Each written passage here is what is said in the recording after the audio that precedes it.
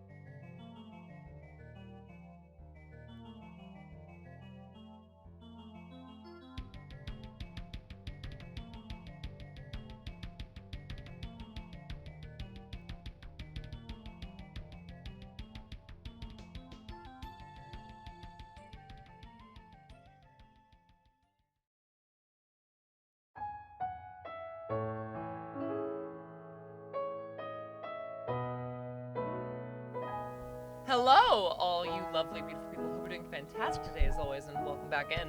I have a lot of games for you guys to enjoy and watch, but before I do that, I do have something I want you guys to go and check out.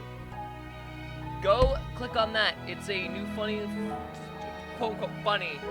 I made a little meme, but it's also an announcement, so like, go pop in and look at that while we're doing setup. It would help me out a ton, and be sure to like it as well, to go share it around with other people. Like, get that spread around. Would love to see that go into places where it probably shouldn't. Please. Thank you. In the meantime, I have gotten actually quite a few suggestions since last week, which has made me a little excited. So we got Frog Fractions, Death Jack, which is basically a blackjack version featuring death, kind of similar to Buckshot Roulette. Bella Wants Blood, and I don't know if that's a pay-for game. That one, I think, has a demo, so we'll go check that out as well. I think we were given a couple other concepts, but some of these aren't out yet, so I will have to look into these later on. But we do have a good selection today. I'm looking forward to it. Kind of. Not really, but also yes. Last week got me really fucking scared. Hylix was one of those games where it's just like, I played it, and I don't know what the fuck I was doing.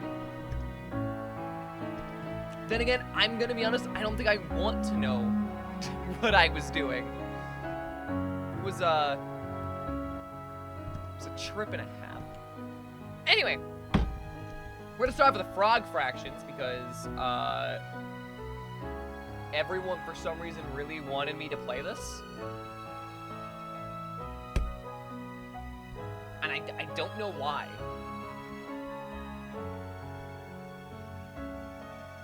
And we have some extra time after stream, which I don't think we will, considering the FNaF game we're going to be playing, probably later on. But if we do have extra time, we might go back to P4AU, because I did have a ton of fun playing that last night. It was one of my favorite streams I've had in a while, though it wasn't really as attended, which is interesting, but it is what it is. Again, at least I enjoyed it, so that's really what matters. Oh, so this song is really calm and somber. It's not really intentional, but hey. I'll take what I can get. Anyway, so we're gonna play Frog Fractions, which for some fucking reason has 30 achievements.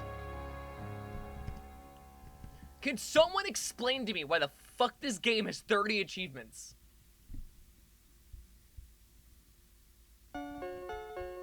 It is like a math brain training game, as far as I'm aware.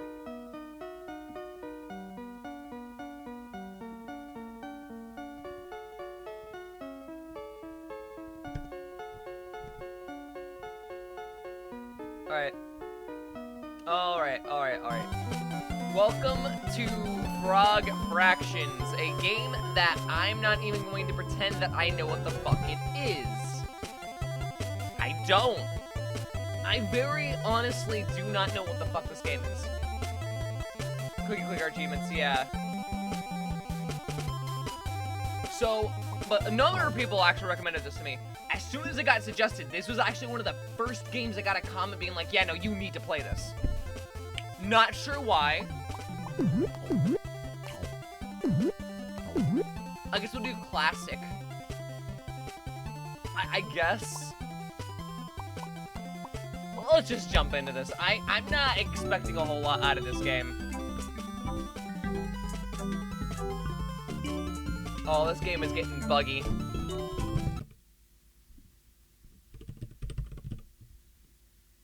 Frog fractions. Okay.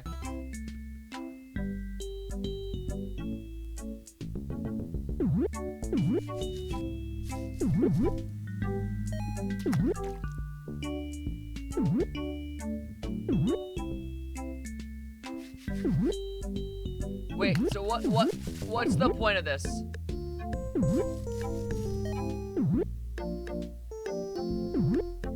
Am I making like a specific fraction or?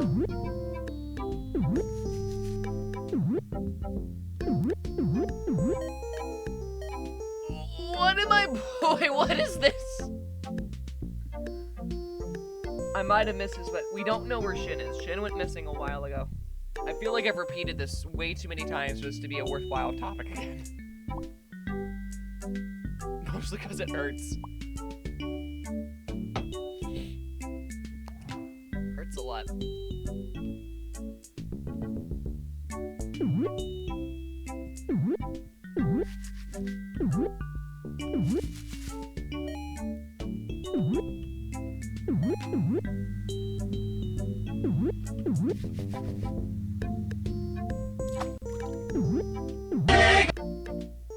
Dude, what is with this game?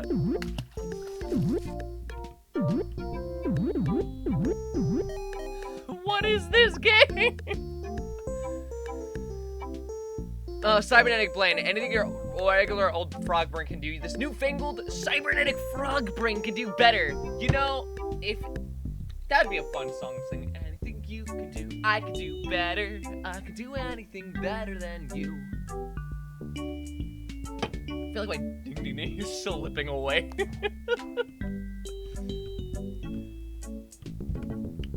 Should I try to get all the achievements? Those aren't fucking fractions, those are, hold on.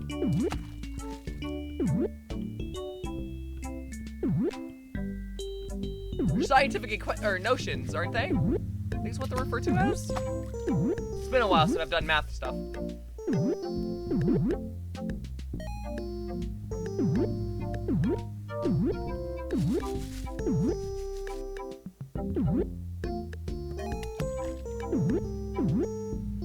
Dude, there's so many bugs, there's so many bugs, there's so many bugs, so many bugs.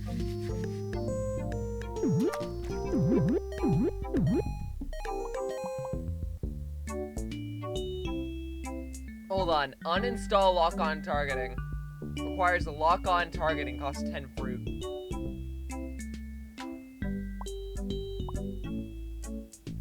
I guess we'll get lock-on targeting. I guess, I don't...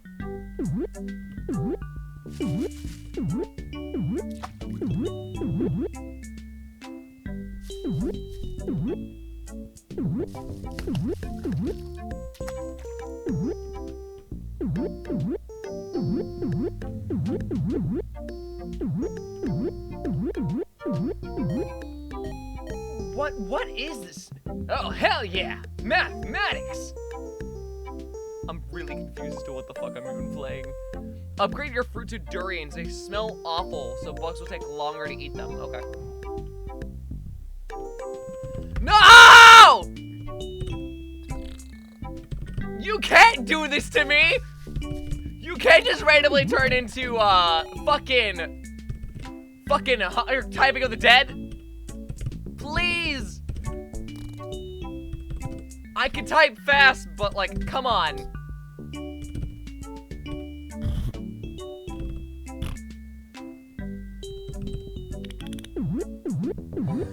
What the fuck?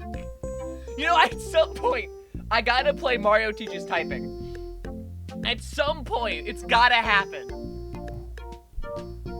No, bring it back! You can't just bring it to me for a single round and then take it away! Who do you think I am?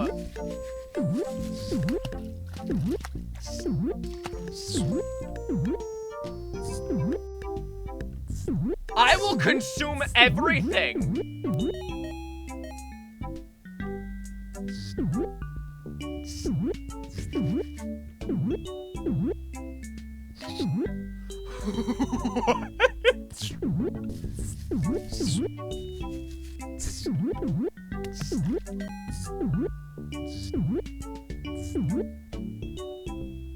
Boink.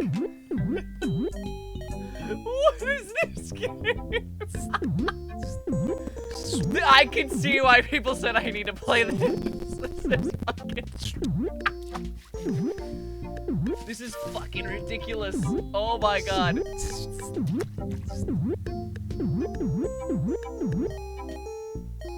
Game is extremely ridiculous. Okay, dragon. Upgrade your friend to a dragon.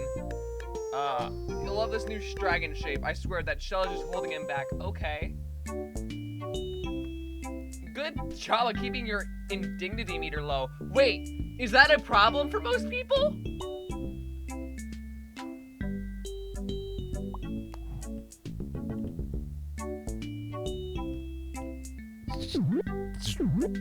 I feel like my dignity's already, like, gone. Oh, now there's fucking shots being fired. Oh, God. Oh, God. Oh, God. Oh, God. Oh, God. Oh, God. Please. No. God, please.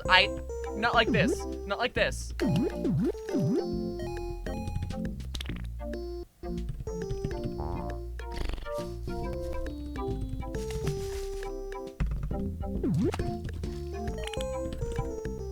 Ah! Ashen. Shoe.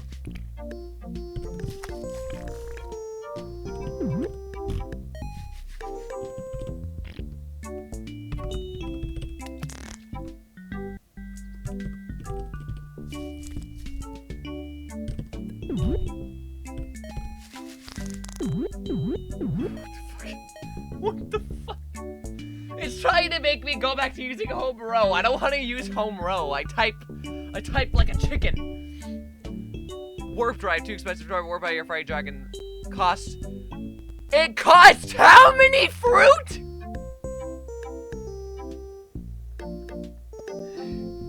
Chat, what did you guys get me to play?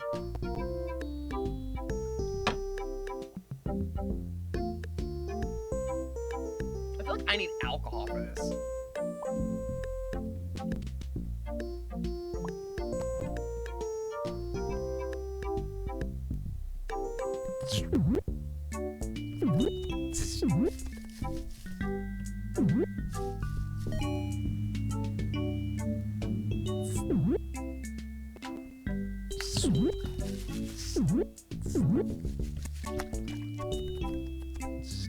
Oh my god!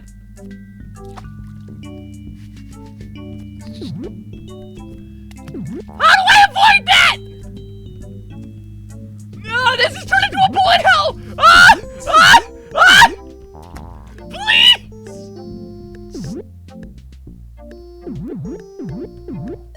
Use all of your directions. I can actually move up and down. Oh, I thought that was a joke.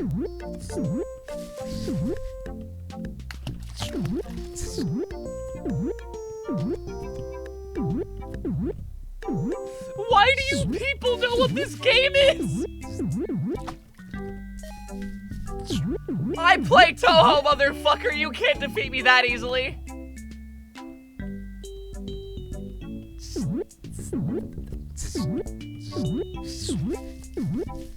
Who do you think I am, a plebeian? I hit the arcades. I do my math. I get good grades. Ooh, a present. I missed all of them. What is this? What is this and why? Who the fuck came up with this? No, there were more presents and I missed them again.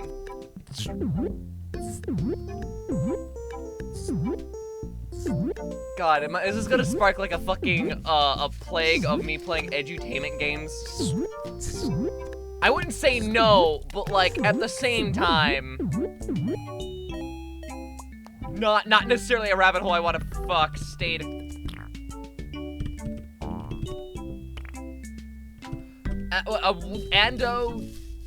Endo scene? Sentient.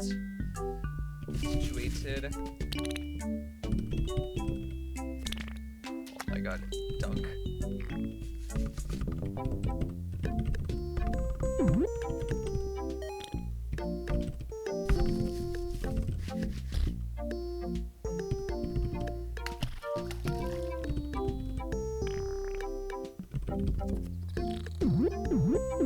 Fuck.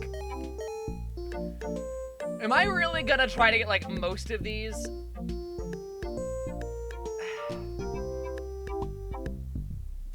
Chat.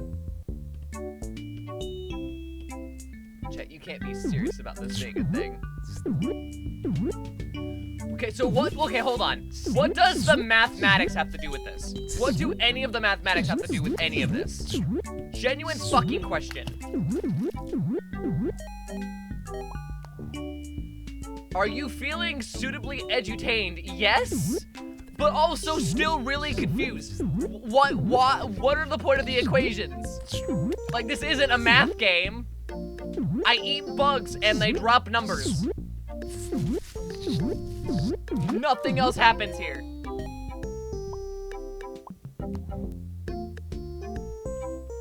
I'm trying to grab the presents. What?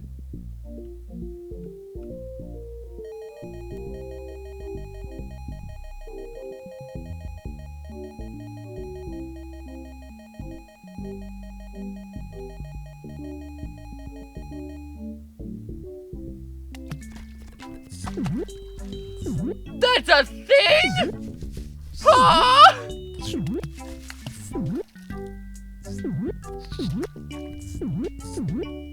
I was prepared to sit here for a couple of hours doing this. Thinking there was not another way to get fruit.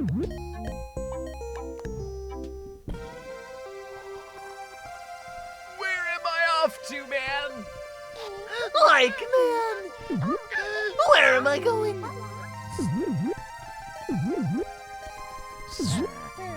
Who the fuck came up with this fever dream of a game? Who the fuck came up with this?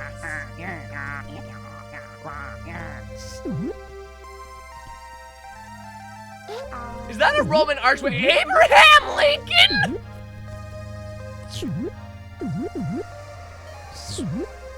Who the fuck came up with this? What was that thing that just fell? I don't know.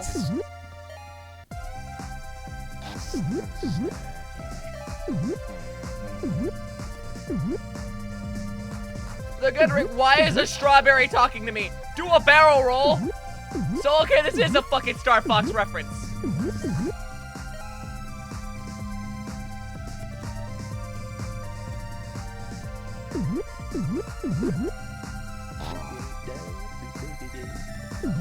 Lieutenant who the fuck is that? Some random white dude? White man jump scare? Get off me! That's just an office chair.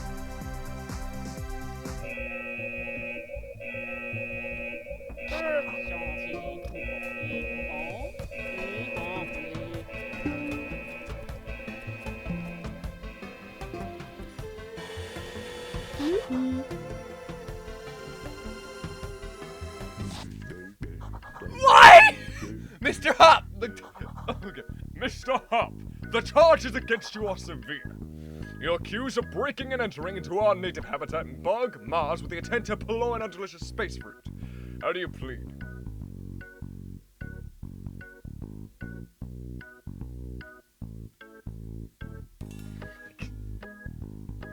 Has anyone ever told you that you look delicious? You've got the wrong dude. My name is Mr. Leap. Oh, I'm so sorry. Unfortunately, still have a quote on me. Had no choice but to book you. You charge to carry a minimum.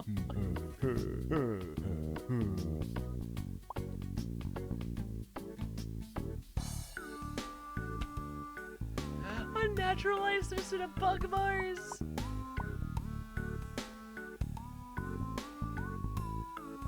How do you feel about bribes? If you just reach into my front pocket, what are the hours? Always be vigilant. Space fruit are going to steal themselves. Here, all you need to do is pass this on history and culture of this fly planet. Shall it begin? Our bug flag has 4 bug stripes. What do they represent? Bugs. A little bit on the nose, isn't it? Blame Bug Petty Ross for that one. Let's go. Here's my bug jersey shirt. Trick question.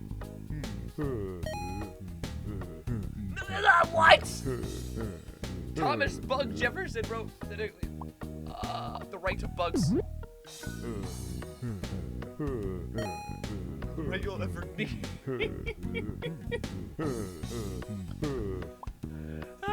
What were those Mercedes bugs? They bite, oh they bite, oh they bite.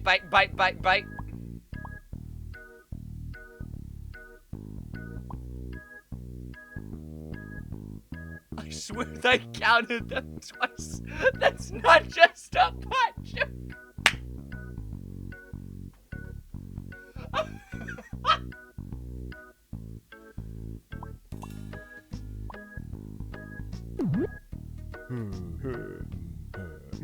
Christmas life. Last question, Mr. Pop.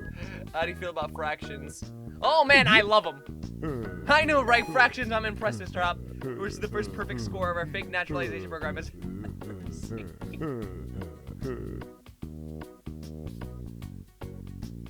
Bugs! Everyone loves the novelty signatures. Ash, Jug, Bug,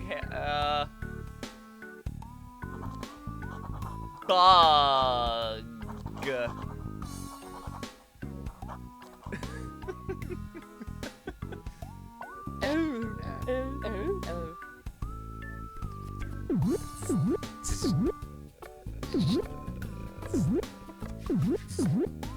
No, this game is not fucking real. What?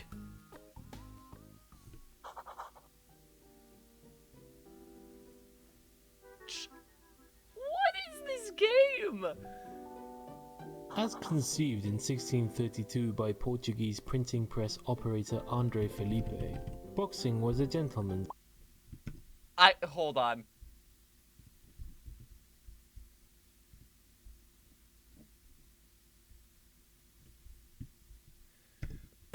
Buttercup, you were the one who recommended this game, are you?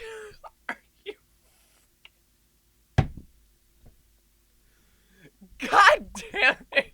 Game in which 2 men would square off and regale each other with stories monotonous for days on end, until one of them fell to the ground from boredom or exhaustion. Over the next few years, the new sport developed a respectable following of a few hundred local socialites. What have you done to me? What have you done to me? You turned me into a frog fractions menace. Where am I going? Fish.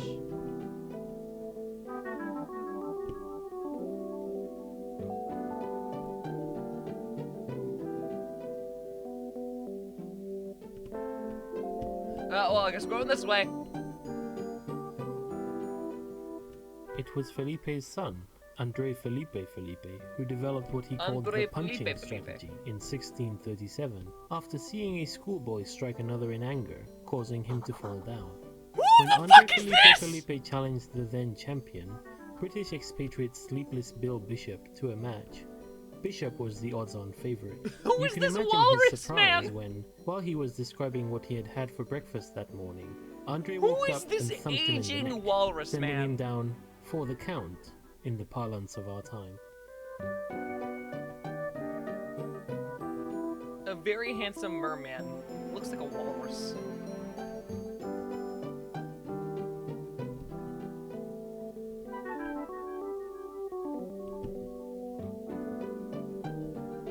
There's no way this game is real, dude. Like, I'm definitely asleep. I'm still high from last night. You can't convince me that this game is actually fucking real.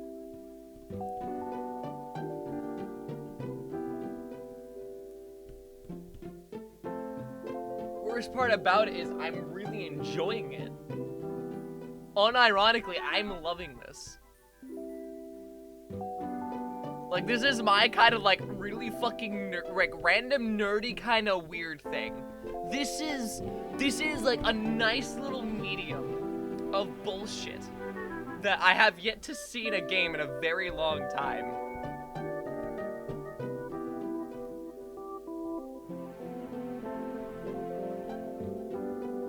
What the fuck is this?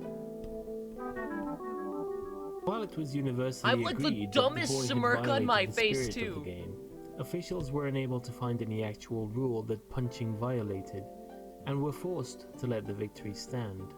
This upset caused an uproar in the boxing community large enough to spill over into local newspapers, which drew the interest of many outsiders to come see what all the fuss was about. The newcomers were enthralled to engage in these borderline barbaric displays of human strength and skill, and the rest is history. After a few spoiled sport school moms, single-minded about safety, added the padded gloves, of course.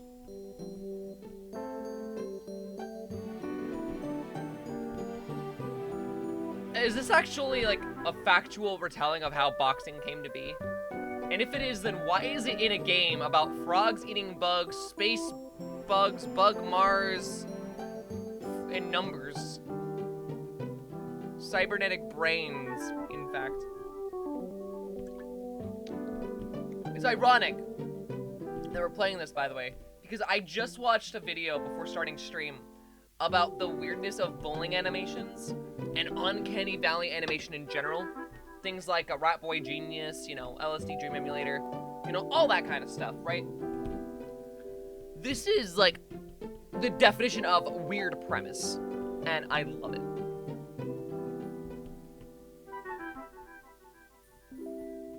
Oh, I just realized I gave you guys the wrong link earlier. Fuck. Hold on.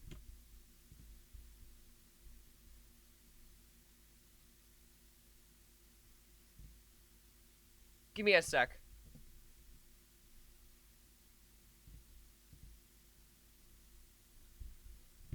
Earlier, when I was trying to get you guys to go watch a video too, before stream, that was the link I meant to send, not the other one I sent. Sorry.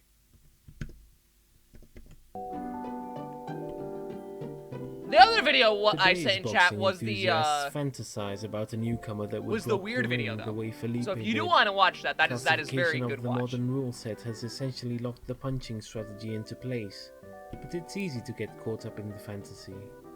Young scholars with big dreams often enter the ring with their crazy new trick, usually a variant of hypnosis, and though they've achieved the occasional victory, none of the gimmicks have been robust enough to make it to the big time.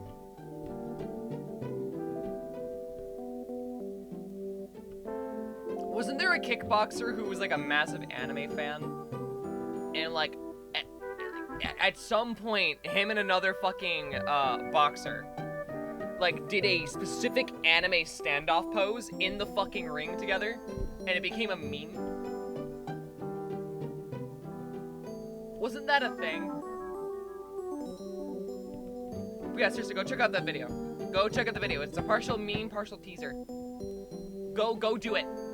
Do it now, while you're watching stream, while we're going through this. It's like less than a minute. Then go and... Huh? Huh? Okay. Yeah, no, bowling animations are strange and bizarre. They're a weird style of animation. Like, when you hear people say, like, bowling animations are weird or, like, anything about that... The real wonder, though, is It's that because it Andre literally Felipe's is one of the original vision of strangest boxing things. is still around. He's been roboticized. Gentlemen's boxing clubs can be found in cities all over the world. You can visit one most any day of the week. But yeah, And see seriously. two erudite gentlemen exchanging pleasantries in the Seriously. ring. Go Most people watch only the come to video. watch a I'm few gonna hours of a fucking pin match it, actually. Then leave. And every once in a while you'll find amongst your elders a stout fellow, a die-hard fan, who perhaps witnessed that historic battle between Felipe and Bishop, who Felipe. for love of the sport must stay to witness the last glorious seconds of wakefulness slip away, only to return to fight again another day.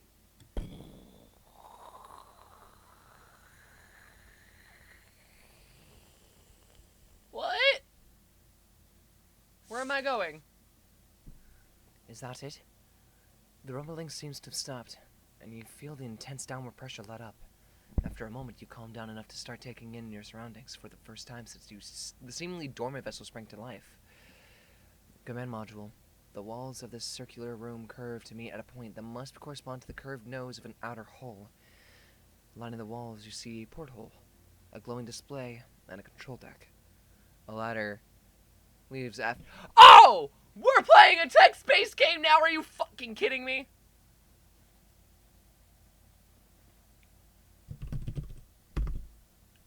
Inspect, control deck. Control deck consists of an array of switches and a pair of joysticks. Let's hope you never need to override the ship's autopilot, because these are definitely not frog joysticks.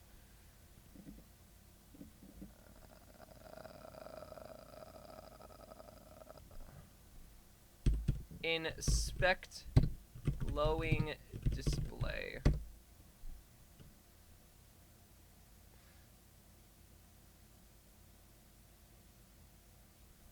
Inspect display.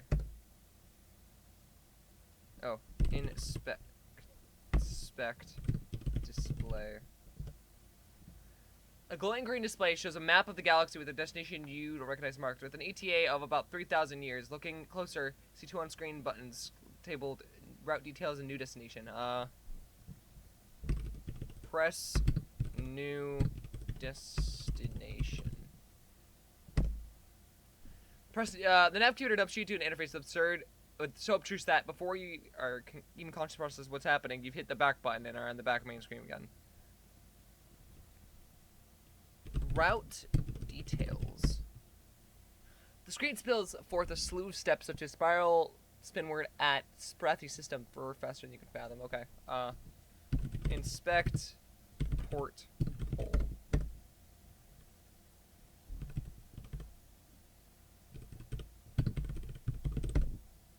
Through the porthole, you can see a background of stars shifting as the... Okay. Sleep. Eat. Bug.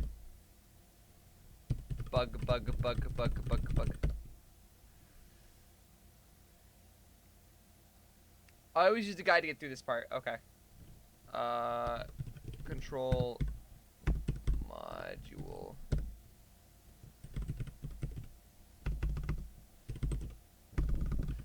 Controls. Let me use help.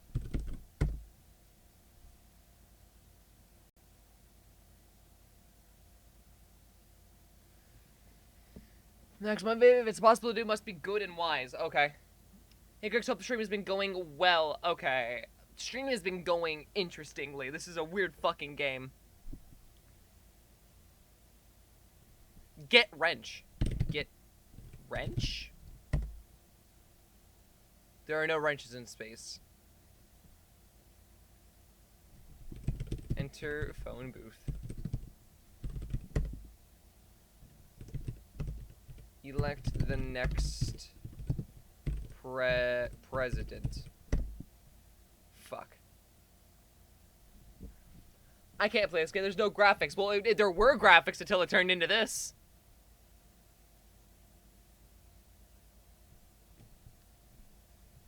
Go to control module.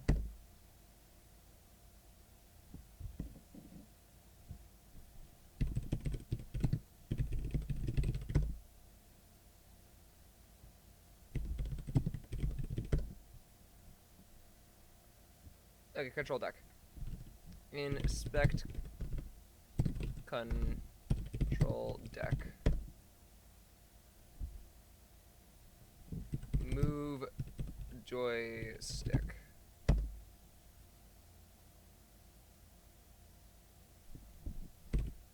Press or flip a switch.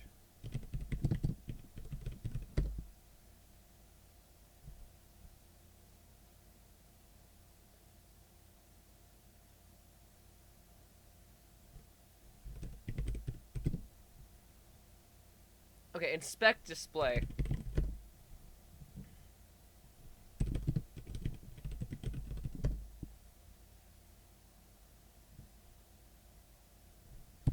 break screen.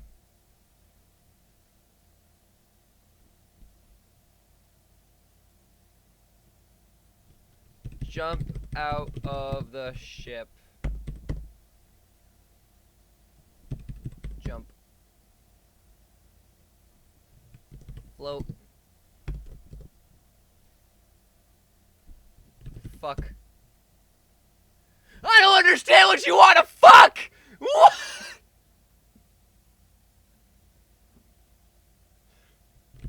Fuck the dragon. What dragon? You know what dragon. Shut up. Re-Crix freaky, shut up. Read book. Or read display.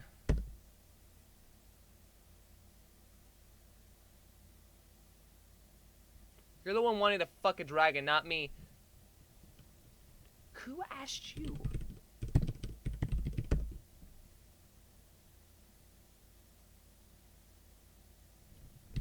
Invent time machine. Shit. Man, you're telling me.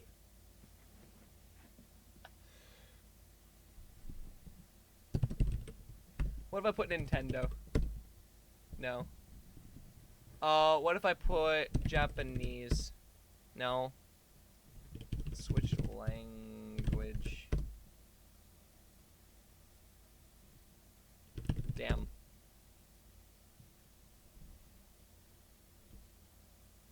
This game got some sass. This game is getting me confused.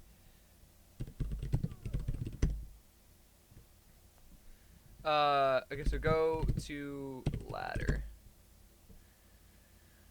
All purpose area, sleeping pod. I guess we're gonna go to sleep. Enter sleeping pod.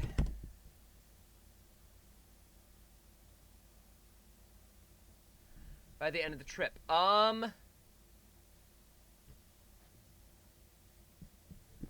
Inspect rug.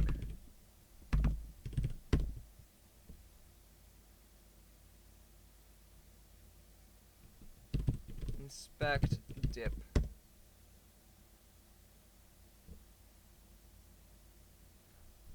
Move. Wait, hold on. Move rug. Nice. Enter hatch. Open hatch.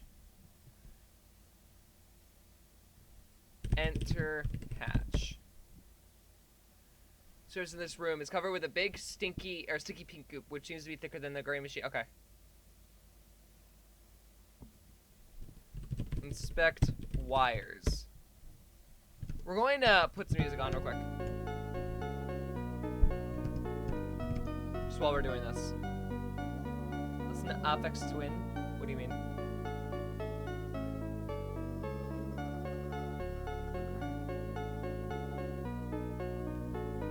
Grab coffee can. We should off and they do some wire in the process. And then we get the parking with the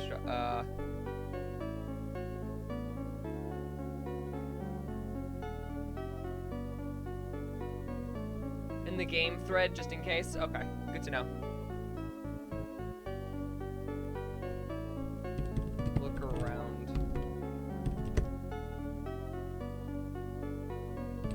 Inspect poop. Eat poop. I said eat poop. Eat. Consume. Fuck you. Fuck me. What? Why did that give me points?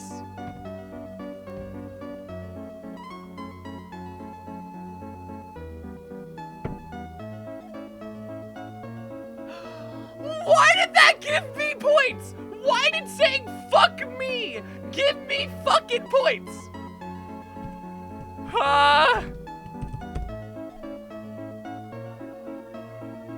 Sex. Why did fuck me give me points? Hatsune Miku. Fuck. Sing. Okay. Fuck.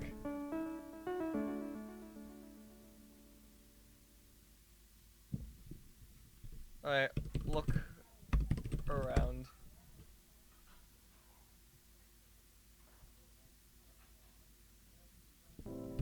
Inspect machine. Look at paper.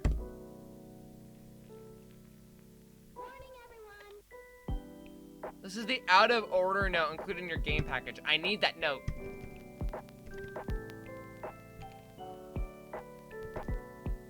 I need the note. Hey, Buttercup, can you give me the note? Just the note. I only want the note. I know it's probably in the guide, but I only want the note.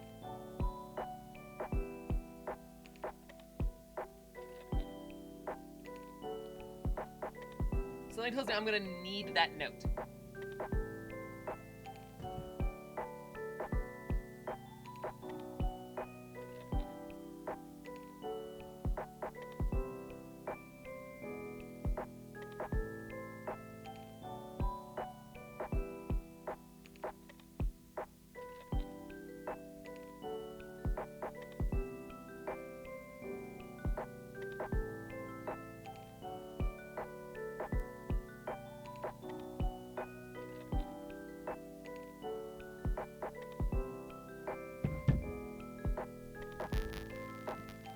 Joke about old text adventure DRM.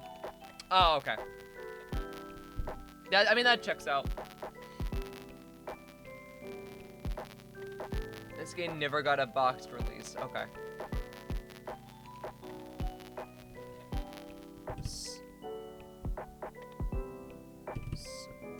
Smack machine. Hit machine.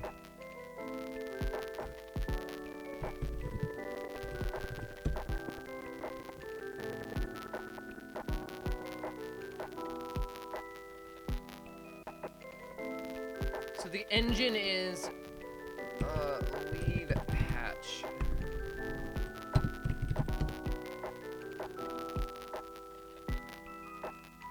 Was it the crackling? Yes. It's lo-fi. Also, it's not crackling.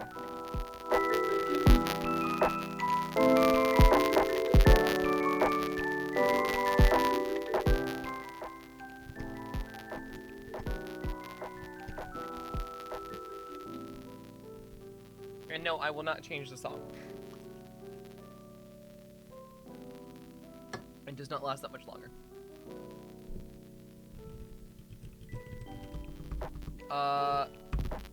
Exit hatch. Enter captain's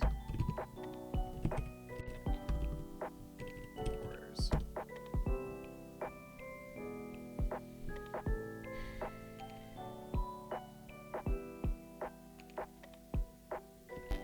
Inspect nightstand. Open drawer. Inspect manual. It's a manual for the navigation computer and the command module. After leafing through it, you feel confident you understand reality. Oh, cool. Okay.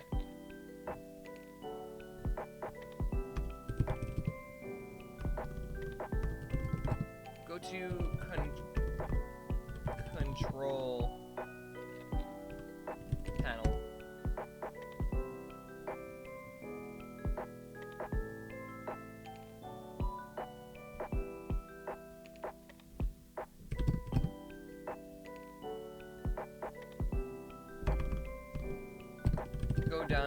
Go down ladder. There we go.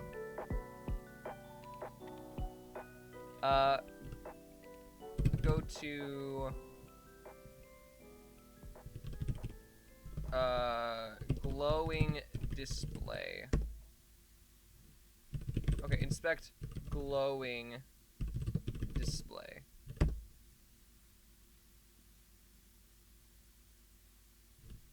Inspect display. I forgot that it's doing that. New destination.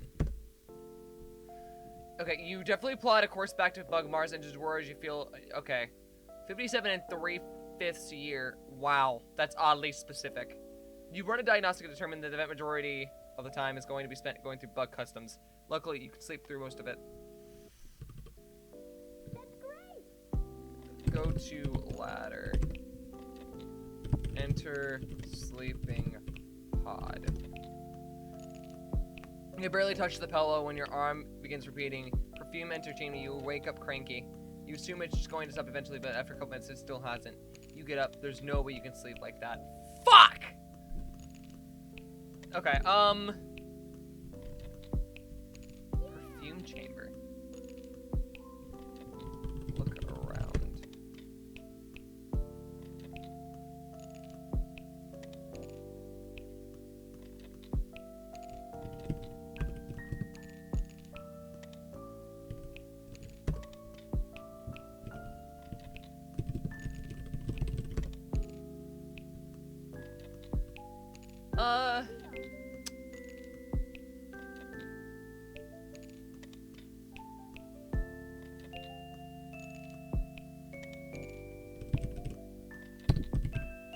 What if I enter the hatch? Hold on. Wait, no. Enter captain's. What if it's the coffee can?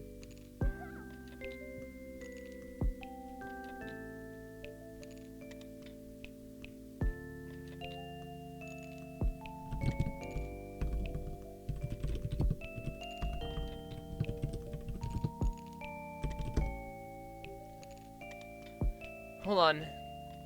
Should I hold on top? Insert coffee can.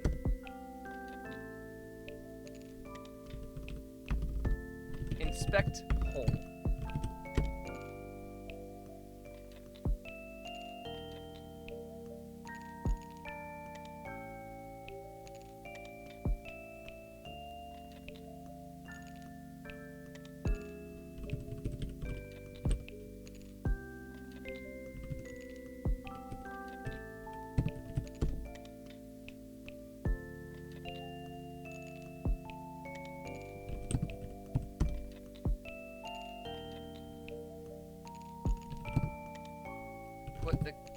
Put the can in the hole.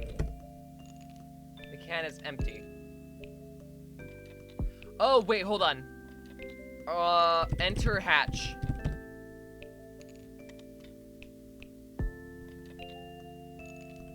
Put goop in the can.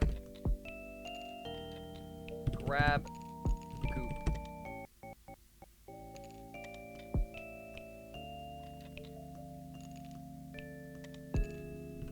Inspect goop.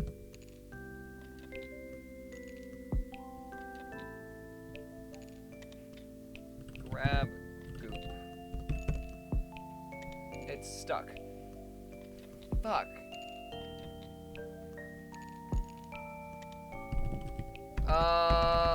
Look around.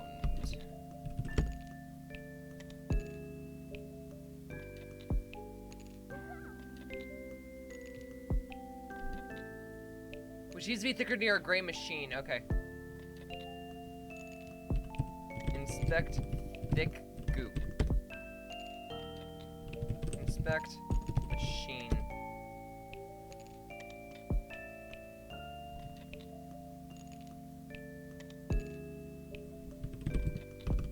Grab goop.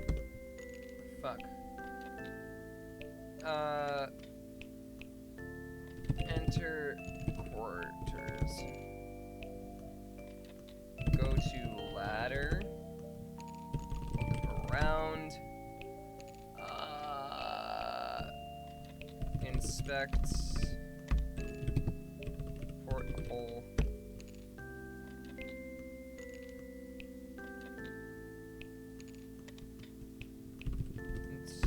Inspect control deck.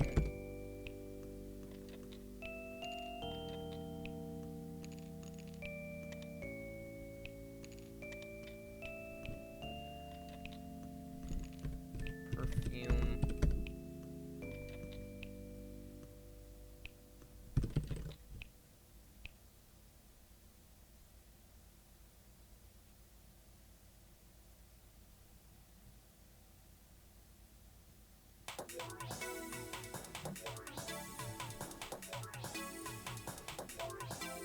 Go to ladder. Go to sleeping pod.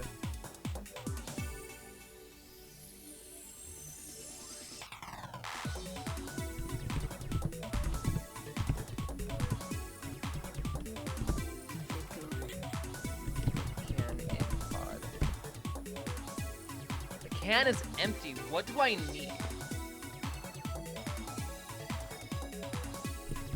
Look around. Search.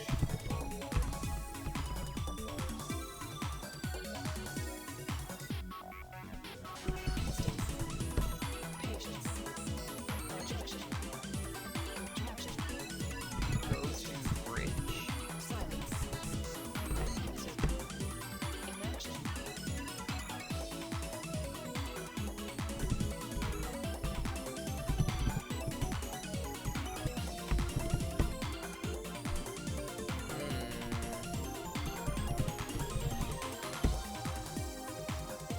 Living area. The ladder leads to 4.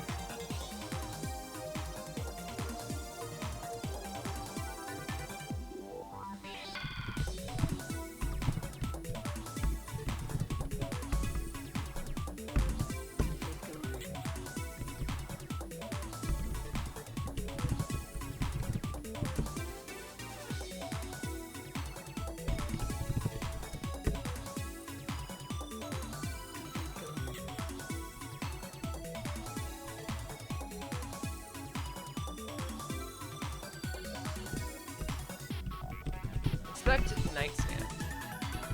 Again.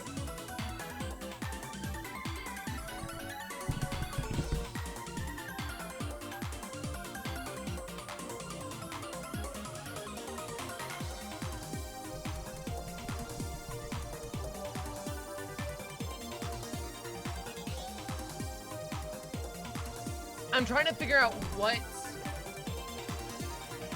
I need to do.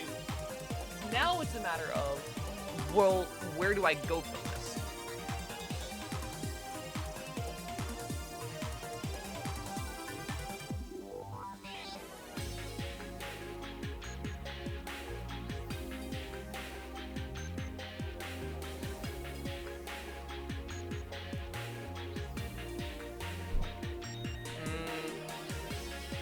Enter hatch.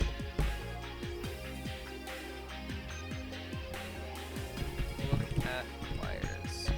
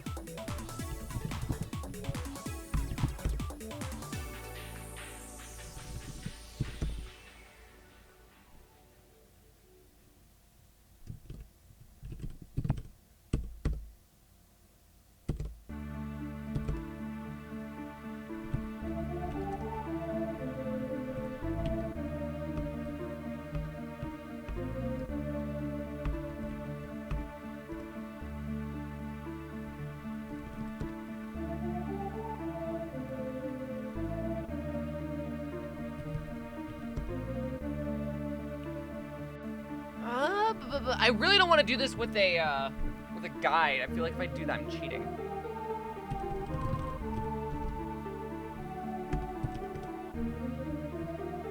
It's not a genre I've gone back to. This isn't also very intuitive. Like, I 100% would recommend a better text adventure game that's actually a text adventure. Let me try the machine. Go to machine.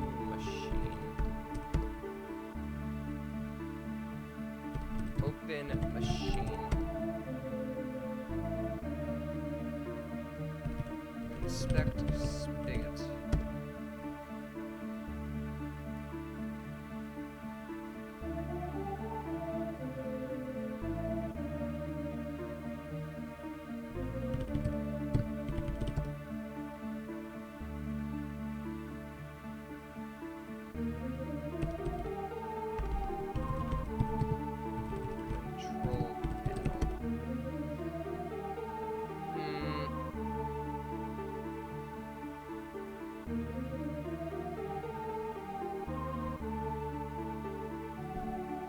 Press red button.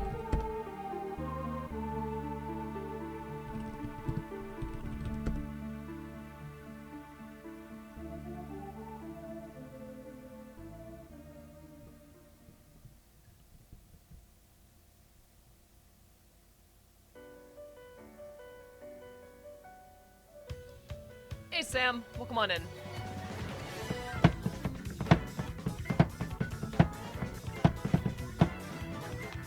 Raise button clicks into place. Just like it pops up.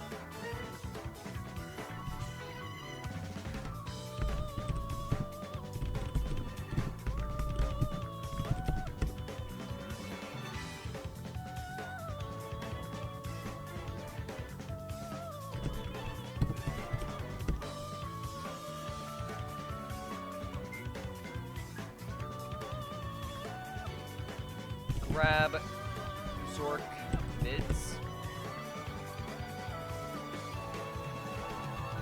Put Zork mids in can. What do the Zork mids do? Okay. Look. Or inspect machine. Or inspect control panel.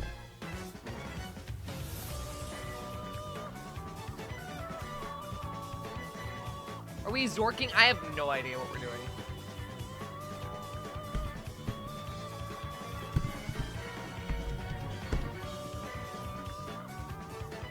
Oh! Flip switch. Or, flip lever. Yes!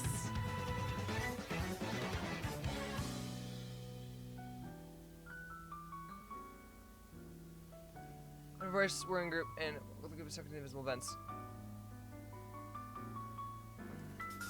Grab goop.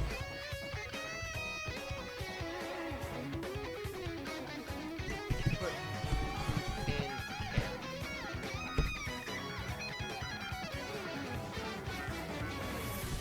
Inspect control panel.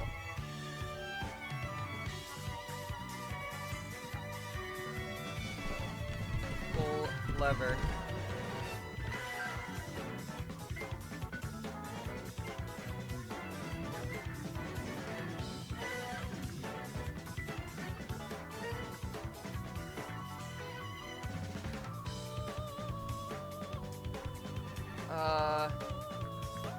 How would I do this? Hold on. Put goop in can.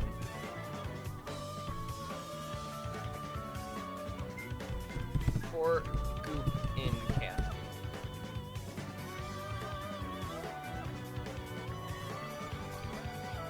Press radio. Press radio.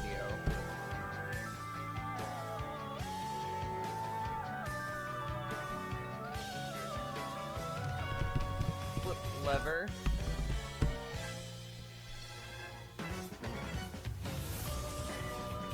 Okay, inspect room. Look around. Anyways, how are you doing, Sam?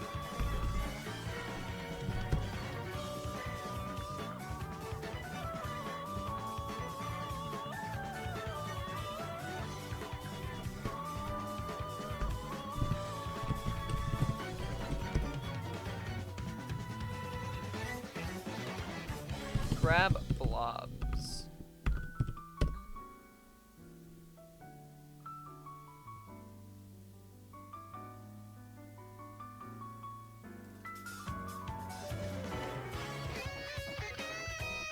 Go to machine.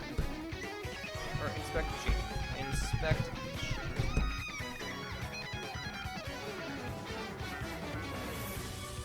Equip to the little chicken burger. That sounds good, honestly.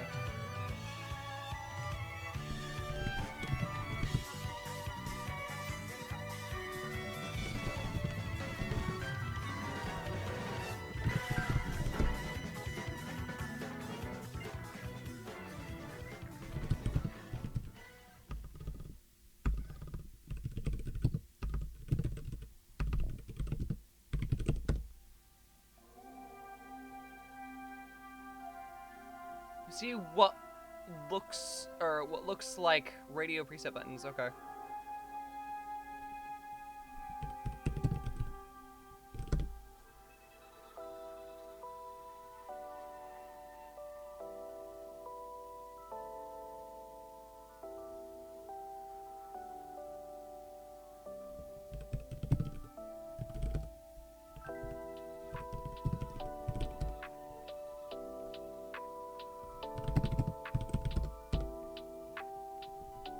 Inspect event.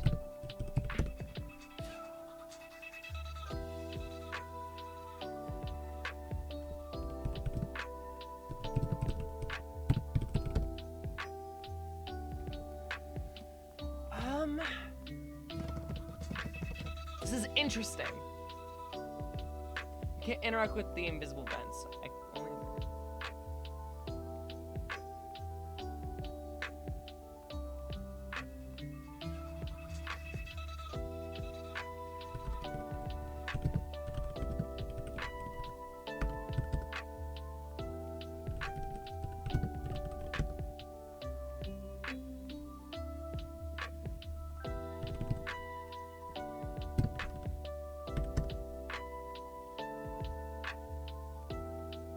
What am I missing?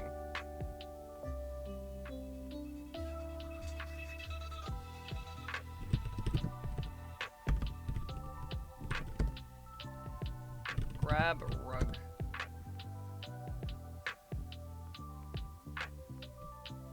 That's an Angerfoot style kick. Well, that's awesome, honestly.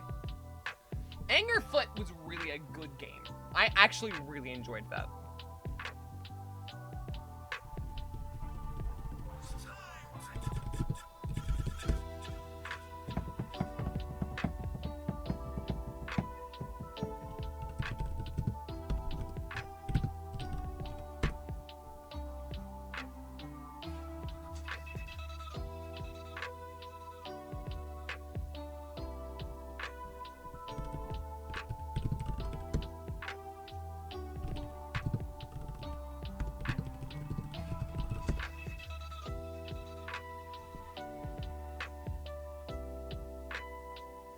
I'm really lost. I think I need the pink goop.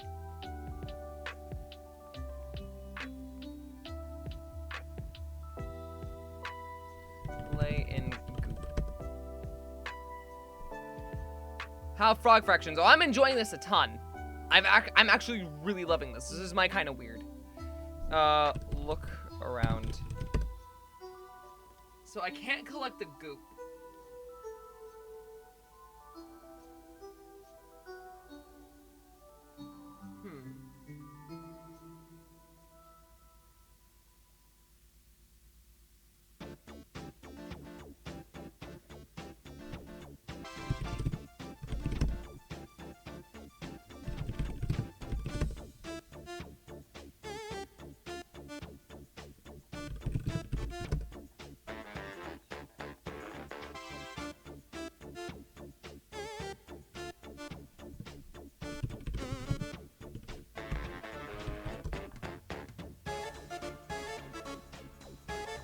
continue learning about fractions? No.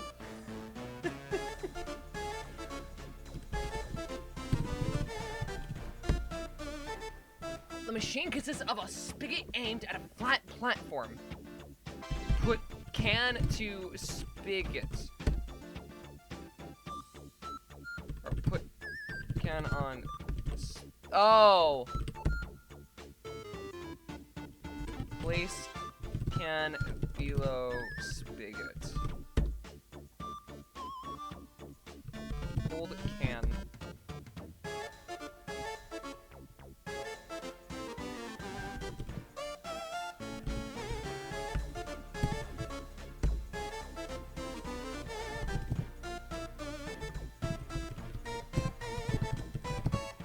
Hold coffee can below. The latter fractions get very hard. What? Hold coffee can below spigot.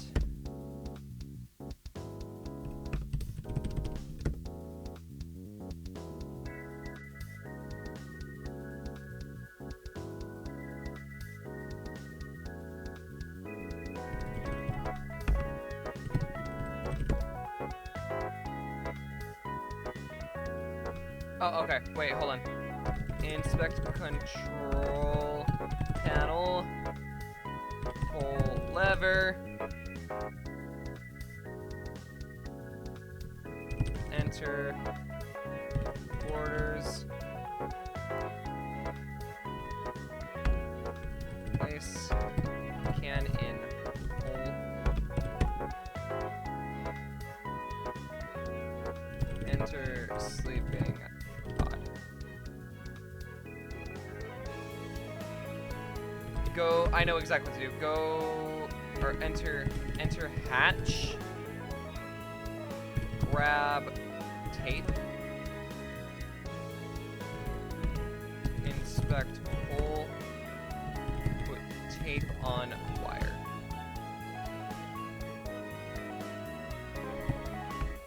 Enter quarters. Sleep. I did it, baby! Woo! You lie down in the sleeping pod, close the lid, and drift off to secure that in 57-something years, you return to Bug Mars as a wealthy frog. When you wake up, you're clearly not in your sleep pod. You glaringly glance around and get your bearings. You appear to have been sleeping in a heart-shaped bed covered with roses. A voice comes from the next room. Awake already? A wispy human figure in the bathrobe and a crown walks in. She bends over and kisses you on the nose. You suddenly feel your body shifting. Yay! She laughs and claps. You realize that you've been transformed into human form. I'm human? Huh?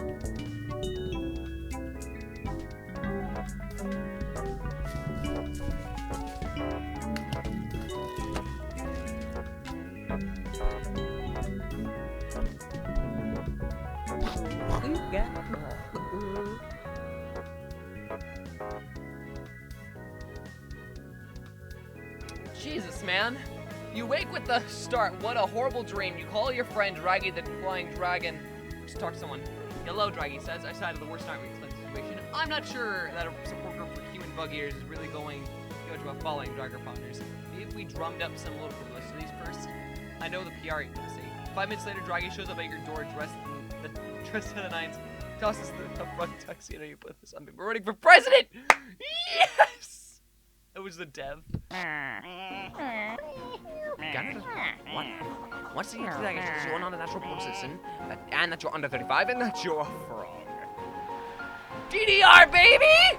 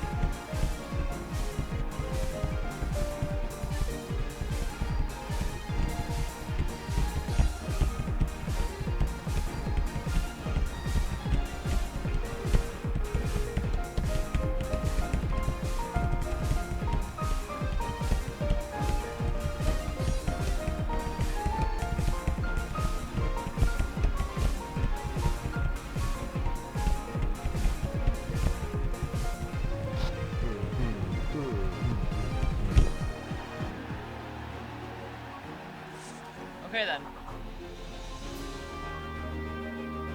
I am a king!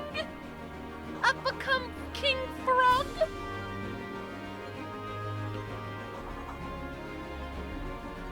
Sir Clarence Gastro. Ferdinand Croker.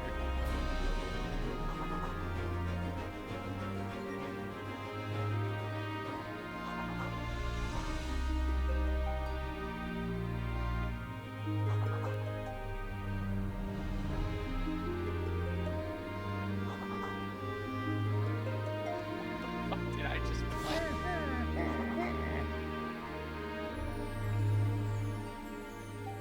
Here's your bug coffee, Mr. President.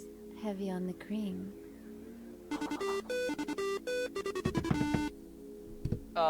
Cool. How many megabytes of bug porn do you wish to make? Let's reason how many megabytes of bug porn do you wish to make? Right, okay. I'm sorry. My bad. One. How many, pop-up banner ads? Well, we'll say 3. The price in which to charge a megabyte of bug porn?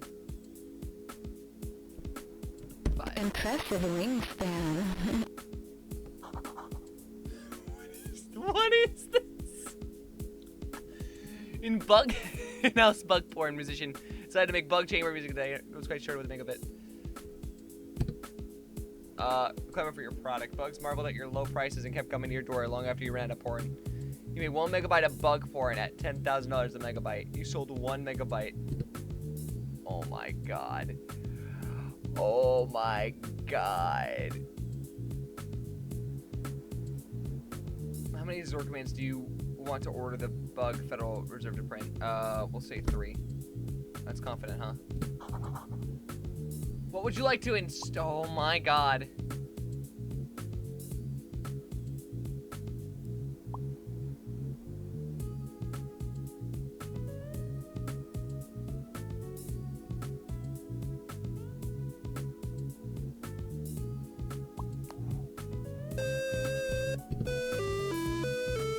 The end is never the end. Hold up. 10 million Zork minutes per megabyte. How many megabytes do you wish to make? We'll make 10. Like 5. I don't like capitalism, man. I don't like capitalism. This is lemonade stand from Apple II. Is it actual? Oh, it fucking is!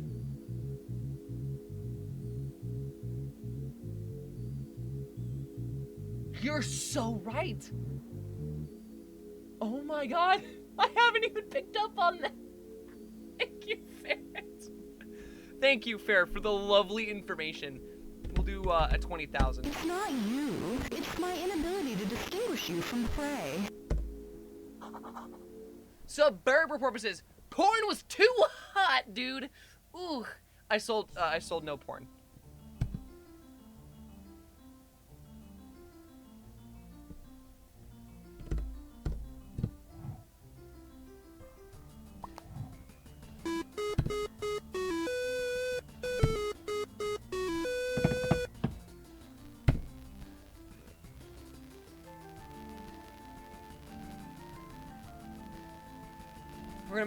We're gonna make 10.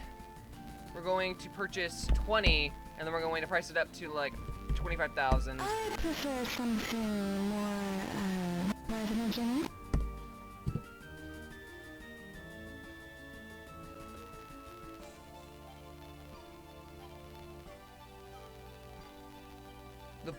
But all your bug porn. Yes! No! 5. Fuck, dude, I'm trying my best. I'm not a capitalist.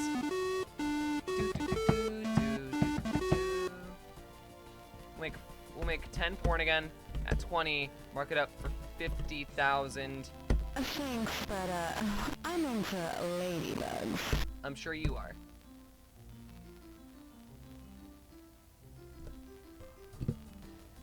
Nice. Okay, we made a profit finally.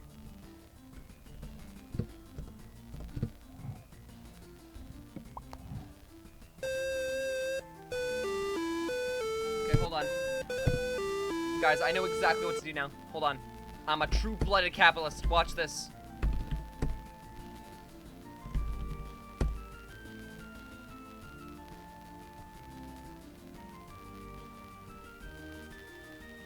We'll do 70. We'll do 20.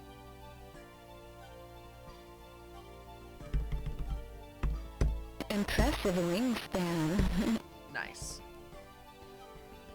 Juvenile Bugs posing as health inspectors give your product the thumbs up everybody wants to see. Bugs complained insistently about your high prices. Well, it doesn't matter because you bought it anyways, you fuckers.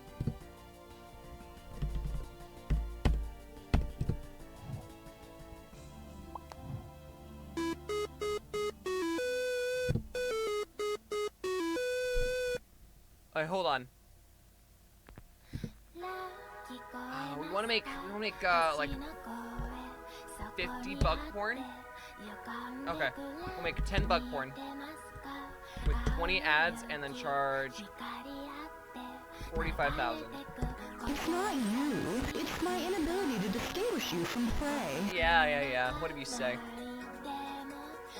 Marveled at your low prices and I did not make a profit. Fuck.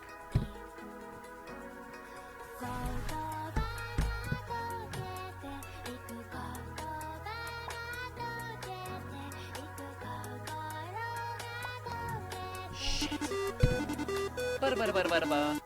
We'll make 10 porn. We'll make 15 ads. And then charge 50,000. 60,000. I prefer something more. Bug Force is too hot. The warehouse burned down. Ooh, no.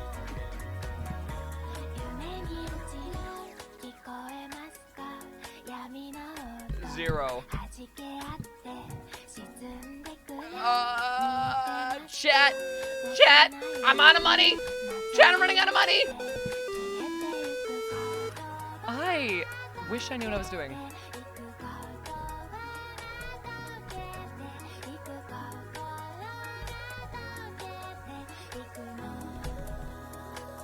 Thanks, but I'm into ladybugs.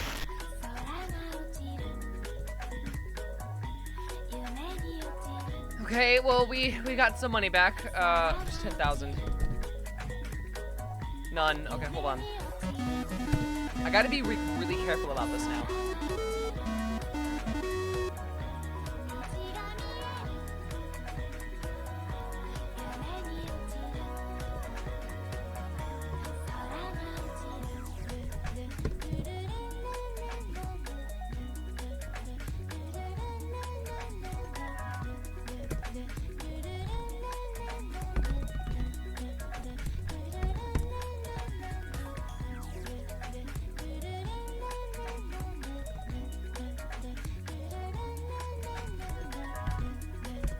Impressive wingspan.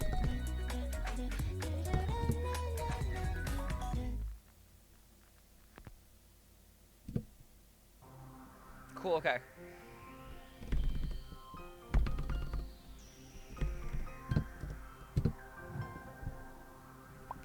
We're slowly doing it. 100% indignity. No.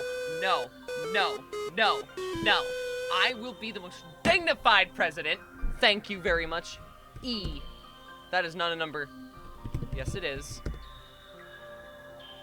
That is not a number. Fuck you. We'll make 10. We'll do 7. We'll do 5. We'll do 4. We'll do 3. We'll do 2. We'll do 1.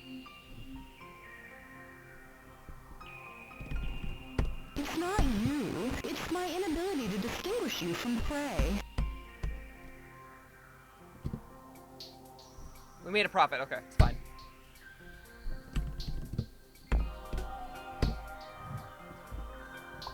Okay.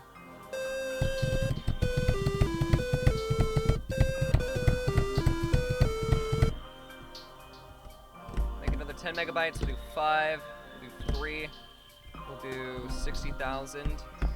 Relax. Just be yourself. Ah! No! 0!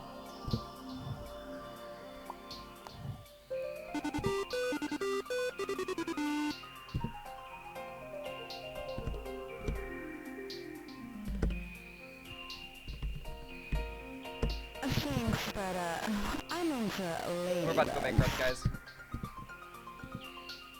Cool.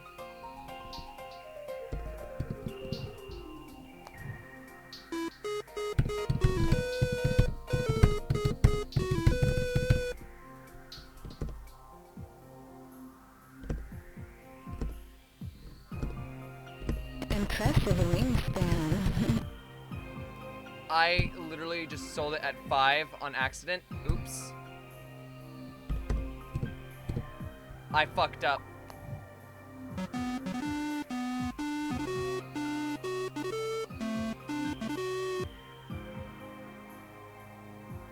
Flood the market with money that has no worth. Don't tell me what to do. I prefer something more, residential.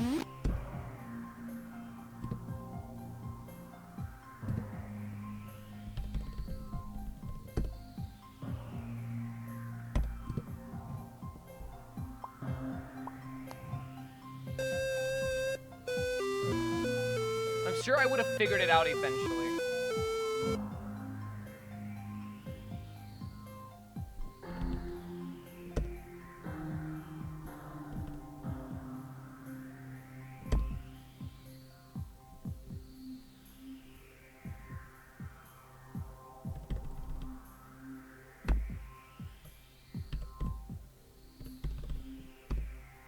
Relax. Just be yourself.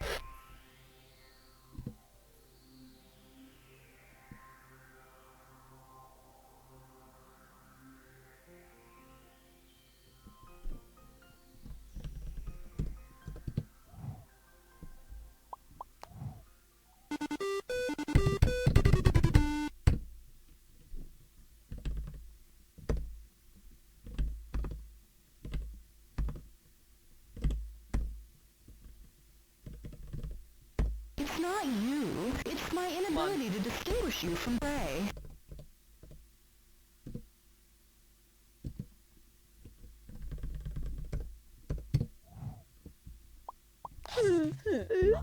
Nice, we're not taking a break. We'll need to get back to work, huh?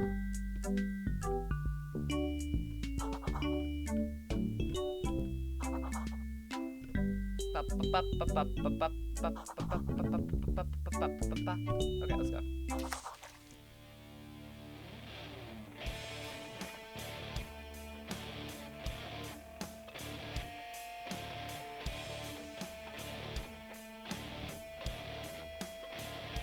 I'm so fucking confused. This game's got me so confused.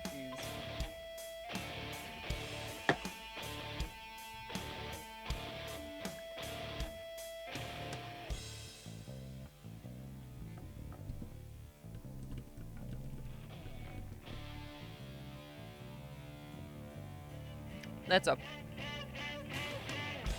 Oh no! It's bug porn!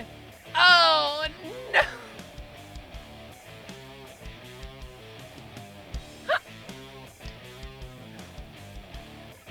No! Not the bug porn!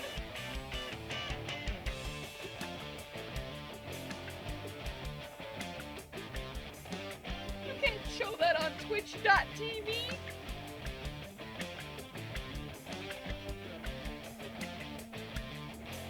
Guys, I'm going to jail for illegal bug porn. I'm sorry. I'm sorry, guys. It's over. iPolice.me. Yeah, I know. Not yet. I haven't reached that point yet. I'm sure soon enough, I'll get to that point, but not yet. Not yet.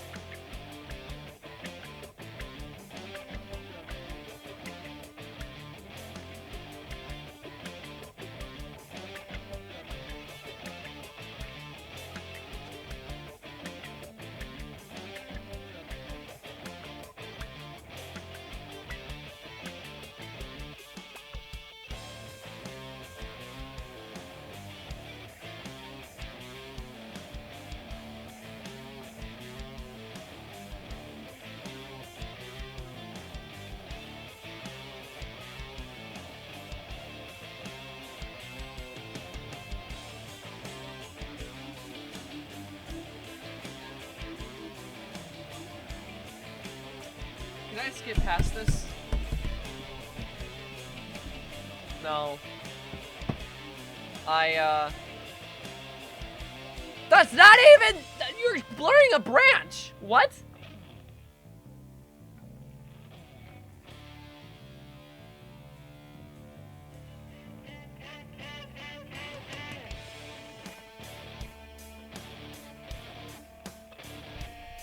Also, for some reason, my fucking message got unpinned. Hold on. Gotta repin this.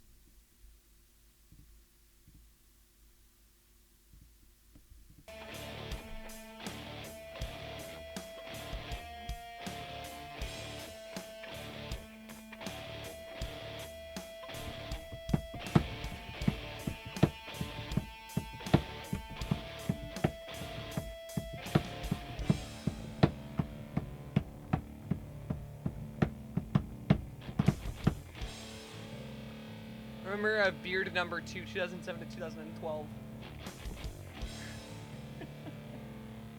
What is this fucking game? Rest in peace, this man's second beard, dude.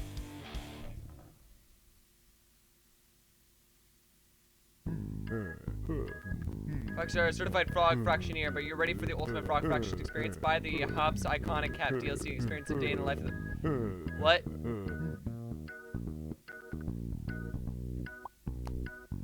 Is that actually a thing?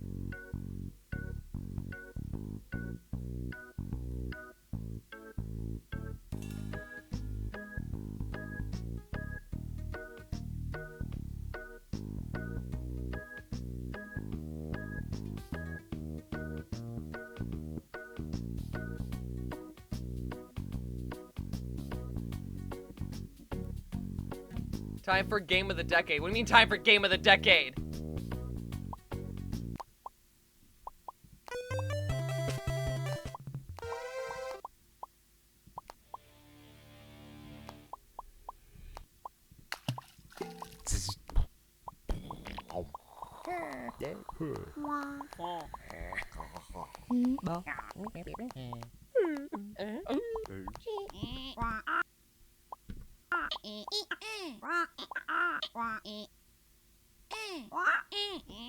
So what is the game of the year aspect of this?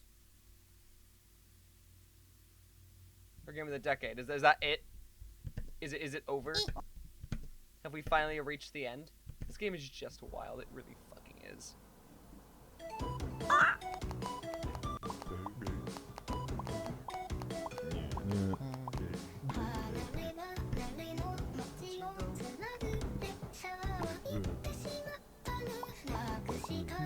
What now? It is actually a thing. Wait, what is actually a thing?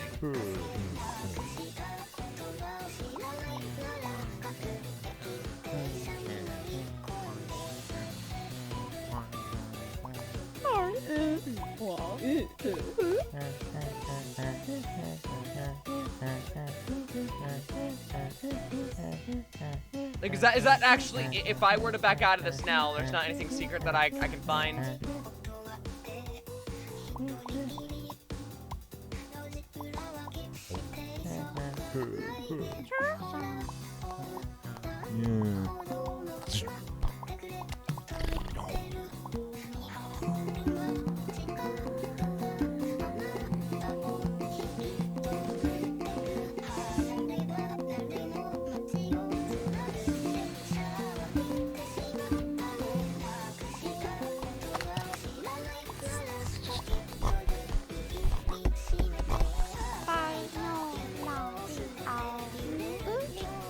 I think that's actually it. Yeah, that's actually it. Okay, well that was that. That was something. I don't know what the fuck I just played.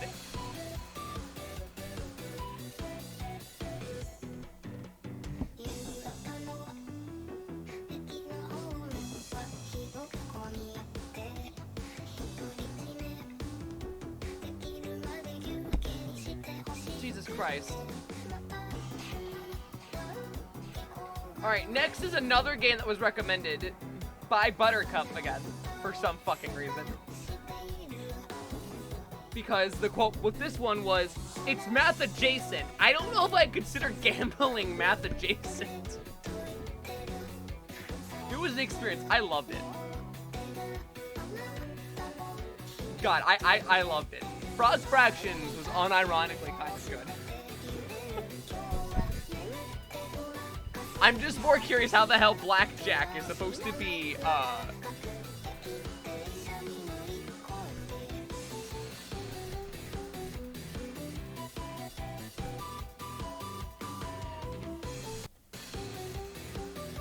counting cards is a thing, and counting is math.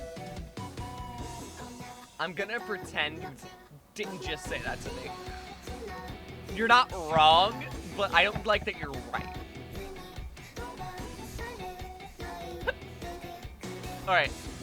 It's time for Death Jack. We're gonna play the demo of this and see what this is about.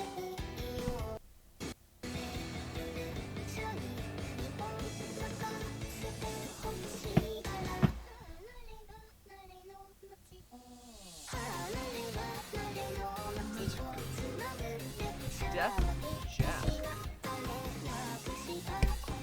It says 0 followers at the moment.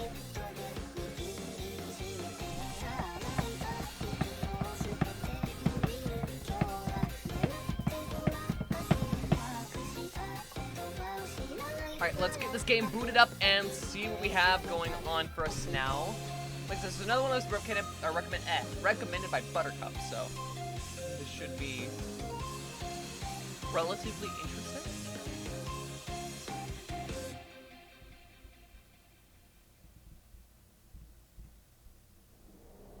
If Frog Fractions was anything to go off of, this is definitely going to be interesting.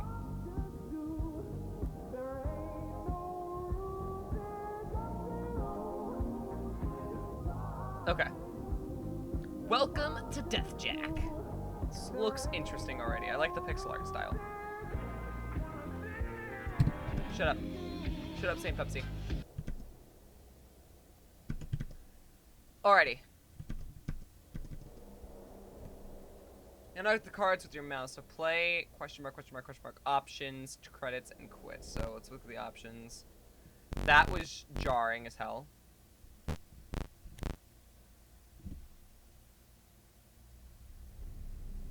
Oh, you can't measure things against fog fractions. I was just asking for disappointment. Run down on the rules. The rules are simple, okay? Beat the dealer, and don't go over 21. You can either hit to draw a random card, or stand to stay put. See that? Those are your lives. Each loss will cost you a life. Lose too many times, and, well, let's just say you will be meeting your makers shortly. There's the dealer's hand. You won't know what's under there until the end. Oh, and one more thing. Cards repeat in this game, so don't bother counting cards. I can't count cards then! Thanks, Bandito.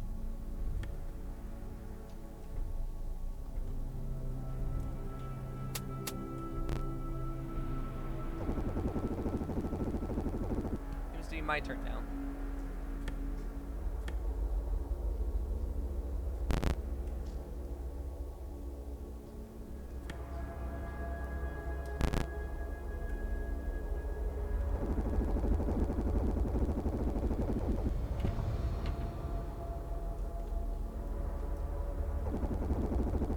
Looks like we both lost this round.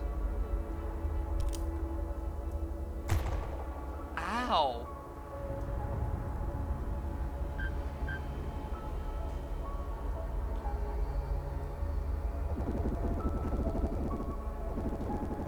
Seems you've got a knack for this, but I think it's time to spice things up.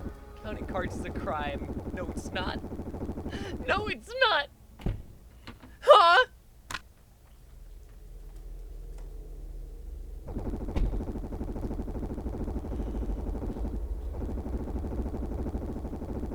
The every round. Click on them if you want to use it.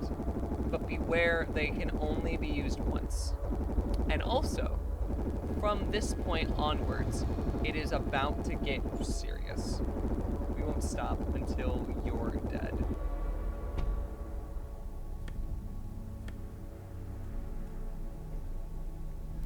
My loneliness is killing me.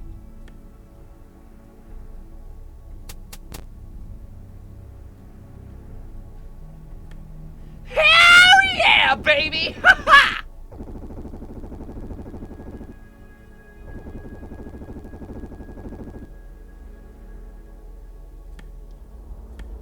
Who needs to count cards when you're me?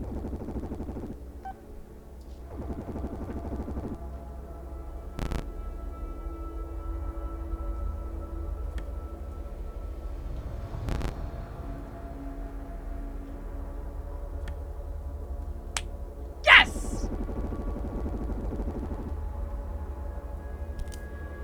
Fuck you.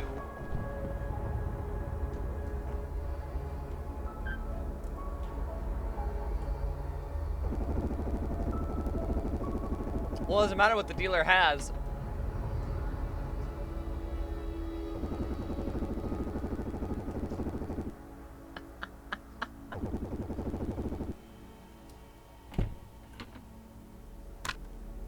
A poker chip.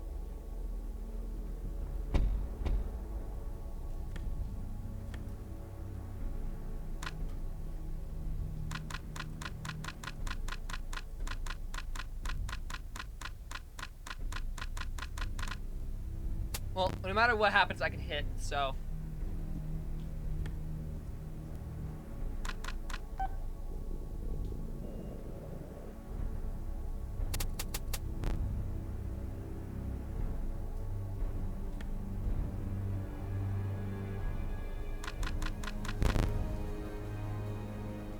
And then I'm gonna stand.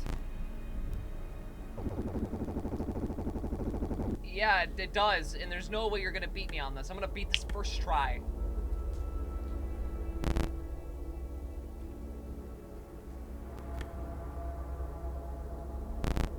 I hate you. I hate you. I hate you. Well, we both win.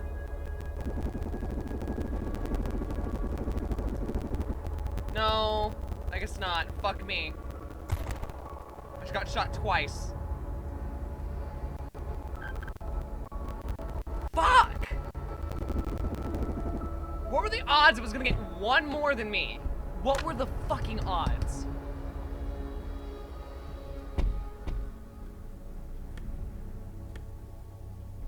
Hit.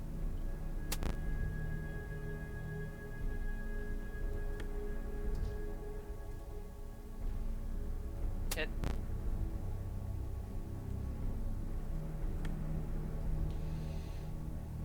Phone. I'm gonna need it. 7 of spades. Stand. Dude, I'm so fucking dead.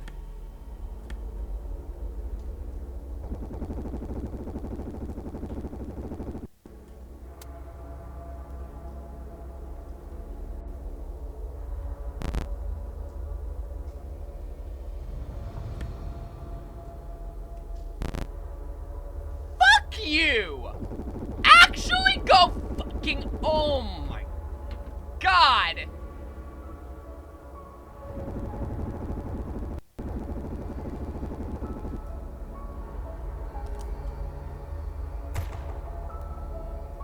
Go fuck yourself. Actually go fuck yourselves, because I got cocky with the fucking chip.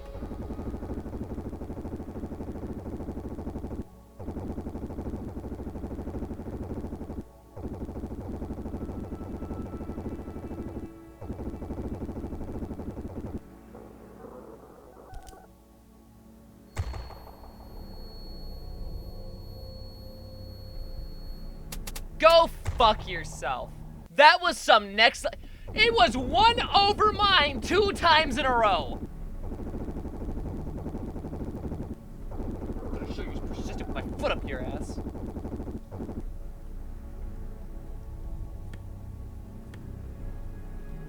Hit.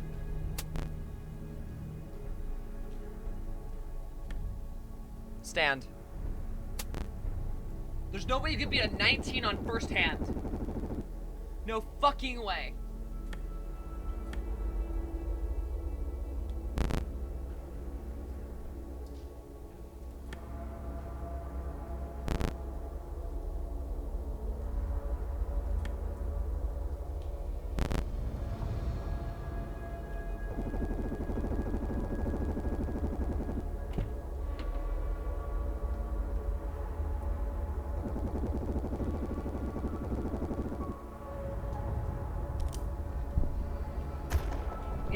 Yeah, that was some real next level bullshit. Like, I should not have lost that. I got fucked over by, like, every metric.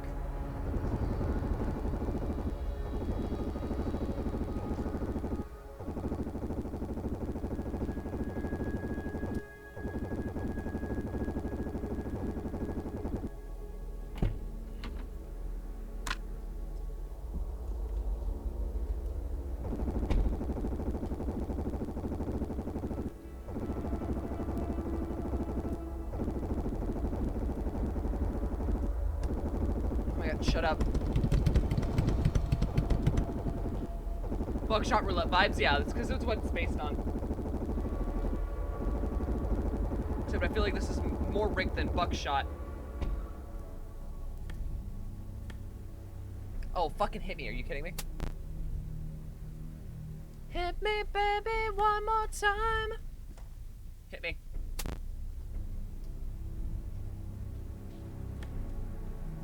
Fuck!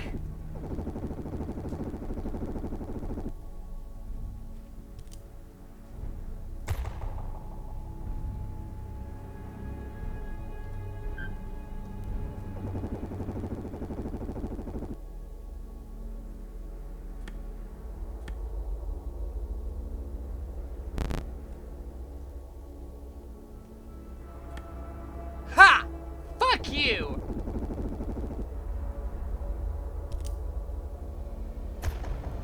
Piece of shit.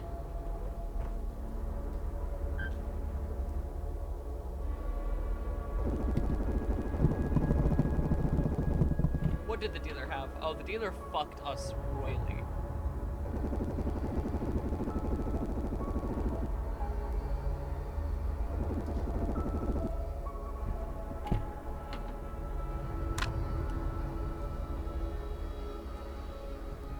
Why did you give that bitch the phone, dude? Hit me.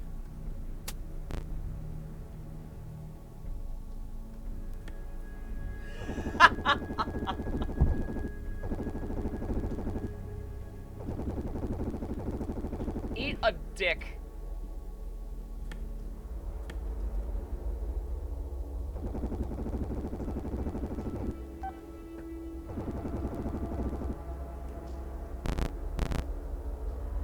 No matter what happens, I win.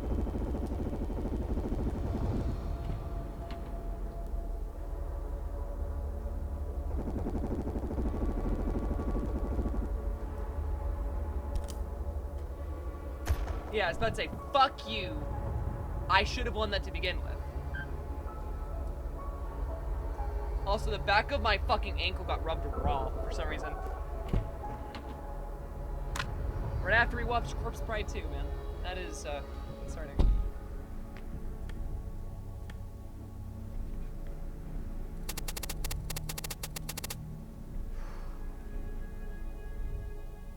Hit.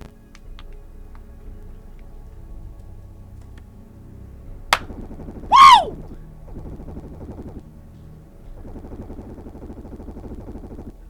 Luck of the draw. And that's why I'm ace, baby.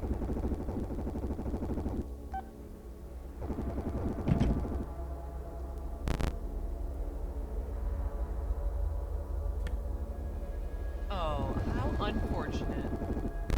Well, I'm sure you will. Doesn't matter, you still lose.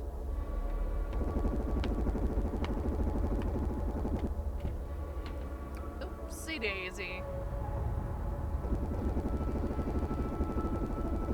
And looks like you take 2 bullets to the face. Chat, you know, maybe I should go to Vegas. Maybe I should go to Vegas. Look at the draw. No, this was... If you believe in the heart of the cards. Dude, Yugi is my spirit animal. That's just the truth of the matter here. Yugi Moto is my fucking spirit animal. Boom. Interesting.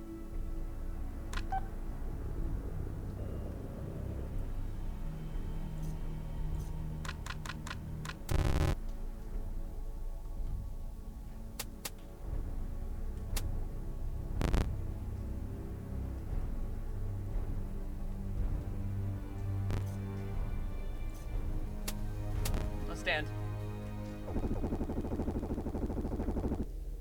It's funny, actually, you mentioned that, because I do have my Yu-Gi-Oh deck right here on my desk, and I have a Yugi wig, like, the back of my room. I am a fucking nerd, dude, and I cannot say that I'm ashamed of that fact. Fuck! The only way I can win this is if, dealer got 18. Fuck!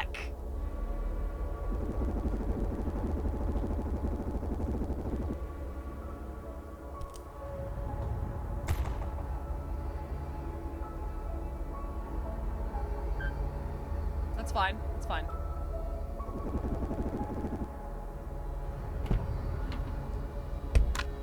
Cool.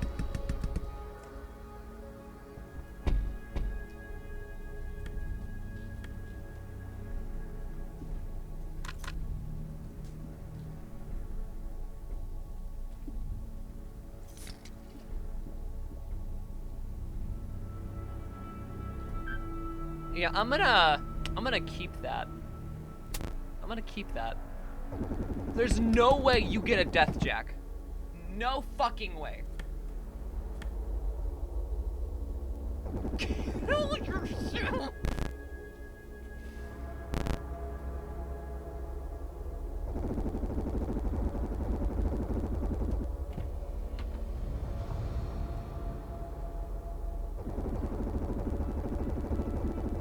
Well, I win. I still win. I still win! I still win!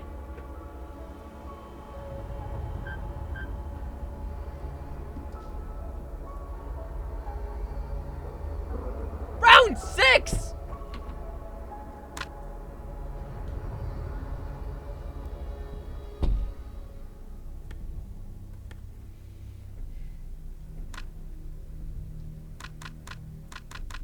I'm gonna double down.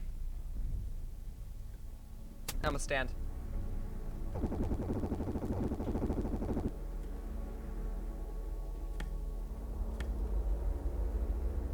You have an ace on you.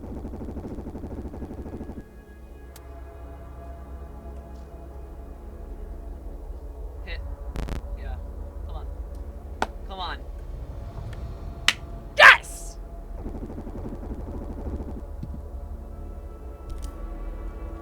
I doubled down with a good clause.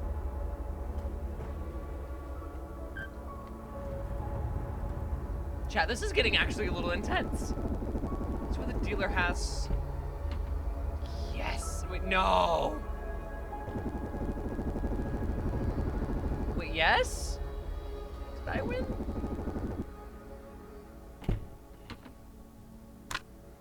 I'm really lost. I've got so many phones. I'm gonna hit.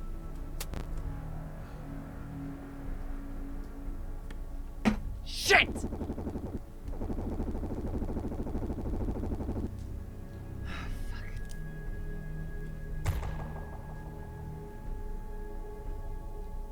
Next one I might use a phone. This is intense. I like the intensity of this.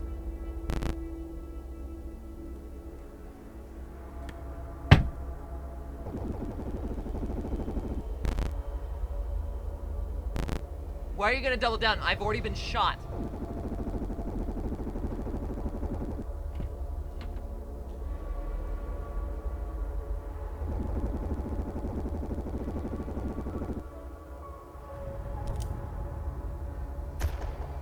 Why would it double down?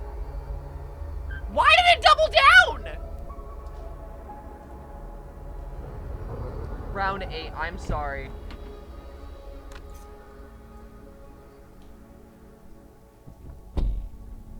Yeah, her AI is not exactly smart. Oh, hit me, are you kidding me?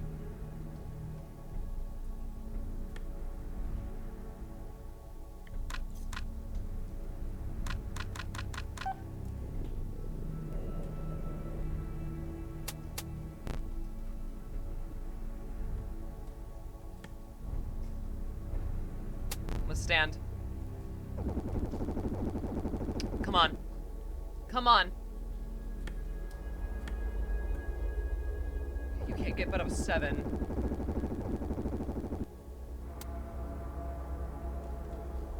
You've just increased my chances of winning, okay? No way. No shot. Haha! Gotcha, bitch. I will say, I love the outfit. I would wear that. I've always liked the sleeveless dress tops with the tie.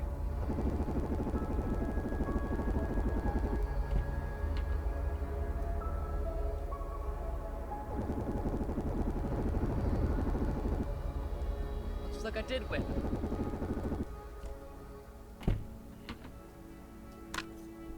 Gave me an ace, okay. I can use that. It gave you a drink, you fucking cunt.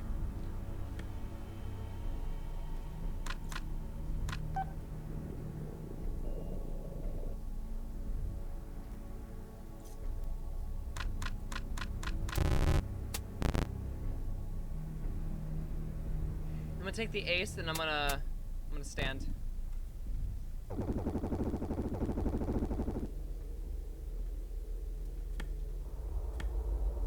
Oh, of course gave you a better hand, you fucking dick. How did you drink that? You have a mask on.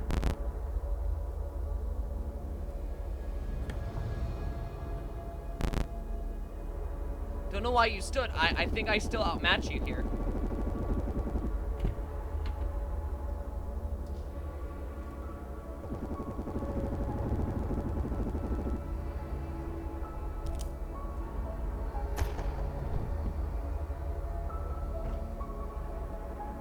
You would have had better odds taking the risk against me than playing idly at all.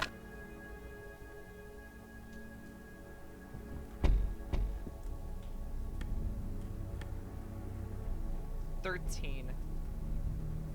I'm gonna hit it.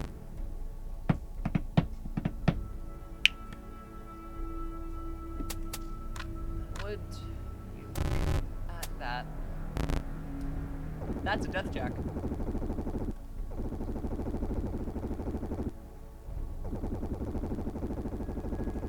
I'm noticing 7s are relatively common to get. Which is mildly concerning. There's no way. Fuck you. Why are you doubling down? You're not... Why are you doubling down?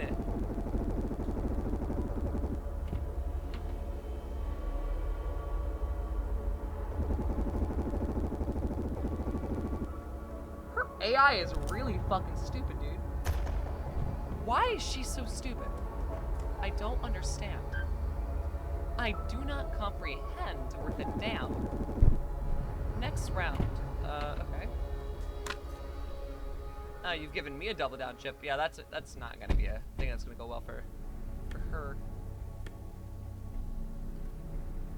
You have a few bullet wounds to the head. A few too many.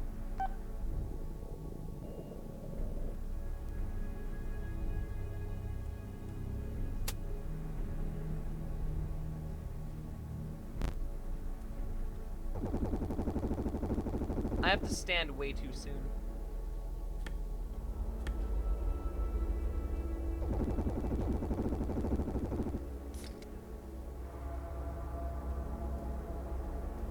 You best get a 10.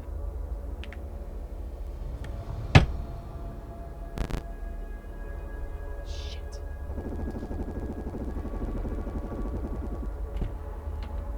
I will say, I love the character's design, though. Like, it's a weird sense of gender envy, if that makes sense. Which is probably not a good thing. Probably not, but hey, it's fine. We're fine. I'm fine. I'm not fine. Why would you give me a drink? Shit, I'm gonna play after pure luck here.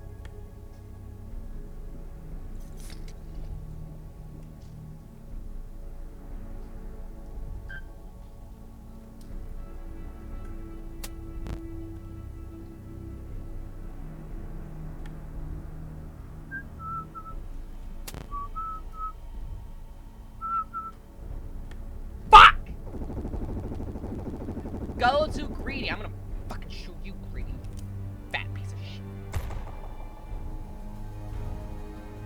You fucking sack of crap.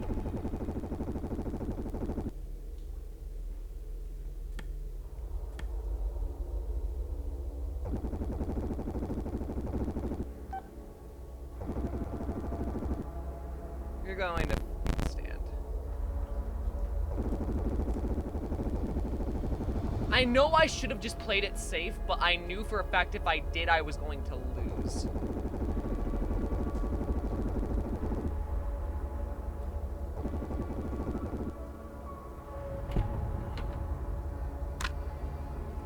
Give me a useful item! Okay, I can do that. Odds are I can get a good card.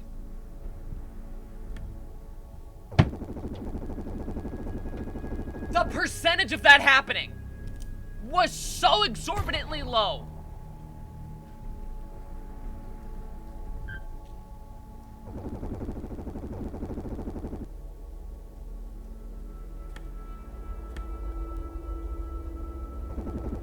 Yeah, there's no aces, but you can get an ace as a bonus card.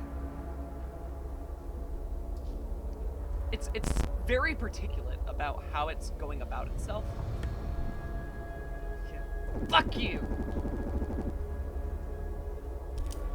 Grabbing a Mountain Dew.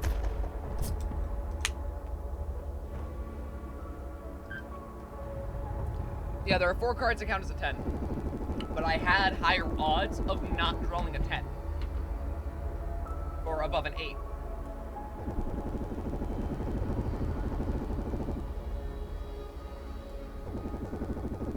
Come on, I'm not losing this one. Phone. Yes! Okay, well, now we have the tower, like, the tables turned. There's no shot I'm getting a 7.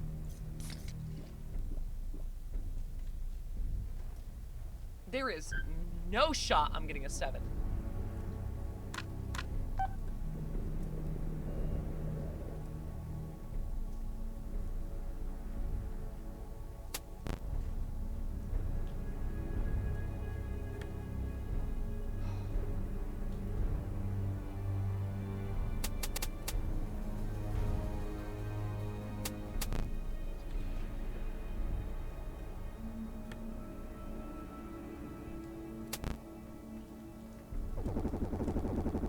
Okay. I probably could have doubled down there, but I don't think it's worth trying.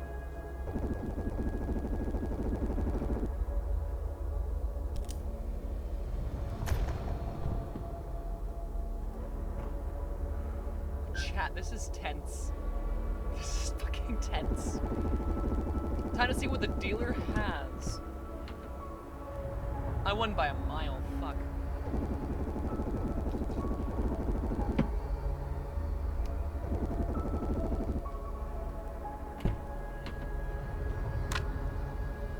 Oh, I've got this in the bag. If it gave me a phone, I've got this in the bag.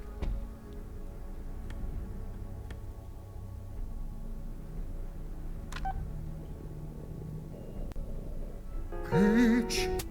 I wasted that. Fuck, I should have waited. Well, the odds are, I'm still gonna be in the clear. I have higher odds to hit that, and it's still being fine, so.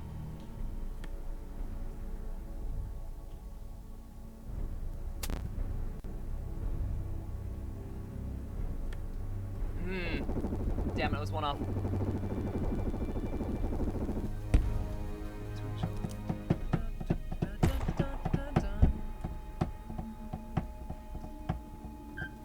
She didn't get a can, right? Okay, good. She's gonna be likely, like, not playing it safe. Oh, she's playing it. Oh, no, I guess she is gonna play it safe because I've already been fucked.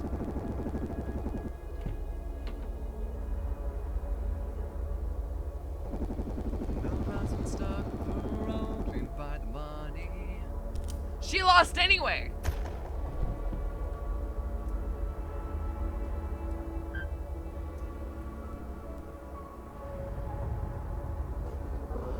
Round 16? Round 16. Why do we both have 3 fucking chips? I'm gonna hit. There's no way I get a 10. No way.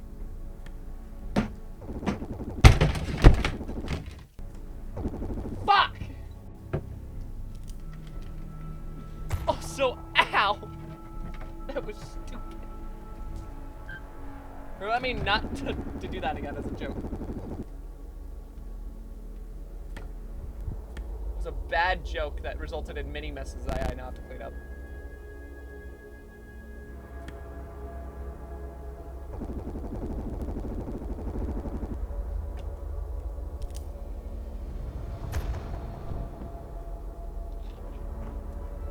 Fuck you.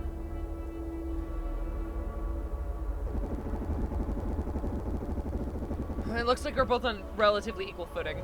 Oh, we would have both gotten fucked anyways.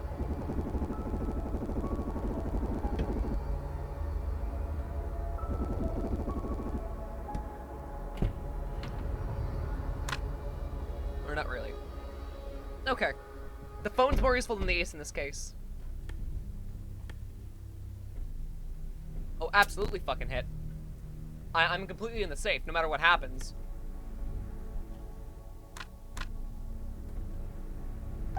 Phone me.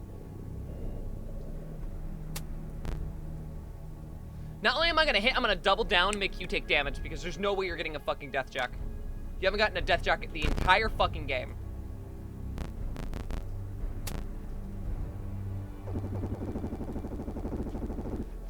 The odds of you getting one now are so fucking slim. I fucking hate you. I hate you. I hate you. I hate you. I hate you. I fucking hate you. I hate it here. What was this? What was this shit? What?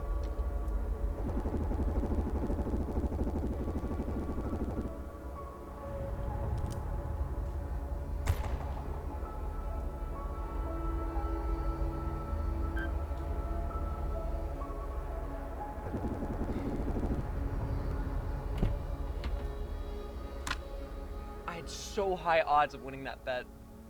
You have nothing but double downs, which is good for me.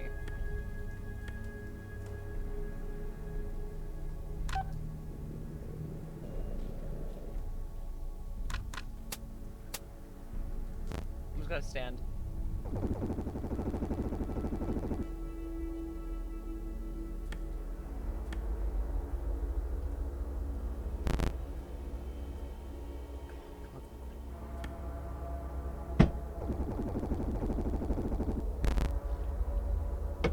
Well, that's game over.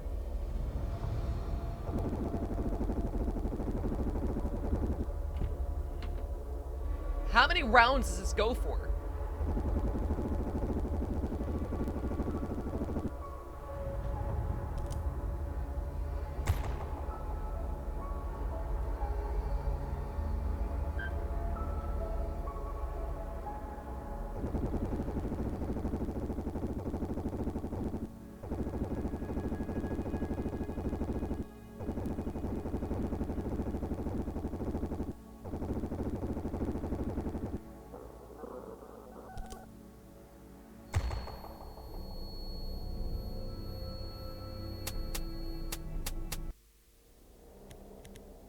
That is some next level bullshit. That was fun and intense, but some bullshit.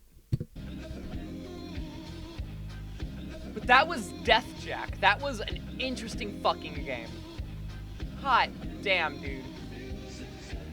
Also, I'm gonna start uninstalling some of these demos that we've already played, or games that I'm not gonna return to while we're doing this.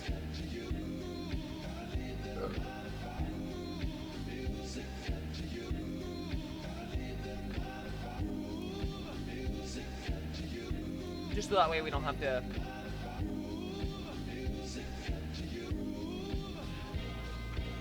Piper, did you shit? I think she did. Hold on.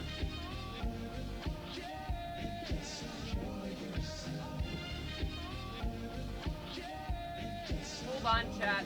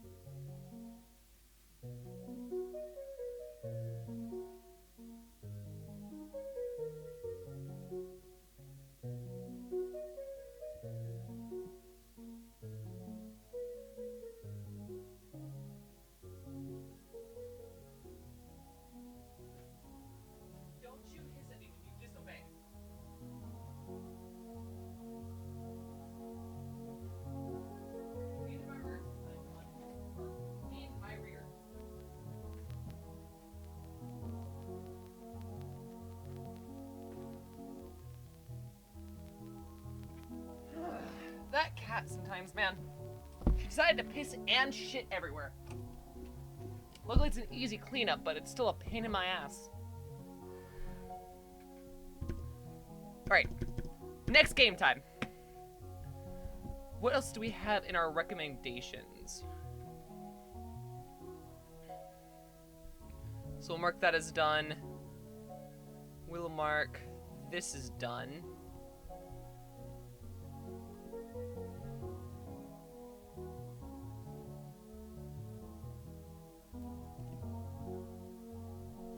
Mark that as done. I didn't mark a lot of games as done last time, so I gotta, like, actually look into this.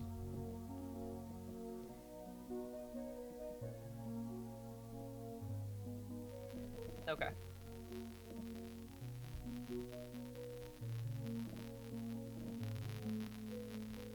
Can we try this one out, maybe?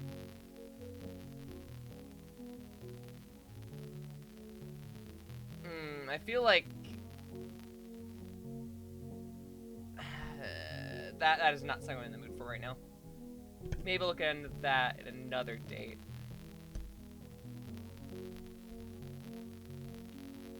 What the fuck is this?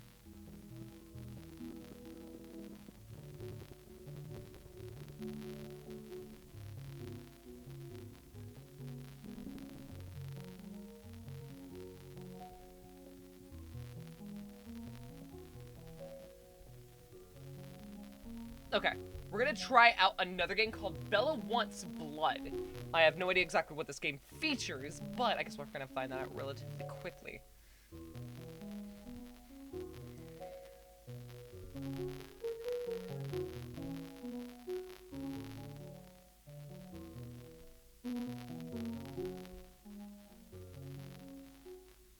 the meantime, I'm gonna start uninstalling again a bunch of games that we've already played and we'll be returning to.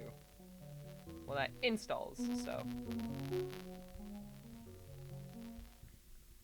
Helps me get some stuff out of here. Frog Fractions was such a weird fucking game. Was such a weird game.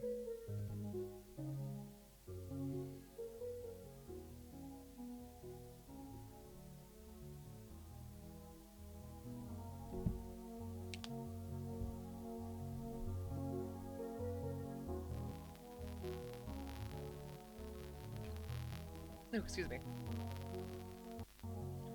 Okay. And uninstall one more game real quick. And then, so now we're gonna play Bella Wants Blood. Let me get this into the thing.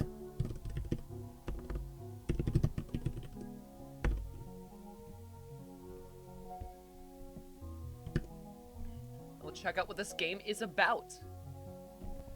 Because I still have no idea despite the post and the game's description in full. Like, I know it's a tower defense. That's about all I know.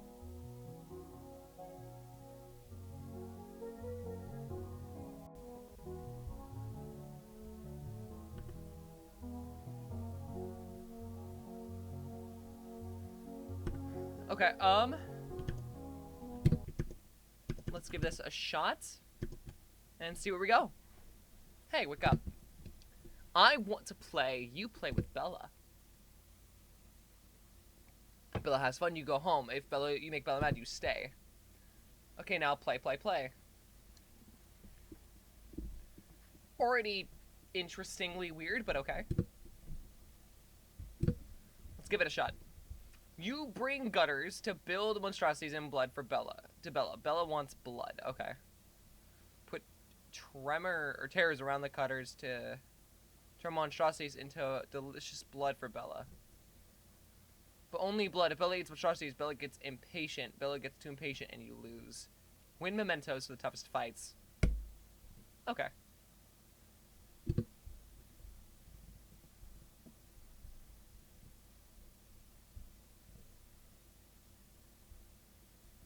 We'll give it a shot.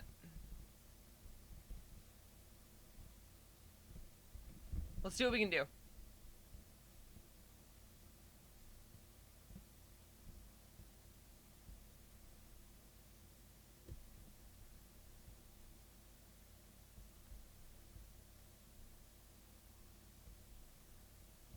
We're gonna try that. And we'll fight a super swarm.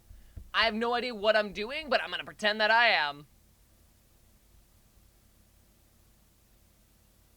Oh, so this is just a really unique tower defense game. Okay.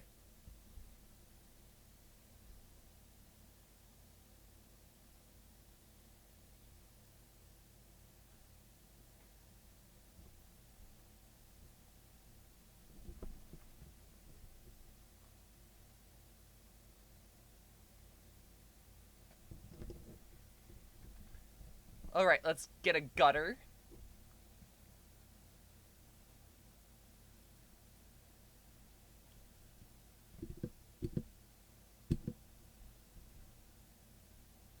I guess we'll do this. Ass, Cree! Yes, I am Ass the Cree. Hello. It's me. I'm already liking the style of this. I love the gritty, like, half-pixelated stylization.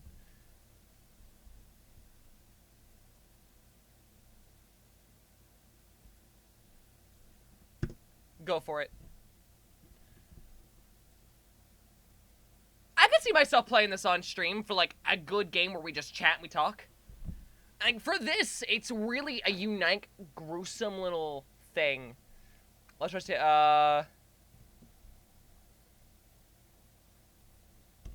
choose that. I feel like that's gonna be useful.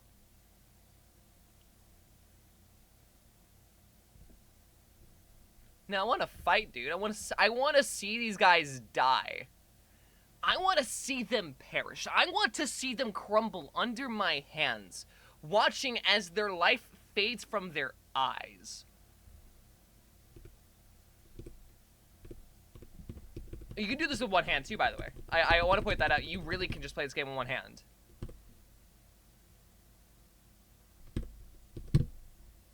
We'll do the stagger choice.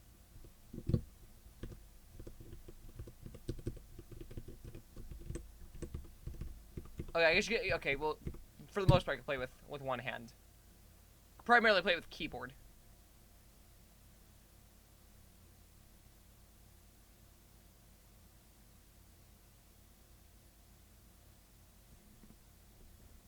Nice. This is actually really cool.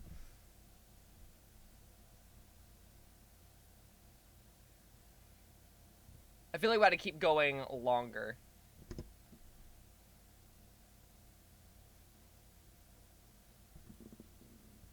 Yes. Give me that, please.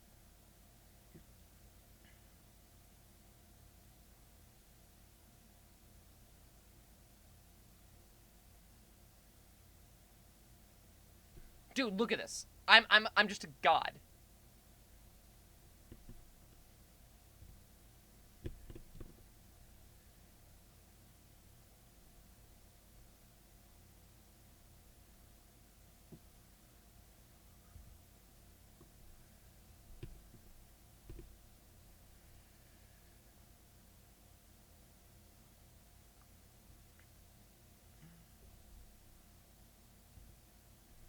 We'll do that.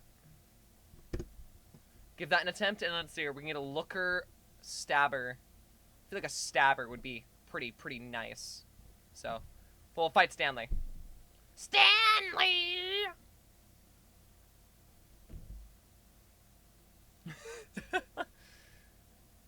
Damn, I love how creative indie games can get nowadays. Nice. Yo! That's a fucking symbol I haven't seen in a while. Thank you. Thank you, Slundy. Slundy and Marble Hornets. We'll do damage, and then we'll up it, and so we can get this.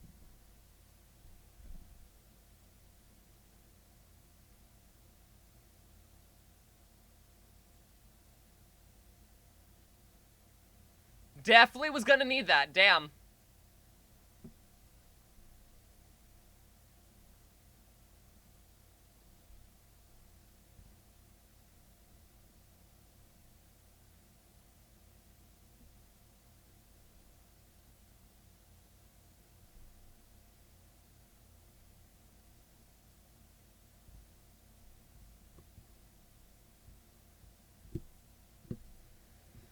Let's give it a shot. We can get another finger, that'd be great. Put it right there.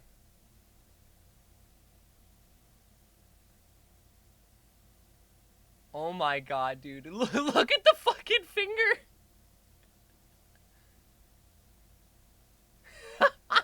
What? That is great!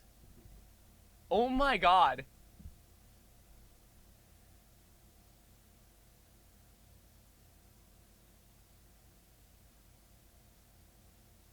Come on. Bravo! Hello. Yo, I'm Re-Crix. I'm a local nerd on the internet who does voice acting memes, and, oh boy, have we got a show for you tonight. Oh my god, I'm looking forward to this. Anyways, how we stream some of the deets, I'll get you a shout out in just a second.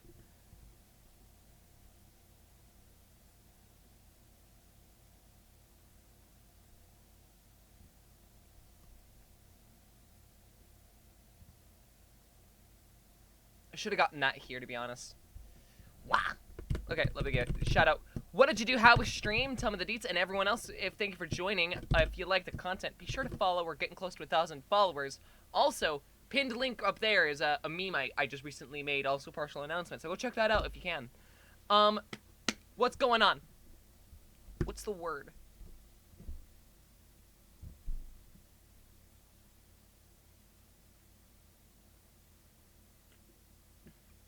What's the word, dude?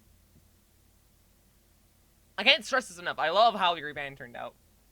If I ever really have to do something like that, then, like, 100% gonna ask you for advice.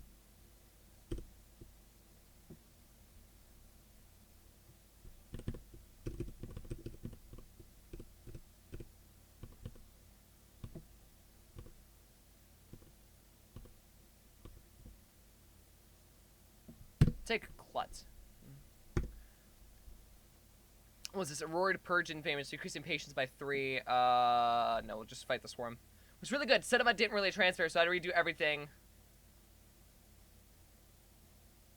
Yeah, that's not great. Well, hopefully it should be relatively easy for you to do that, because, like, that definitely can impede on a lot of problems. Yeah, I know you're hungry, Bella. Shut up. Where is game audio? Oh, I forgot to fucking add the audio. My bad. This is why chat needs to be on me about these kinds of fucking things. Because I tend to forget, because I'm still not used to doing the audio thing.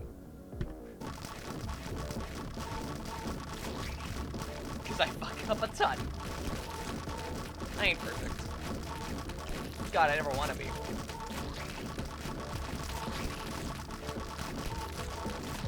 Yeah, no, I recently made it so my audio is actually split up, and I just haven't gotten to it yet.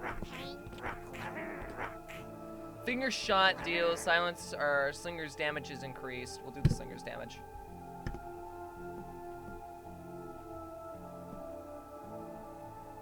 And I'll get another gutter. I just use desktop audio. See, no, I have mine actually split up, so like my Discord, my voice, the game audio, my music audio, like all of that is separate from one another. It is very, very nice in terms of like being able to mix things and just be able to have everyone on stream be happy with like the audio adjustments. For me, it's been a blessing. God, it's been a blessing. Alright, let's get it. Stanley! Gotta kill Stanley! Kill Stanley, guys. I do too, but I'm scuffed at the moment. Yeah, no, I refuse to use desktop audio. Like, having actual individual sources and, like, having them singled out has been a blessing.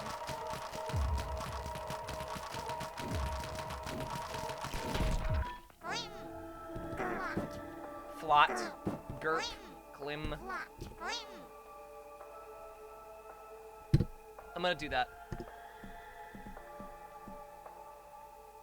You get another gutter.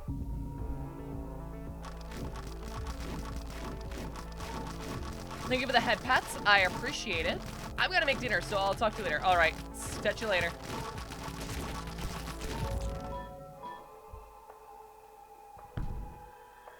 Try harder? Fuck off, Bella. I haven't even let anyone get to you.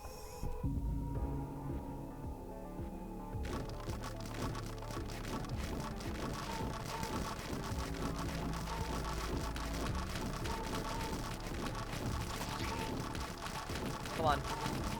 Kill that! No, kill it!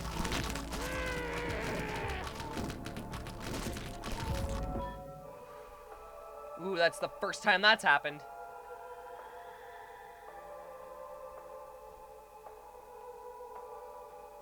The wise words of Sonic the Hedgehog. That's no good.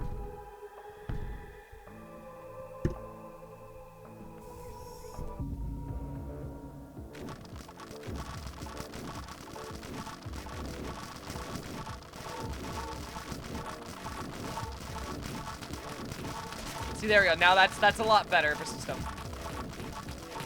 Having that there going down two different pathways, very nice. Very reassuring.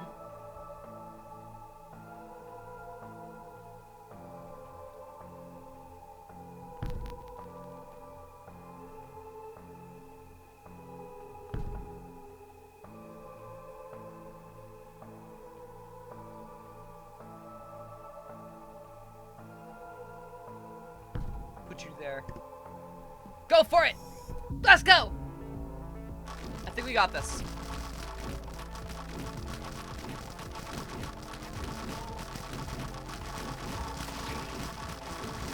Oh yeah, that was a better idea.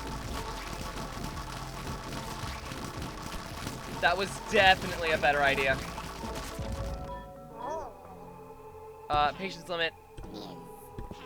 Take that one, and let's see. We'll get another gutter. The gutters are really useful to like actually make sure you can get your money's worth.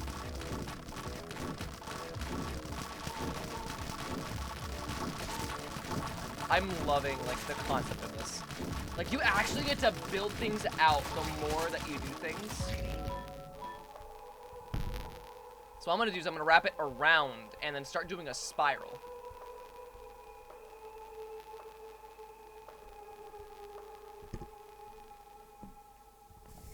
What do you got?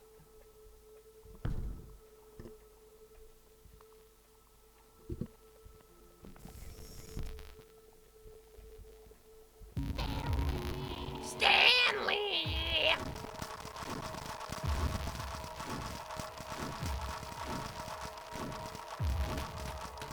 Yeah, no shot that Stanley makes it out alive.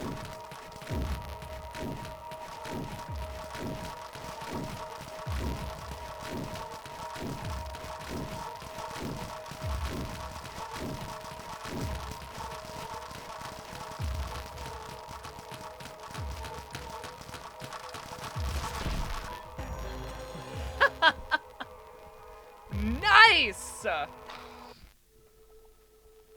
That's all Bella can give you for now. Really? Only one level? I mean, I guess it is a demo. But, like... I will say I am impressed. I will add that to my wish list. There have been a ton of really cool, like, indie games lately that I've been getting introduced to that I'm... Say pretty, please. Wow, okay.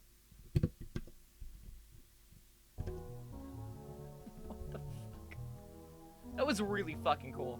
I loved that. And that suggestion, I believe, came from Rain of the OO. Yes, it did. That was a good one.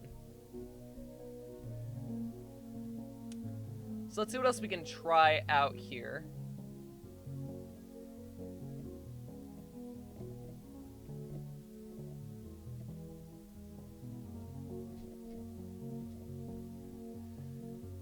And then, let me see. Looks like that is the majority of them for now. So what we could do is we could switch to the Real-Tme FNaF, which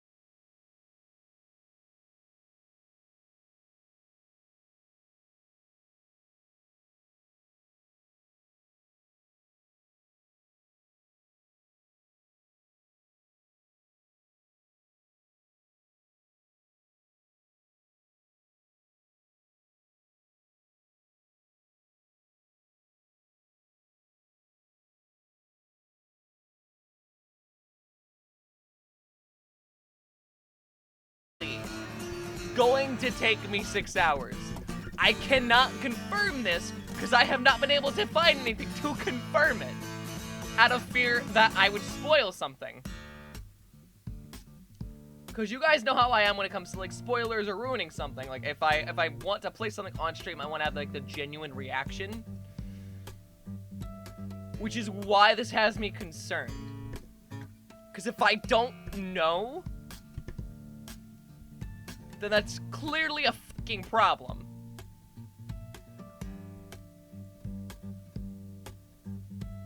So let me get all of these lined up, get some of these audios out of here. Death Jack also can go. And then, here we go.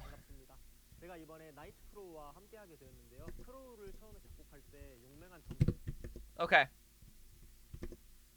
Ah, no, it opened up on the wrong fucking screen. Please don't do this to me.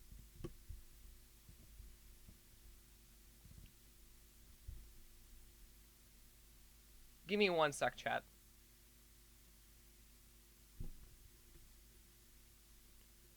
Disable copyrighted music. Content creator mode, yes. Reduce flashing lights, no. Generally speaking, obviously warning whenever I do these kinds of things. Welcome to Freddy Fazbear's Pizza, for kids and grown-ups alike.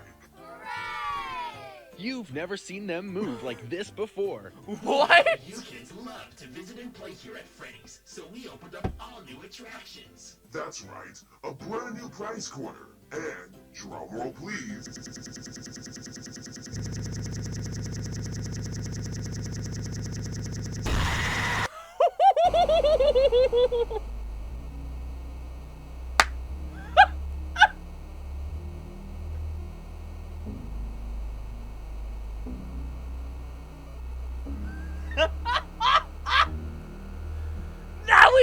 That was great!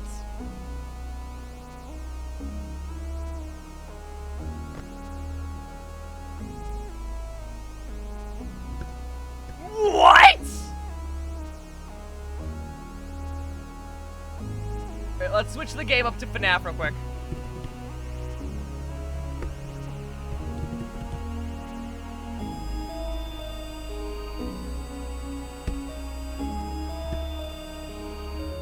Okay, we're gonna reduce some of the motion blur, turn some down, some of the master audio, put on some subtitles for everyone else. Actually, I will reduce the flashing lights for you guys, because I know I don't want to like take that risk with like other people's stuff. New game.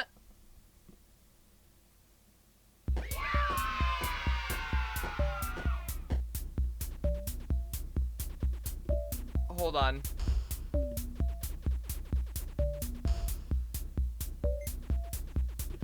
I knew I should have been. Hold on. Good luck. Find out.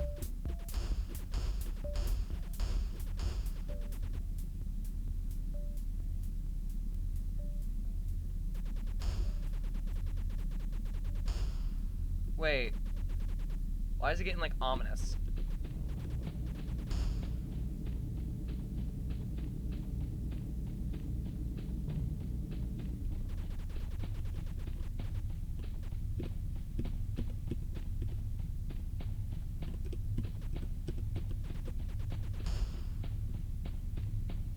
Hold on.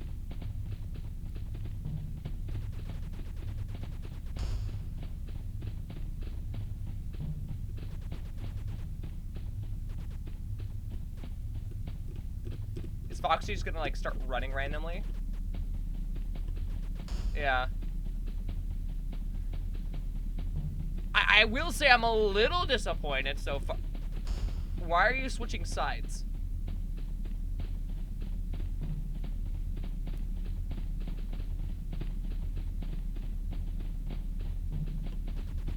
Horror.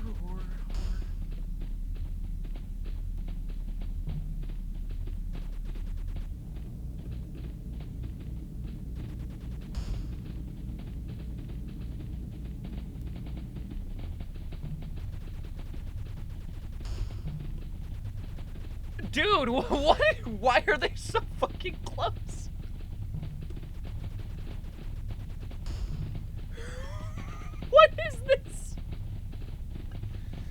mean, it's a funny little troll game, but like, something tells me there's more to it than this.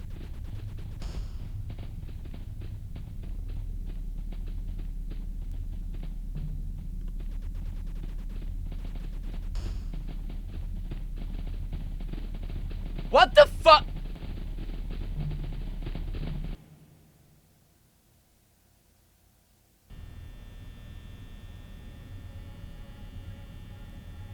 Oh, shit.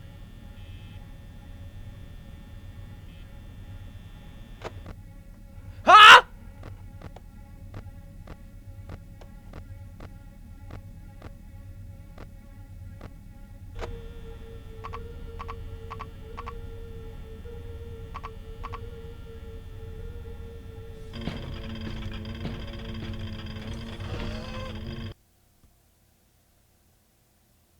And you can come visit us at Freddy Fazbear's Pizza.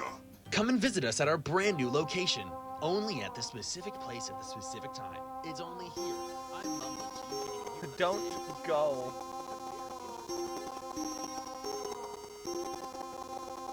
For kids and grown-ups alike. We're hosting monthly drawing competition. And you can come visit us at Freddy Fazbear's Pizza. Where fantasy meets fun. Where fantasy meets fun.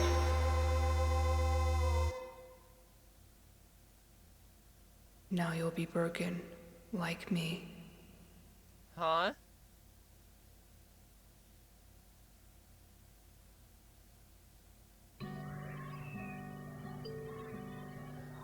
Okay.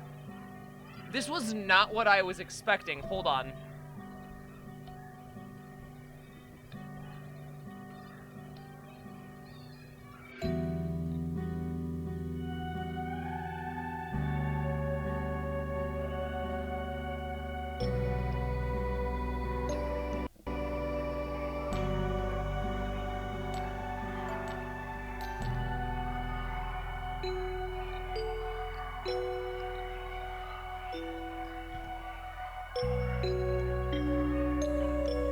So I don't, maybe it's not out to the public yet, this specific version, because this is not what I saw.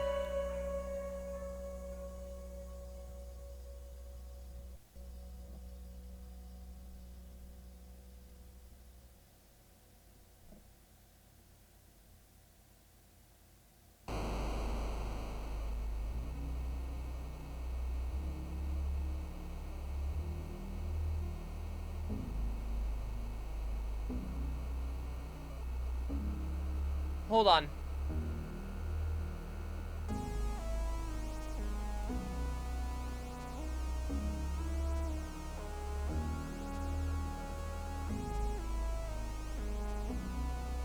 So apparently...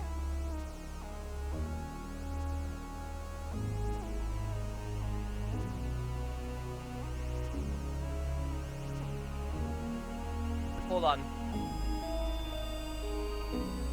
So apparently they were doing a fundraiser, and if it got a certain amount of money,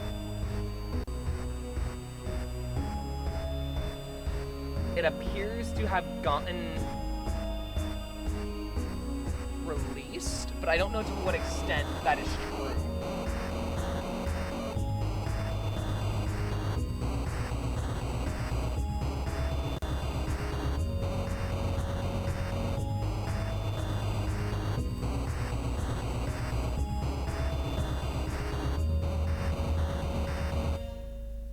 Okay, so apparently it is not out yet, so we will need to wait a little bit longer. But I just double checked and it does have a 6-hour mode. So you can actually do a 6-hour shift. That is fucking insane.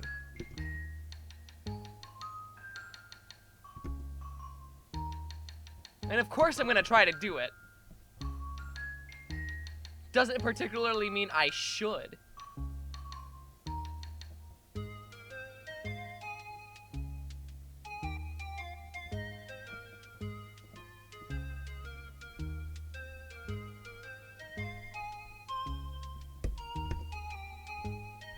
like, I'm going to try.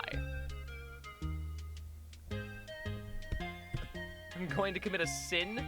Most vowel. Vowel, foul. Not vowel. Vowel? Vowel. Really. Huh. The brain rot's setting in slowly but surely, it seems.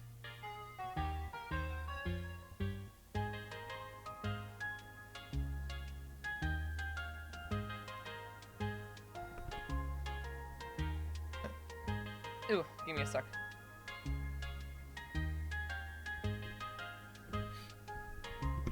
So with that being the case, real quick, let me...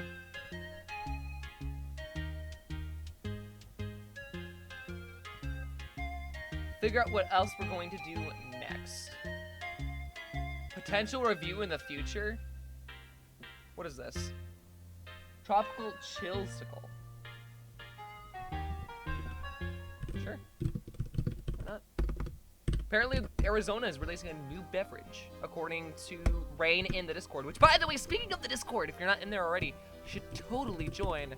We have weekly watch parties. Actually, we just did ours today. We watched Corpse Bride, a movie I haven't seen in a long time. So, definitely join in for our next one on Saturday, around noon PST. I went to a buffet and they had a bunch of desserts. I'm going to post it on Discord.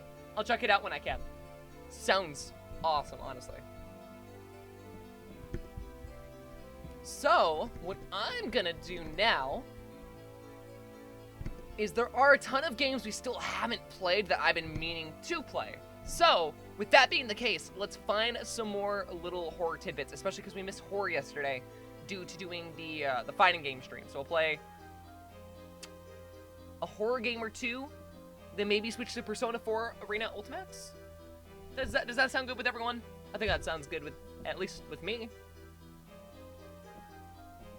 At least I'd like to think. Alright, let me see what I can find real quick. Because there were, like I said, there was quite a few things I wanted to try out. Oh, so before Month of Screams, I really do need to get more base stations, or at least get a quest. Knowing me, though, I'm gonna forget, because that's just what happens. So what we're gonna do is we're going to do our traditional search, our little, like, monthly search through itch.io, see what we can find, because, of course, some of the things on itch.io are heavily not,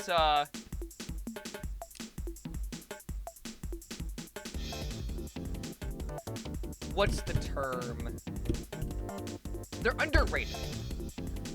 I don't know if you guys know this, but, like, generally speaking, a lot of things that end up getting posted to itch.io tend to get ignored, which is really unfortunate. Because, like, it really does deserve a lot more attention and love than it gets. So I'm here to bring some more love to the indie scene. So this is now turned into a community stream, or from a community stream into a playing itch.io new games. Checking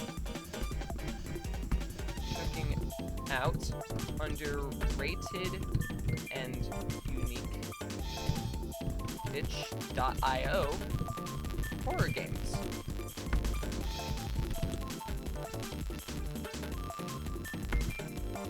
Or we'll put underrated and unique itch.io horror games. There we go. Why not?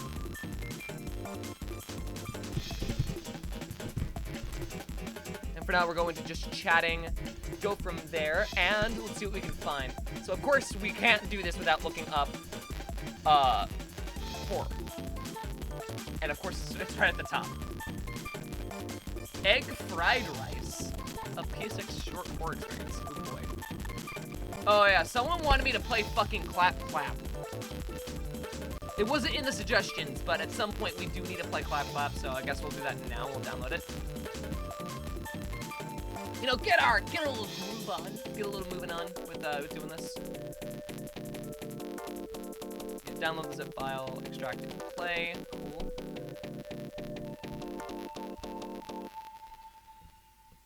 Bozer, yeah, apparently someone made a poo horror game, and I don't really want to do that. At some point we will play That's Not My Neighbor, but that's not going to be a today thing. Oh yeah, this game. This game I've been meaning to play as well. Apparently this has a lot to it. So we'll be playing this as well, giving this an attempt, of course. And I'm going to very much preface that has a ton of fucked up shit in it. So if you are not someone who can handle some pretty rough things, just giving you the forewarning when we do get around to playing that. Touchstar, the dark romance visual novel.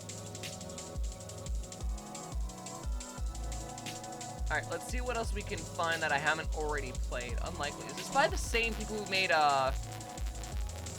Flumpties? That looks like Flumpties. The Flumpties art style.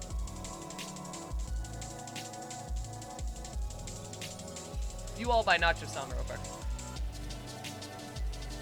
No, but it is by the same person who made That's Not My Neighbor, which is interesting. Actually, you know what? Let's give this one a try right now. Let's just do it. I can play this in browser. And if I can play this in the browser, then, like, what's the point in not playing it now? Right?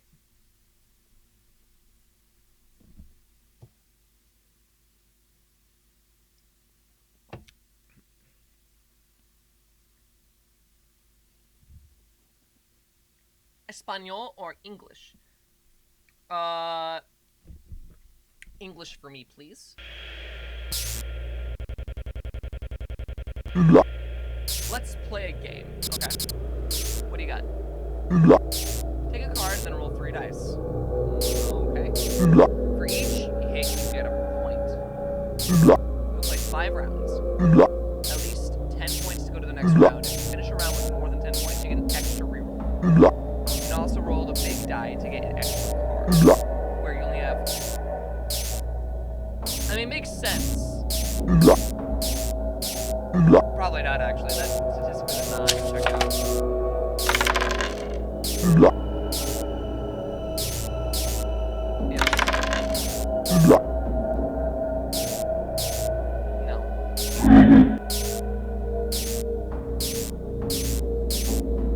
No.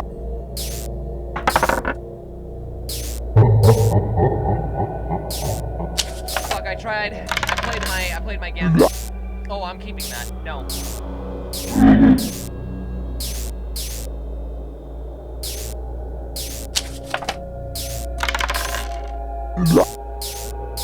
Get reroll. No. No.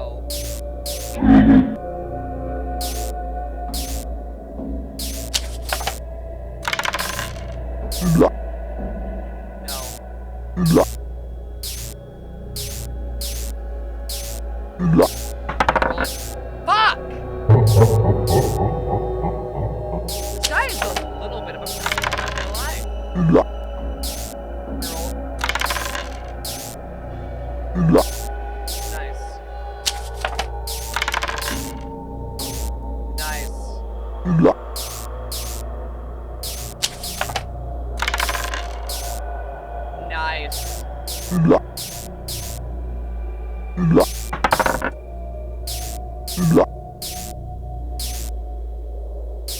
Okay. Yeah, we're almost there. Nice. There's no way I can flub this. There's no way I can flub this now. Awesome. Bada bing, bada boom. I'm a winner, you bitch. Fuck you. Let's go. For the love of God, someone need to fix that light bulb. You know, I think that is a shared sentiment amongst many people in this case. It is really fucking annoying. This time with fewer cards. Alright, so I only get like 8 cards. Get 1 extra reroll. Okay.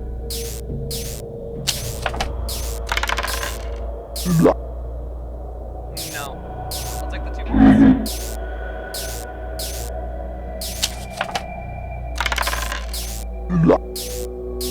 No, I'll take the 1 point. Unless I'm really desperate. I don't want to use that. No.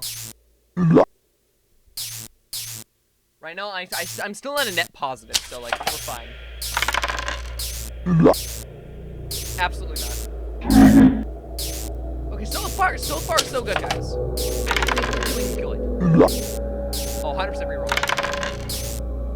I'll take it.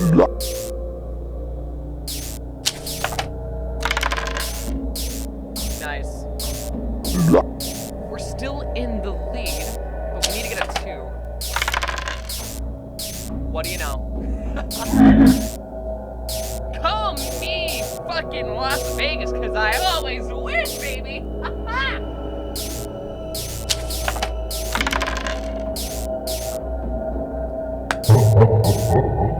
We lucked the fuck out there. How many cards now? We get 7 cards. Fuck.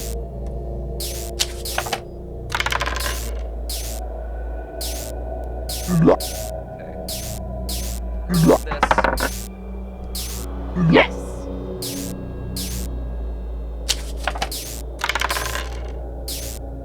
I'll take it.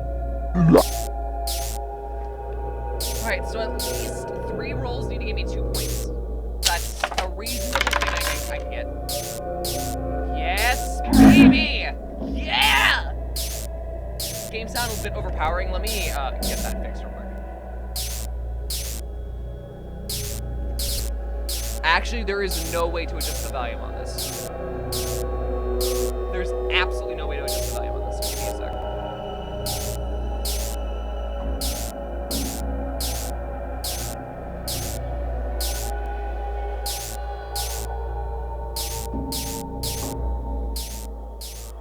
Alright, what I'll do is I'll do this, leave this here, so that way I can adjust that for later on, and then someone's gonna have to remind me to fix the game audio. Or the browser audio. I'll take it. Please be with 5 points and 4 cards. That's a bit rough.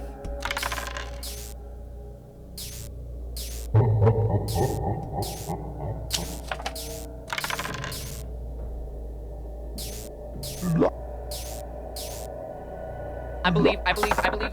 Fuck!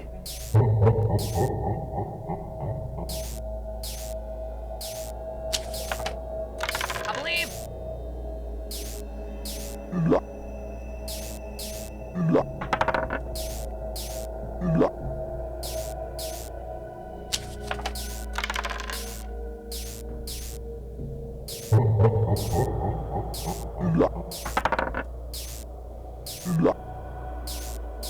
Wait, we should be in a net positive mode, please.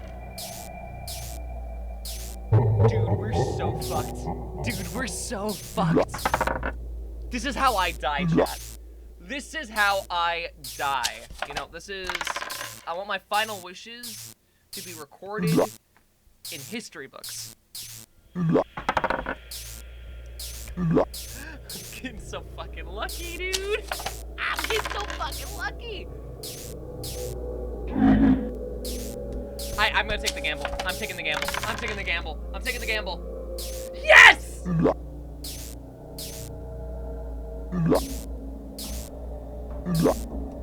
Fewer cards, 6 cards.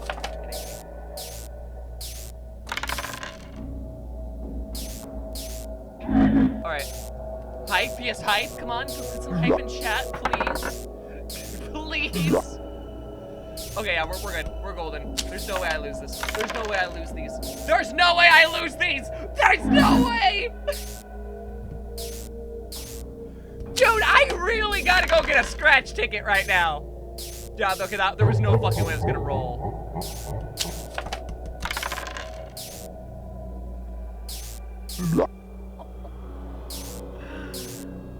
Watch this. Card.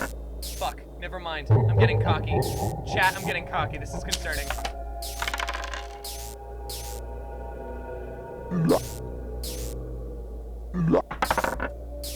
Okay. We got this. No, we got this. We got this. We got this. Yeah, we got this!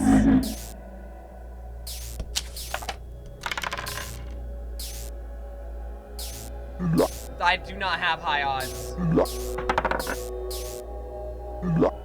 Alright, chat.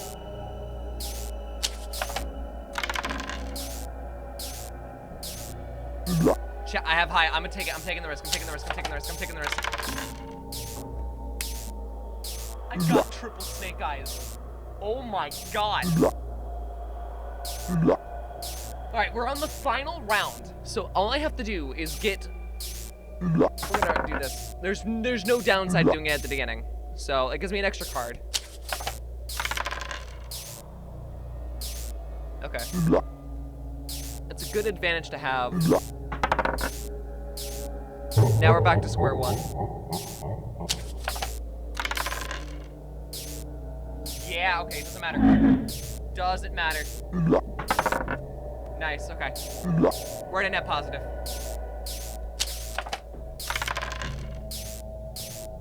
Shit, no we're not. Worst case scenario, this is a point. Dude, I gotta go get a scratch ticket. I gotta go get a scratch ticket. I've just gotta go get a scratch ticket.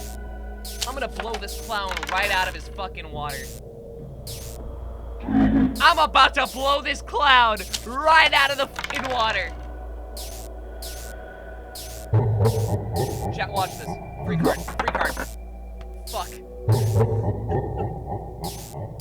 This is concerning. I'll take it. Card. Card. Yes.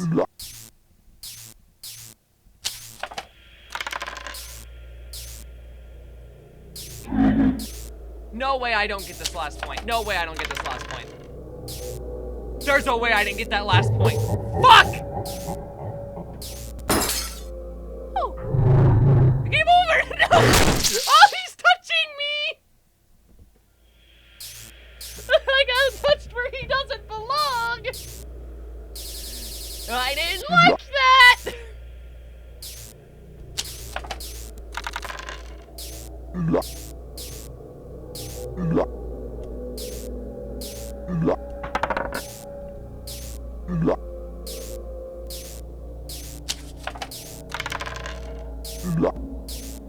No.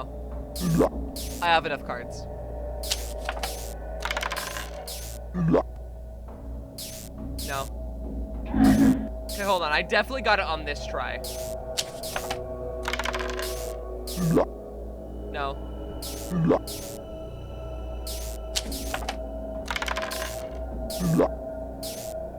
I didn't know that the cards that are not the cards, the rerolls I had were the only ones I got that entire game, basically. So I'm gonna be more sparing with them while I can be.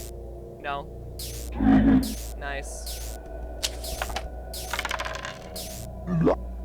I'll take all my 4s, baby.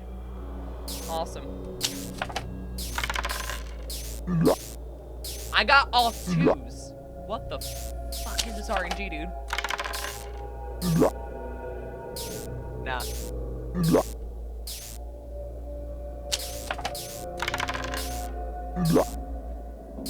Nah, I'm all good.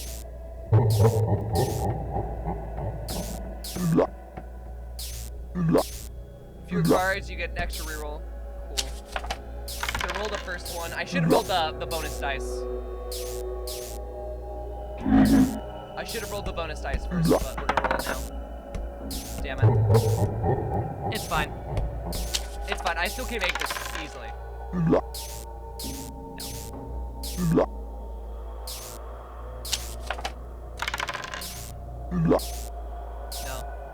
No. I'll take it. I can make this. The odds of me not getting any 2s from this point onwards, I'm gonna reroll that.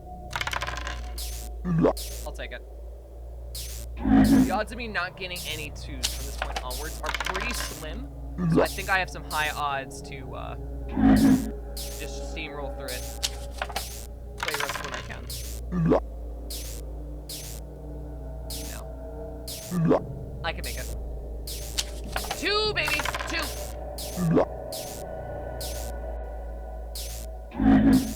The heart of the cards never betrays me. Except for the one time that it did. Yes. Next round. This time with fewer cards, you got 1 extra reroll.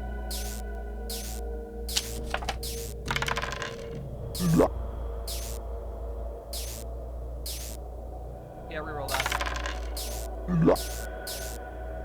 No.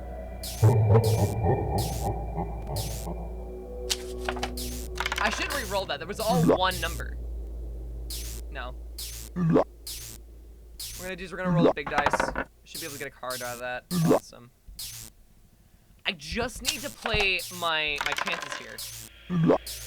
And like work with statistics. So statistics right now are gonna be my best friend. And it's a good thing I'm decent at math. Yeah, we'll do that. Okay, what I'm gonna do is I'm gonna play the risk. We have a better odd of getting a card. We lost a card. Fuck!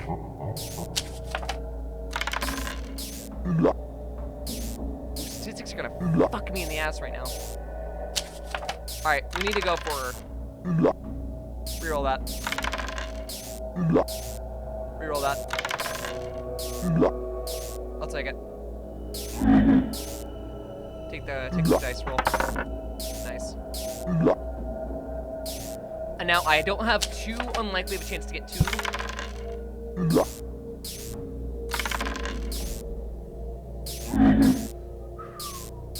I should not have played that risk. Fuck me, I'm dead. I played statistics wrong at the beginning. Okay. We need to think of this, like, very specifically. So what we're gonna do is I'm gonna play this perfectly. So we're gonna start with the dice roll. Almost never guaranteed to be a wrong thing. Almost.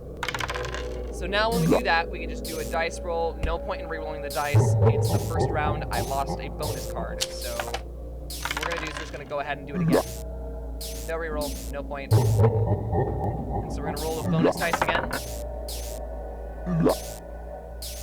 Increase my chances. Go back to square one. I'm gonna keep that. Give me the 2 points out of that. Leaves me with 8 cards to handle. Definitely gonna keep that dice. If you can get a 2-pointer, you don't reroll. If you get a 1-pointer, it's up to you to reroll. I'm not rerolling that. That is a fucking bunch of 2s. Don't reroll anything that has duplicates. You're less likely to actually hit the mark. Statistically speaking, something to hit on one of those numbers is not a good thing. Actually, no. Statistically speaking, it would be better to do that, but at that point, you're also fucking yourself in the ass. No point in re-rolling. I have 3 cards, and I just need 3 points, so... Absolutely not.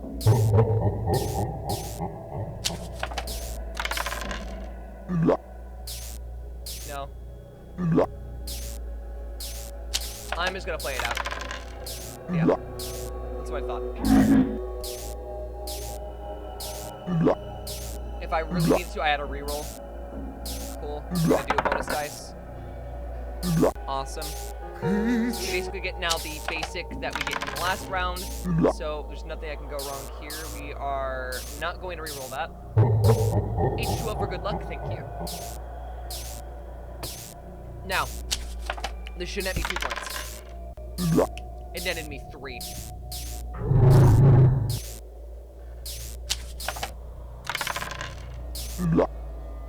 Not rerolling. We got a 3 out of 1 card, so I'm especially looking high and dry right now. Gonna keep that. It gives me 2 points guaranteed. We might do a bonus roll at the end if we feel lucky, but I don't think I'm gonna feel lucky enough to do that. What's fascinating about the premise of this is it literally is working with statistics. Like, you have to look at the card and figure out, okay, is the dice roll going to be a good idea to reroll? Like that? No, it has duplicates, and I also roll duplicates. So, like, the odds of me rolling another 1 and duplicates, not gonna happen. This is entirely like, no. And since I have 3 rerolls, I can just do this, and yeah, see, I got a 4.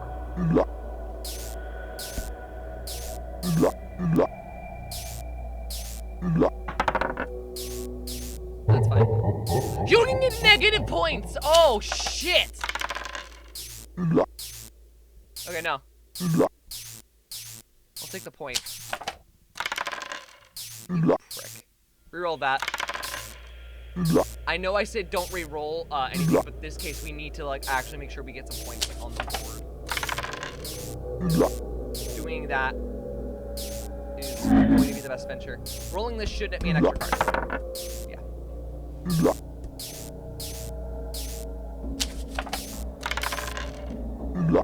I'll take it. It's a 1 point. That just means I need to get 3 2s, which isn't impossible, but it's not likely. No, we got a match. I'm gonna take the point where I can get it, and then I'm gonna roll this dice. Again, I have higher odds to get a card out of that roll instead of not getting a card, so I'm going to take it while I can get it. Alright, so now we just need two cards.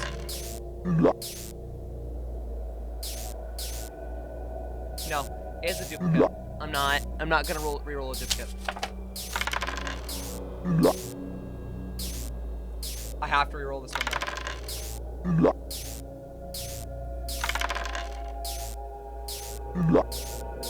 Shit. Nice.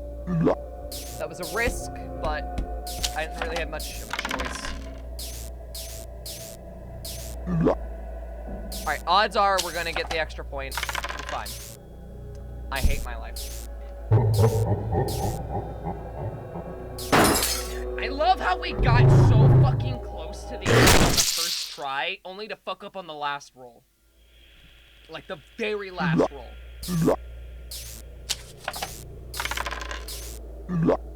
No. 1 point, cool. Okay.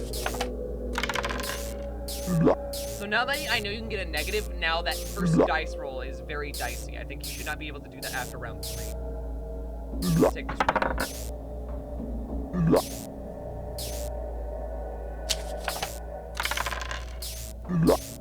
No, I'll take the card. You know, my real question is, how did I end up in this situation with a fucking freaky-ass clown in a dimly blood-covered room? You know, I feel like the real question that needs to be asked here is that.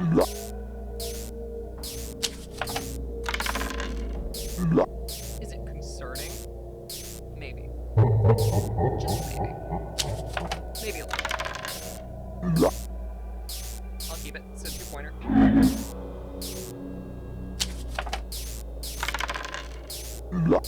Absolutely not. We're on the first round, and I'm not even that many points away. Nope, we got 2 points out of that. And for the first round, I'm gonna take the risk. There you go.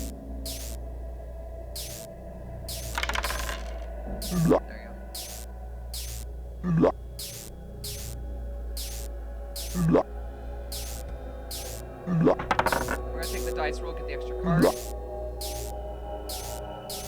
Statistically speaking, that was the best option. Not re-rolling that, because it's doubles. No.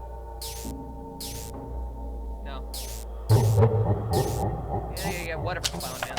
What is this guy's name anyways? You know, like, clowns have those weird, funky, wacky little names, like Jingles the Blink Clown, or something like that, you know? What is his clown name? Chat, I want you guys to come up with his clown name. Well, what is a fitting clown name for this motherfucker? Nope, taking that.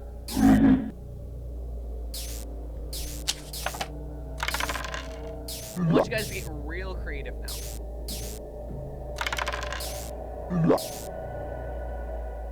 What clown name? Like a funky clown name, like the ones that you often see with like clowns in the circus.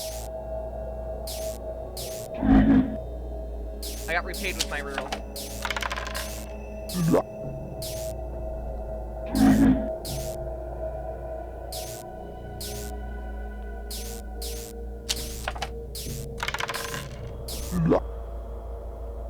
Nice.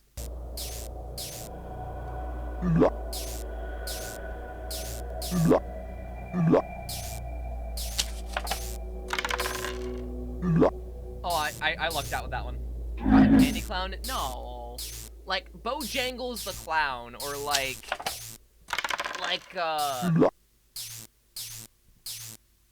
Jingles.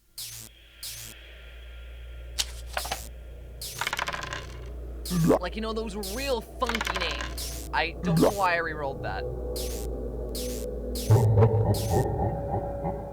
That was a mess up on my part. No, I'll take it.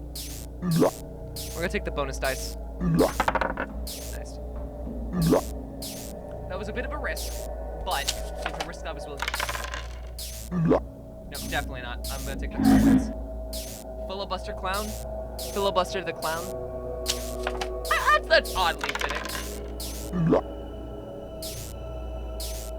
Now it's a doubles situation. Nice.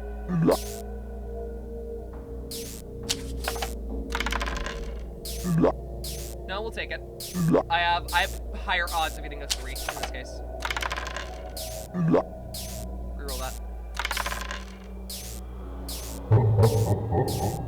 You fucking cunt. Dude, this game is now fucking with me. It's just like, oh yeah, you want to continue past round 3? Better luck next time. That reroll I literally fucked up. Screwed me over.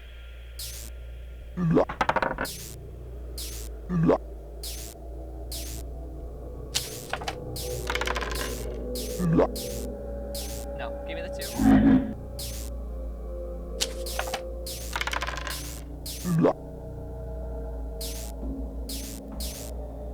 No, give me the 1.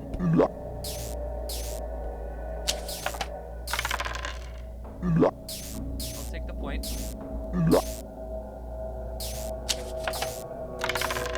Even if I only got 1 out of each of these, I could still get more than enough just to get the extra reroll.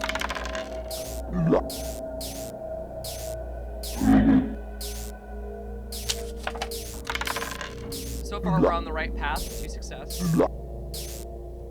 So far, so good. Awesome. Definitely gonna take it.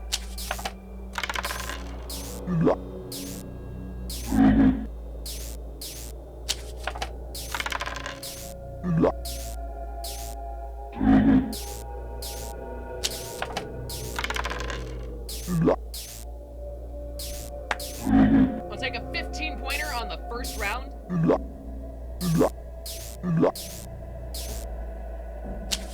We're gonna ignore the extra dice roll since I got the extra reroll here, and we'll take that. Take the 1 point. As long as I can get a 2-pointer here, I think we'll be good. We need to at least get 2 2-point rolls. Reroll that. No, I'll take the point. No, I'll take the point. Alright, come on.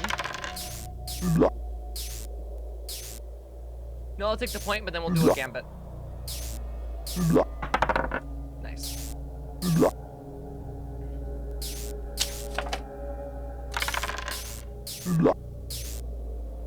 I'll take the extra point. So it leaves us with 3 cards to use.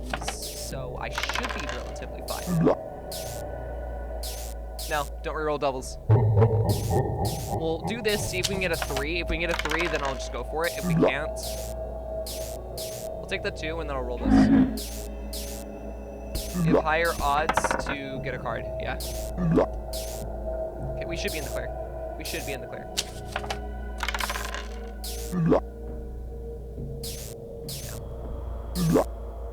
Okay. We're gonna get 1 out of this. Yeah. Hey, I think we actually just got a bonus too. So. Alright. We're doing good so far. And we're gonna use the bonus, because this late in the game, we need the bonus. And we get that bonus card off the bat, then we're in the clear. Nope, don't reroll. I'll take the extra point with the extra card. Give me a 2. No, reroll that. I'll take it. Statistically speaking, if this is another 2, then I don't have to do the bonus die, I don't think, at all.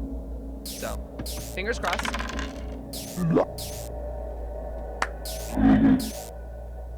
What did I say? What did I say, chat? As long as I get a 2 out of this next one, I think we're fine.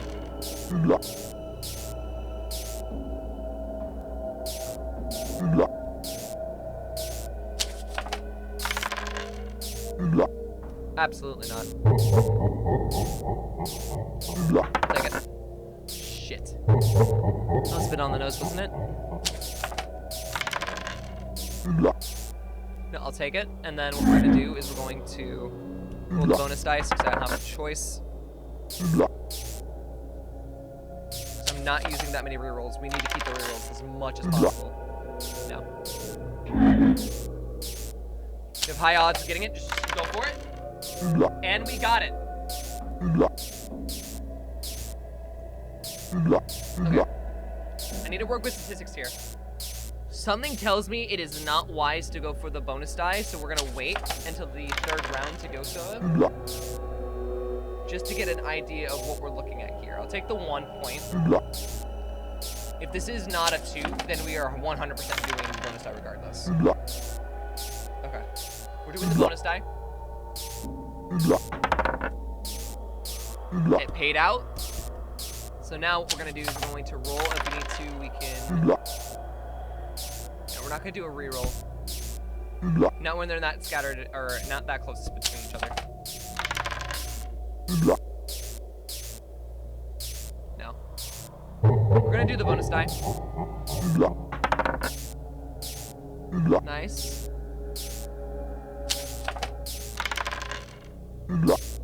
Nope, we're gonna keep that. Keep the 2 points. I'm going to roll again. Nice, we're gonna keep that. Gonna roll the bonus die again. And then as long as we keep all 3 of these bonus rolls going into the next round, I think we should be fine. Even if we only get 1 point now out of both of these, I think we're in the clear.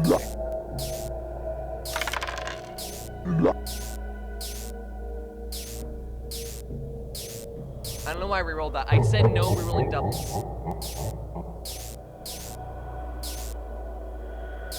I'm gonna take my risk with the rerolls. No, we're good. Okay. So now we have just this one last thing to do.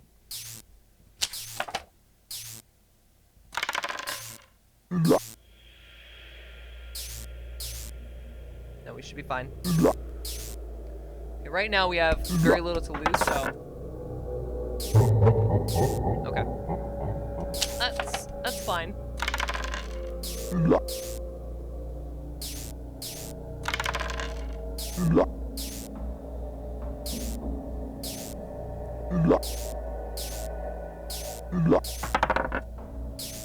Okay, we got our card back. No, don't reroll. Gonna use the bonus die again. Dude, I'm gonna lose my fucking mind. So we've lost again. I just want to win this. We'll go at this until we win.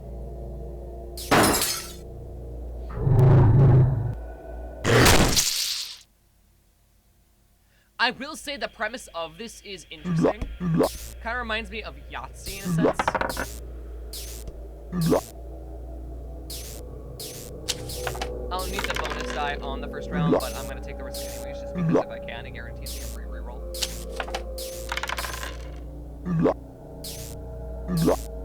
Because at that point, like, there's no way I can fail this. The odds of me getting a 2 at some point is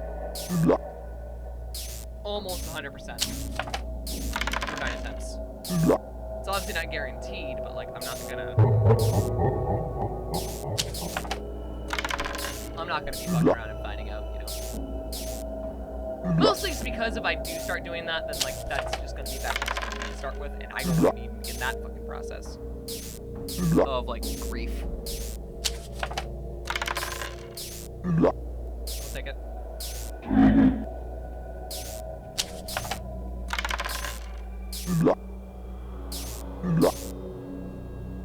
Alright, give me a 2. Give me a 2.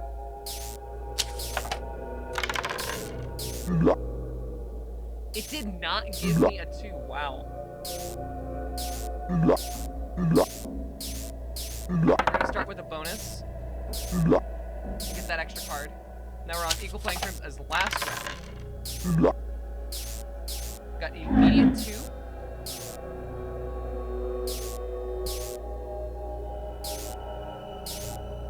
Ooh, I thought I heard something. Sorry. Another immediate 2. This round's looking a lot more promising. No, I'll take the 1.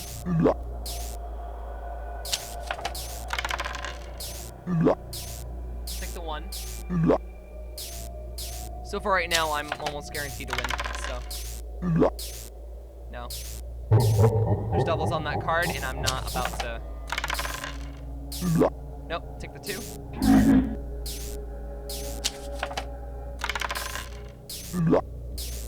Nope, take the 2.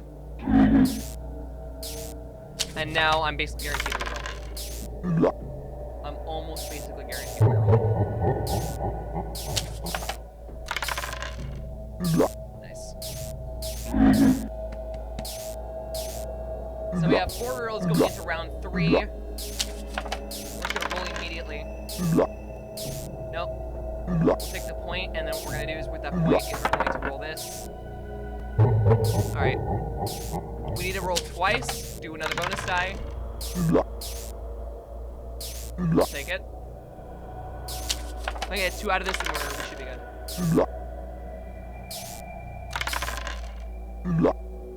No, okay. Nice. Okay. So now, if we... Nice. An immediate 2, which means if I get another 2 right now... Almost. Roll the bonus die.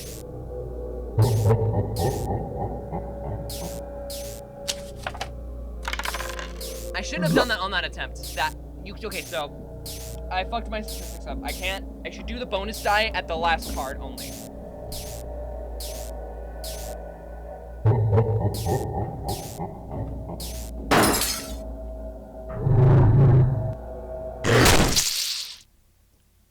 I had the least to lose at that point.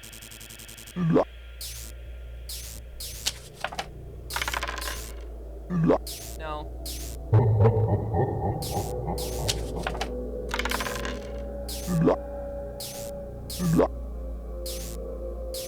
Which seems counterintuitive, because you think at that point I'd have the most to lose, like I could lose the entire round and my life. But no. The reason why is because on that note, if you don't have enough points, you are better off taking the risk and trying to get a better roll or another chance than to just immediately ditch it. So with that last card, you basically want to run that back as many times as you can.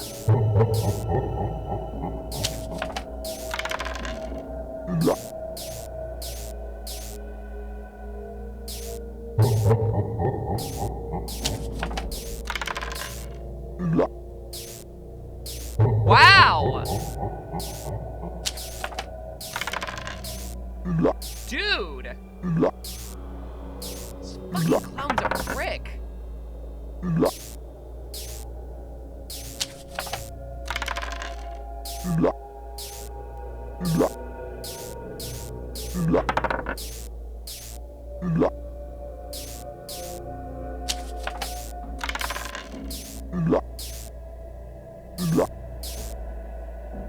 I'm gonna go for it.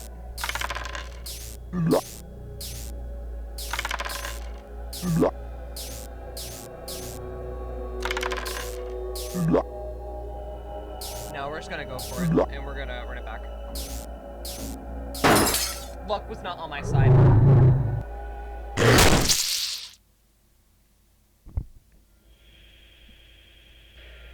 Okay. Start with the card, and then the first and last, like, last roll, essentially. Keep that.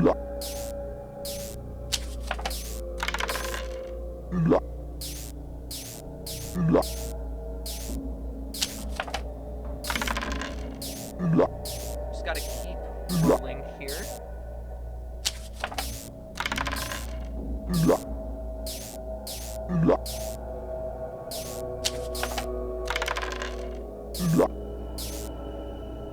2.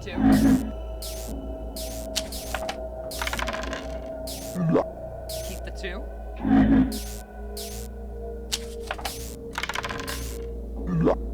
Keep the 2. And now that we're in the clear. I've now been guaranteed as many points as I want, so I don't have a carousel.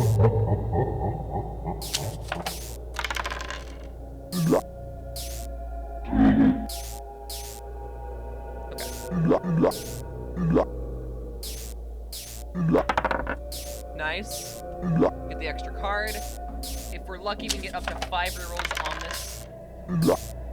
I'll take it.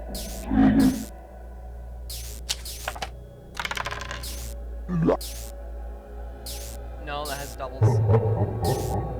Nah, try my luck on that. I'll take it.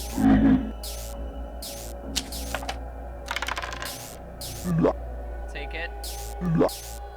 Now, if I get 1 point on each of these rolls, or at least a 2-pointer, then I should be fine. And would you look at that?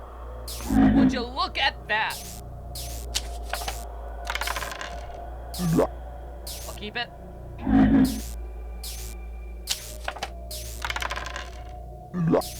No, I'm fine. I have high odds to get a bonus roll. Come on. Give me a bonus roll. Give me it. It didn't give me it, but I do survive.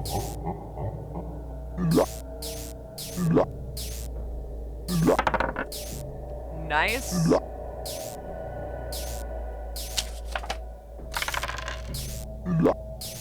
We will take that. It's still a net positive, so... Why am I gonna reroll it early? You know, I shouldn't. Alright, I just need some 2s here. I'll take it.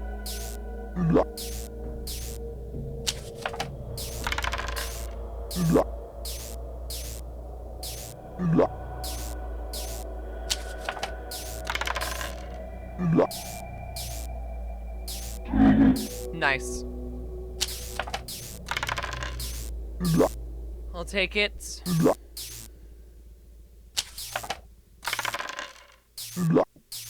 We'll do the reroll.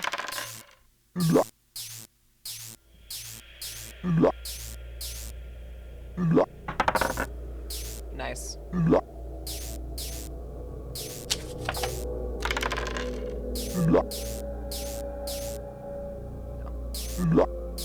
I'll take the point, and then what we're just gonna do is we're just gonna go in with this. And lo and behold, I got my reroll correct. So we got the reroll back. And passed the round. Nice. We're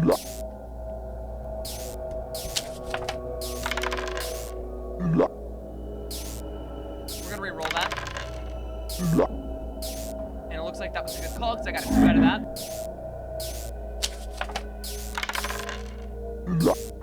Absolutely not.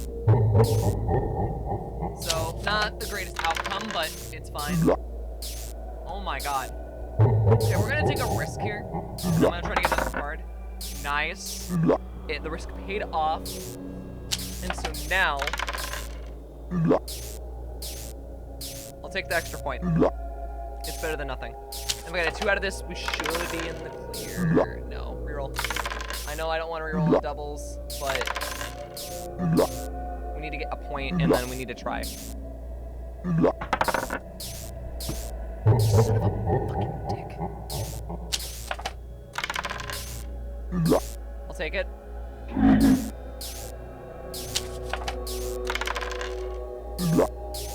I'll take it. Nice. Just need to get a good roll. No, we'll take it.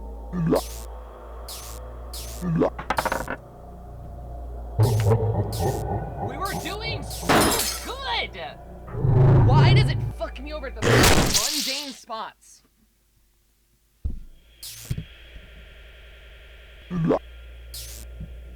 Okay, take the die That's fine. What we're gonna do this. This game loves to troll you. Your kid is telling me.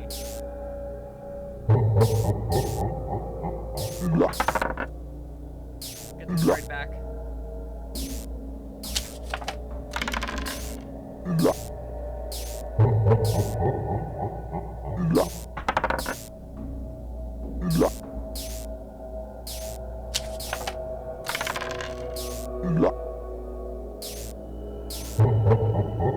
Wow, this game is really fucking with me now.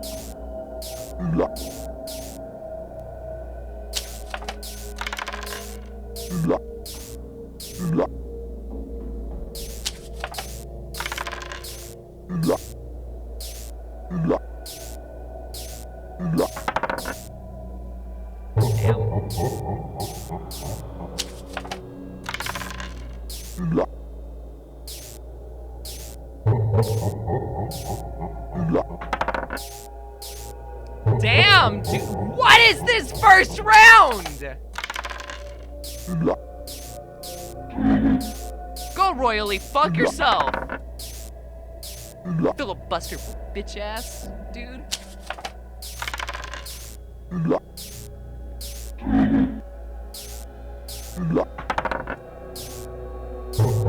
I hate this fucking clown.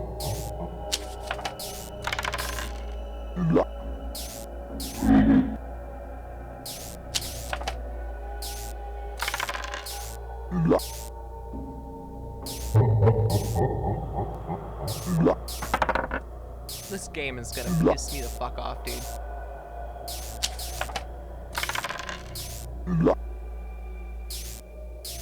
This game is unfucking real. What? Wow.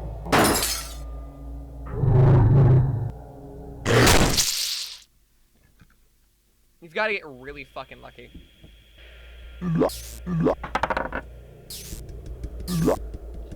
Okay, good start.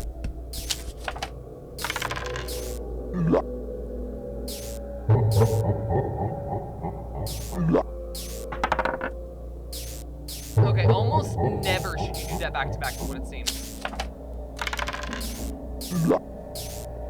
No, keep that. As soon as you roll a bonus die back to back, you just get fucked.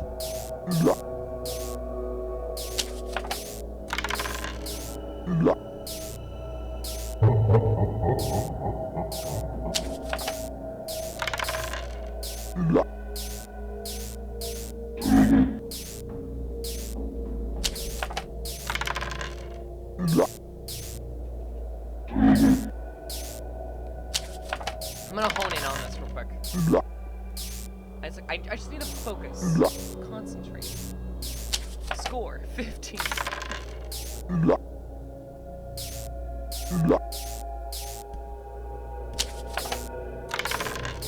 I'll become the next Bop It voice. Don't worry.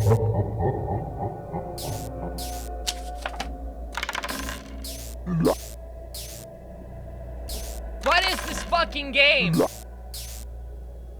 What is this game?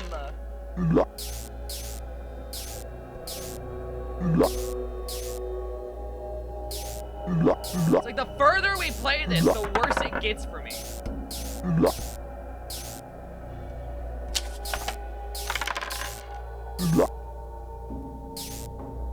No, we'll take the point.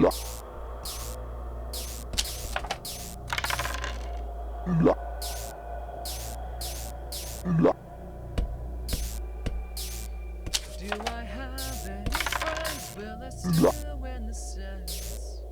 I'm gonna do one more and then I'll do a bonus die. I'll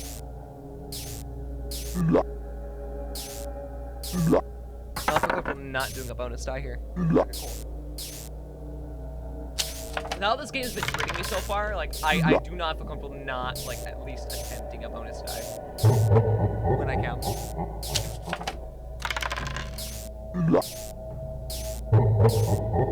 Dude, I'm so fucking dead. Nice.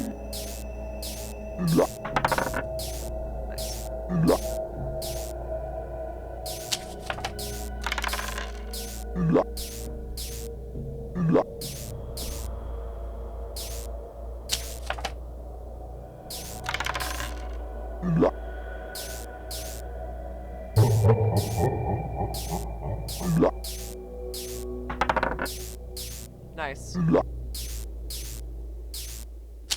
Took a risk there. I should not have. It didn't even pay off!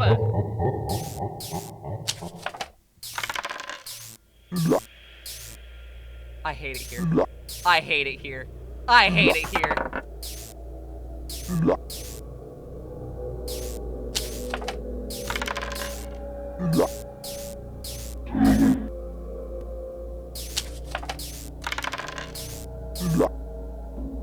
Give me back my fucking reroll, you dick.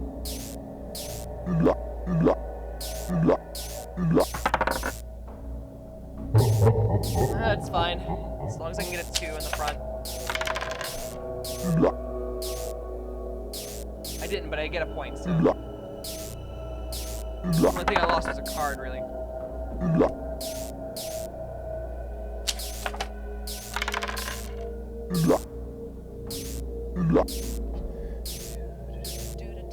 Please? Nice. I'll take it 2 points. I'll take it.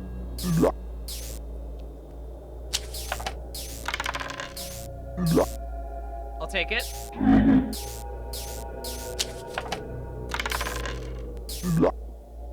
I'll take it.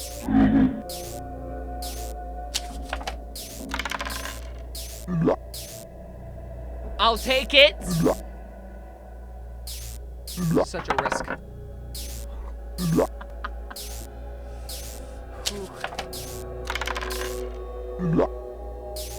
I'll take it. Please just give me 1 point. That's all I'm asking for. No points, but I did survive, so.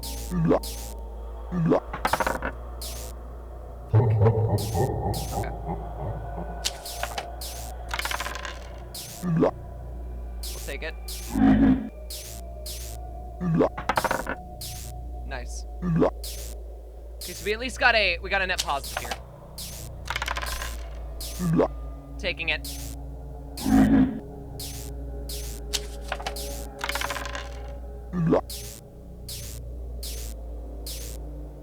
I'll take it.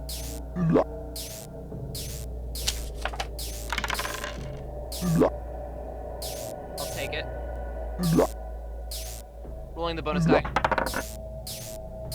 Yes, okay, we got this. We got this. We got this. There's no losing. There's no feasible way. Not in this case. Unless we get, like, really unlucky right now. Nah, not gonna roll that.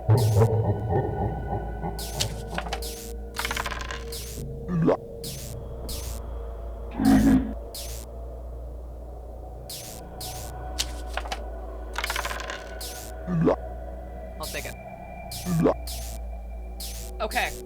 Round 5. Okay.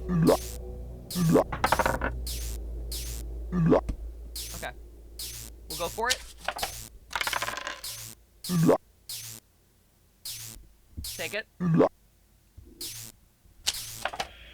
At 3 cards, we'll do a bonus dice roll. We'll take it. Nice, we'll take it.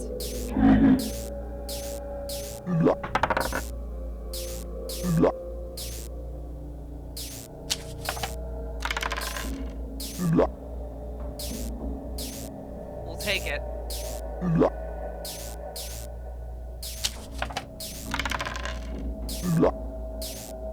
I'm re-rolling this. I keep doing it on doubles, but like... That paid off, okay.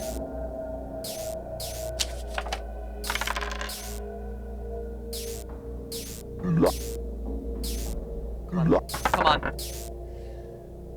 Yes. Come on.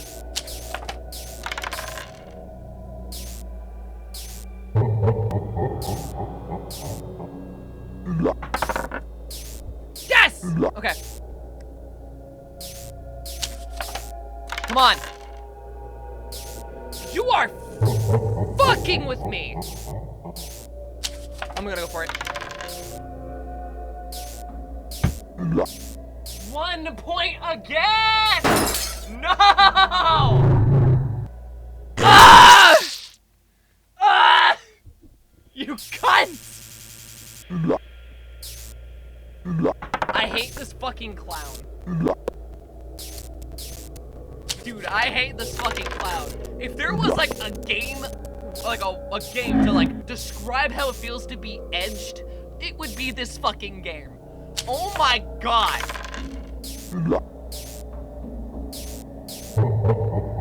Absolute fucking bullshit.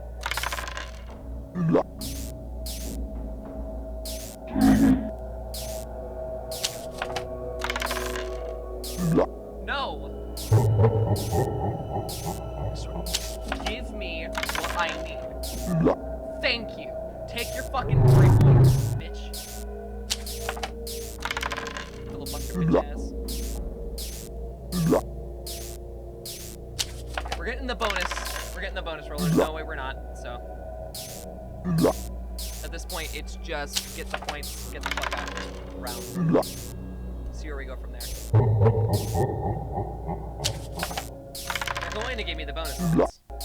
You are going to give me my goddamn earned bonus points.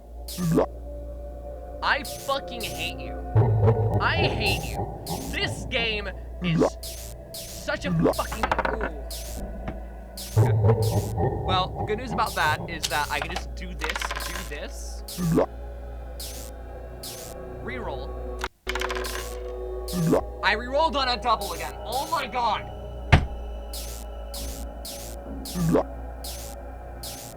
I mean, I got a point out of it, but like, was it worth it? No.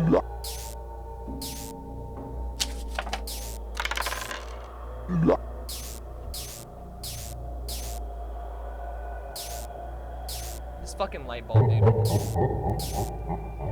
This light bulb really needs to get fucking, like, changed. It's getting annoying.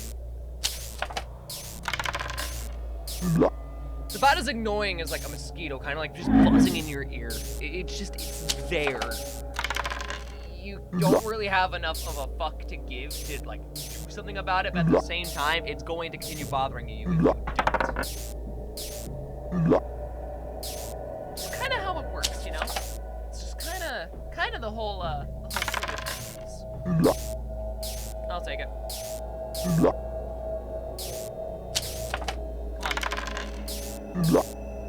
I'll take it. 1 point. I'll take it. We'll do an extra dice roll. I give up. If you guys want to attempt this yourself, you guys can. Here is the link for that. That game's a pain in my ass. Let's move on. So we're gonna play a couple more games here.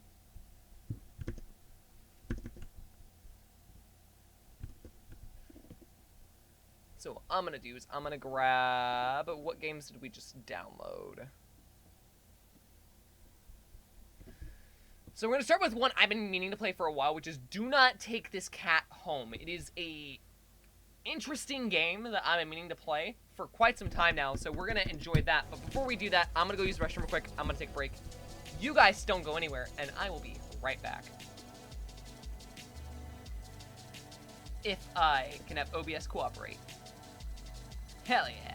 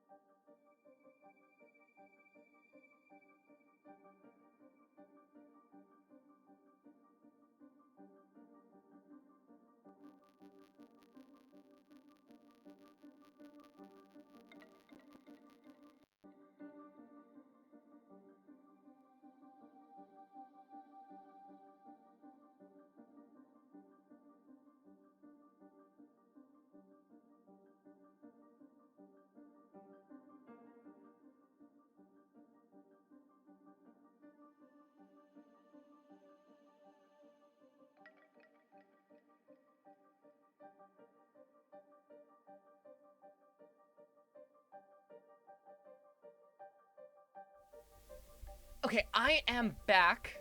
We should have everything ready to go. So, without further ado, let's play this game. Shall we? This is Do Not Take This Cat Home. A game that, well, explanatory. Maybe you shouldn't be taking that cat in that box. Any goodies? No, not this time. Let's see if this is a thing on Twitch. It is awesome.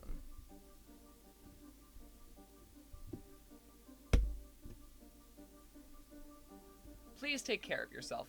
Okay. Well, when a game that is very much a horror game is telling you to take care of yourself, that should probably be a little concerning.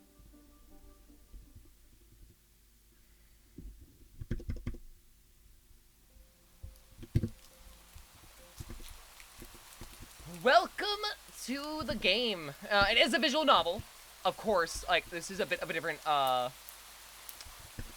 different game, I guess I should say. But it does have a whole lot of promise, and I've seen bits and pieces of the game and its art, and I am rather impressed with it. So I hope you guys do enjoy this as well.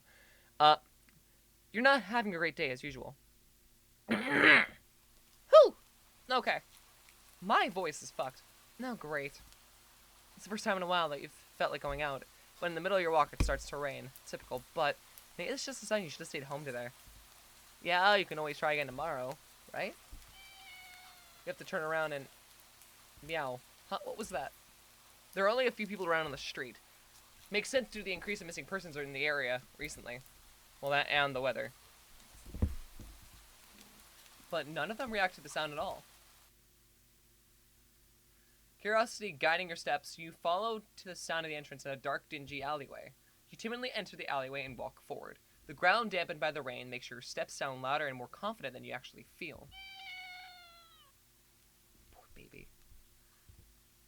See, I'm the idiot that's gonna get, like, fucked over by this. Finally, the sound source comes from a view in the cold, dim light of the alley. At the end of the alley, in a big cardboard box, is a cat. Huh, guess that should have been obvious. It's an interesting looking cat. Its pretty little yellow eyes shine like gold among the dark sea of its black fur. It puts its paws up on the edge of the box and looks up at you.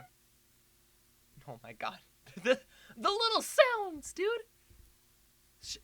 So cute! And it definitely knows it. You never had that much of an opinion one way or another about cats before. But if they're all like this one, it's a shock they haven't found a way to rule the world. You don't think you'd mind bowing down to a feline overlord. You look around the alley with a small frown. Who leaves cats in cardboard boxes these days anyway? Wouldn't they just jump out and leave the box eventually? The cat doesn't answer you, obviously. It also doesn't do as you suggest and leave the box. It's just looking at you, as if waiting for you to make the next move. Of course we gotta take the cat home! Just gonna save here. You know what? Reach to the box, pick up the cat up, holding it in front of you. Why not? You're all alone and well, I'm kind of in the same boat myself, so. We bring the cat close. You didn't realize it was shivering until just then, but it breathes easier as it presses into your chest. Want to stick together, right? At least for a little while. Baby! You think a little while probably be more like a day, but you'll be responsible and take it to the shelter tomorrow. But for now, let's get you out of the rain, okay? You stop by a small local pet store for some cat food and then head back home. You live in a modest apartment. 1 bedroom, 1 bathroom, 1 you living alone in it. I feel so weird having another living being inside it after so long, even if it is just a cat. After locking the front door and placing the cat on the floor, you watch for a moment as it curiously explores the new environment. Leaving the feline to its own devices, you set about making the both of you some dinner. Take out the can of cat food and open it with the cap on top. You put some cat food on the saucer and lick your tongue. Or click your tongue to call the cat over to you. It perks up at your beckoning and rushes over. It looks at the plate of food. And completely ignores it. Not hungry, I guess. Try not to let it annoy you. The cat doesn't understand the concept of money to appreciate that you spent your hard-earned cash on it. It's just a cat after all. I'll just leave I'll just leave it here if you get hungry later, okay? The cat rubs its body against your legs with a Dude, I gotta grab Piper. I gotta grab Piper for this. I gotta grab the fucking floor pisser. Where's my floor pisser?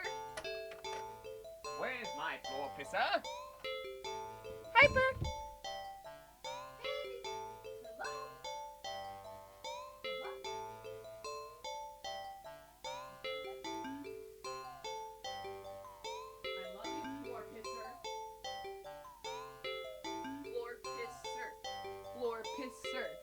Floor pisser. You are a floor pisser. Floor pisser.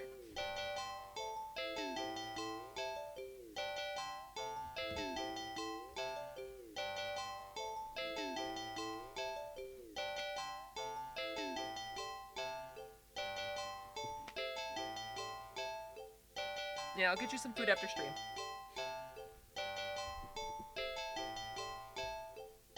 The cat rubs its body against your legs with the purr.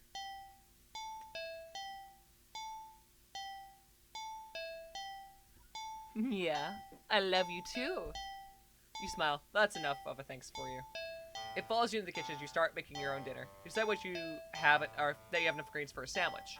Bread toasted, mayo and mustard spread, turkey and cheese and lettuce perfectly placed. Tomato Ow.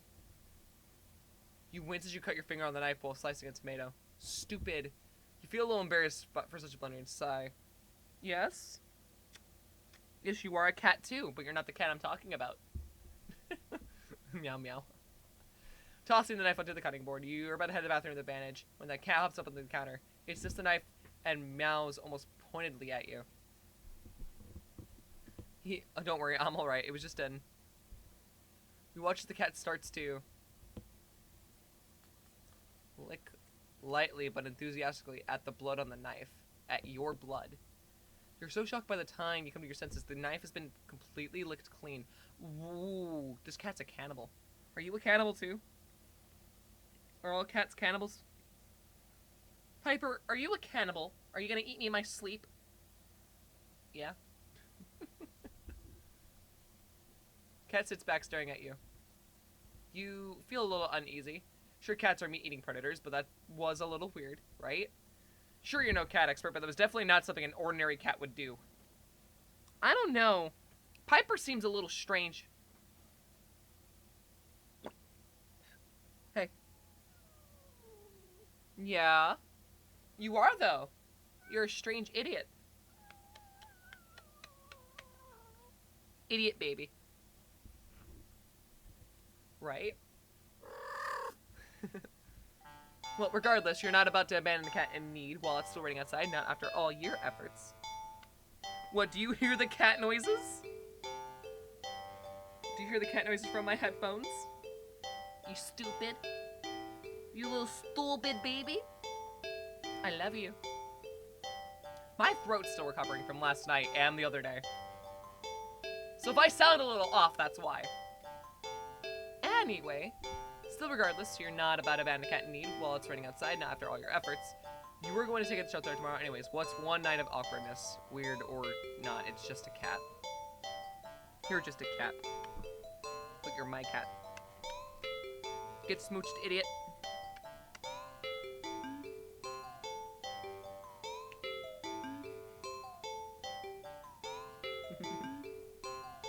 Yes, I love you too.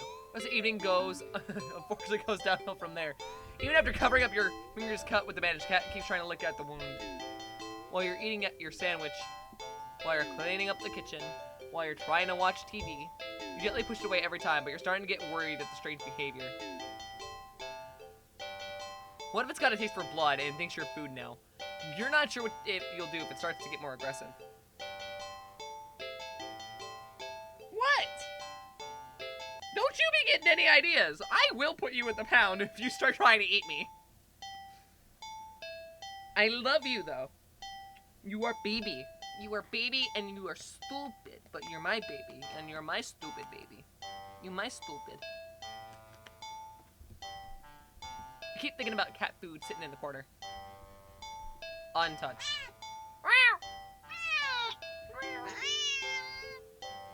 Ugh, come on, enough already! Shove it away with a little more forcefully this time, out of annoyance. Put that immediately, but before you can do anything, the cat meows sharply at you, dashes off around the corner into the hall. You sigh deeply. At this point, you're just worried it's going to take a bite out of you in your sleep. Maybe a vet will have an idea how to calm it down. You only hope. You don't have many other options left other than tossing the cat out in the rain. After finding the number of a local vet, pick up the landline and the lights just went out. Great, just great. The rain must have knocked out the power. You check yourself on only to find it's out of batteries. Just forgotten to charge it. How convenient! The outing must have been the spur of the moment that had no doubt messed with your usual routine. Grab the flashlight and turn it on. It's quiet. It's too quiet. Did the rain stop? But then why did the power go out? You look outside. The sky's pitch black. What time is it? You check to turn the clock, or try to check the clock. The cat's at the top of your digital clock staring at you. Thinking now, you realize the clock shouldn't be working with all the power outage, and that the numbers are lit up. And it going completely haywire. The cat stares at you. It's completely still. You think it was a statue if you didn't know any better. It's not giving any indication that it's alive. It's not blinking. It's not even breathing. But its eyes. This isn't normal. You're afraid. You want to run, but you're afraid of letting the cat out of your sight. Consider tossing the cat out after all. But as soon as the thought enters your head, you feel a sharp urge to vomit. Its eyes hold you still, even with your flashlight trained on it. Its pupils are large, round, inky pits. The flashlight flickers. Stop sniffing my armpits! And the cat is gone. Fear immediately grips your mind. The silence punctuated with the rapid pumping of your blood in the heart. As your ears slowly start to pick up the sound of static all around you. How is the clock working with no power? You don't know why such a question matters at the moment, but you feel as if having the answer will make sense out of everything that's happening. That order will be restored, but no answer comes to mind. You back away from the clock, and you feel as if the chair itself coils tightly and abruptly in response, like a predator prepared to pounce, but waiting. Waiting for your next move, but you're afraid to move. You're afraid to even take a breath. You can't stay still forever, right? Whatever's watching, you can already feel its impatience. It's too eager. You don't know how you know this, but you can sense it as clearly as if it had whispered. Let's... Woohoo! Okay! Right into your ear. Right into your soul. It won't let you wait it out. Not that you could even, if it did. You can't stay here, you have to run. With this thought, a sudden primal instinct wakes within you, making you tear yourself to a hasty burst of movement. Of action, but you're still weak from the fear's grip on your mind. Your legs tangled together under you, and your haste, and you fall to the ground. A sharp pain explodes your center of your foot. At first you think you've broken your ankle, but something warm and wet trickles down the length of your foot, prowling underneath it. You hear the sound of metal scraping on the tiles of just skidding across the floor as if it had been kicked. When from your fall, you look at the day, see the object glinting in the strange light coming in from outside. The light pouring in on your now open front door! Thoughts of how, when, who, and what regards to explicitly open door screech to a halt. As your brain finally decides the metallic object you've been staring at. It's your kitchen knife. And it's still tinted red from the earlier blunder, but that's not right. It wasn't completely claimed by the... You gulped dryly at the pain in your foot. You have time to wonder how the knife ended up on your living room floor to be stepped on, instead of resting on your cutting board in the kitchen where you'd left it.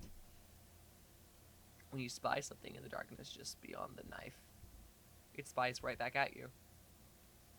A pair of glowing golden eyes come forward as the cat emerges from the shadows into the light from your doorway. It pads slightly over to the night as in skipping into light and bends down to lap at the blood dripping from the table. Your senses slowly begin to overwhelm you. The chill of the air starts to suffocate you under its weight. The sound of your now shaky breast is scoring against the static and now piercing your skull. The dryness of your tongue spreading to your throat. The incomprehensible sight as the stray you taken in, licking away at your kitchen knife, once again completely clean. The scent of blood from the fresh wound on your foot. Blood? Golden eyes slide up to you in response to your sudden realization. Blood. You're hurt. Your foot is bleeding.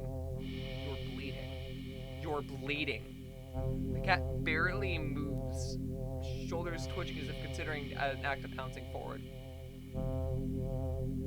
But you're already on your feet and out the door.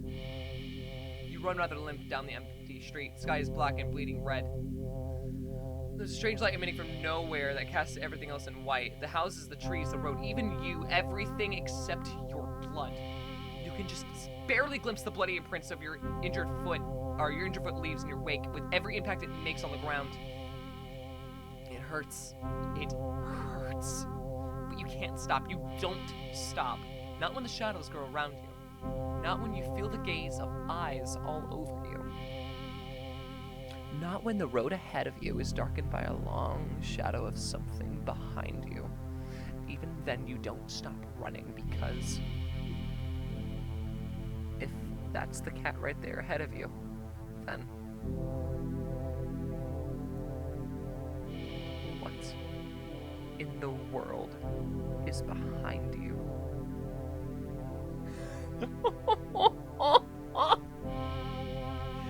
This is good! Look behind you. I've gotta.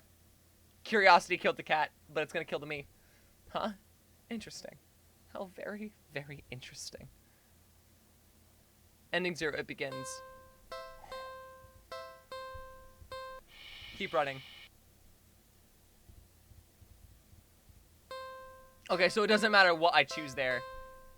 Okay. Do not take cat home. With a sigh, you take a decisive step back. As cute as the cat is, you can't really afford to be taking it a pet on a whim. Rent's coming up soon, and your job doesn't really exactly leave you with rolling in dough. You give the cat a sad nod. Sorry, good luck out there, okay? You turn around and leave the cat in the alley behind. Rain's picking up. Time to head home. Ending. Nyata fool. Wasn't there? Hold on. There's more than one ending.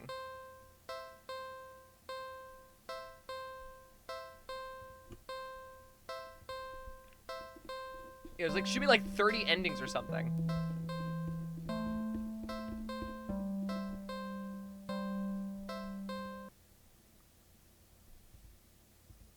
You're walking. Right, of course. It's the first time in a while you've been felt like going out. And you're actually glad that you did. The weather is absolutely perfect today!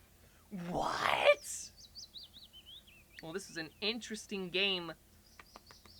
Pet the cat butt. I love you, you baby. Yeah. That's a good sign, right? Maybe your luck is finally starting to turn around. You tentatively flow or allow yourself to feel excited for the possibilities of where you can go or what you could do. Maybe even who you could meet. You're so deep in thought that you almost miss it. Huh? What was that? Curiously guiding your steps, you follow the sound to the entrance of a lonely alleyway. The sunlight only just manages to reach down in between the tall buildings on either side. You timidly enter the alley and walk forward. The loose gravel and scattered debris on the ground, softening your steps. Finally, the sound source comes into view with in the warm, almost ethereal light of the alley. At the end of the alley, in a big cardboard box, is a cat. Huh, guess that should have been obvious. It's an interesting looking cat. Its pretty yellow eyes shine like gold amongst the dark sea of its black fur. Then he puts his paws up on the edge of the box and looks up at you. So, you look so familiar, right? But again, it is a cat. Not many different ways for a standard black cat to look, after all. This one sure is a cutie, though. Just look. It's not glaring at you or hissing at you for getting this close like other stray cats have in the past. It's just sitting there patiently, waiting for you to do something. So we're not gonna take the cat home. Sadly, as cute as cat is, you'd never take this thing home with you. You just can't take it home with you. You're a responsible adult. You are! With rent and bills to pay for. Not to mention you need to buy food to survive too. There's no way you could take care of a cat long term, right? You can barely afford this little outing on your day off. What to do? Why is there so many options? Fuck! Leave cat. Back. Save. at. You don't think it's a good idea to get the cat's hopes up of having someone to look after it if you're not willing to commit. What if it gets attached and someone attracts you back to your home? You'd never get away from it then. Sorry, see you around, I guess? You stand up, a cat watching your every move. You make it halfway out of the alley when the cat meows almost pitifully at you.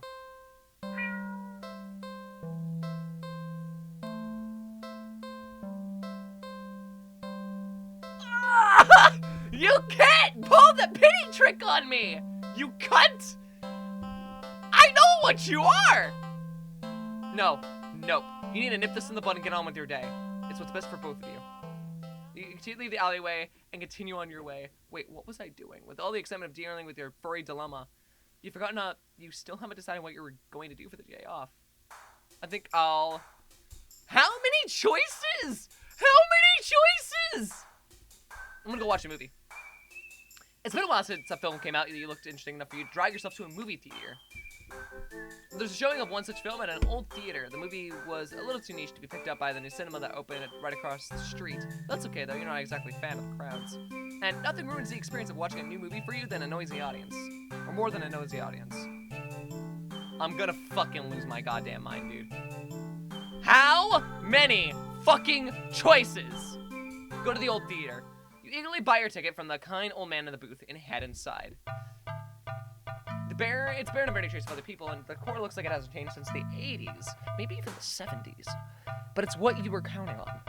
You consider buying some popcorn, but you can't help but be concerned that everything at the concession stand might be expired. You move on and walk. Well, I feel like the expiration of it is the least of my worries. I'd be more concerned about the price.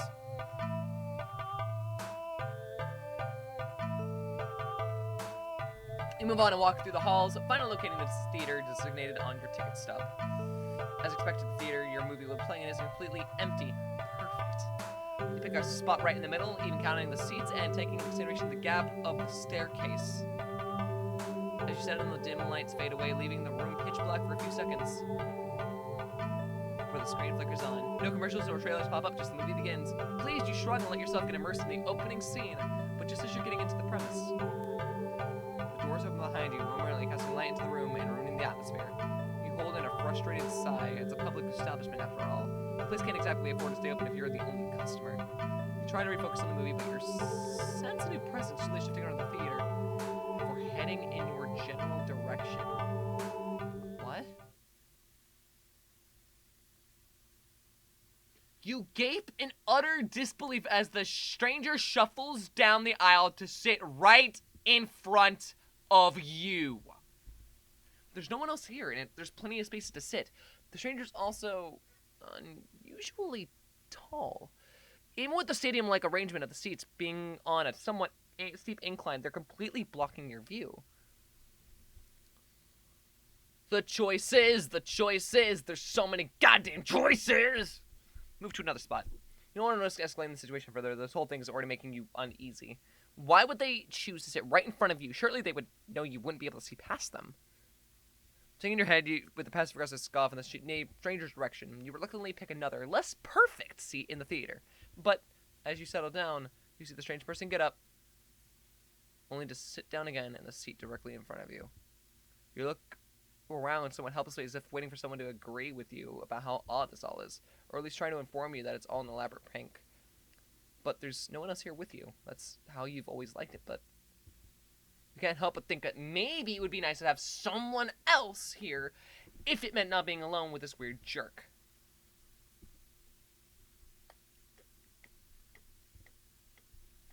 So many fucking choices. You move again. And again, they sit right in front of you. You bristle, annoyed, and a little humiliated. Are they just gonna get a kick out of this or something? You know you've wasted enough time with this jerk that you don't even know what's going on in the movie anymore. You hate confrontation. You can already feel your palms starting to sweat the idea of it. Your throat's clogging up and your body's starting to shake. You've always been more of a flighter than a fighter, but you paid for this ticket. You wanted to watch this movie for ages. And now this total stranger has ruined the entire experience for you.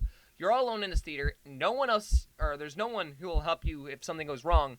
But you're angry enough that you ignore the signs of your body begging you to put as much distance as you can between yourself and this stranger. You stand up Even standing higher up on the incline, the stranger's still at least a head taller than you.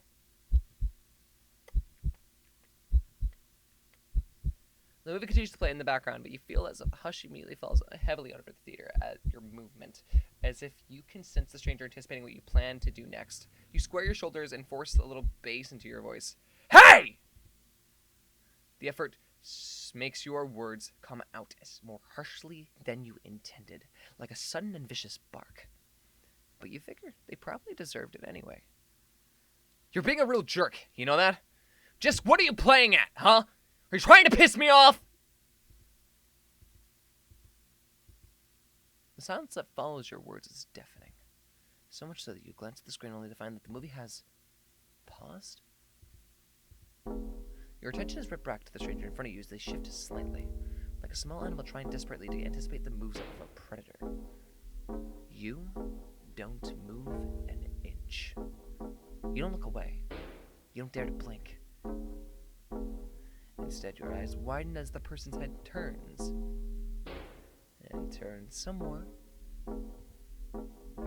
Then turns more beyond what should be possible, neck bones cracking, to face you directly.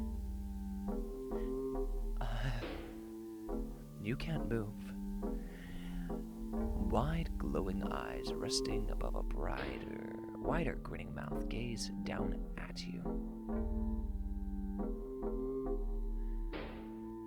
The stranger opens their mouth, and what comes out is something impossible to comprehend.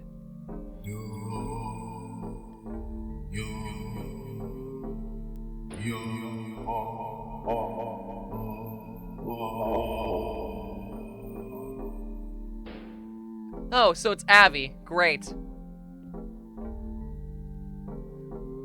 The voice is endlessly deep and creaks like a weighty door, foreboding and oddly melodic, alluring.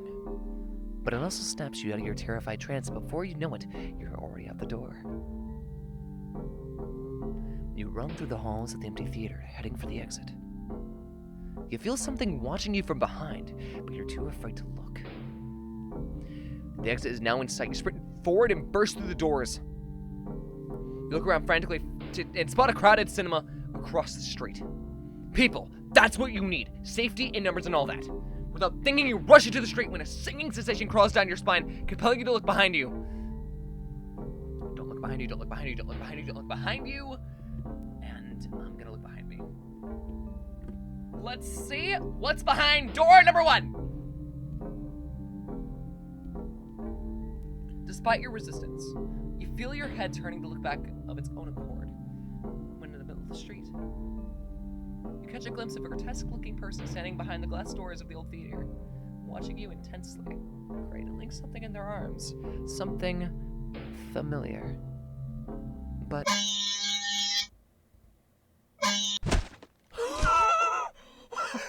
Shit!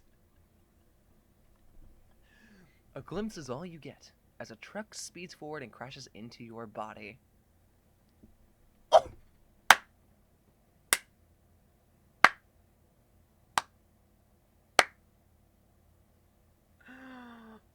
Oh my god! You're killed on impact. Your body splattered across the road and crushed further under the heavy tires. Ending 16, poor screening arrangements. Go to the new cinema. Refusing to even risk a peek over your shoulder, you rush across the street to the new cinema theater. You didn't realize that it felt like you've been surrounded by some kind of dreadful pressure. Until it suddenly vanishes, leaving you feeling more than a little shaken. At least breathing comes easier. You think it's within your best interest to repress everything that just happened. Yeah. Deciding to wait for the movie you've been anticipating to be available on DVD or streaming, you join the long crowd outside the new cinema. By the time you've reached the ticket booth, you just want to get inside. So you pick a movie at random and take your ticket from the tired-looking teenager manning the booth. The decor is chic and sleek, and the inside is bustling with people. Not what you're usually into, but it's kind of nice not being alone, even if you feel a little lonely watching families and groups of friends laughing among themselves. You'd get some popcorn, but the lines at the concession stands are long and the prices are criminal anyway. You go through the halls and follow the signs to the theater designated on your ticket before heading inside.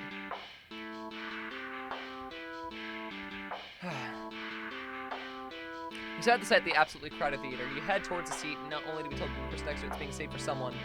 This happens a few more times before you finally manage to get yourself set a seat, knowingly off-centered to the screen. The screen is at least visible, not a little, if not a little too close. So you grit your teeth and bear it. The lights fade out, but the chatter doesn't. The rest of the audience seems content to talk through the commercials, and even through the trailers, you'd figure the chatter was up when the movie actually begins, but it doesn't even get slightly quieter as the opening scene begins to play out. You say out loud, not thinking anyone would hear you anyway. This is why you avoid movie theaters like the plague. I actually like going to the movies, oddly enough. It's a good time. You're fucking shitting me.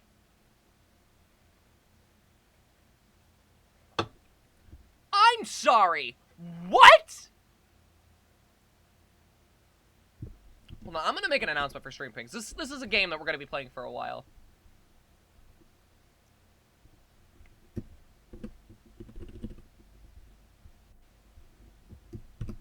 Hopefully the final ping for the night, but you should.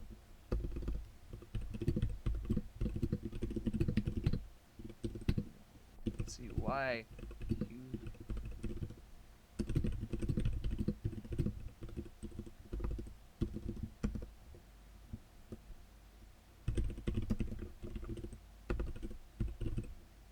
Oh my god, this...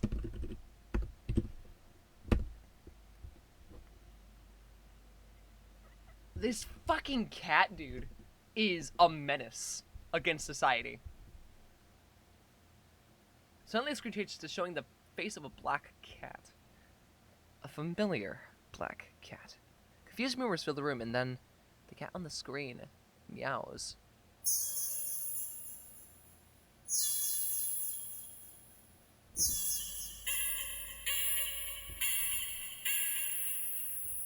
The sound is strange and not at all like any cat should sound. Haunting, almost melodic, and layered as if made of multiple voices across from different creatures. Creatures that would probably never say.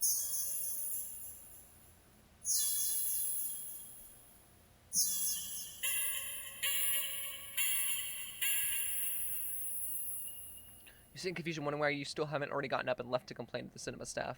But then you hear it. It's scattered and dissonant at first, but among the crowd, people start to chant along with the cat on screen.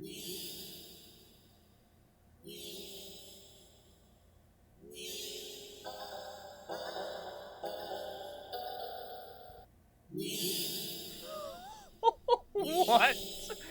Absolutely fucking not! I'd be leaving that theater! I would trample people! Fuck that!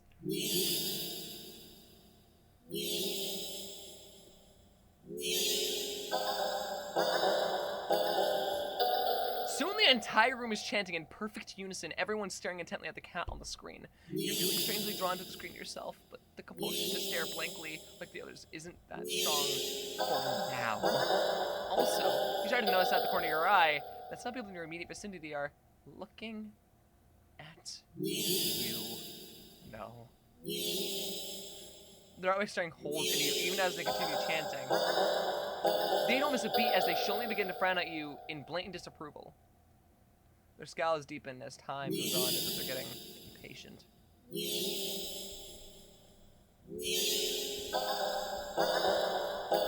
Try to leave the theater. This is too weird. I need to get out of here.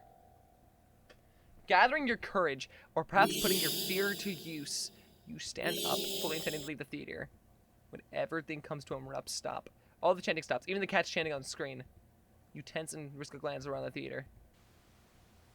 They're all staring at you. This is someone with anxiety's worst fucking nightmare, dude. Oh my god! You're gonna kill me in my sleep, aren't you? This cat's gonna kill me in my sleep. Piper's a baby, though. Every single one of them. They're not moving. They're not even blinking. You swallow your throat, suddenly dry, the nervous sweat completely soaks through your clothes. You hardly doubt that sitting back will fix the situation. Your legs are shaking under the audience's unnatural intense scrutiny. but you force yourself to step forward and forward and forward until you reach the end of the aisle. You feel the collective gaze even worse on the staircase. All of their heads have turned uncomfortably to the left to look directly at you. The screen illuminates their faces, making clear their blank scowls. They seem even more upset than they'd been minutes ago. Identical frown faces digging between their brows. You keep going, the heavy atmosphere becoming more and more oppressive with every step. You're so intense with anticipation that you fully expect someone to grab you from behind. But no one does. You don't hear any of them even get up. You exit the theater holding your breath as the doors close behind you. You briskly walk through the halls, putting as much distance between you and that theater full of people. Finally reaching the lobby, you barely manage to catch yourself from falling to the floor as you gulp with huge gasps of air. You expect to feel relief as your breathing calms, but you notice a lingering sense of dread. It only spikes once you finally notice it, as well as its source. You look up, and your stomach sinks.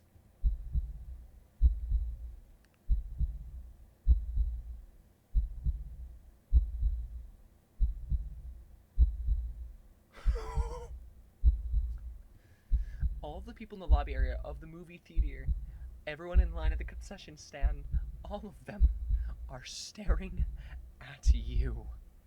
And they look even angrier than the people in the theater. But you don't hesitate this time. You duck your head, avoiding eye contact, and leave the cinema. You ignore the glares of everyone in the ticket booths and the lines leading to them. You make your way home. Whenever you dare look up at someone on the way, you flinch at the blatant anger, fury, and disgust on their face. You think you start to hear a faint sound of a cat's meowing behind you, or maybe a kitten's? Doesn't matter. You just want to go home. You reach your front door and fumble with the keys, cowering from the look of pure hatred on your neighbor's face as he stares at you from his door. Finally get inside your apartment.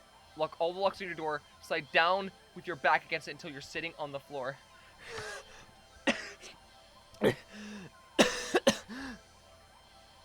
You allow yourself a moment to breathe. Now home, your heartbeat calms and your fear slowly bleeds from you, leaving you feeling strangely empty. You pass the kitchen, head to your room, and slip under the covers of your bed, trying to fall asleep. Maybe it's all just a bad dream. As you fall into a pitiful sleep, sure to be full of nightmares of glaring eyes, you try to ignore the ever-increasing sounds of cats meowing and yowling in the distance outside your apartment. Black sheep. Wow! Try to blend in with the crowd. Take a flash look at the screen and begin to chant in tandem with the crowd.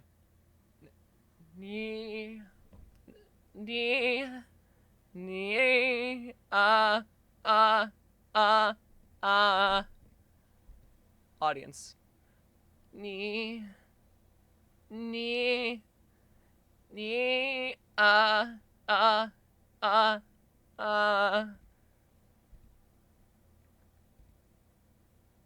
feel the harshness of the collective gaze start to ebb away. The theater and air in the theater becoming lighter once again.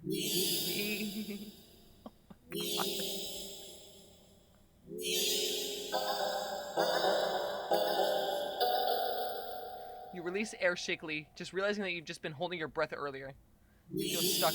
Surely you can't just up and leave now, not after whatever all that was. The people around you seem fine now, but there's no telling if they get aggressive at you for even moving too much. Never mind outright getting up and leaving. You decided to let this run its course. Hopefully someone will come along, right? They start the film off. You continue to chant along with everyone.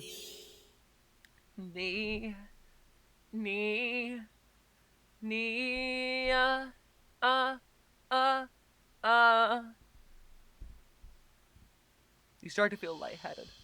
You feel as if you could fall asleep, but your eyes don't feel heavy in the slightest. You try to look around and gauge the other's emotional state. But you can't seem to look away from the screen. You try again, but you're still locked into eye contact with the cat on screen.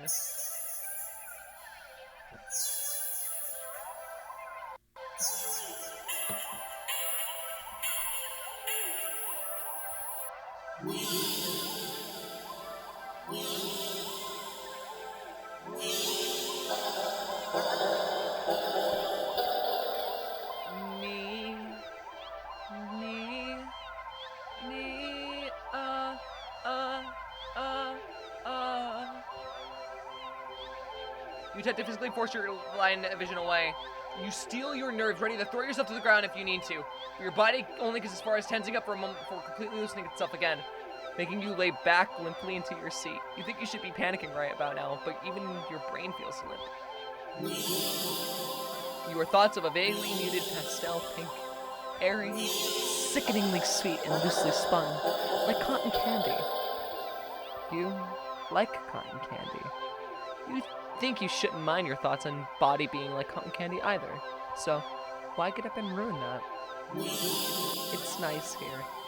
You're more at peace than you've ever felt before in such a crowded room, still chanting you've never felt so aligned and in tune with another person, let alone an entire room full of complete strangers. You're not alone. At the corner of your eye, the person next to you starts to sink even further into their chair. They sink more. Then more. Not like they're slouching or reclining, more like they're...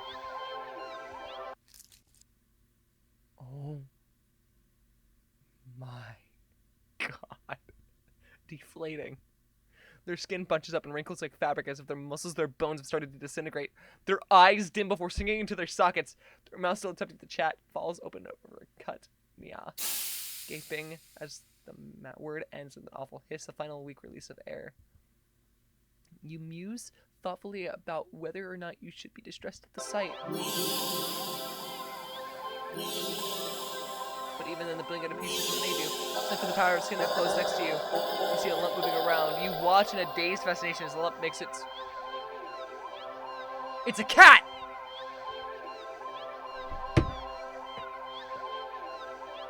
No! That is so...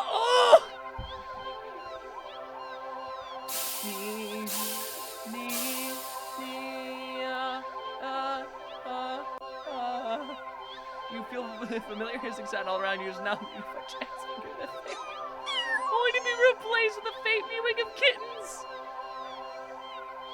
Finally, your voice is the only one still chanting, still human and alone again. You don't want that. You can't go back to that. Not again. You're not again. Please. And you just go completely limp. Your body feels light and it might as well weigh several tons because you realize suddenly that you can't move, not an inch. You can't shift your eyes to look around. You can't even breathe. So somehow, jet begins to creak weakly from your mouth.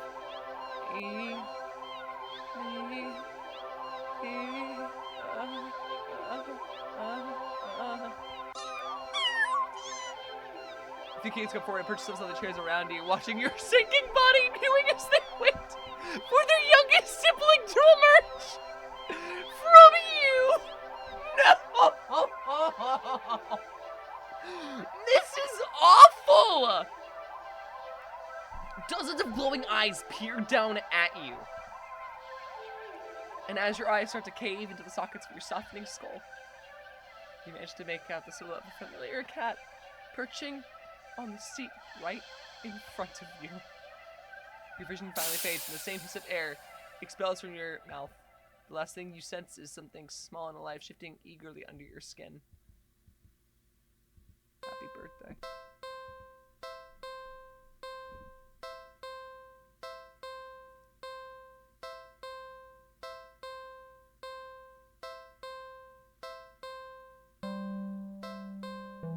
This game is unreasonably good.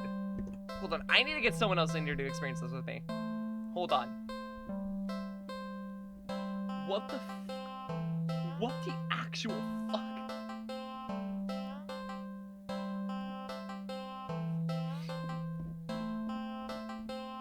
What the fuck, dude?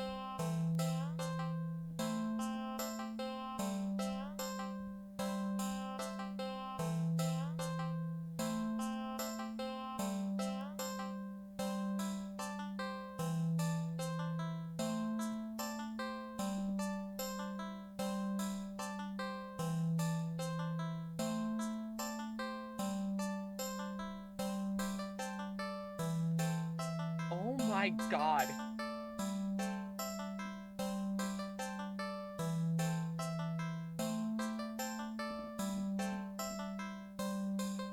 This is such a fucked up horror game.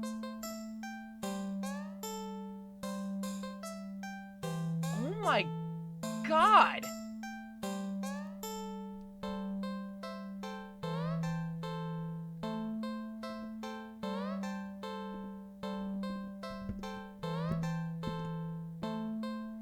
So I tried to form thought and I joined at the Black Sheep ending, then watched all of that. So, hi?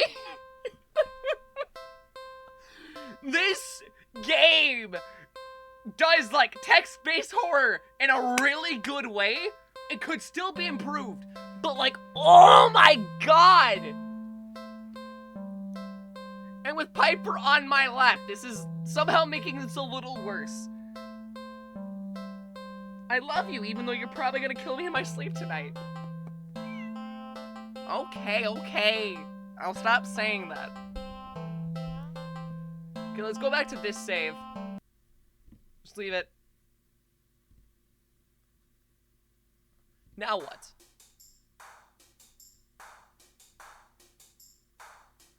Okay, so basically nothing changes. You know what, but you really don't feel like being alone right now.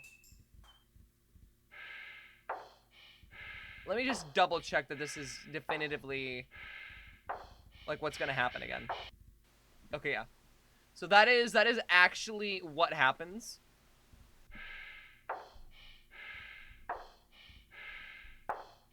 So what we're gonna do is we're gonna go back.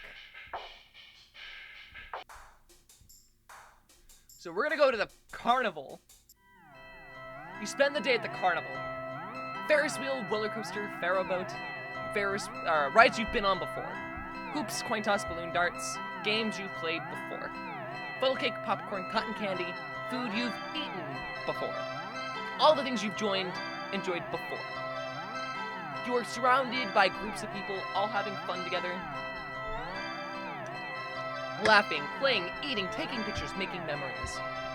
And then there's you.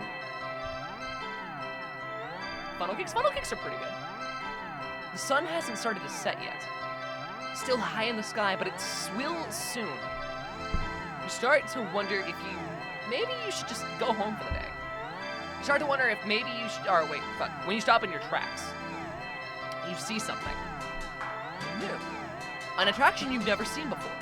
A maze of funhouse mirrors? It sounds kinda lame, honestly. There isn't even a line to get in. But then, what else is there to do?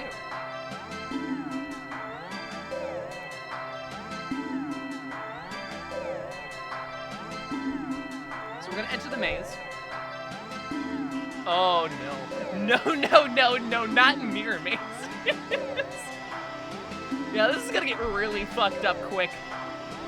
You enter the maze. A few rooms in, and you notice that the mirrors aren't all weird. Just somehow show you looking back at yourself.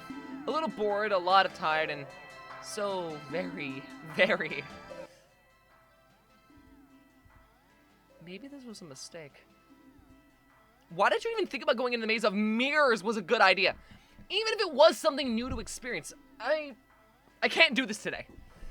You turn around and head back the way you came, only to bump into a mirror. Ow! What the? Where's the exit? You try again, only to find another mirror blocking your way. By the time you turn all around, you realize that the way you came in is completely gone. Okay, don't panic. I just have to keep going forward, right? You step through the only opening you can find and nearly trip over something on the ground. You bend down and pick it up. Huh? What's this doing here? In your hand rests a worn-looking flashlight. Curious, you flick it on. Huh. The light doesn't look very... Crap, the lights! Did the power go out, or did the traction operator forget you were in here? How long have you been in here, actually? You pull out your phone and check the time, or maybe call the police.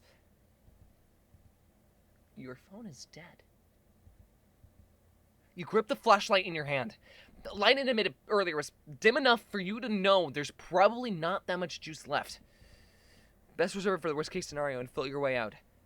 Yeah, you can do this. You take a calming breath. Well, forward we go. Hello, darling adventurer. Hey! Who said, "Welcome to the Mirror Maze"? Would you like to know how to navigate the maze?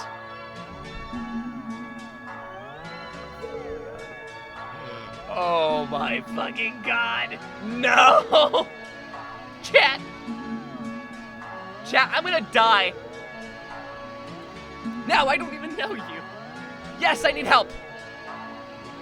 Once again, welcome to the Mirror Maze. You're in a bit of a jam, but don't worry. You're in good hands.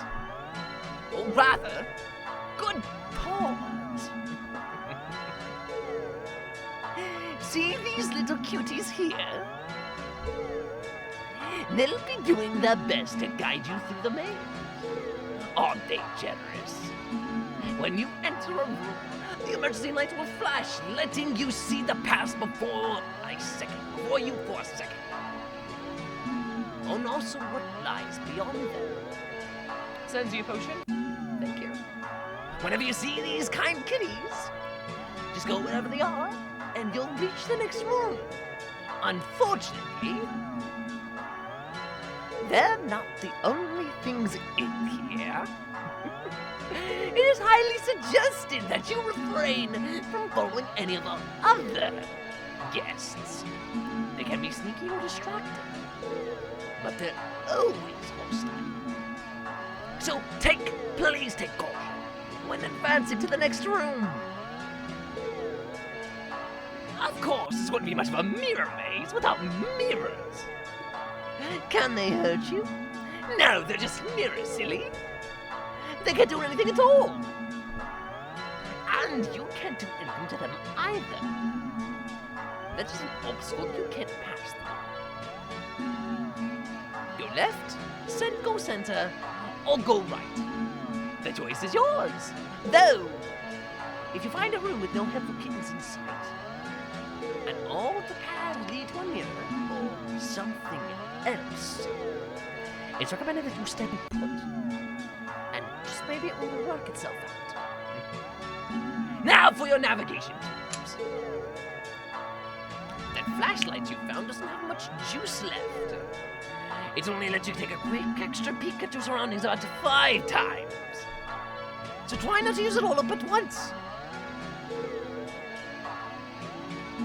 You can keep track of your progress through the rooms up to the left. Okay, we're gonna take a save point here. And your lives up to the right. You've got 3 lives, so be careful to avoid the less friendly guests looking around. Why only 3 lives, you ask? Because you're soft and squishy. Hyper, what are you doing? Hey, what's going on? What? Do you not like the voice? Oh, she hates the voice. Listen to this angry pussycat. Do you want to be let go? She can go plot to kill me. Okay. Go plot to kill me. Bye-bye. Jesus Christ, I need to sign her up for a fucking race. It wouldn't take much to damage you beyond repair. And besides, you're human. And humans usually only have 1 life, yes? And yet here, you get 3. Don't you think you ought to show a little more gratitude? And that's the end of your tutorial. Hopefully it was helpful. Are you ready to play? Can you turn off the flash?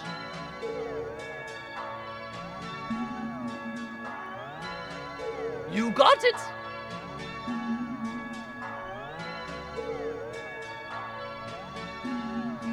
I'm ready to play.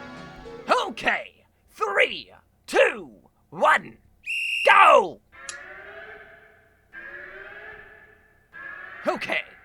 Okay, next room. Okay, next room.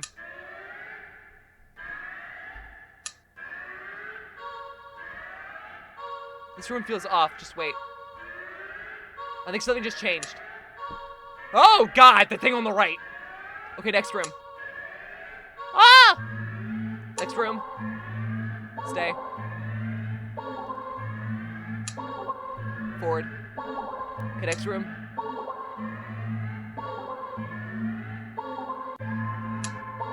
I didn't get to see anything. So I accidentally double-clicked. Right. Next room. Right. Next room. Right. Next room. Straight. Next room. Straight. Next room. Stay. Left. Next room. Straight. Next room. Right. Next room. Forward. Next room. Left. Next room. Forward. Next room. Forward. Next room. Left.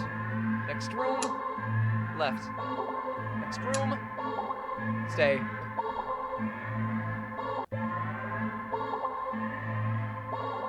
You see it. The exit. You run forward, but as you do, the scenery shifts just slightly at first. But you're ready to stop yourself from colliding into the glass. Except, you don't quite go into the glass. You don't exactly collide with it either. You simply pass through it. And on the other side, you see an endless white void and...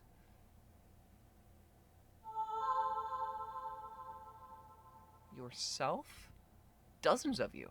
Hundreds of you wandering around. Aimless, faceless, and empty. So empty and listless, they don't even acknowledge your presence. You try to turn back, but the glass doesn't give. Past the glass.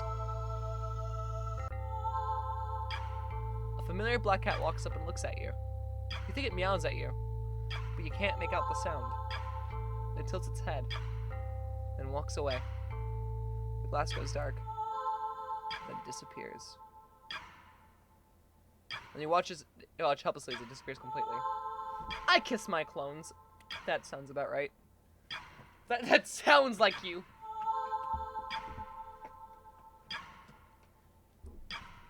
You're trapped with only yourself as company.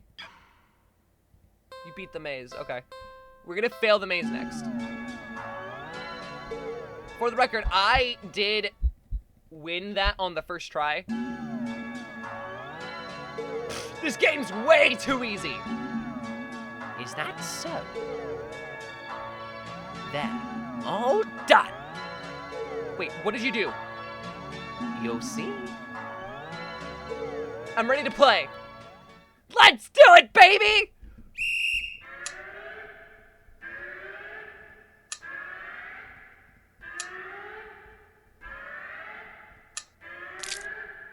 Oh my god.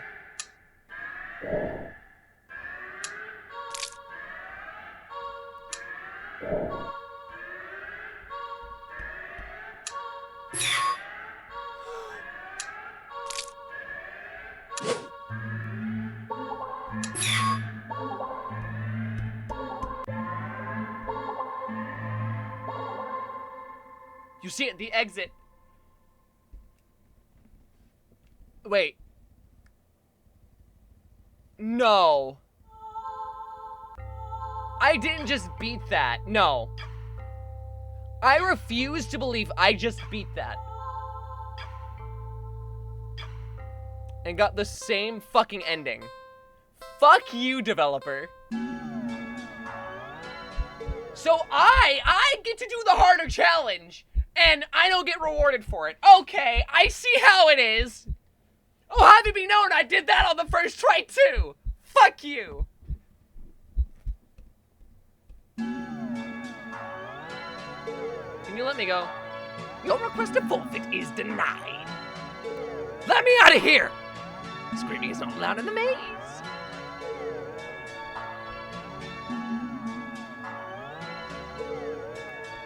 Of course, flash off.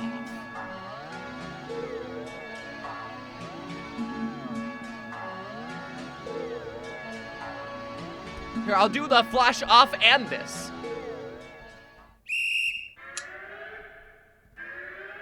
Oh, it just does. Okay.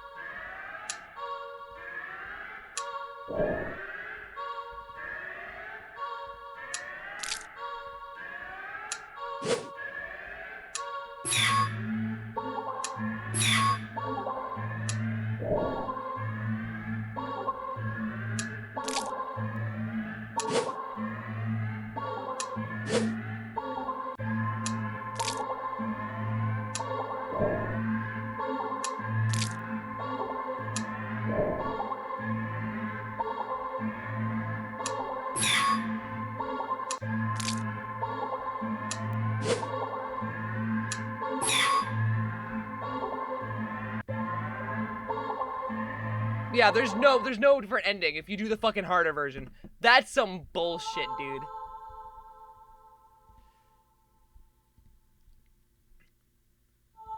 No, I wanna load. Do something else.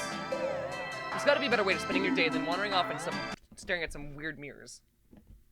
Now what? Let's go to the dog park. Decide to take a stroll in the park or something. The only one within walking distance is a nearby dog park. You'll think it'll make you feel better. First, you get to see a cute cat today, and then you get to go see a cute dog. Several of them, in fact. The park is bustling with owners and their canine companions, playing frisbee, fetch, running, jumping, and even napping. Such cuties, whatever. Like you'd want anything to do with these mangy mutts. What's wrong? You didn't think that? You decide to move on. The dogs are also adorable. You want to pet every single one you come across, but you know not all owners are cool strangers walking up and manhandling their pets. Not all dogs appreciate it either. So you stroll on the path, you try to extrude a welcoming aurora that will beckon one of these cute doggies to you. You don't have to wait very long. Oh, baby. It's a fucking, that's a border collie or is it a terrier? That's a Russell Terrier, I think it's a Jack Russell Terrier. You stop as the smallest, cutest puppy you've ever seen scampers up to you, blocking your path. Eat the puppy!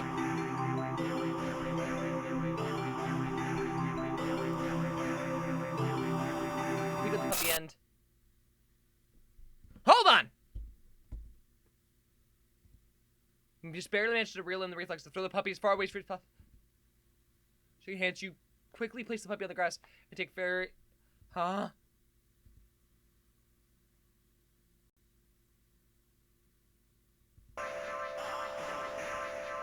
Maybe you're not feeling so great at being in the park at the moment. Maybe you should leave.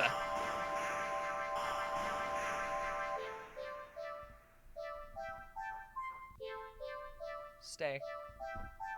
We're staying. Fuck you, cat. Not you, Piper. I love you, Piper.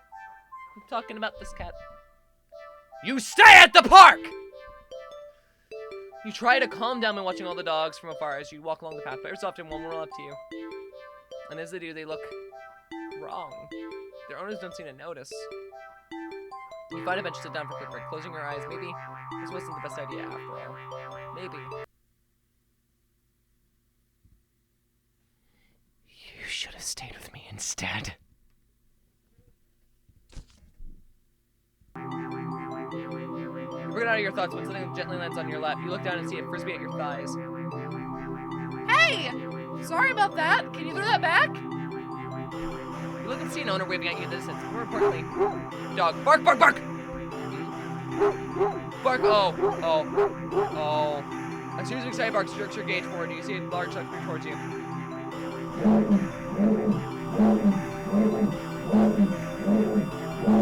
Saving. Smile, dog? Is that you? A series of excited barks search your gaze forward, and you see a large dog. A large dog sprinting towards you. Hey, hurry and throw it back! Oh,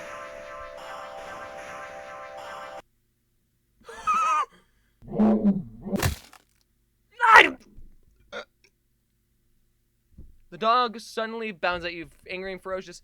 It tears your limbs from your body. Was that real?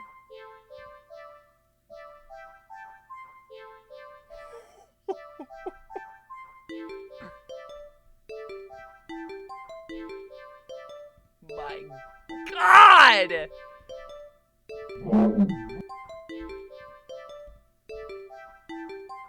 Throw! Your left is being the dog runs the opposite direction, jumping and catching it right out of the air. Impressive. The dog and owner walked up to you. Thanks for that. You can pet him if you want. Oh, I don't think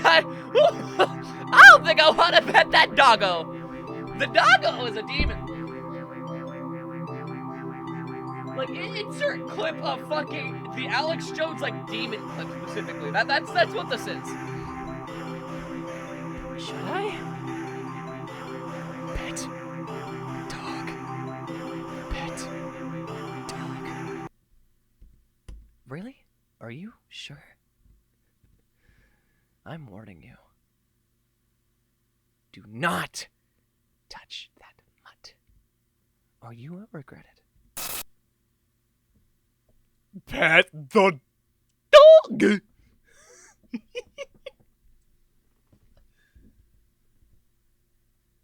You reach out your hand. And you pet the dog.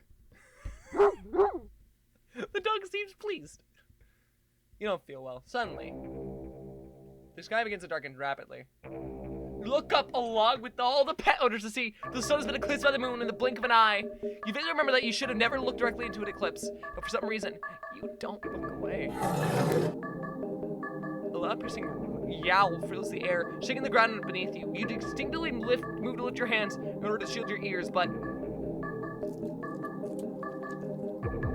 the hand that had been cautiously pressed up against the dog's head somehow resisted, like slightly slimed, almost cementing your hand in the dog's head.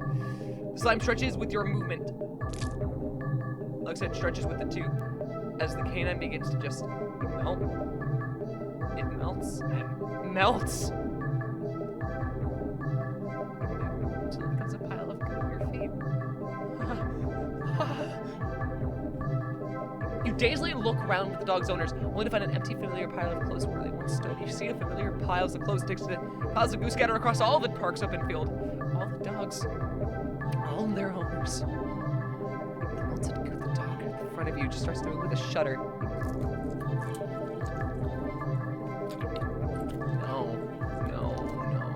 No, that does not turn into a giant cat.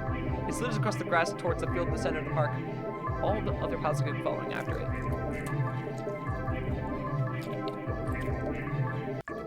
They mix and melt together into a single entity that shifts and undulates and bulges and grows. You watch in dazed horror as it fills out and shapes itself.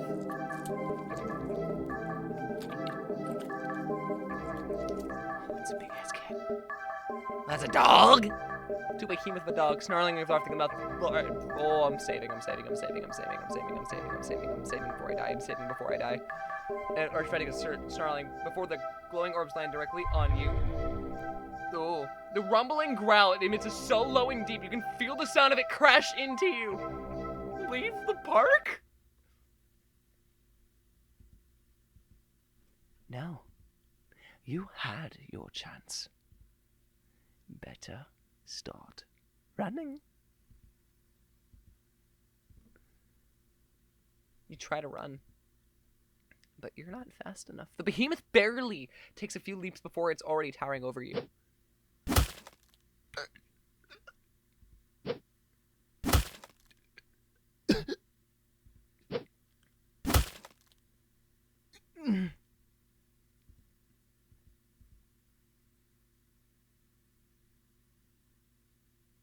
It tears you apart till there's nothing left.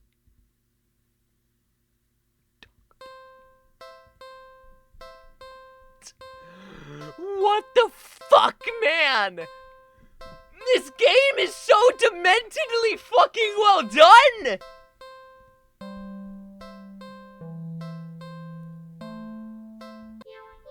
Leave the park.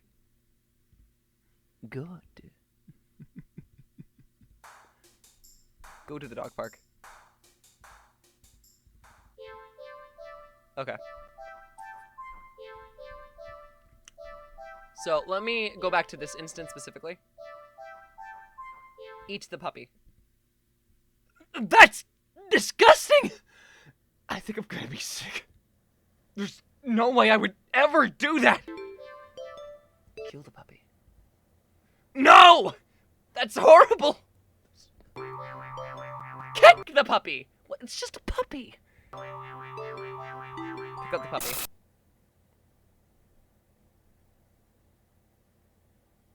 Ah! Terrified, you drop the puppy into the ground, practically throwing it from you. You really feel horrible watching it gill as a tiny yelp. Jesus Christ. I'm sorry!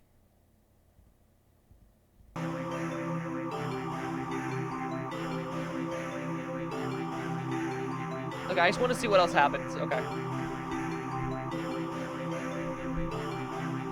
Hold on. Go back to this.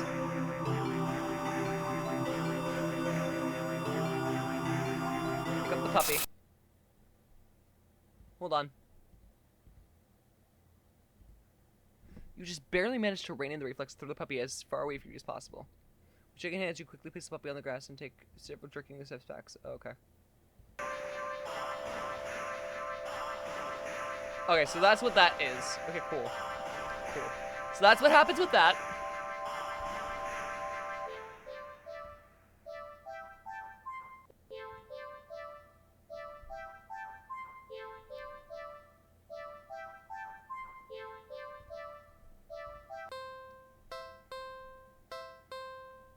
Feed cat.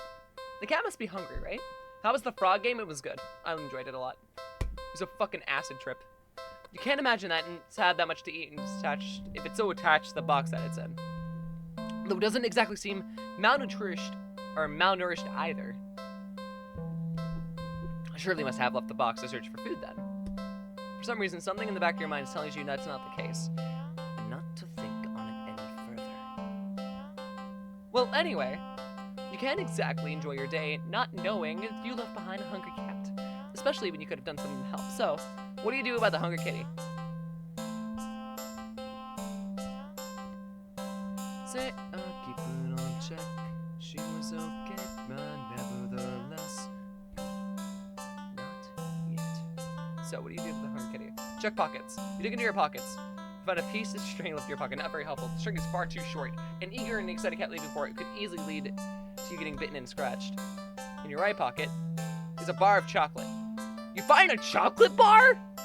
Is it? Nope, it's not even expired. Quite the find indeed. You're about to offer it to the cat, when suddenly you're hit with a guilt as you remember something gut gurgling. Chocolate is toxic to cats. Oh my gosh, you have resisted urge to vomit at your near mistake. You feel so guilty, you throw the chocolate bar in the wind. What the my chocolate? My fucking chocolate, dude! You know, just because of that, I'm gonna go grab a chocolate. Fuck this game. Fuck this game. Can't tell me what to do. I'm my own person. Hi, Piper. Baby. Oh, bitch. I wanted to pet you. Yeah. I love you. Yeah. I love you. Yeah, I love you so much. Yeah. Well, while I'm here, let me go grab. Actually, let me get you food. You want something to eat? You want food? Food? Food, food. Meow.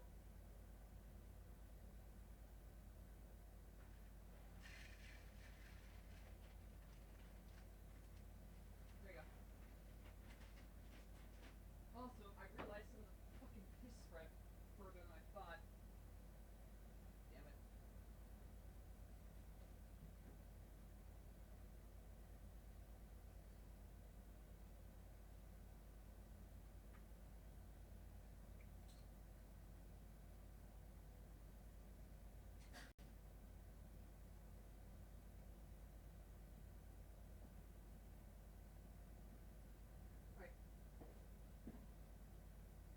I didn't mean to spook you, hun. I love you. You baby. Hey. It's okay. Yeah, it's okay. It's okay.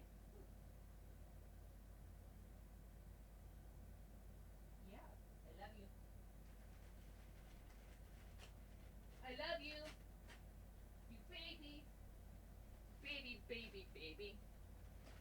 I got fucking chocolate. I haven't eaten a meal, but you know what? Who cares? Chocolate's now my meal. Because this game's a bitch. If anyone has an objection to that, you can report to my manager. You go back to the cat, barely able to stand its innocently oblivious expression. Yeah, innocent. Okay. He doesn't even know that you almost... I am so sorry. I don't even know what to say.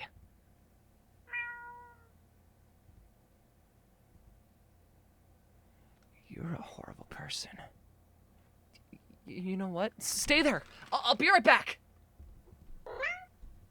You leave the alley. And return with a whole fish you bought at the... Oh! A whole fish? I mean, fish isn't really that expensive. Actually, fish are some of the most sustainable meats. Aside from chickens. Fun fact.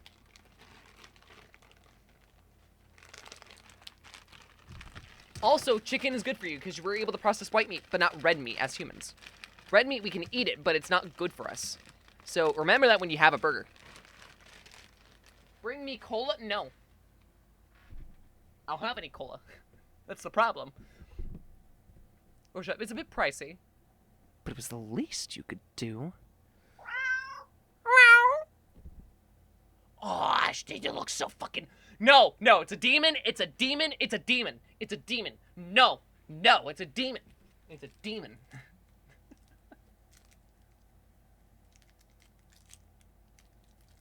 Fucking demons, dude.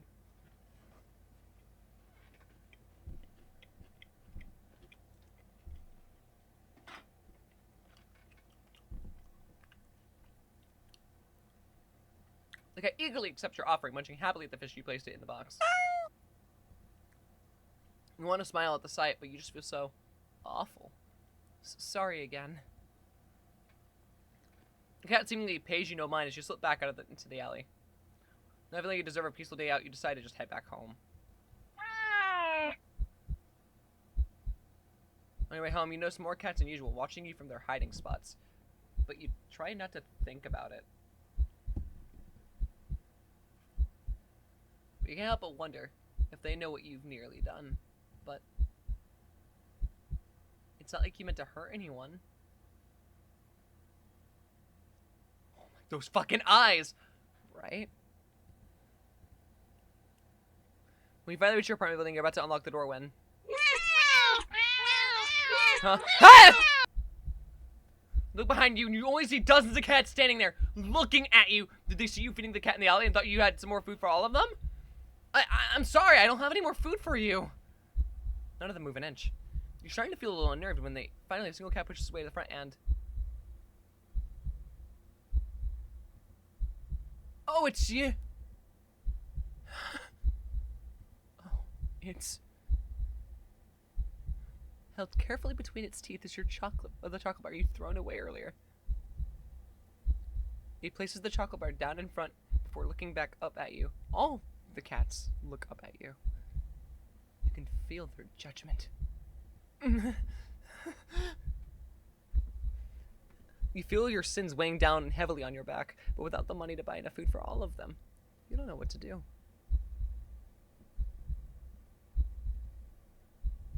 The fuck is this game? Beg for forgiveness. You collapse to your knees and bow down low as you start to earnestly beg for their forgiveness. I'm so sorry! I swear! I'd do anything to make it up to all of you, but you're out of options. Suddenly.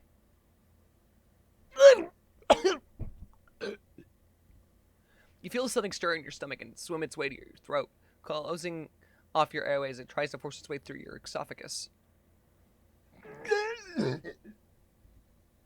It finally succeeds with the aid from your helpless gagging.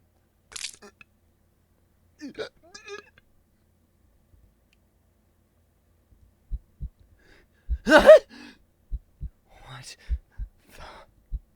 Lying on the ground in front of you.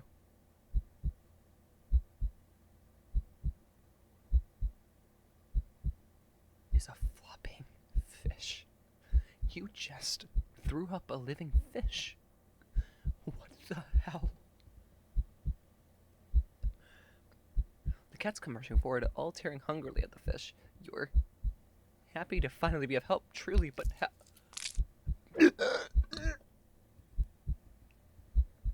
you throw up another fish. And another. And another. And your stomach hurts. You're getting dizzy. You fall to your knees. Tears and snot streaming down your face the time you cough up a final tiny bloody fishing collapse forward. Your throat and stomach both burn in a way that feels dangerous. You start to fade out. Despite the pain, you strangely feel an overwhelming sense of hopeful pride. That you've made up for your disgusting actions. That you've been forgiven.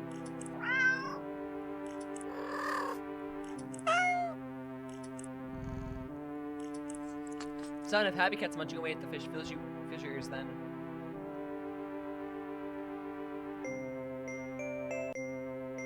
It feels something being nudged into your hand. It feels like it's the bar of chocolate you'd found in your pocket. You smile weakly. You successfully atone and you don't really have the strength to eat your reward. Sadly, the taste in your mouth, the last taste in your mouth as you leave this mortal coil doesn't get to be that of chocolate, but raw fish. That was fucked! Go inside. You decide to cut your whole asses and head inside. Your sins weigh down on you, but you're only human. What more can you do? What more can you do?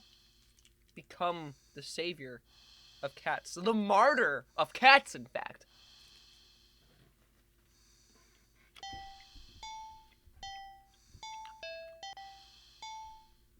You try to ignore the yelling of neighborhood cats as you go about your chores. You consider preparing dinner.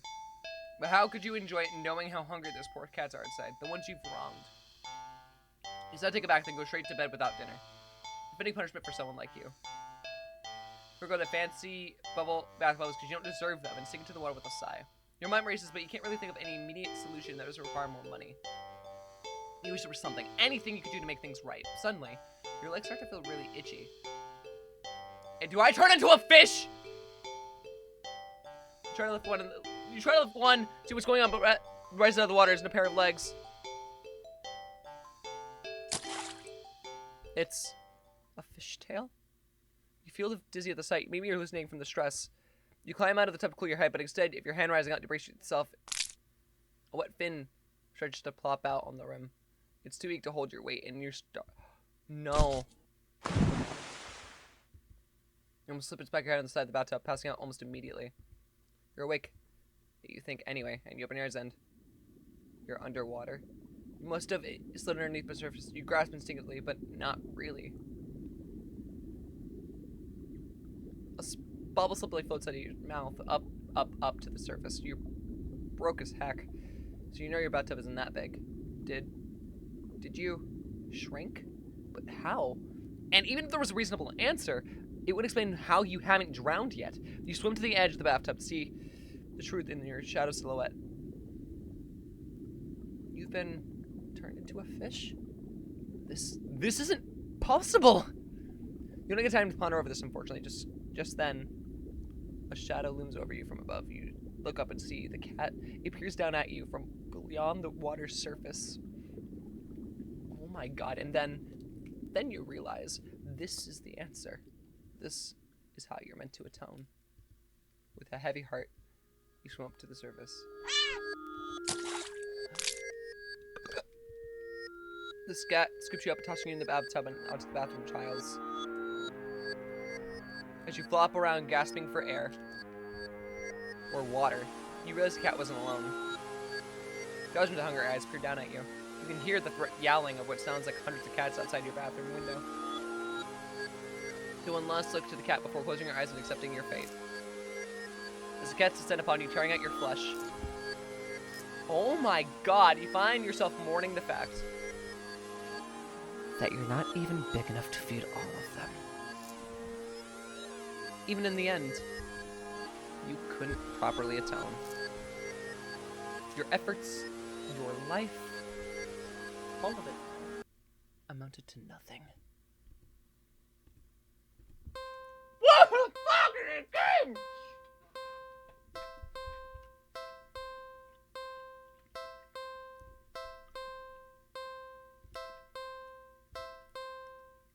The glides are in the dark, dingy alley, and only see garbage bags, trash bins, and empty cardboard boxes, and scattered litter here and there. If there were something for the cat to eat, surely would have found it by now, right? But you don't want to give up just so easily. Or just give up so easily, sorry. You keep looking. You look and only see garbage. You sniff and only smell garbage. You listen. You just barely make out the sound of a faint scurrying by a trash bin a few feet away. Quietly, oh so quietly, you creep over to the bin and you lunge. You weren't very graceful in your attempt. You stumbled and knocked over a stack of nearby boxes full of more trash, but as you stand up, grasping your hand is a rat.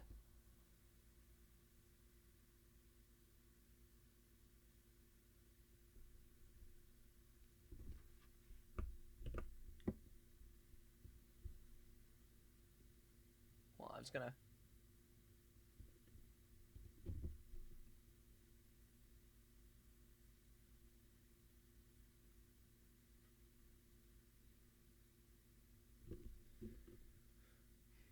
That is... Ooh. That squeaks and shrieks in distress, wiggling and struggling desperately in your grip. You're holding onto it too tightly and carefully for it to be able to bite or scratch you. It works itself out and eventually looks up to you with black eyes. It's completely at your mercy. I want it to be known I would not kill this fucking rat.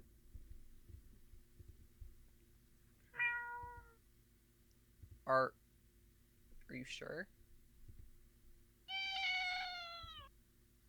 You hear the cat's stomach growling. It must be so hungry. It must be starving. Spare the mouse. You know the cat is hungry. Why are you hesitating? You caught prey for the cat's sake, didn't you? Are you really going to value the life of a filthy rodent more than the cat's? Spare the mouse!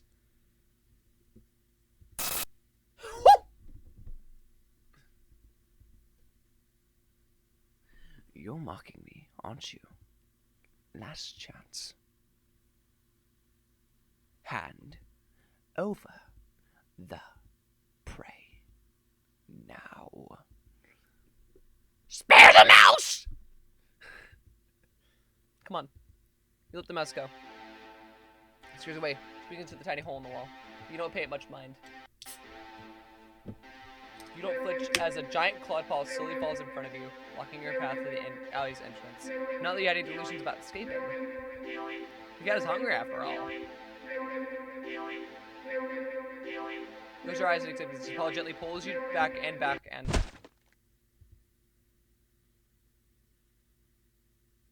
Was that the bite of 87?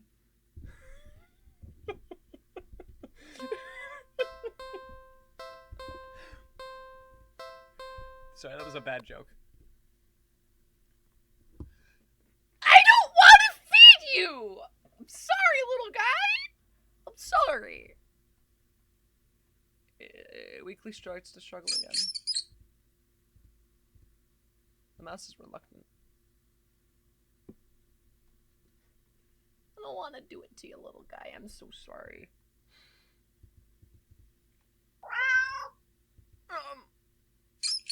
I'm sorry, little guy.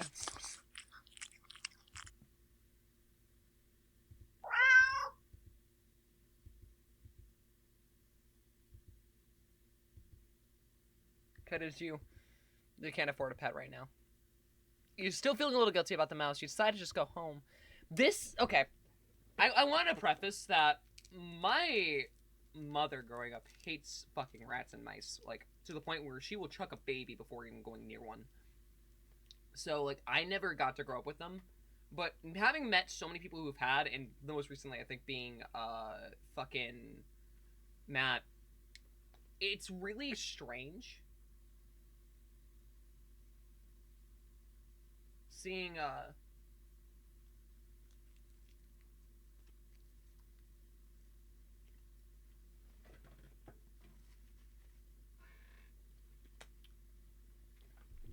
just a situation at hand.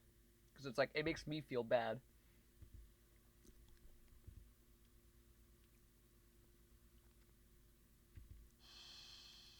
After a long home, you finally enter your apartment. You're straight for your room. You collapse in your bed and falling into a fitful sleep. Later, you wake up. Squeaking scream. Oh no!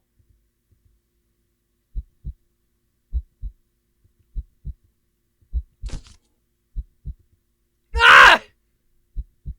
But you cry out as twin lances in pain rage up your legs. You fall off the bed in your attempt to escape. The hordes of mice dodging as you crash to the ground. You can't stand up. Looking back and squinting in the dark, you can just about make out the source of your pain. Your flesh intends your heels and oh my god. Bitten through your socks. No! No! Leave me alone! As you called with your arms towards the door. Mice descend upon you. Biting into your skin. Gnawing away pieces of you. They're defeating out of consciousness, but you still reach up for the doorknob. Your arm heavy, weighed down by the mice clinging to it with little claws and tiny teeth.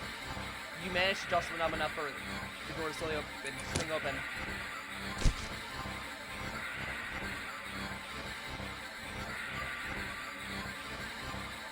Your archer starts to as they fall to the ground lifeless. Oh my god! As the few mice creep forward to curiously inspect your arm, you stare blankly at it for a moment before sliding your gaze up. In the newly opened doorway, it's a familiar looking mouse. It stares at you. In the darkness, in its beady black eyes, you begin to measure their depths. Nor the hatred pouring out from within them. All of it. I didn't want to do it, guy! Dude! Oh my god. You cough up blood. You feel something pulled out of you. Between the moments of blanks and darkness to fade out into your vision, you hear something wet plop on the ground in front of you. It's my heart, isn't it? Yeah. Really shaped with the blood and pulsing it. That's your heart, isn't it? Although the mice descend upon it, abandoning your half-eaten body. You're losing a lot of blood. I shouldn't be alive at this point. You feel sleepy, but you also feel anger. Yes. So much anger. How dare they? How dare they? The last thing you see before your vision follows you is a pair of glowing eyes luring in the darkness behind the doorway. There are squeaks and shrieks of terror all around you. Low yowls, deep snarls, gnashing teeth, tearing flesh. As you remain, your senses leaving you, you smile likely as the last of your strength. When something with soft, slightly damp and fuzzy, and sticky fur nuzzles your cheek. Good kitty. That is one of the only good endings with this cat? Are you kidding me?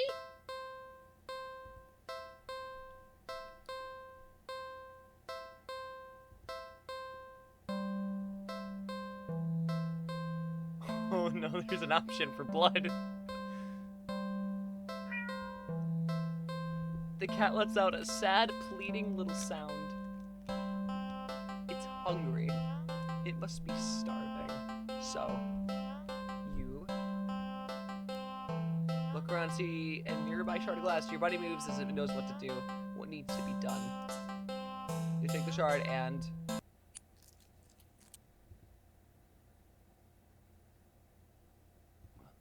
Why would you do that?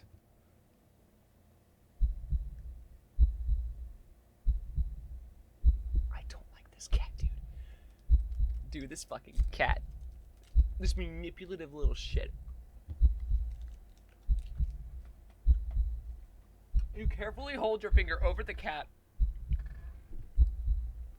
Dark red blood bleeds at the wound. Before growing enough to drip into the cat's open, waiting jaws. It mews happily at you. You smile warmly and lower your hand to the box. stroking the cat's cheek before letting it lap gently at your bleeding finger. When the flow gets weak and the cat meows for more, you squeeze below the wound, coaxing out more blood out. You feel a strange but welcoming sense of comfort from the odd exchange. Being other than yourself was hungry, and you were able to provide it substance.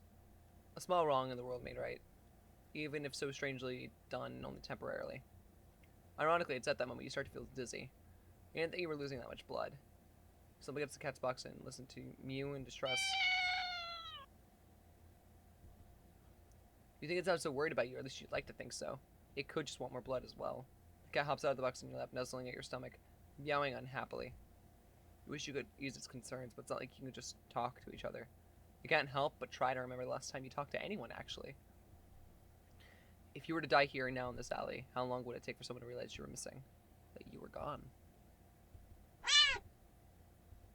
You're also running up to the cat, the asthma, tensing up in your lap. You don't have time to wonder why its voice rings out in the entryway to the alley. Hello? Hey, are you alright? You don't answer. You don't think you can. Your voice feels locked away deep, deep within you. The cat looks up at you with a long stare, as if assessing you. It looks back towards the voice and, with a final nuzzle to your stomach, it hops out of your lap and walks towards the alley's entrance. But then, it's shift as crack. Huh? Huh?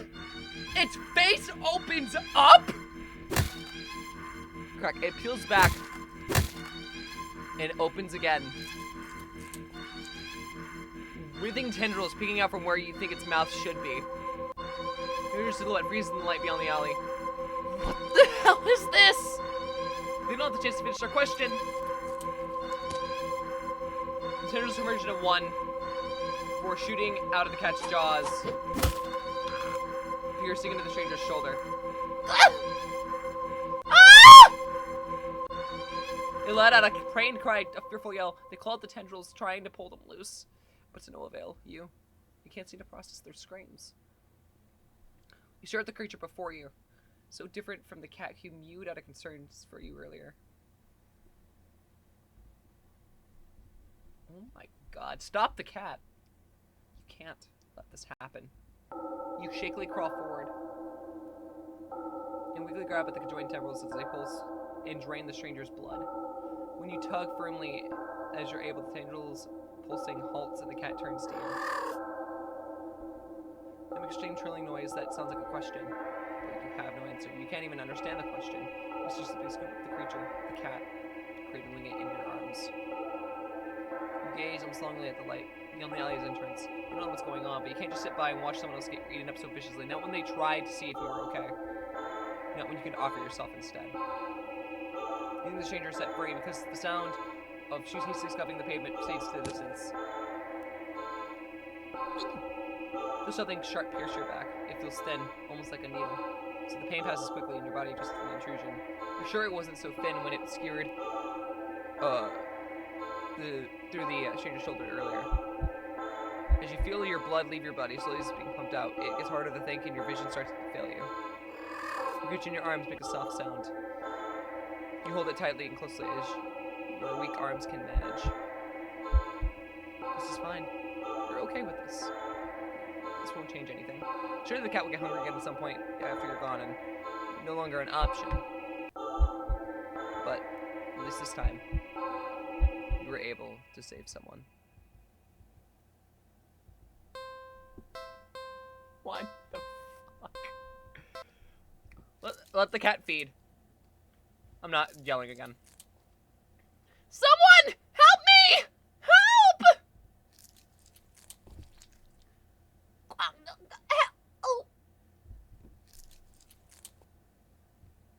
You look away as the creature devours the stranger. Drain him till they're nothing but a husk of bone, skin, and clothes heaped onto the floor. You feel awful, but what could you do? The creature's also a living thing. Shouldn't it be allowed to eat what it needs to? Does it not also have a right to do what it must to survive? Ignore the voice in the back of your head that questions if there could have been another way. It's not like you tried to see if it could eat any other, or anything, or it could eat anything other blood. Okay, so I wasn't having a stroke or any of that, other than blood. Human blood. Now, did you?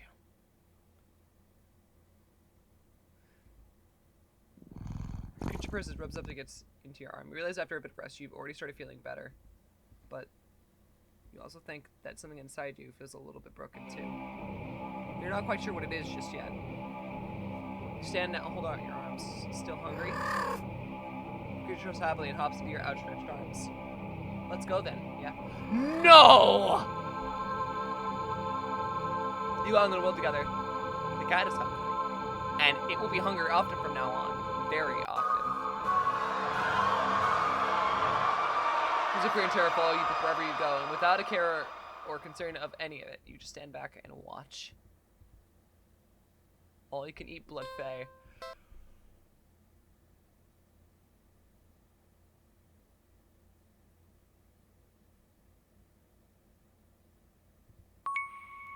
Huh?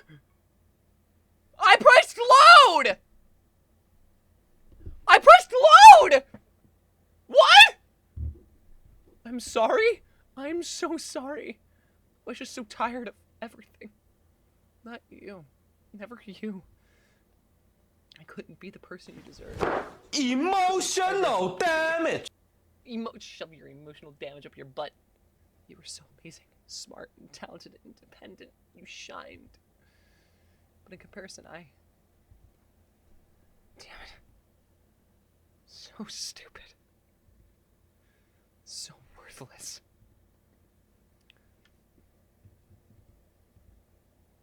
But when it approached me, it didn't tell me it wanted me. It needed me. Maybe that's what I wanted all along. Wanting could be so fleeting, but to be needed. There was nothing I wouldn't give to have someone tell me that I mattered to them.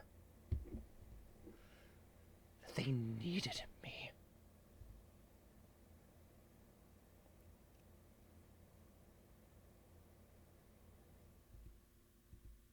You're walking, right? Of course. It's the first time in a while that you've felt like going out. And you're actually glad you did.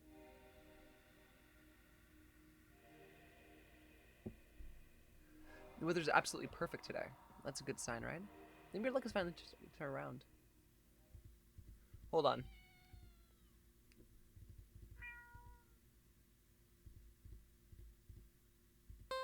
Did I press new, maybe?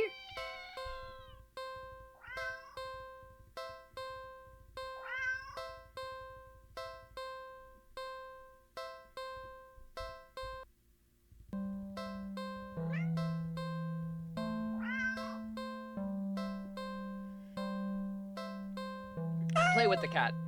Meow meow. Oh, you just want a little attention, don't you? Poor thing must be bored sitting in that box all day. You're not sure if you're much of an interesting companion, but you're willing to do your best. There's got to be something you can entertain the little critter with. But what? Check pockets. You dig into your pockets. You find a small piece of string left in your pocket. Not very helpful. Neither is this information. The string is far too short.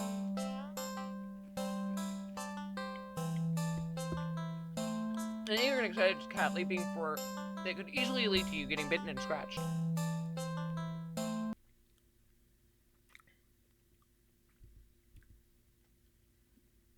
Oh my god! Not helpful either right now. The only other thing you got on you is your phone. How much you can play, your cat can play with, but there is something you can do. Photo montage! Well, that was fun, right? Well, you enjoyed yourself. With nothing else to do and no intention of taking the cat home, you decide it's probably the best just to leave. You don't want to take the cat to get too attached after all. But you have some memories to take with you. Okay, see you around, I guess? Good luck? Okay. You first got a message. You open it up and... What? Aren't I Oh my god, this is wildly fucked. It's a picture of a familiar looking cat. Huh? The cat does look cute and happier in the picture, but it's not a picture you recognize. What the heck? Did I? You didn't take this picture. You peek over your shoulder at the cat, but the cat is simply looking at you.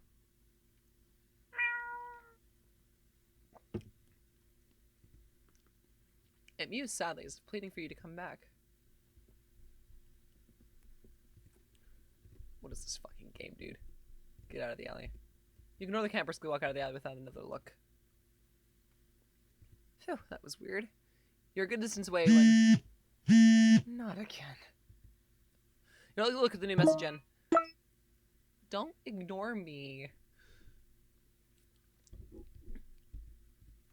Creeped out, you decide to just go home. I know you're seeing these. Come back. Come back. Come back. Come back. Oh. Come back. Come. Oh my god.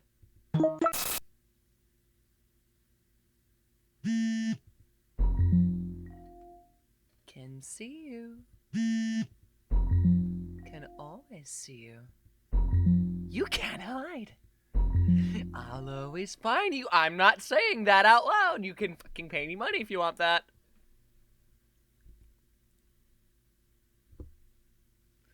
Your eyes start forward around nervously, certain that you're being followed.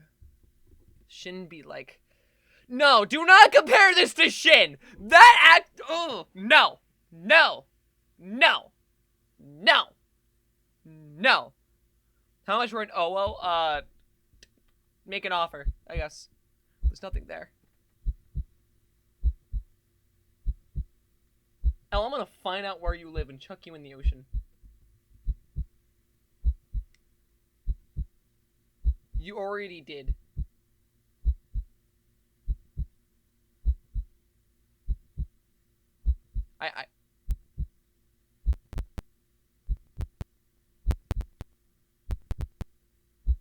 I'm gonna kill you. I'm gonna kill you. You can't do this to me while I'm fucking distracted. Fuck all of you. Fuck off. Go home. Ow. Ow.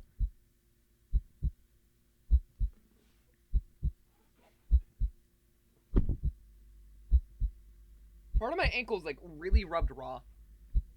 Is this just a game about res? I don't fucking know.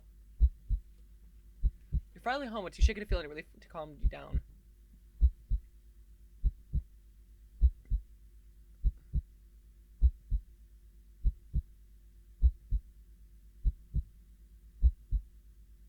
I hate all of you so fucking much right now. And by all of you, I mean specifically just Sam. You rush to the bathroom and slam the door behind you. Everything's okay. This isn't real. It's just like a bad dream. Everything's okay. You fumble in the dark, turn on the sink, and splash your face with some cold water, hoping it'll calm your mind and stop the hallucinations, because that's all they are, right? Hallucinations? You're really regretting leaving home today. You must have been overworking yourself more than you realized. Yeah, that must be... You jump as your phone alerts you to yet another message received. Fuck, dude! Your phone vibrates intensely over and over, but you just can't look.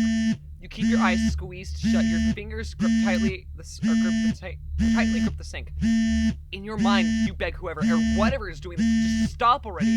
Please, please, please, put me out of my misery! You mutter this quietly. Well, that wasn't really quietly. Oh well. You don't really mean it. You don't.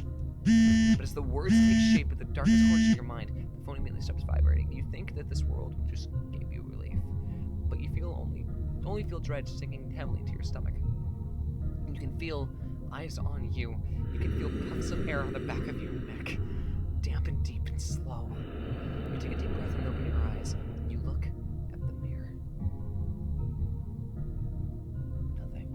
You peek around the room. Still nothing. Nothing at all. But you know that something is there, waiting to be acknowledged, for you to accept the fact of its existence. Only then will it deign to give you peace, to free you from the life constantly looking over your shoulder, the fearing of your own image, your own reflection. You can feel its patience limitless and old. You can't win against it in a war of attrition. Your lifespan will long expire before it tires of you, so you close your eyes and accept it. Your head is severed from your neck. You're filled with peace. As your head is severed from your neck, you're filled with peace. Grateful that at the very least, you never had to see it. Whatever it was. Jesus fucking Christ. Check the phone. Shaking hands, you look at your phone. Hi, friend.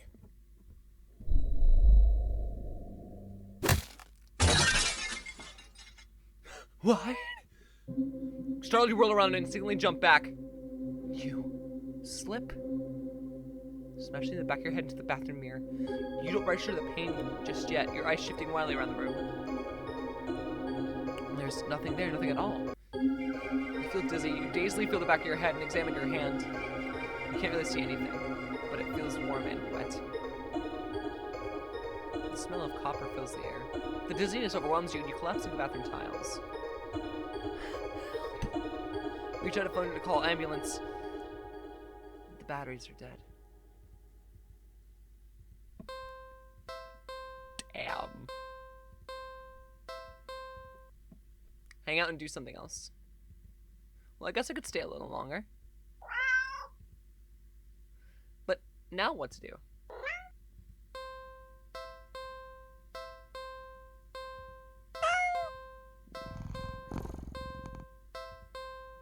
Look around the area. Anyways, what are you guys up to, though?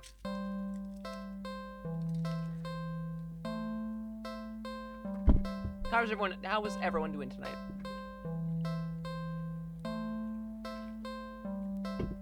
You search around. There's really nothing in the alley that looks interesting enough for the cat to play with. So maybe... How about a game? I swear to God, if you should just hide and seek, I just... No.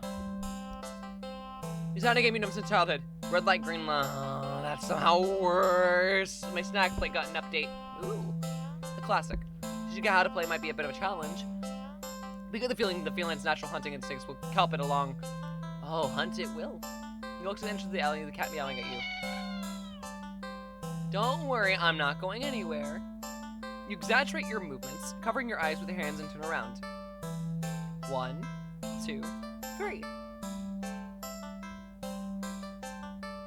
Red light! You spin around. The cat doesn't love the bug, so looking its head at you in curious confusion.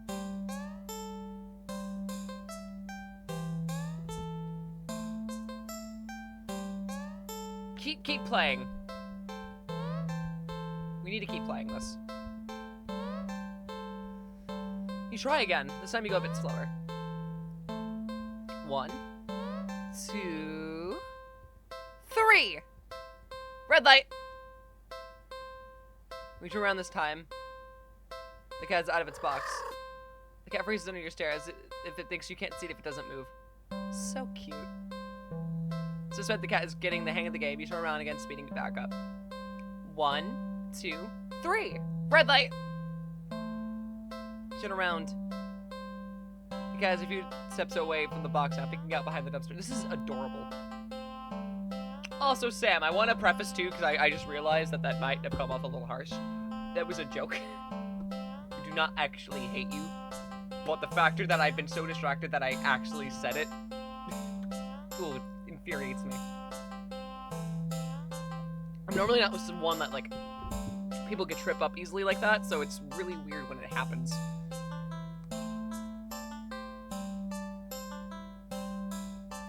Weird agitating might be the better agitating might be the better term to use.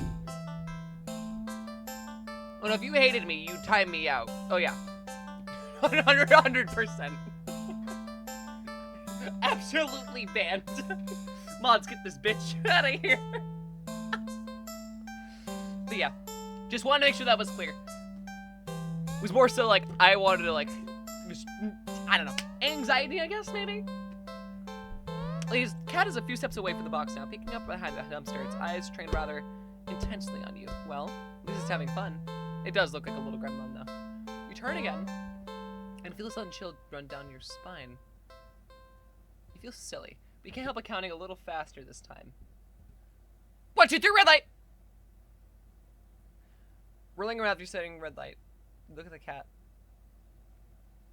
It's halfway down the alley, closer to you now, but it's as if the perspective of what you're seeing is off somehow. Doesn't the cat look a little bigger? Its pupils are thin slits now. Something's not right. The cat moves again, but it sounds much deeper than earlier. It's crouched down as if poised to lean forward. Your breath stutters a little as your heart starts to race. Your foot instinctively shifts back. Oh, hi. You freeze immediately. The cat looks impatient. It wants to keep playing, but you gulp and turn around, swiftly counting and turning again as you gasp out. 1, 2, 3, red light! The ground shakes as you roll back around. You find yourself staring at a long surface of black fur. You slowly look up and up. And up. You see a giant shadowy figure leering down from its position hunched over you. This is why I don't like Garfield, man. Things dripping with saliva. Claws crushing into the concrete walls of the alley. Its glowing eyes are unblinking as if they look back at you, the cat waiting for your next turn. But it's so close. If you turn around now, you don't want to play anymore.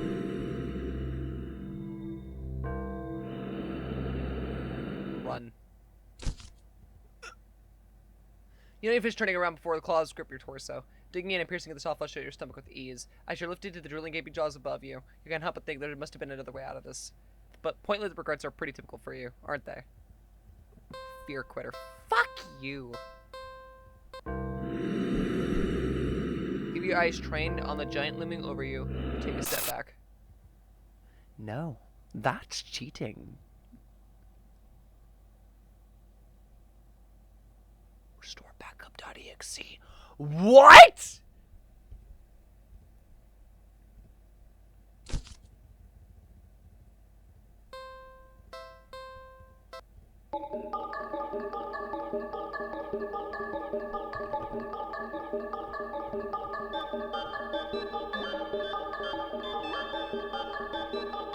Get restrained. Ah!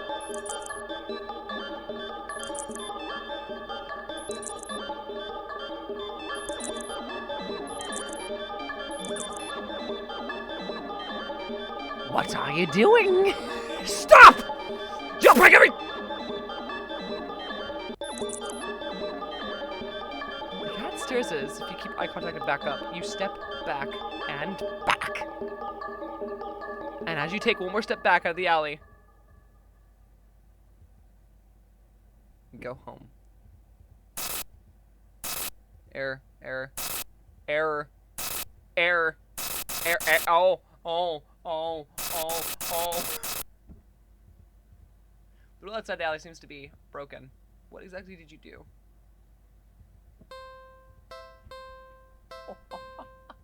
What? You need the constitute vents for a cat after all. That's okay, you think of something else to do. Buy a toy.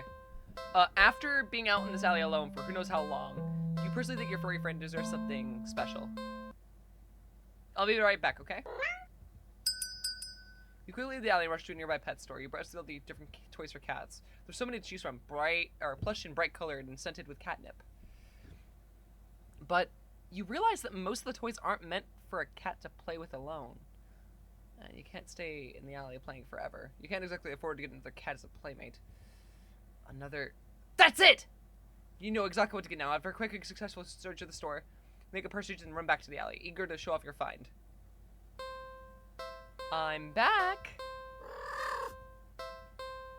The alley feels even gloomier than after spending time in direct sunlight. It makes you feel that much prouder of your guilt. Your gift. You skip over to the cat and dig into the storage plastic bag. I've got something for you. Sorry, I'm eating a Snickers.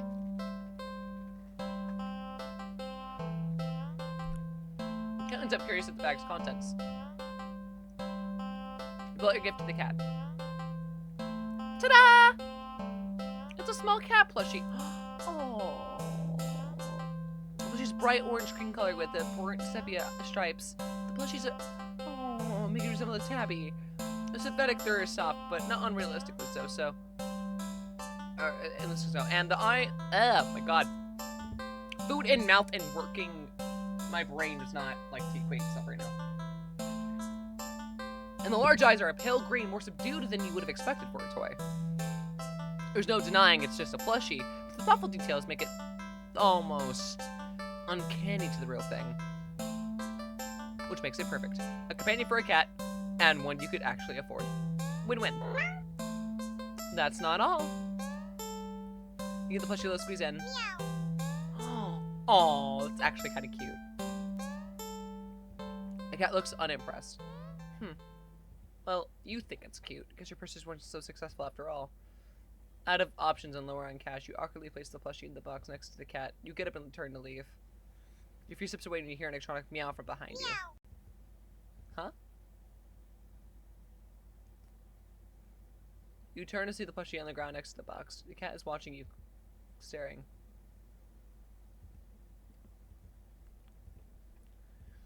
I just wanted to do something nice, you ungrateful little bastard!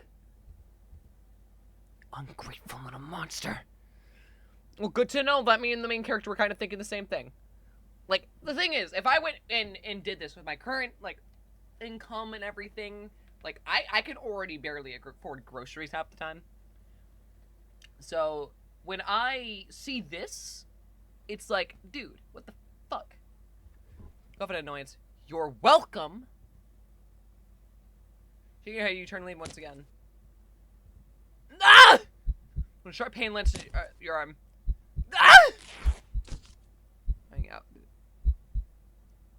Arm falls off. I'm a plushie! I'm a marketable plushie! Your arm just falls right off. You start in shock at your severed limb on the ground. Gathering your courage, you turn to look at what your arm is connected to you only to see. It's not blood, it's cotton! Touching the stub doesn't even hurt.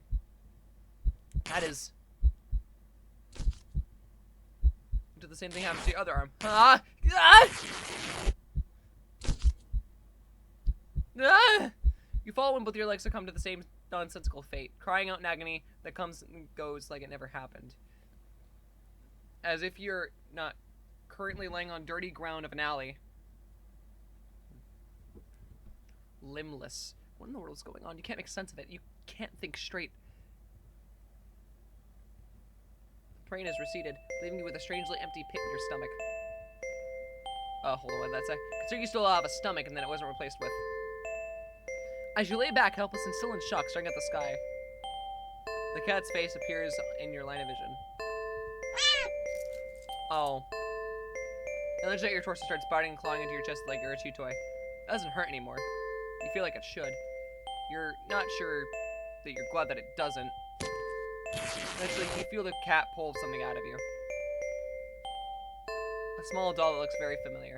It's hard to tell, but that doll that's you, isn't it?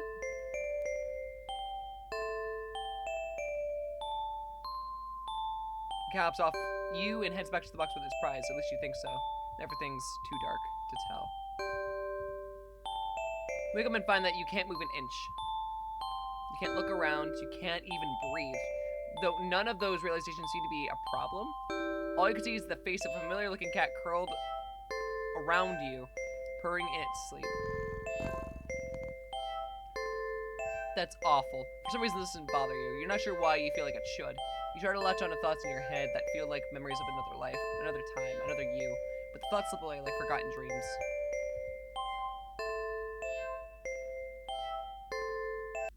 Oh well, that's fine, isn't it? You're just a doll, after all. A doll's role isn't to have silly thoughts or to remember unimportant things, but to be a companion. And judging from the cat's contented purring, you seem to be performing your role perfectly.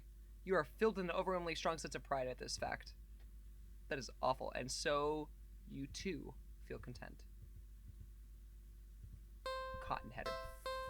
Fuck, dude! Pick up the plushie. You sigh and go over to pick up the stuffed toy. You really do just want attention, don't you? You hold up the cat dog, examining it a little. Looks a little different. Huh? Did it just look at you? Meow.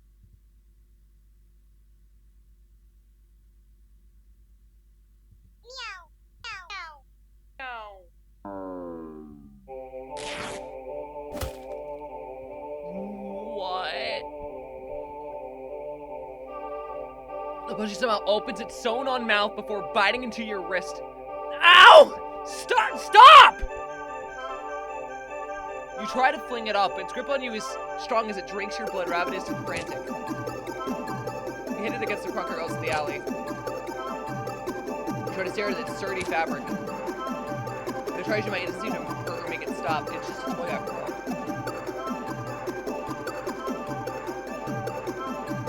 Eventually you start to feel faint, enough to collapse to your knees and defeat. So dolls think drinking more calmly now. As if it was as if its previous aggression had been a mere reaction to your desperation. This fucking music is loud. Hold on. There we go. So it seems like you're no longer putting up a fight. I think it blacked out for a second. Because you're still sitting the next time you're conscious, your eyes are closed. You feel so weak. You have to use all your strength just to pry open your eyes, and when you do, you see a kitten. Its fur, a familiar orange cream with the burnt sepia stripes. It's slapping at your wrist. The kitten lifts its head and looks at you with the piercing pale green eyes. It moves at you with a high pitch, squeaky pitch, mouth covered in blood. It'd be downright adorable if you weren't about to die from blood loss.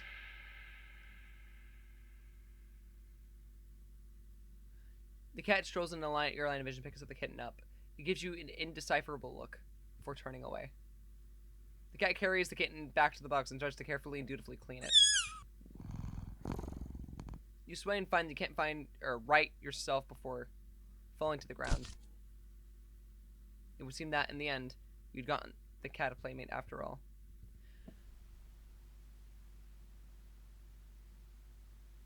Why did the title screen change?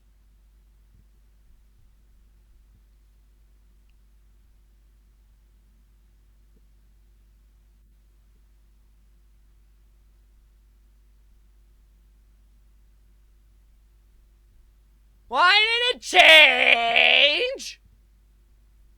I don't like that.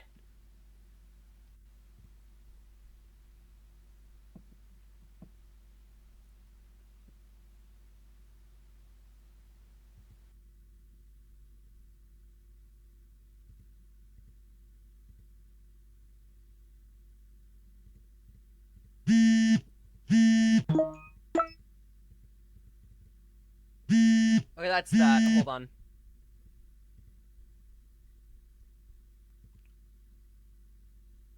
No, that's that one.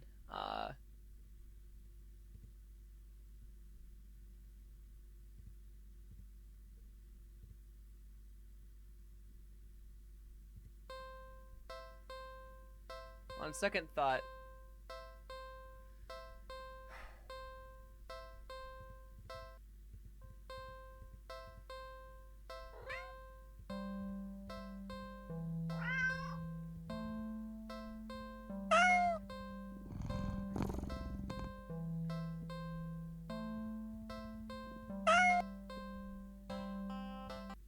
you are not ready. We'll take the cat home this time. Well, why not? right? But, okay, hold on. I need to go back. You barely reach out your arms before the cat eagerly leaps into them and climbs up onto your shoulders. It butts its head into your temple, nuzzling against it. Purr, purr, purr. Okay. You can't help but smile at the cat's enthusiasm. Let's get you out of here, yeah? On your way home, you briefly consider getting cat food. But that would be a waste of time. You shrug the odd feeling and move on. You live in a modest apartment. 1 bedroom, 1 bathroom, and 1 you living alone in it. It feels weird having another living being inside it after so long, even if it is just a cat. After locking the front door and placing the cat on the floor, you wait for it to walk away and explore the new environment. But it simply sits and looks up at you expectantly.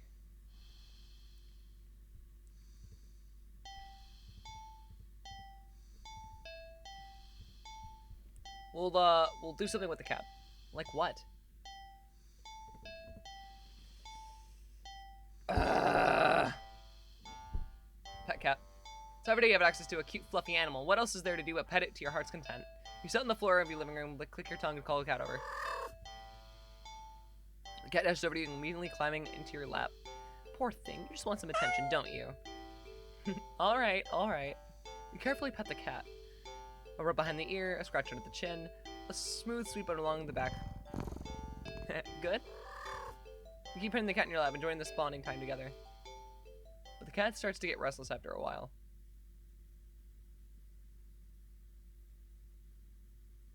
Keep petting. You're not quite ready to stop. You feel so calm, repetitive action soothing your usually overworking mind. You keep petting. The cat leans away from your next head pat. It's trying to get out of your lap. Keep petting. When you scratch the cat's chin, it bites your fingers. You might be bleeding, but it barely hurts. More of a warning than anything. The cat struggles in your hold. It's watching you closely. Keep petting! Keep petting the cat. Ooh. The cat bites off your finger. It hurts. You're definitely bleeding now, but for some reason, you just can't stop. You know what it is? Its fur is so much softer than you realized. You'd think it would be shining in the faint light of your living room, but it's as if the darkness of the cat's black coat is sucking in all the illumination around it, rendering it completely null. You're drawn to it, like you're somehow holding a deep, dark abyss right in your lap. It seems calmer now, munching on your severed finger. The stump between your thumb and your middle finger is leaking. But you keep petting. You fret that your blood will ruin its fur, but the cat no longer seems to mind. Time passes. It's dark out now. Soft as the fur is, your palm is starting to feel raw and damp after the constant friction from your petting. You think faintly that maybe you've had enough. You start to lift your hand from the cat when in a flash,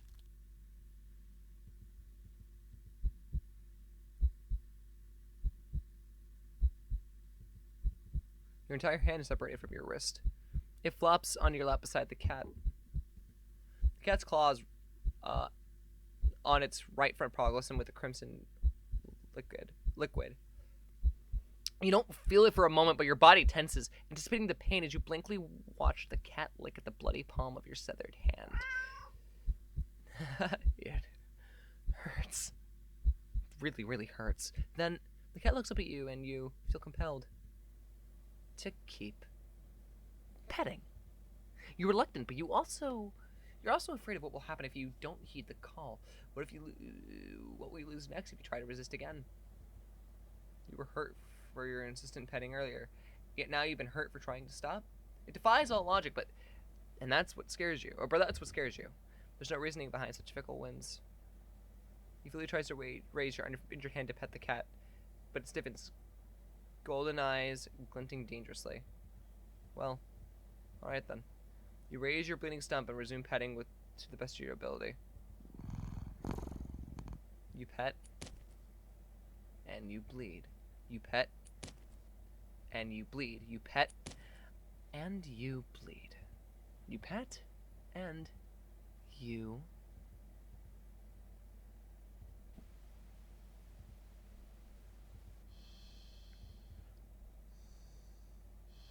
This is getting really weird. The cat looks hungry, so you decide to feed it. You're regretting not stopping for food earlier, as you don't have much left. Grocery shopping today, or day is tomorrow after all. You head to the kitchen and click your tongue, ensuring the cat follows after you. It leaps nimbly into the kitchen counter, onto the kitchen counter, and watches as you search for meal options. Let's see. You find some things you'd expect. A can of tuna in the pantry, some leftover meatloaf in the fridge, and what's that? It looks like a brain. You realize there's a tightly sealed up Tupperware on the bottom shelf of the fridge. You don't recognize it. A foul odor is leaking from the container. Whatever is inside can't be safe for human consumption. The cat seems excited by it, practically salivating over it. Still, you're the caretaker here. You're the one who needs to decide what's best to feed a hungry cat, so you'll feed it.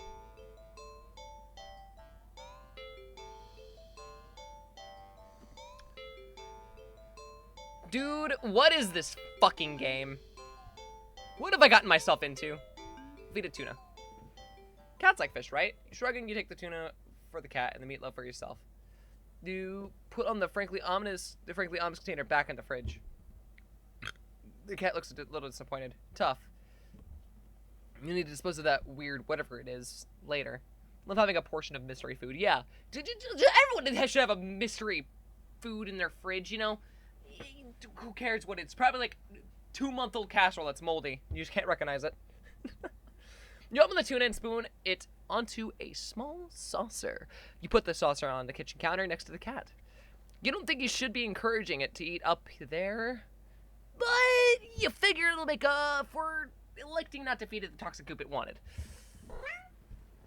The cat looks like it finds a tuna acceptable.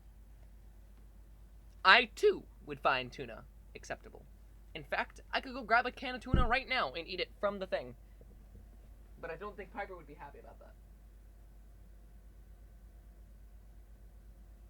Piper kind of likes tuna, man. Tuna best fish? I want maybe. I like trout. Trout's pretty good. You take it. Eat up, kitty. Motherfucker really went wow. Or no, wow. I'm not gonna fucking try and mimic it. Love me some fucking what? Tuna? What's fucking tuna? As cat digs into its meal, you go about heating up the meatloaf in the microwave. While setting the time, you hear, bitch! Like, crap's fucking with me now. Gets cat treats. Tuna! Oh, tuna! Yeah, okay. Yeah. That suddenly makes a lot more sense.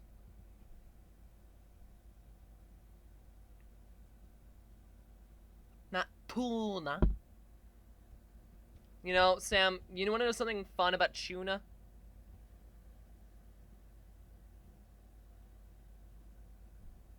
You want to know a fun fact? Well, that was quick. You need to pace yourself.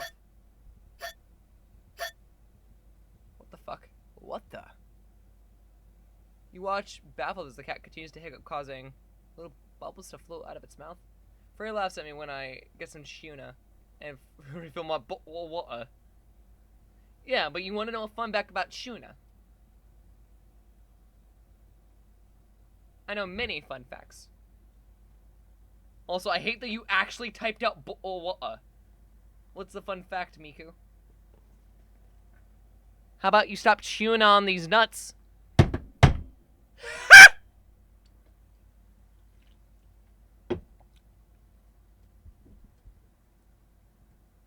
I'm an asshole.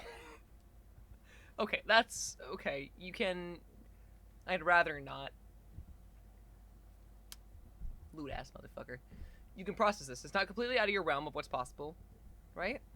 Right. It's not to think too hard about it. Soon enough, the room is full of floating bubbles.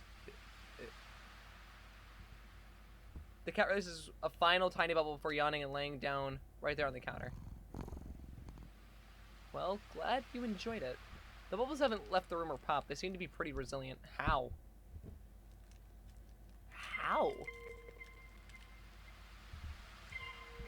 Wait, what? What's that?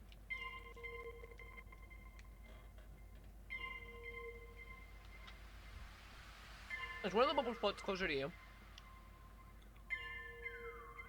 I see there's actually something inside it. A tiny, furry fish? This is just getting weirder and weirder. Still. Can't but marvel at the impossible wonder in front of you. Lift a hand and an extended finger towards the bubble. Carefully press it against the surface. Ow! The little fish lashes out, viciously sinking tiny fangs into your finger. It doesn't really hurt that much at first, but then... Ah! Ow! What? Pain starts climbing from your finger to the rest of your hand. Past your wrist. Could it be some kind of venom? You fling your arm around and attempt to dislodge the fish, but...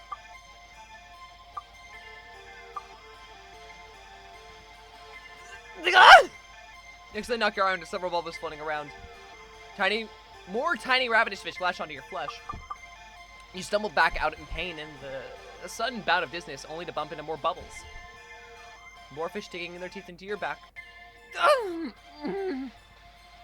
It hurts. You're getting dizzy. You gotta get out. You usually try to stumble out of the kitchen. The entire room is filled with deadly bubbles. By the time you collapse to the ground, you're absolutely covered in tiny, angry, biting fish. Your legs, your torso, your arms, your face. The pain is unbearable. And you feel it in your skin, and your teeth, and your eyes, and your hair, and it's so consuming that you can't even feel yourself convulsing or crying. You don't black out. Your eyes are still rolling into your skull when you gasp out your last breath.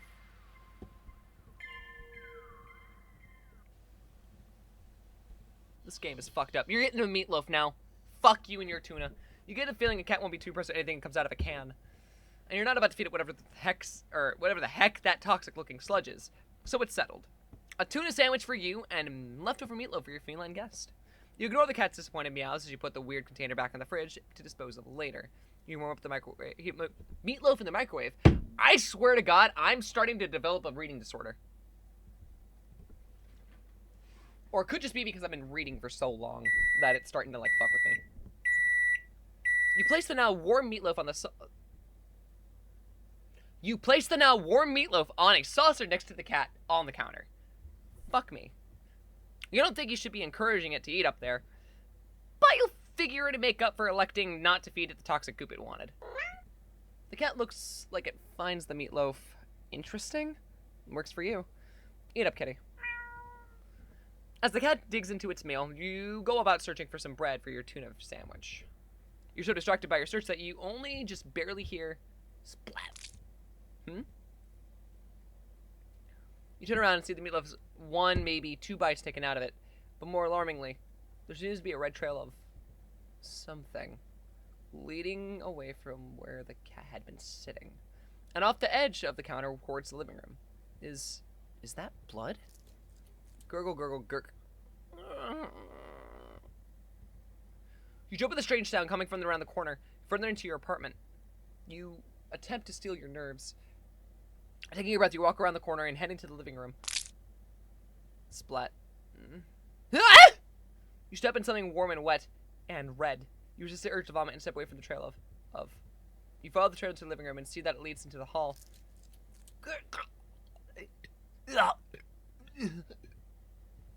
It's getting louder.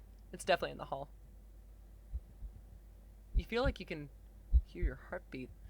You hope whatever it is in the hall can't. Your body shakes as you feel yourself step forward. And forward. And forward. And forward. You peek around the corner. Nothing. There's nothing there. What?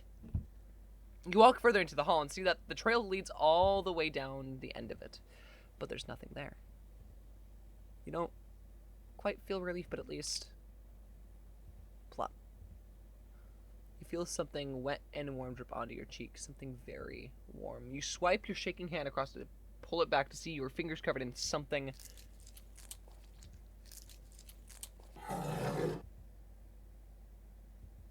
You look up and see what you can only be described as meat. The entire ceiling of the hallway is covered in a thick, undulating, writhing layer of pulsing meat. At the center is a single glowing eyeball frantically rolling around in every direction until it lands squarely on you. You try to take a step back, desperate to escape the hallway, to escape this thing, but before you can even scream, meaty tendrils shoot out and grab you. No! Let me go! They pull you up and up. Oh, this is the fucking enemy from Half-Life, essentially.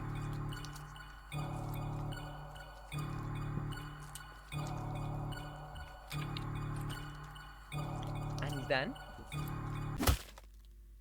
chop. Leftovers. Look, Gordon, ropes. Okay, mystery food. Is this really a good idea? Fine. I guess this is what you want. You open the container and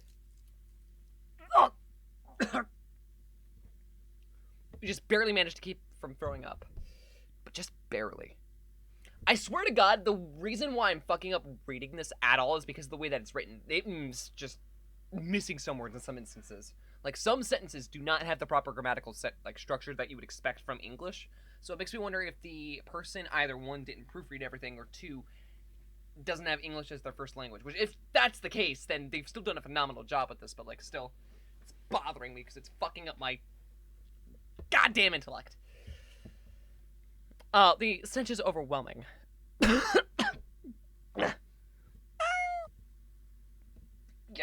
Yeah. Give me a minute. You hazard a look at the contents of the container, but you honestly can't understand what you're supposed to be looking at.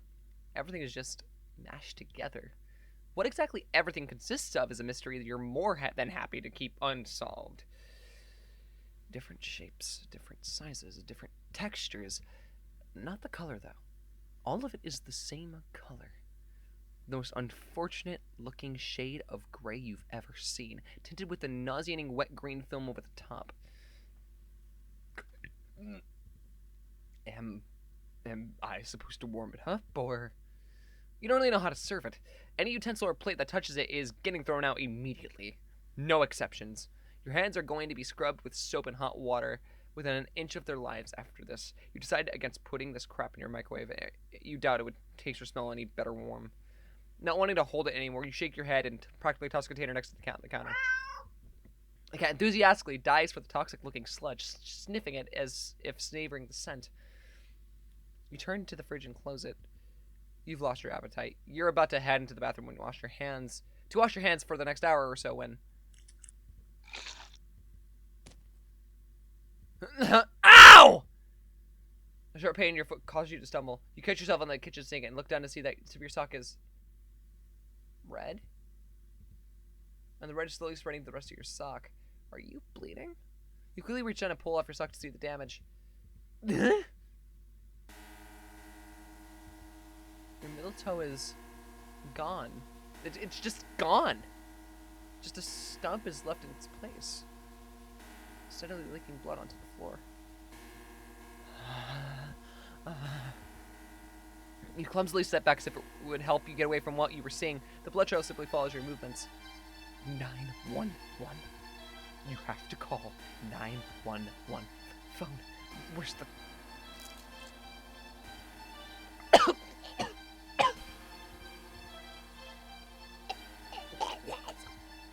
Your tongue is...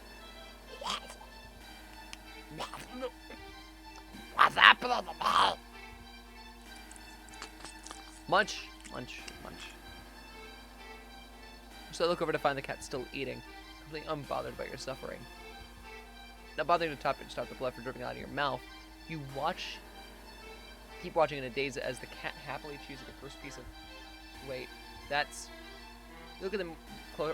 You look more closely at the mystery food in the cat's jaws. It looks vaguely familiar. It looks like a tongue. If we can even think about anything, the cat dives into the container again and bites into another piece that looks kind of like a real. It collapses onto the floor, clutching your torso. You writhe around in the blood-streaked tiles, crying. Something inside you just... Blood pours out deep from within you. Whatever that was felt important. And now it's probably gone too. It hurts. It hurts so much. Stop. You weakly try to reach up the cat counter above you. Your vision blurs from the effort, from the pain, your tears, from...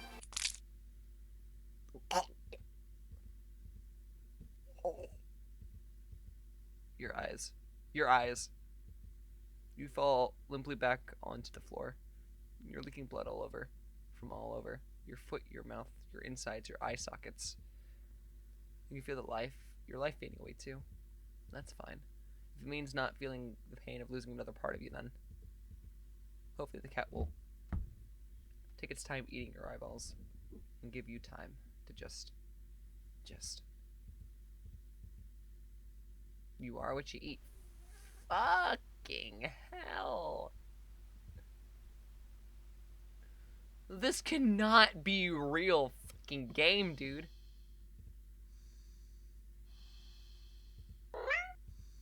Poor thing is probably bored stiff sitting in that old box all day. Just watching crowds of people walking by them, ignoring them. You can't just leave them alone as soon as you're home. A little interspecies socializing wouldn't kill you, right? Aw, you just want some attention, don't you? You want to play, huh? Okay then. What to play though? Look for some yarn.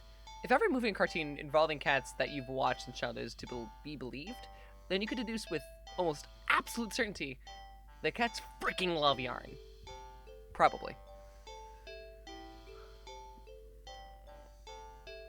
You unearth some from an old box in the hallway closet that's filled with knickknacks from various abandoned hobbies. You consider just handing the ball of bright red yarn over to the cat and supervising from the side, but that would defeat the idea of playing together, wouldn't it?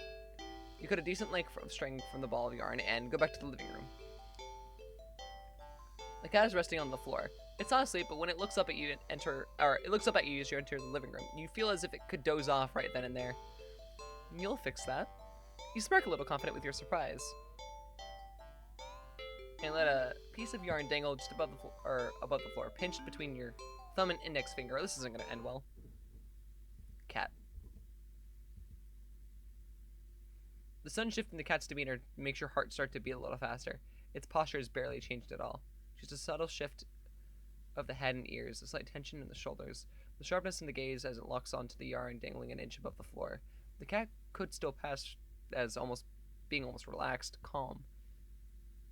And yet the air is thick with its eagerness to lunge forward, waiting for the right moment to strike. You feel like if you just witnessed the awakening of a perfect predator, you're almost afraid of what will happen once you make the first move. But will it be you who makes the first move? You take a deep breath, relax your shoulders, and... Yoink! I love how intense that got, only for it to be silly. That was good. The cat had lunged the instant you wiggled the arm, but you're faster. It completely misses as you flick your wrist, making the arm recoil out of its reach like a terrified snake.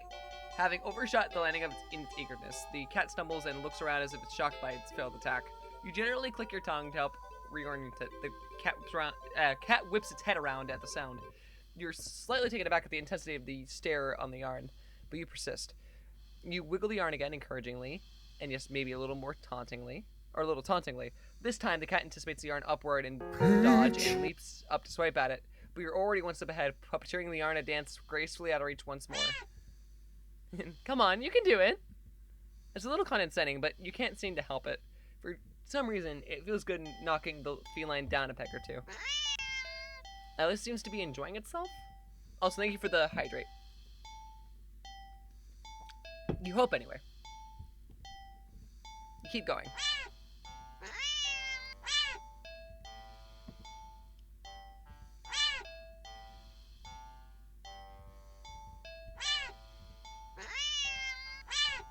The cat's movements have gotten a little more aggressive. It must be getting frustrated. You could swear it nearly took a shot out of your eye last time. It had jumped so high and erratically. You been keeping the yarn in constant motion, afraid to slow down. Your wrist's starting to get tired. The cat doesn't seem to be losing any energy, though. It's like it's getting faster and faster.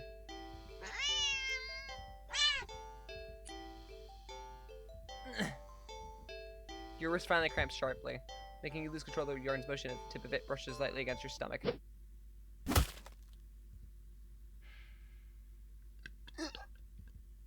Pain rips low across your torso. Into your torso. Blood pours out of your mouth. And a daze you look down to see the blood, or red, blooming slowly along the bottom of your shirt, around the tears in the fabric. Plop. You watch as a long, thick ropes of something pour from under your shirt into a bloody heap onto the floor. Or floor at your feet.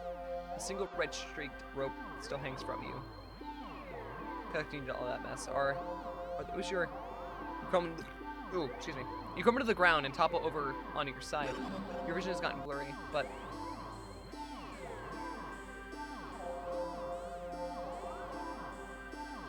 you can just make out the shape of something small and deep, inky black as it walks over and inspects your... Oh god, they're your intestines.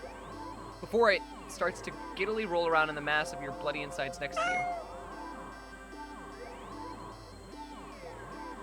you.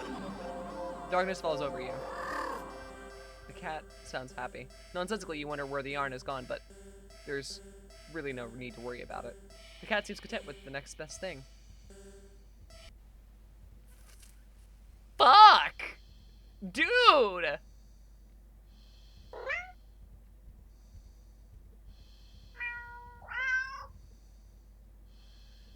I think my laser pointer still works. Why are half of these options red? Cats are curious creatures by nature. They're also natural hunters, sort of? Why not pass the time by letting the cat hunt after something it'll never quite understand? That sounds a little mean when you think about it like that. Meow? Yeah. But it's not like the cat will know anyway. Ignorance is bliss, or so they say. So you dig out your old laser pointer from your long-gone dreaded days of group presentations in high school. Or in school. You flip it on and see that even after all this time, the batteries still work. Feed the cat a pran of Kringles should settle him down. A pran of Kringles sound really good right now, actually. Specifically the sour cream and onion ones. You get a little kick out of aiming it at a mirror hanging in the living room, so it reflects off the glass, making a little red dot appear on your knee. The cat cautiously walks over, stopping every few steps to cast a look of suspicion on you. When it finally reaches you, it lightly presses a paw to your knee, like it's trying to catch the dot of red light as casually as possible. You manage to hold back a chuckle, not that it really matters. The cat isn't paying attention to you at all. It's entirely focused on the red light now resting atop of its paw. You move the light a little higher above your knee. Can you not? The cat backs me to try to pin the light down, and in a second you've already moved it to the floor. The cat jigglingly attempts to more energetic pounce when you shift the red dot over here, over there, and over there. By the couch. God, the animation on like some of these areas are really nice. The cat might be ignoring you, but you're certainly enjoying yourself. It's been a while since you've laughed this much. You're laughing so much, in fact, that you actually shift the red dot onto a lamp beside the couch. And it takes to get the light, the cat leaps onto the lamp, sending them both to the ground. Oh my gosh! The cat is still sitting in the middle of the former lamp's broken shards. Back hunched, its head whipping around back and forth as if it's in a panic. You quickly turn off the laser pointer and rush over. I'm so sorry. Are you okay? Are you hurt? When you reach out to pick up the cat and check off its energies when... Slash... Ow! Hey! Cat swipes at you, claws extended. It backs up, twitches away, making frantic half turns in various directions as if looking for something. Or waiting for something to appear. Oh, geez. That really hurt, you know. You hold the hand with the scratch close to your chest. It's bleeding, but not too big. You're more annoyed than anything, but... Immediately your annoyance starts to bleed into concern. Watch in shock as the cat starts to run around, tearing the carpet, the sofa, your armchair. You want to stop it, but you're afraid of getting in the middle of its rampage. So you're calling a vet and advice on how to calm it down, but for some reason, you feel like that wouldn't be a good idea. What happened to you? Is it... An idea comes to you, or rather a realization. You grasp the laser pointer, aiming it safely away towards the floor in the middle of the living room, thinking, hoping the cat would calm down if it found what it was looking for. You turn on the laser pointer. The cat's reaction is immediate. Huh? You screwed up.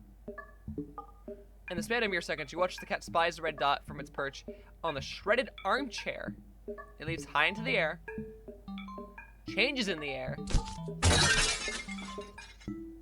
and slams down upon the dot on the floor with a weight and a force that shakes the whole apartment, maybe even the whole building.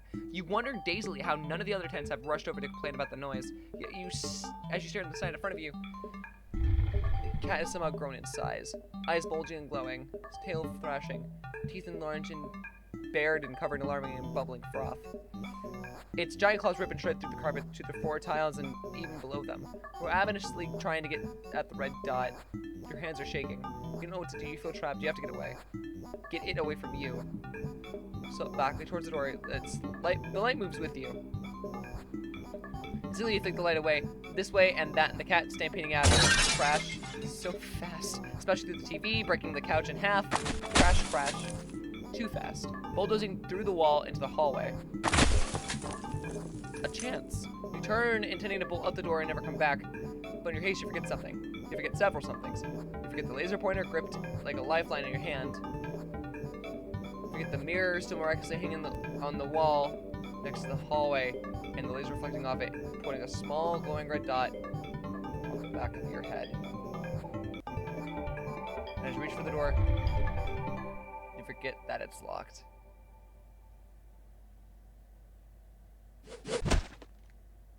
Oof.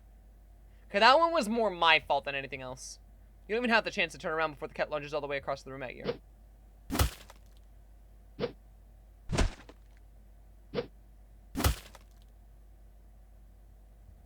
You're torn to shreds before you can even blink. Jesus Christ. I pressed loud!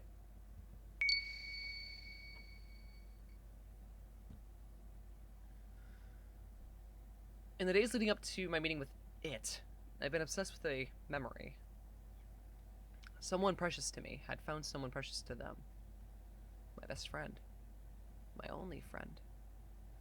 I was happy for them, truly. But then I'd been happy for the others too. They promised it wouldn't happen to me again. That they knew how it felt to be told by someone you cared for that they'd outgrown you in your friendship. That they'd never, ever do such a thing to me. There's not a moment that passes now that I wish I risked the pain of their rejection. And just believed them. But I didn't. I pulled away before they could, trying to protect my fragile heart. But it would only hurt all the more. Selfish as it was, I wanted to keep them to fight harder to keep me around. When it appeared before me, it promised to be just that. A friend that would never, ever let me go. A friend that would never, ever leave me.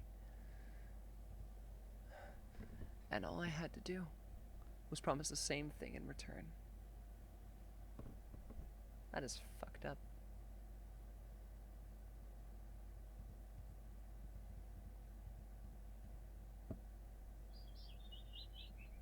Weather good today. That good thing. Maybe good luck too. Yes, lucky. What is going on? Lucky, lucky, lucky, lucky, lucky. Lucky, lucky, lucky, lucky, lucky, lucky, lucky. Lucky, lucky, lucky, lucky, lucky.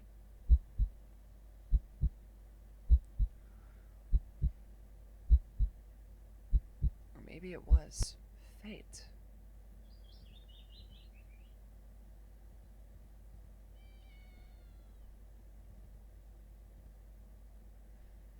Generally allow yourself to feel excited for possibilities, but a lot. I usually do the thought that you almost miss it. Okay, so it's the same dialogue.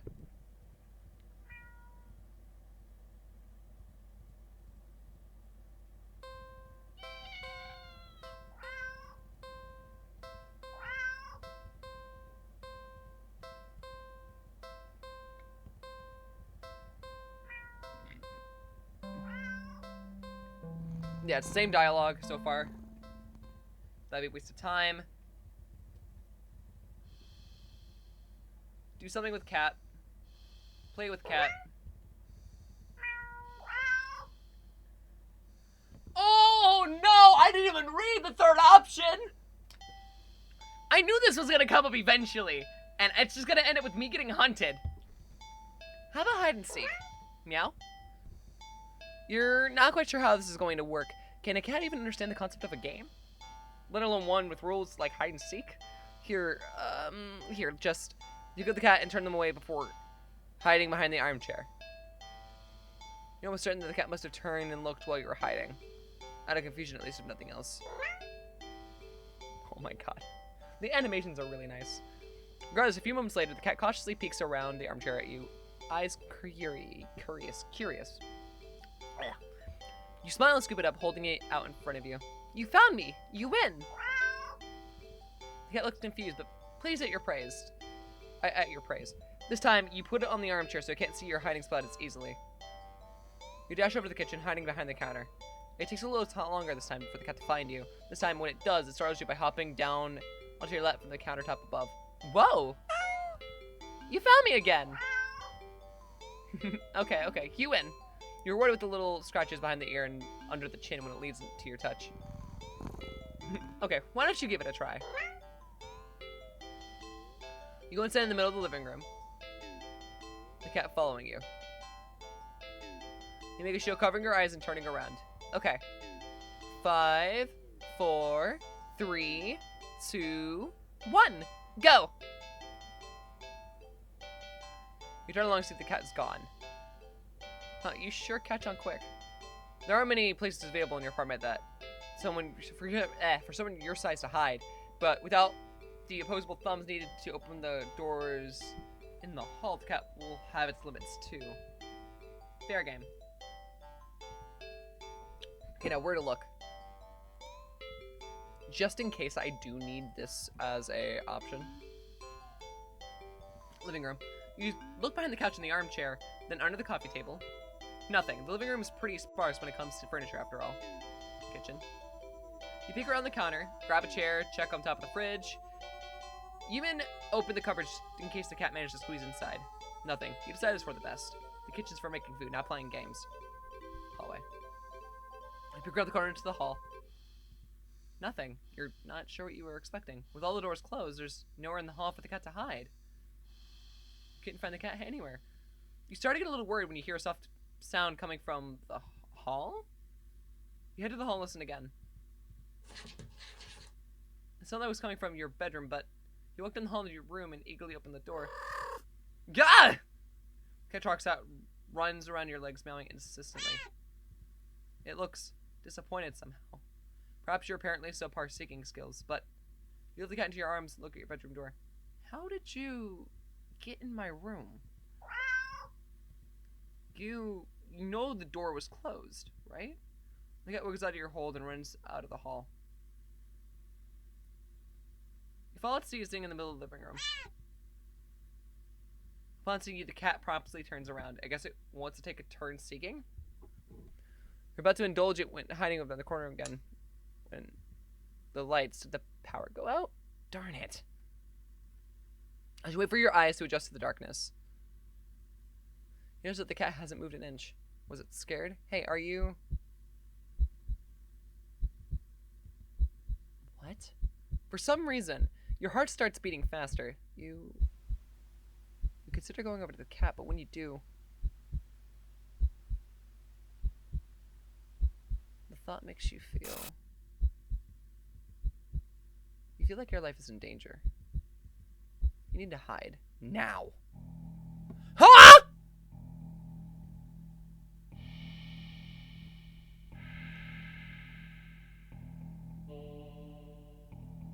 Hide behind the armchair. That's too close, so I'll find you immediately. Catch your counter. I've done that already. In the hall. Just in the hall. There's nowhere to hide in the hall. Sit on the couch. Are you joking? Okay. Hide in the hallway closet. You slip quietly into the hallway closet. The door won't close because a heavy box is now blocking after you squeeze inside. If you try to move it further, the cat might hear it. That is, if it hasn't heard you already. This won't work. You need to hide somewhere else. Hurry.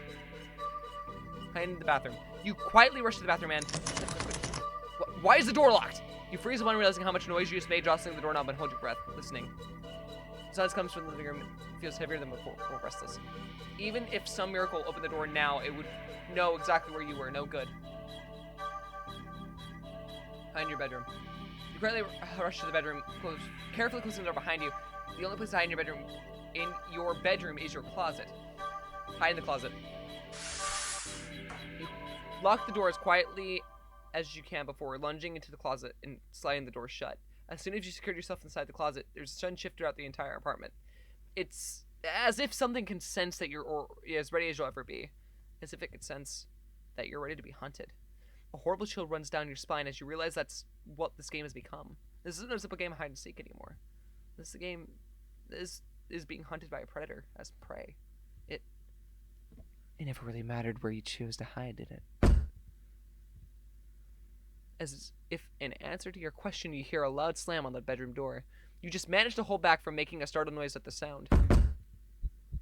Your heart rate kicks up again, making it feel hard to breathe quietly, hard to breathe in general. Tears fill your eyes as you cover your panting mouth with your shaking hands. It knows. It knows. Crying with your hands over your mouth, trying to smother the choke sounds leaking out of you. You slide down the wall at the back of your closet into a heap on the floor. You flinch harshly at the sound of the door being ripped off its hinges, followed by a loud crash against the wall on the other side of the room, like the door had been blown away.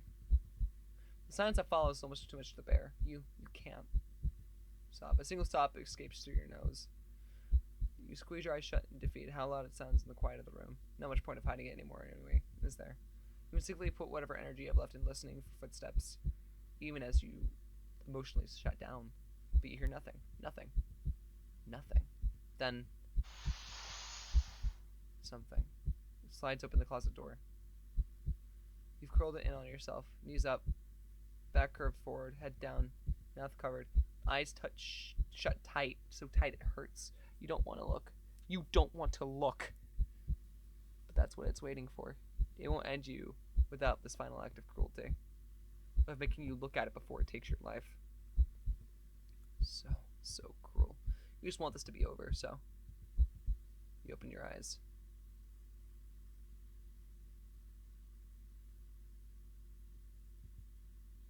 You see something glaring in at you from the darkness beyond the closet door. It looks disappointed. In the moment before you draw your last breath, you almost consider apologizing for being such a worthy prey. Guess your hiding skills are just subpar as your seeking skills.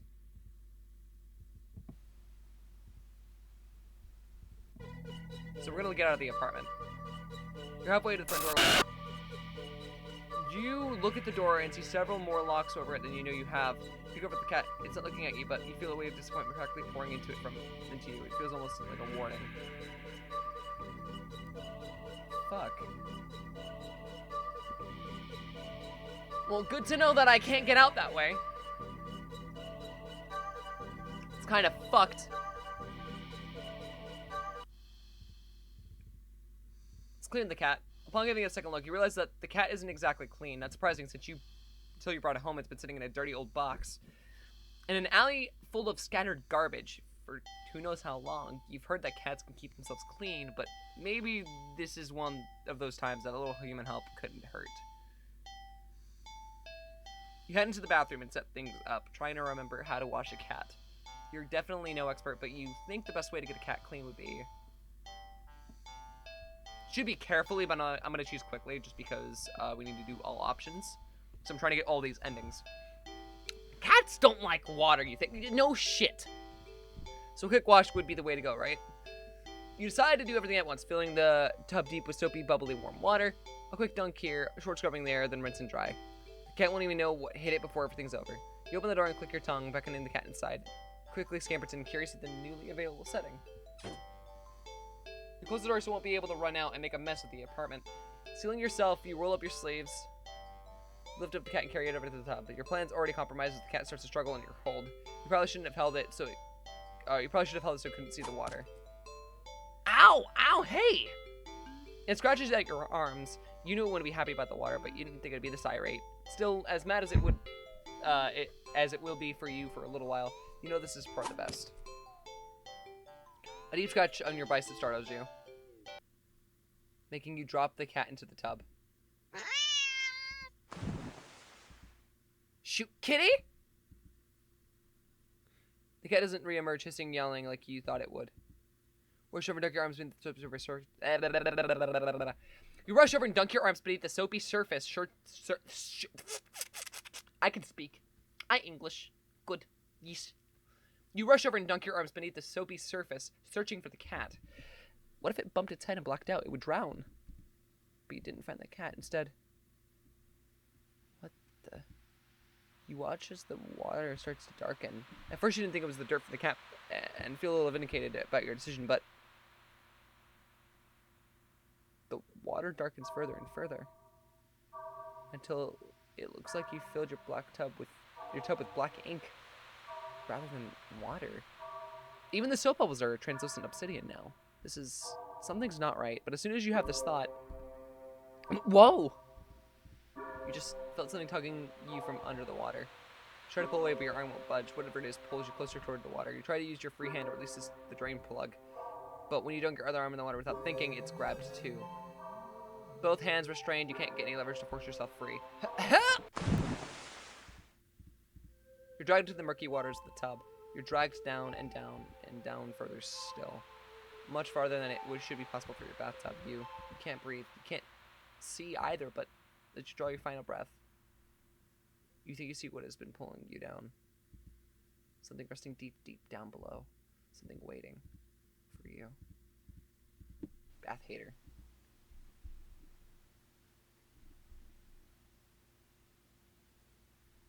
Jesus Christ. You think careful is the way to go. Cats don't always find water, so you doubt it'll be a fan of the excessive amount of it. So if you pick the cat up and place it gently in the sink before turning on the water, the cat is startled, but ultimately it doesn't try to run away. Nice. You lather your hands with some soap and carefully give the calf scrub half massage. After a few minutes, you rinse the cat completely and gather it up in a blanket, drying it. Why are you using a blanket? Then you take a brush and carefully run it through the cat's fur. Purr, okay. The cat seems like it's in heaven as you brush it. Some hairs are sticking to you, but you don't mind. In fact, quite a lot of fur is sticking on you. You try to brush it away, but it won't come off. Guess you're for a bath yourself. You try to ignore the fur and finish the cat quickly, but more hair keeps sticking to you. Your hands, your arms, before you realize that they're covered in fur and won't come off. It's thick enough that you try to just yank it off, but... Ow! What? Pain lands through the spot you just tugged at. Upon further inspection, you see the hair is growing. Growing out of you. The main character's become a furry! Great! You can actually feel it now. Fur growing out of your neck. Wait, that did say just your neck, right?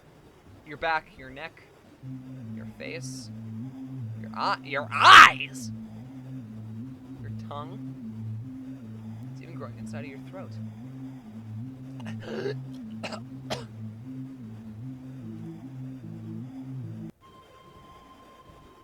As you collapse, start to choke on the thickening fur in your esophagus. The cat leans up to lap the fur growing on your forehead, grooming your hair as thoroughly as you did for it earlier. You think it'd be sweet if you weren't currently losing air. Still, it feels nice at least to be looked after and cared for in some way, even if it's just for a little while longer. The cat's careful grooming is the last thing you feel before you're no longer able to breathe. Self-care buddies, that's disturbing.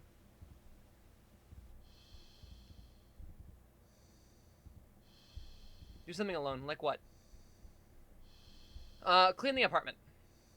You said that even if it's your day off, it doesn't mean you should be completely unproductive. You know how you have a guest and all, but you really shouldn't put off your chores. Best to get them done while you're in the mood to do so. So for now, you get dressed, roll up your sleeves, and get to work on cleaning the apartment. Something I should do myself at some point. Probably before stream tomorrow. At least you try to? You sweep the living room, wipe the kitchen counter, Okay, you don't make your bed, but who actually does that anyway? Yeah, I'm convinced unless you live with someone else or, like, have to live with, like, your parents, you don't make your bed. It feels like a waste of time just because you're going to continuously ruin it. Still, you notice that no matter how much you clean up, you keep finding more messes than when you started. You peek over at the cat. You suspect that it might be the culprit behind this mystery, but every time you rush to check on it and catch it in the act, you always find it napping in the living room. Keep cleaning, but the cat or something keeps leaving more and more messes in its wake. God damn it! It's making me fucking do this again. Keep cleaning. You keep cleaning, but it's just more mess and more and more. When you finally stop and look around you,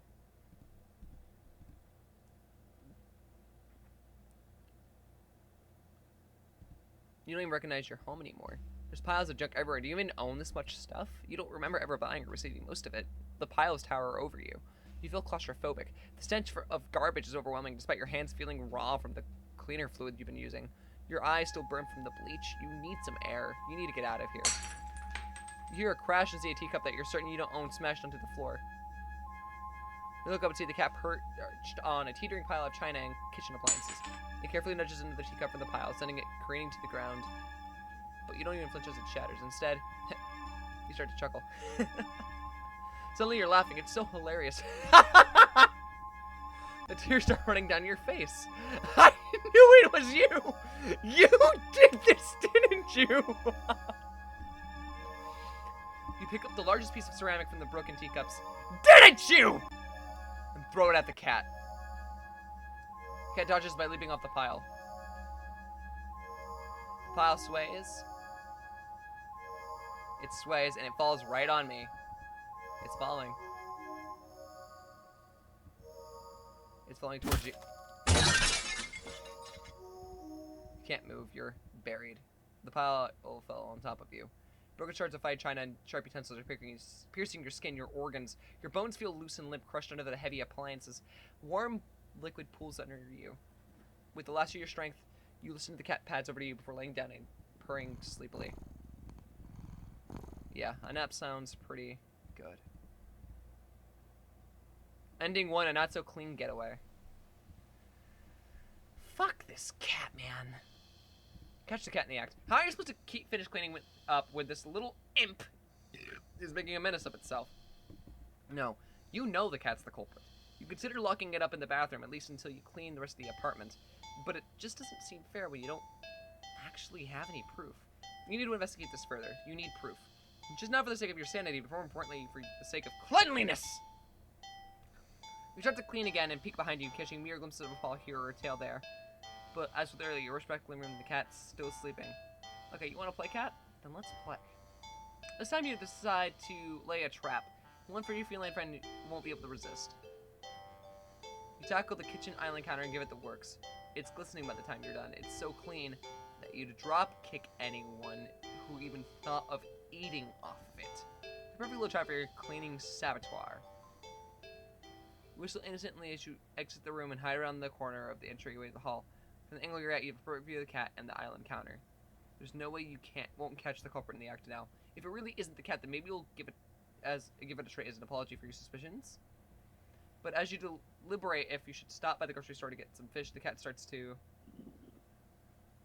shift. Its back was raising and falling evenly moments ago, but it's now rippling in small tremors, like an agitated wave on a black sea. It's shuddering. It's bubbling. I don't like that. I don't like that. I don't like that. It's like those fucking parts in cartoons where, like, for some reason, somehow the characters got eaten by someone and you see their fucking faces stretching against the flesh of someone's stomach. I don't like that. It's bulging. Another cat? What the hell? You gain misbelief as another cat bursts out of the still sleeping feline you've taken home with you. You're fairly certain that's not how cats give birth, but more importantly, you watch cat number 2 shake itself off for leaving onto the counter, rolling on top of it, leaving fur and grime in its wake. Probably should have given it a bath earlier. You feel like your mind's lagging behind the I'm sorry! You look at a cat that just literally performed fucking, what's the term?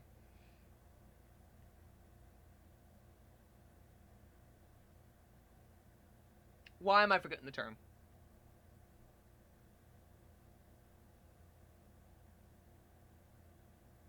Mitosis. Essentially just did, went through mitosis. You watched a cat go through mitosis. Yeah, I got it, Abby. Also, don't pester me with your BS. I'm smart enough to figure it out on my own. But, like, the thing is, that just happens, and the first thing you're like, I should have given the cat a bath. What?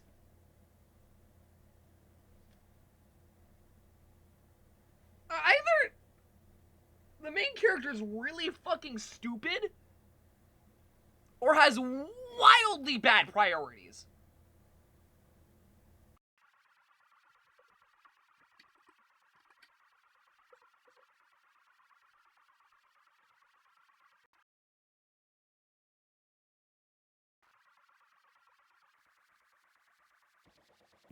Yeah, not doing that.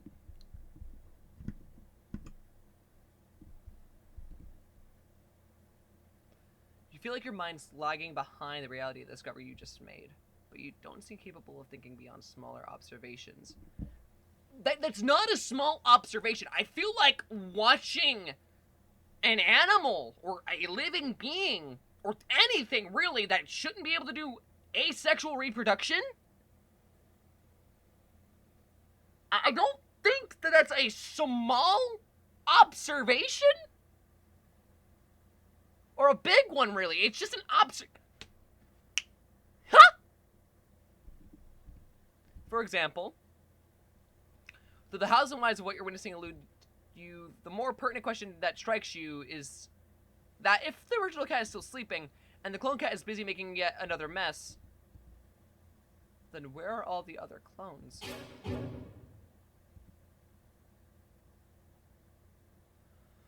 Suddenly, two cats look directly at you in perfect unison.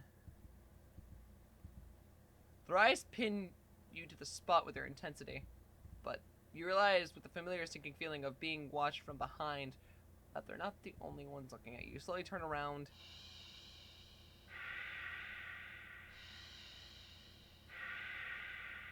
And from the hall behind you, from floor to ceiling, is a living, breathing wall of cats, of clones, all piled on top of each other. The glowing golden eyes of every cat in the undulating wall of pure black fur. Every single eye is trained on you. Out of fear and a sheer, desperate need to distance yourself from this blight on reality and order, you take a single step back. And in response, the wall just breaks. Oh! Cats stampeding all over you. Great! I'm Mufasa now! That's amazing! Where's Simba? You're kind of cute. If their soft paws were hiding claws as sharp as knives, yeah. You try to protect yourself, but there's just too many of them. Blood leaks steadily from your scratches. You feel dizzy. With what little strength you have, you turn your head and watch as the cats tear through carpet and upholstery, knock over vases and dishes and lamps, claw at the walls. It's going to take forever to clean this up, you think. Maybe you'll talk it all again later. Right after you take a short nap.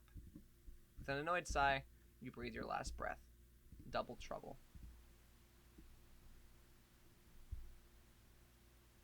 What the fuck, man? What the fuck? What the fuck is that emote? Can that even legally be done on Twitch? That's just a SpongeBob fish. But also that is accurate, so. Oh, we'll watch a movie this time. You're not tired enough for a nap, but you're too lazy to get started on any of your chores, so you decide to watch a movie. You get dressed in your favorite pajamas, make some popcorn with an obscene amount of butter. Just the way I like it, baby! And head over to your armchair. I want popcorn. Chad, I want popcorn. Only to discover the cat is already napping in it.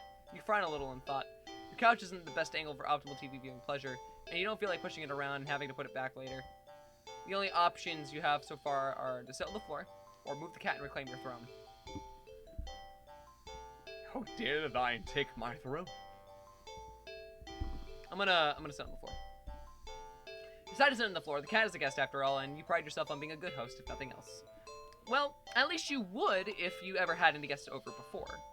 You grab a blanket and some pillows and make a comfy nest in front of the chair. You pop a random Aaron around movie from your collection and can tell instantly that's one of your favorite horror films. Ooh, yeah. You've seen it a few times already, but it never fails to get your blood pumping. A few minutes in, and you're already invested getting reacquainted with the stories and characters. The scares won't come until later, but for some reason you feel like something is watching you from behind. You know it's probably nothing, but you feel compelled to check it anyway. You peek over your shoulder. Gah! Only to jump out of your skin, jostling a few pieces of popcorn out of the bowl in your lap. The cat is awake, looking right at you. You take a calming breath, recovering, your heart nearly lurching out of your chest and immediately feeling foolish. It was just the cat, of course. It was so quiet you'd forgotten it was right behind you. Even though it's the whole reason you're sitting on the floor in the first place.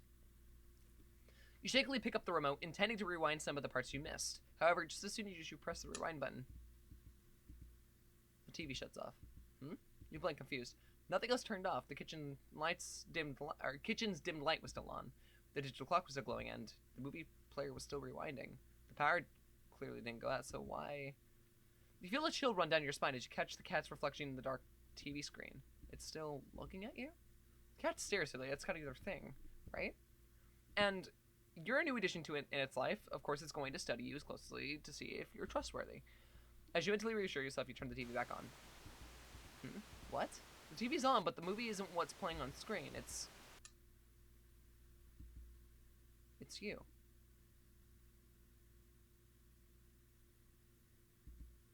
You watch yourself frown on screen as you feel your brow furrow in tandem. It's like footage of you in real time, like you're being recorded. You feel a familiar sensation of your mind focusing on small details to avoid the bigger picture of your current situation, avoiding the questions of how this is happening, or who or what is doing this, and why. Suddenly, your mirrored self smiles and waves at you, all on its own. You don't wave back, too stunned to move. I feel like if that happened, I would probably wave back, mostly just still confused. The you on screen doesn't seem to mind, though. Then it then stands up and walks out of frame, and... Ah! A terrified yell rips out of your mouth before you can think to stifle it. On screen in the chair is the cat. But it's wrong.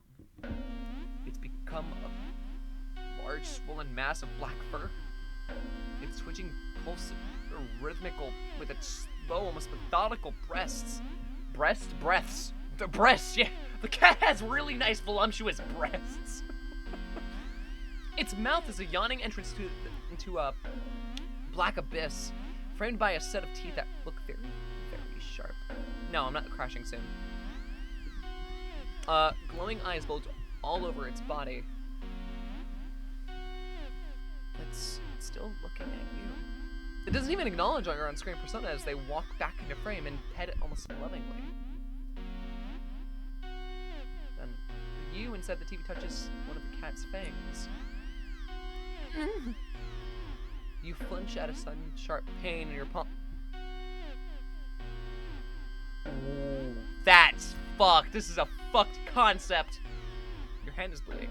You're not particularly afraid of blood, but for some reason, the sight of it leaking out of you sends another chill down your back. A thought, clear and terrible, flashes across your mind. It's not just the mutilated cat in the TV that's watching you, is it? Don't look behind you, don't look behind you, don't look behind you, don't look behind you, don't look behind you. Don't look behind you. You watch helplessly as your on-screen self smiles and nods at you, almost encouragingly. They stand in front of the cat's gaping jaws. They look into the dark depths. And as you're torn between horrifying realization of what's about to happen, I'm about to get consumed. And the gripping wonder of what they see looking back at them from that deep darkness. They jump in. Darkness is a sudden presence all around you, pressing and holding you down, and yet you somehow feel weightless. You can't tell if if you're falling, but it doesn't feel like you're laying down or standing either. You feel warm, you feel cold, you feel everything, you feel nothing. You feel nothing. Silent film. Okay, let's reclaim the throne this time. You square your shoulders. Sorry, Kitty, but that's my spot. You pick up the cat and place it on the floor. It's clearly upset with you, but when you try to pet it as an apology, it dodges your hand and scampers it away. You shrug and put on a random move stage for nestling into your chair. It's some horror film, blah, blah. Oh, wait, no. It's actually different dialogue. It's some horror film that you love to heckle from beginning to end. Nothing but an endless string of pointless jump scares. Did the writers not know the meaning of the word subtle? Crash. What was that? Was that the bathroom? The cat must have gotten to the medicine cabinet or knocked something over. Calming your thundering heart with a deep breath, you pause the movie and get up to investigate. Whoa! The cat dashes between your legs from the hall. Fleeing the scene only makes you look guiltier, you know. You're even more reluctant to see the damage now. You just want to relax and watch your bad horror movie. You go into the bathroom, turn on the light. Just as you thought all the stuff in your medicine cabinet is scattered on the tiles, you sigh. At least none of it looks broken or damaged. You crouch down to pick everything up. Click. Huh? Did the door just close? Did you bump into it when you crouched down, or... Well, at least the cat can come in and make more of a mess this way. The lights? Didn't you just replace the bulbs? They weren't faulty, were they? You never remember to hold onto your receipts for situations like these. You doubt you'll ever get your money back. You ever be able to get your money back.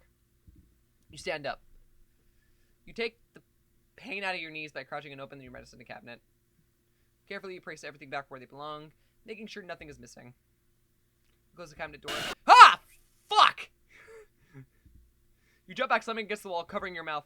You look and see the ear in the medicine cabinet door to see. Nothing. Nothing? What the hell? Something was... You know you saw something just now. You know you did, right? That makes another save. You saw something. Yeah, definitely. You rush out of the bathroom and slam the door behind you without looking. You enter the hall in. No.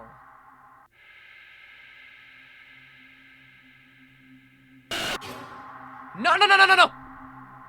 You shield yourself with your arms and... Nothing. Nothing again. You peek through your fingers and see... just your usual hallway. You don't feel very good. You need to sit down. You carefully make your way back to the dark living room, trying not to overwhelm your senses any more than you already have. Maybe you should watch something a little more lighthearted, or just lie down instead. You don't know. It's a little hard to think. You just need to sit down. Stumbling forward, you reach your chair, but...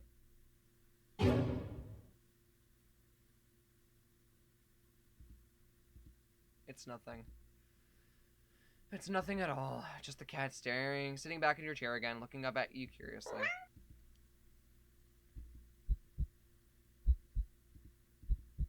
But it's enough. Your heart lurched so harshly out of a mixture of fear and anticipation that it completely gives out. Your eyes roll up into your skull. You feel yourself falling back. I literally had a heart attack? I'm starting to get some bad vibes from this cat, yeah. You're dead before you even hit the ground. Ending 4 real subtle. Fuck you! Fuck you and everything. The first jump scare got me, but after that it was just like annoying. But I get that that's the point of it. But it still carried like the other ambience really well. That was a good ending. Yeah, that's a... You rush out of the bathroom, slide the door behind you without looking. Get to the hall end. Oh. Okay, hold on. Okay, so that ends up being the same ending.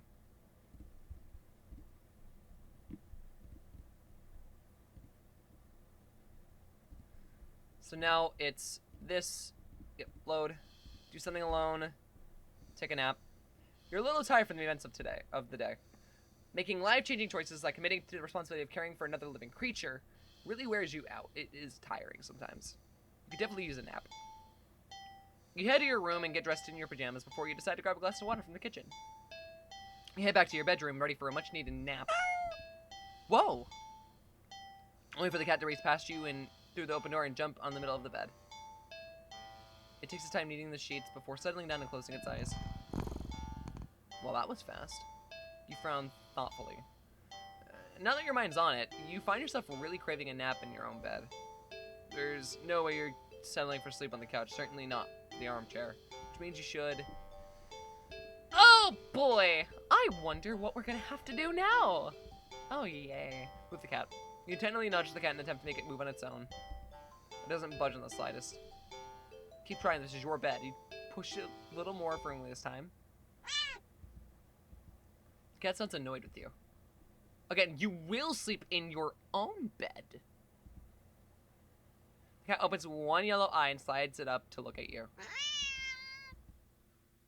Is its voice a little deeper than before? Move the cat! You move forward, ready to shove the cat with all your might. Crash. Ah! You're thrown back by some invisible force and crash into the dresser before falling to the ground. Wind knocked out of you, you look up in a daze. You don't quite comprehend what you're seeing. A strong swirling wind is picked up, throwing items all over the place. As if a miniature hurricane had just taken form in your room. And right there in the center of it all is the cat, hovering in the air above the bed, its eyes open, glowing like molten lava.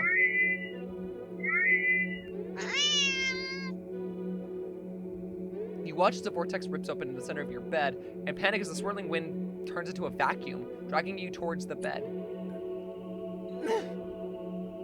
Your nose catch and tear as you desperately cling to the carpet, the floorboards, and any and every piece of furniture within your reach, bloody fingers slipping clumsily on every surface. Ooh, I didn't like that with the nails.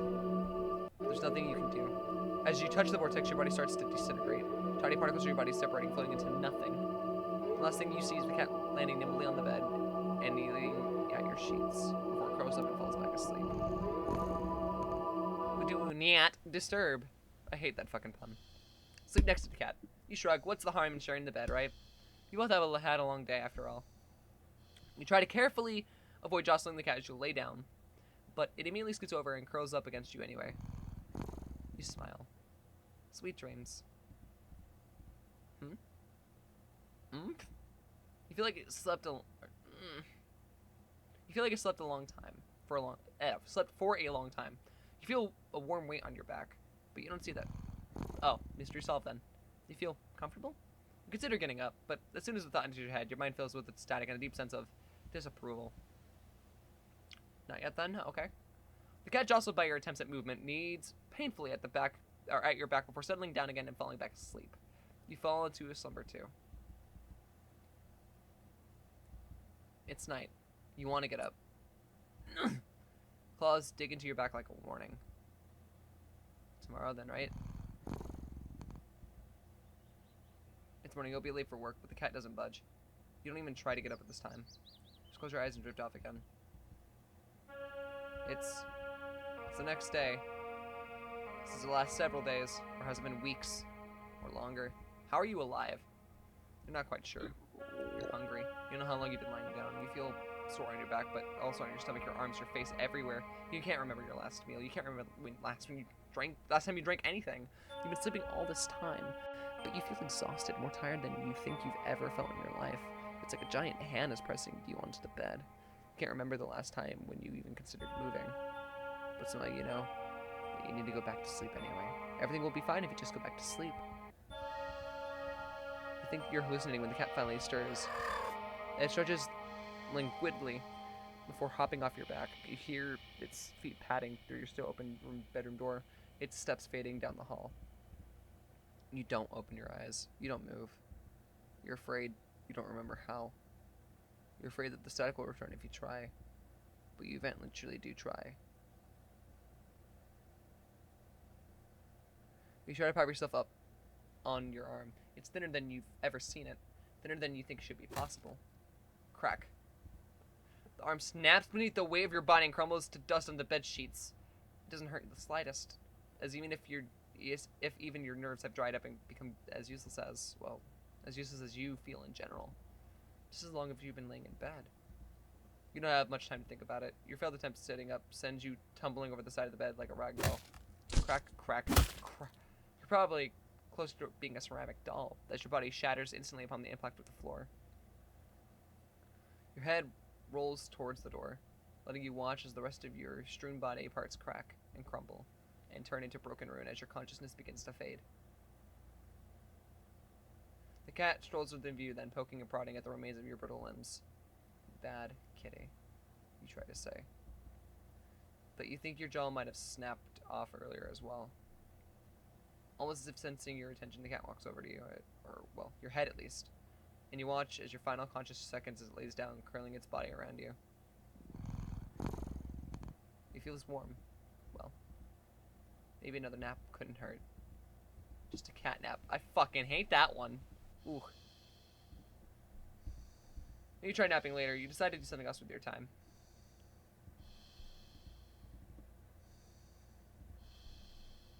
Okay, let's go back to the main menu.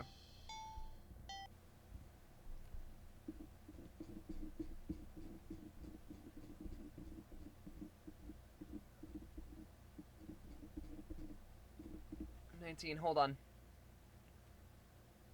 Awesome gamer.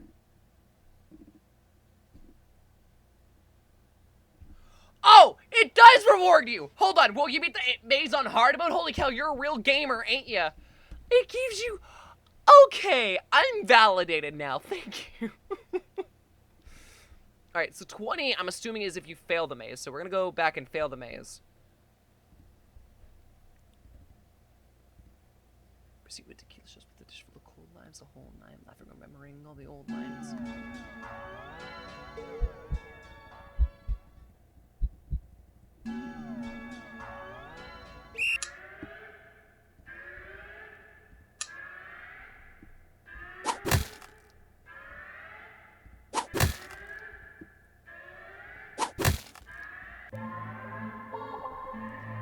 Here we go.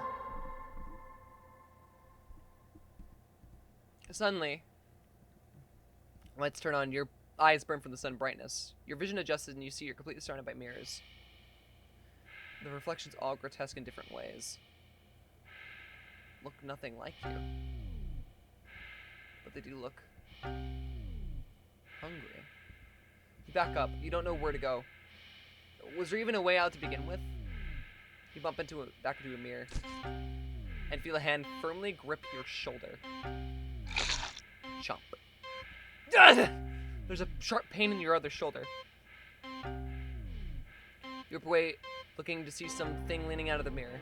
Its face has no features, save for a large gaping mouth stained in your blood. Looking around in a panic, you think that the mirrors feel closer than before. The path you'd come in from is long gone. You're surrounded, and every time you blink, you can swear the mirrors were getting closer and closer and closer. Your horrifying reflections looking hungrier and hungrier and You failed the maze. Yeah, it was right about that being failing the maze. Okay.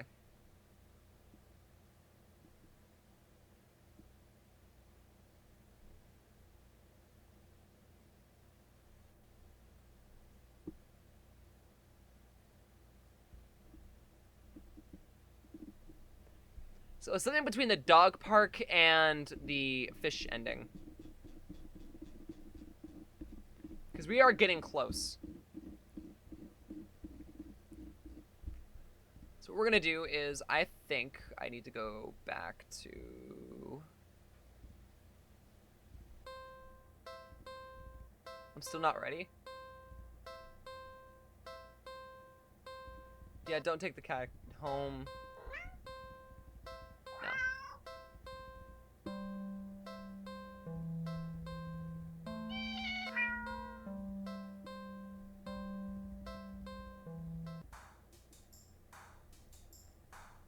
Let me double check the endings real quick. Just to make sure I did get this correct real quick. Dog park.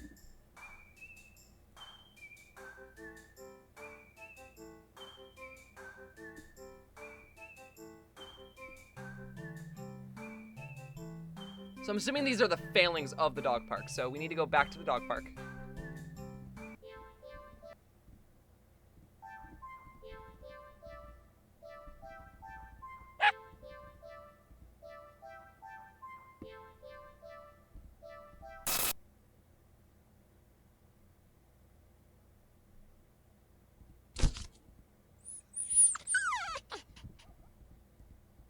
Christ. Stay at the park.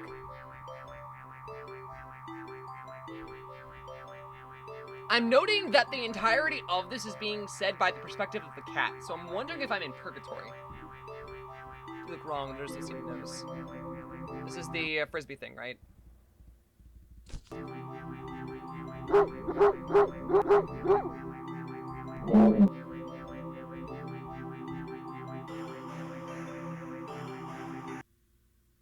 Oh, we already did this.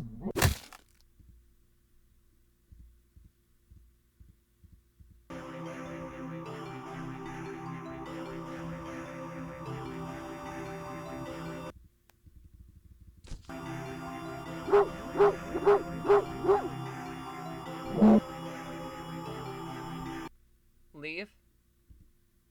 Good, and don't come back.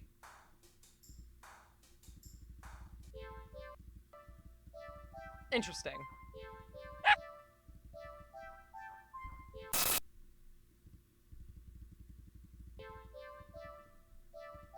I'm trying to figure out like what the other endings could be here.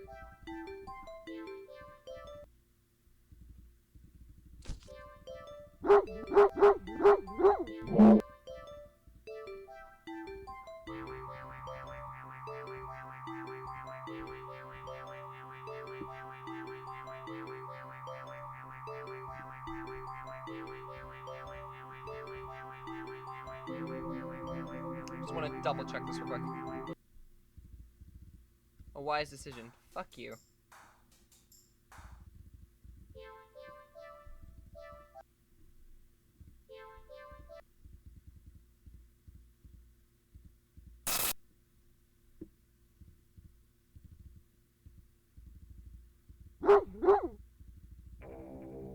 Okay, and that's just this ending. Okay.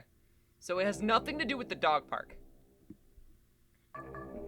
So then what is the next thing I have to do?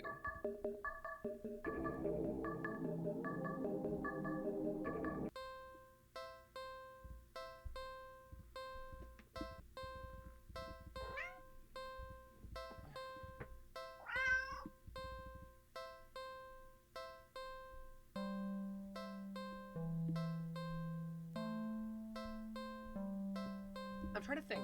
What else can I do?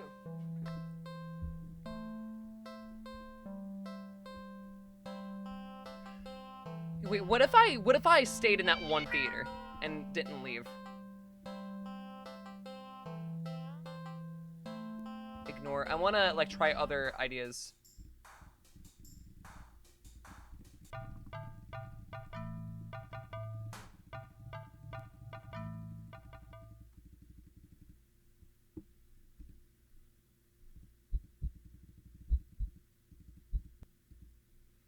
Oh, okay, it's the same thing.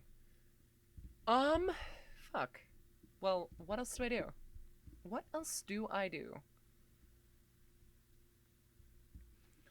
The fish ending was feeding the cat, right? What if I can feed it the chocolate? What if I can? What if feeding it the chocolate is an option? What if I can kill the cat by doing that? Probably can't, let's be honest. There's no way for me to get a good ending out of this. Let's be honest with ourselves, guys. There's no escaping.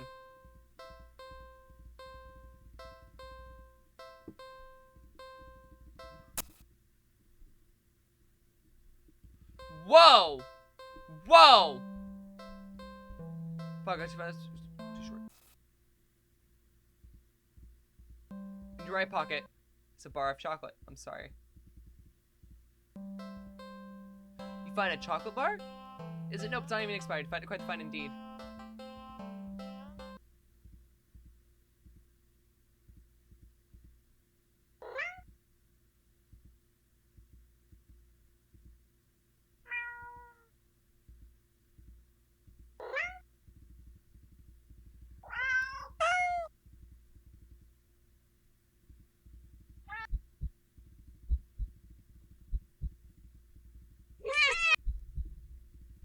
Yeah, I don't think there's another ending to this.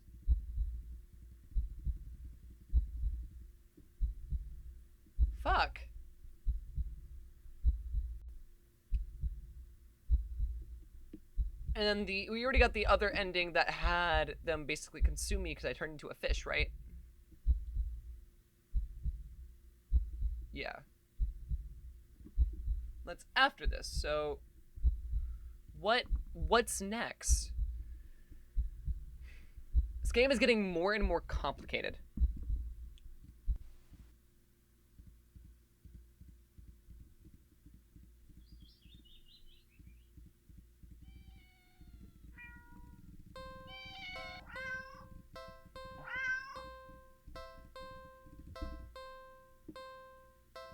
We're not taking the cat home.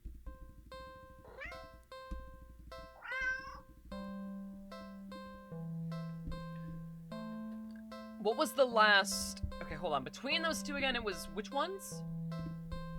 It was Fishy and... Doggo.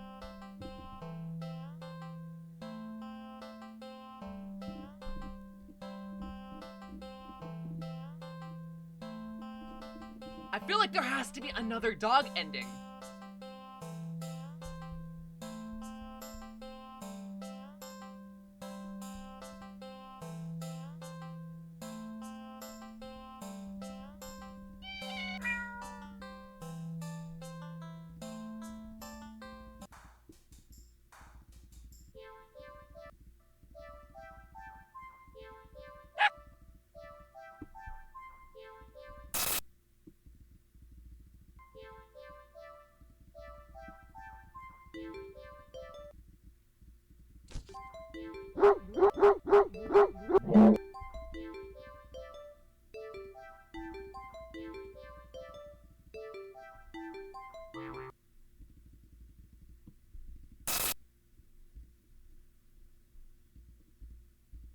Good.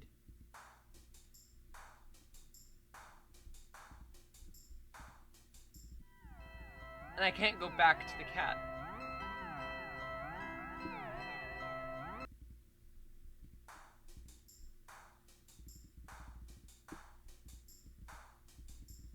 Yeah, I can't do anything else.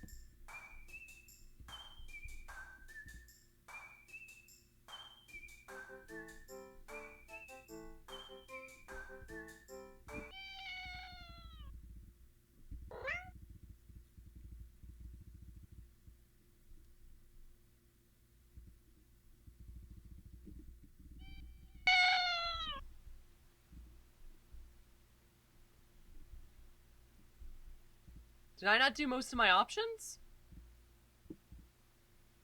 What else is there to do?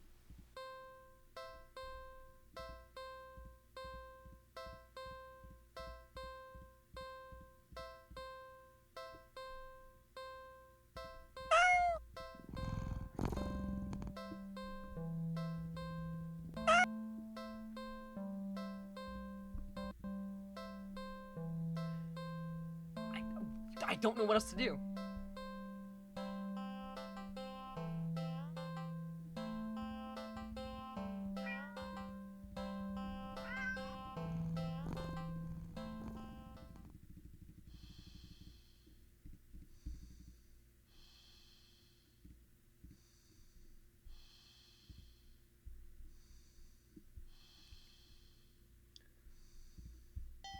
Let's start specifically from the the very beginning and go from there.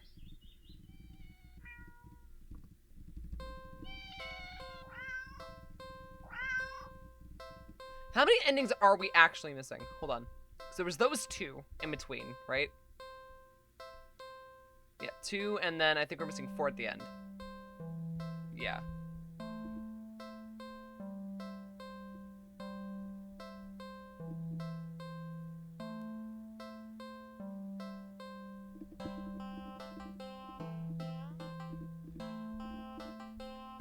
And I'm assuming the last ones down here require me to get these 2 done, so we gotta figure out what this is.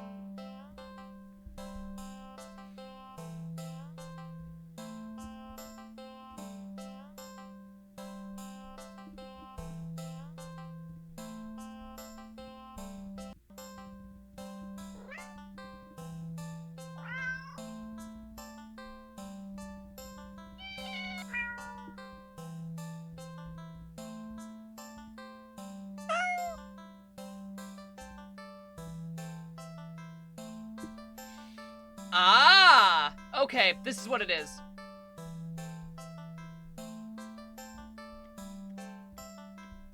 I knew I was onto something. So what if I stay?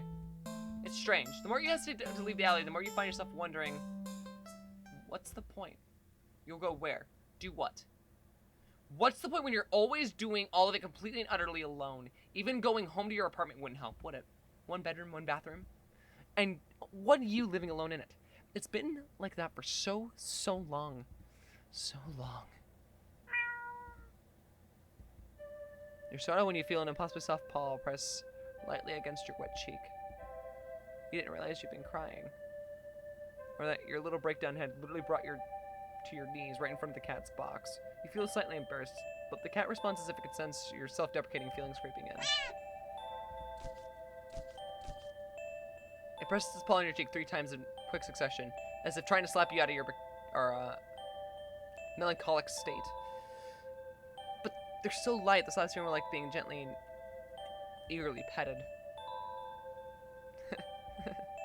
You can't help but laugh a little. I can't believe I'm having a meltdown in a dirty old alleyway, with a stray cat comforting me. You smile and show your gratitude, with a scratch to the cat's chin. Thanks, I'm fine, really. That just happens sometimes. I really do like being alone most of the time. It's the only time I feel comfortable being myself, you know? But even I get lonely every now and then. It's easy to ignore when I'm keeping myself busy. That's why I pushed myself to go out today, I think. Yeah, I was hoping to make a friend or something. Though I guess that wouldn't be a good idea. I don't. Someone like me would make for a very good friend to anyone. Okay, maybe I won't go as far as to say that, but... You stay, and just talk to the cat. About anything that comes to mind. Your isolation, your loneliness, your many fears, your losses, your emptiness. Although, the longer you stay here, the smaller that one significant emptiness feels. It's been so long since someone just listened. Your words shift to gentler topics, your hopes, your dreams. Happy memories of the past. As you talk, you notice the once cold concrete walls of the alley becoming flesh-like, warm and pink. That softness slowly engulfing the both of you. The sound of your own voice feels hypnotic as it reaches your ears, encouraging you to speak more of the depths of your heart into the open. Give in easily. When you do run out of words, you're not sure how long you've been sitting there, but not knowing doesn't seem to bother you. Still, a strange question enters your mind. Leave and go home? Why would I want to do that? Oh my god. You're too tired to move. Pouring out your heart and soul has taken a surprising toll on you, but you have no regrets. You're so happy. You don't think you've ever felt so heard, so seen. You lean forward and rest your head on the box. You don't feel the rough cardboard you were expecting. Instead, you find yourself resting on a massive something. Something soft, slightly damp and warm. So warm. But you can't find it in you to care about what that one could be. You're so tired. You just close your eyes, and you get the feeling that they'll probably never open again. But as that all-encompassing warmth encases you slowly and completely, you feel nothing but pure contentment. Ending 22, not alone. I was right, Leave. You really can't afford to take the cat home with you. Well, maybe it wouldn't be completely impossible. A few extraneous luxuries cut here and there, and you could see things working out, sure, but there's a slight problem that's been making you waver this whole time. What you simply can't ignore. The problem being that you just can't trust this cat. It sounds ridiculous even in your head. Cats don't require trust to care for. They're incapable of betrayal or deception specifically because, like other animals, they only seek out the most basic essentials of living, procreation, and comfort. Malice isn't something that they could ever logically be applied to them, and yet you feel it. Behind that gut-wrenchingly adorable face is something dangerous. And that something brought you here. It called you here. You're a curious person, but even you can't shake the deep instinctual desire to get away from it, get away from it, get away from it, get away from it, get away from it. The cat's face looks blank. It's an expression you've seen on many cats before, but something about it feels sharper.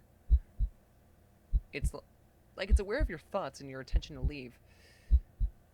Great. Not the glowing eyes again.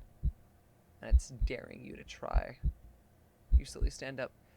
The cat tracks your movement with its eyes, not bothering to move its head. You don't say a word.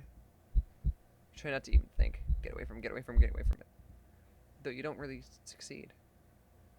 You turn around and quickly leave the alley, feeling the sharp eyes on you the whole way.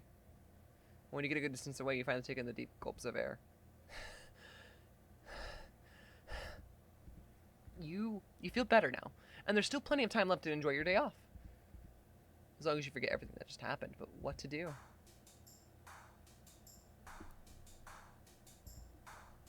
I'm saving this real quick. Go watch a movie. Okay, it's the same dialogue from last time, so I'm not going to repeat it for the sake of saving my voice. I've been doing a lot of speaking, yelling, and screaming, like these last 3 days, so gotta be a little careful.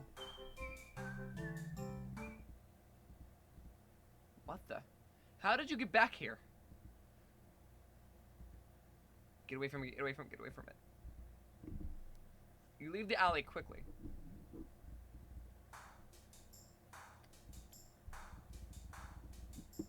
Go to the new cinema. You don't know why, but you don't really feel great about the idea of being alone right now. Deciding to wait for a movie you've been anticipating to be available on DVD or streaming. You join the long line outside the new cinema. By the time you reach the ticket booth, you just want to get inside, so you pick a movie at random and you take your ticket for the tired-looking teenager remaining in the booth. You head inside. The cat's face looks... Get away from it, get away from it, get away from it. You leave the alley quickly. What now? Go to the carnival. You spend the day at the carnival. Ferris wheel, roller coaster, Pharaoh both. Rides you've been on before. Hoops, coin toss, balloon darts. Games you've played before. Funnel cake, popcorn, cotton candy. Food you've eaten before. All things you've enjoyed before. You're surrounded by groups of people, all having fun together. Laughing, playing, eating, taking pictures, making memories, and then there's you. The sun hasn't started to set yet, it's still high in the sky, but it will soon. You start to wonder if maybe you should just go home for the day. And you stop in your tracks. You see something new, an attraction you've never seen before. A maze of funhouse mirrors. It sounds kind of lame, honestly, but there isn't even a line to get in. But then, what else is there to do? Is zombie up? Real-Tme. You enter the maze. The cat's face looks... Get away from it, get away from it, get away from it! Leave the alley quickly. What?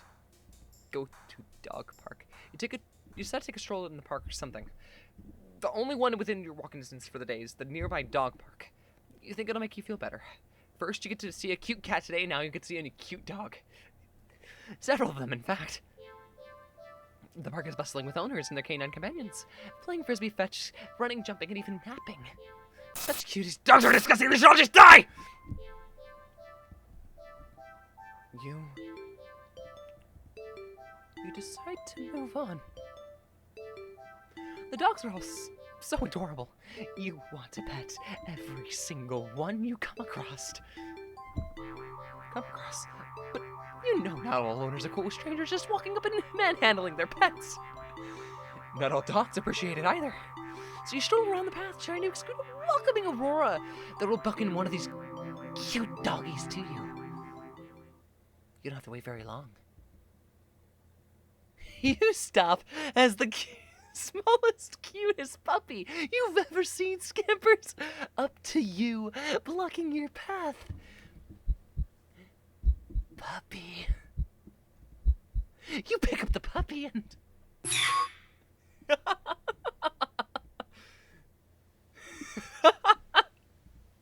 The cat's face looks... It's... Get away from it.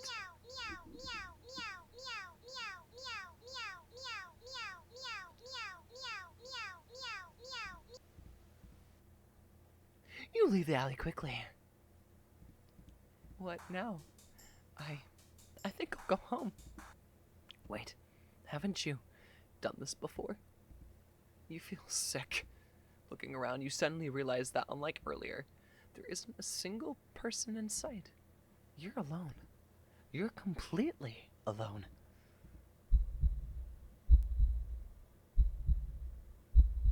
So why do you feel like you're being watched right now? You feel your heartbeat start to race. You need to get home. Now.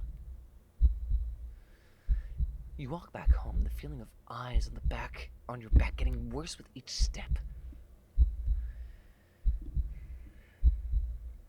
By the time you're fumbling with the keys at your door, you're soaked through with cold sweat. Your skin prickles and itches. The heavy gaze you feel might as well be eyeballs physically pressing into your flesh. Sticky and unnatural. You finally get inside and...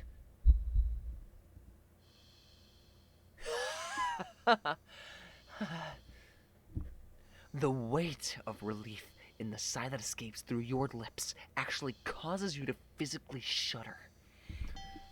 The horrible feeling from earlier immediately dissipates as if it were never there. In the wake of its departure, you're left shaking and cold in your sweat-soaked clothes, but you're too relieved to care. Exhausted, you mentally pass on the very concept of eating and head straight to your bedroom.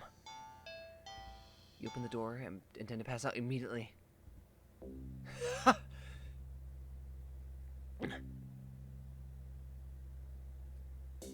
Not again, no. No! You back up in fear, the eyes trained on the cat and its horrifying grin. You need to escape.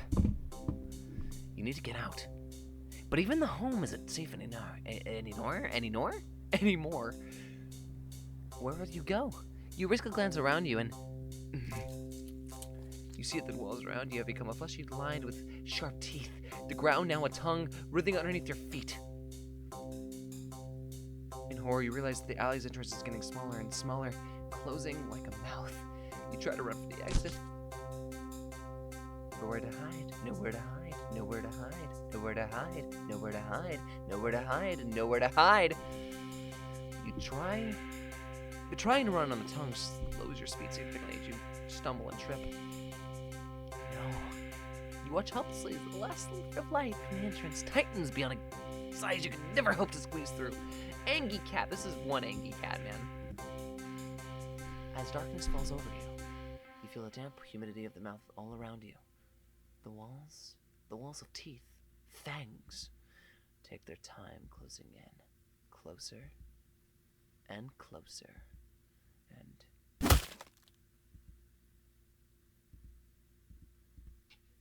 Ending 23, feedback loop. You've been enjoying yourself, haven't you? Yes. I as well. Still, all good things must come to an end. And I believe you are ready. Do not take the cat home. As sad as cute as the cat is, you'd never take this thing home with you. You just can't take it home with you. You're a responsible adult. You are! With rent and bills to pay for, not to mention you need to buy food to survive too. There's no way you could care for a cat long term, right? You could barely afford this little outing on your day off. What to do? Only one thing left. So, what should you do with a cat that has been very, very, very naughty?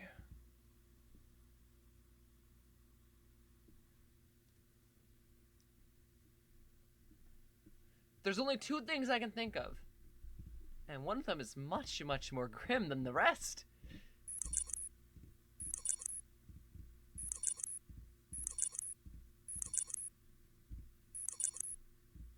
Kill it.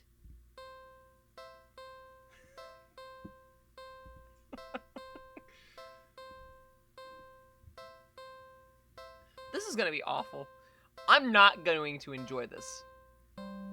I very much want to preface the whole voice thing is an act, but like, ooh, this is getting good. This is getting good. The theater kid in me is slowly wanting to come out inch by inch, and I can't say that I don't love it. So, watch as I delve into madness. If anyone grows concerned, don't be. I'll be fine. I'll be fine. I'll be fine.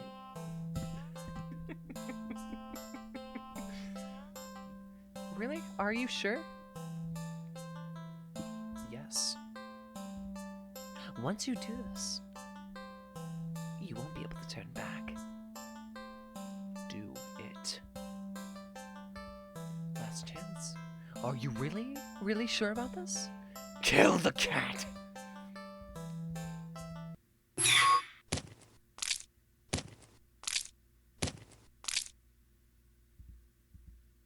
You kill the cat.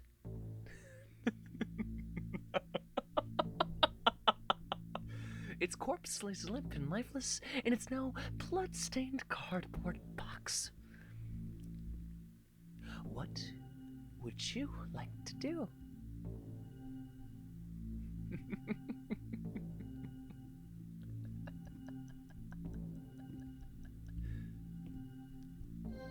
How about I check my pockets? There's no point. The cat is dead. You dig in your pockets anyway. Left pocket. String. Useless. Right pocket. Chocolate. You eat the chocolate. You have your phone. Take a picture. No point. The cat is dead. What would you like to do? Look around the area. What are you looking for? The cat is dead. You look anyway. You look to your left and right. Nothing but trash. You look up. The sun never reaches in here well enough. We can tell that it's an absolutely beautiful day today. You look behind you. Nobody saw.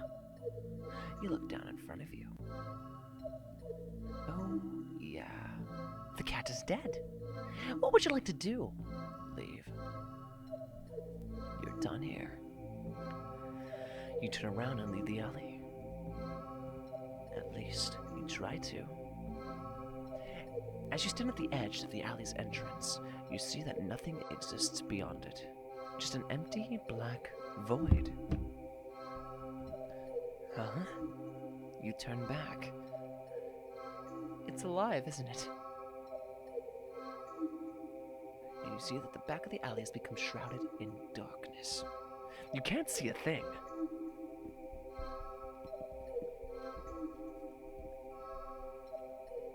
Leave the alley. But there's nothing there. Leave the alley. I can't. Okay. We'll approach the darkness. With no other options, you step forward towards the darkness. Closer and closer and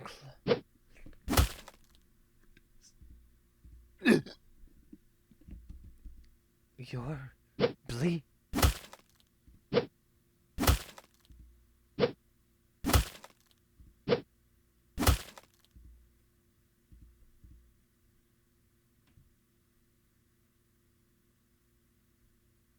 Let me guess, it's called Eye for an Eye. You collapse to your knees. The front of your body is slashed open, leaking blood and guts and organs down your torso and all over your lap. Don't you know that cats have 9 lives? Wait.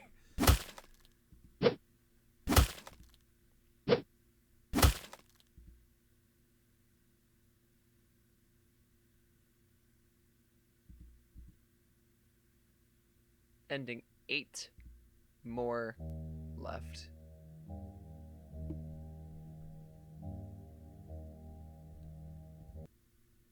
Just curious to see where this goes.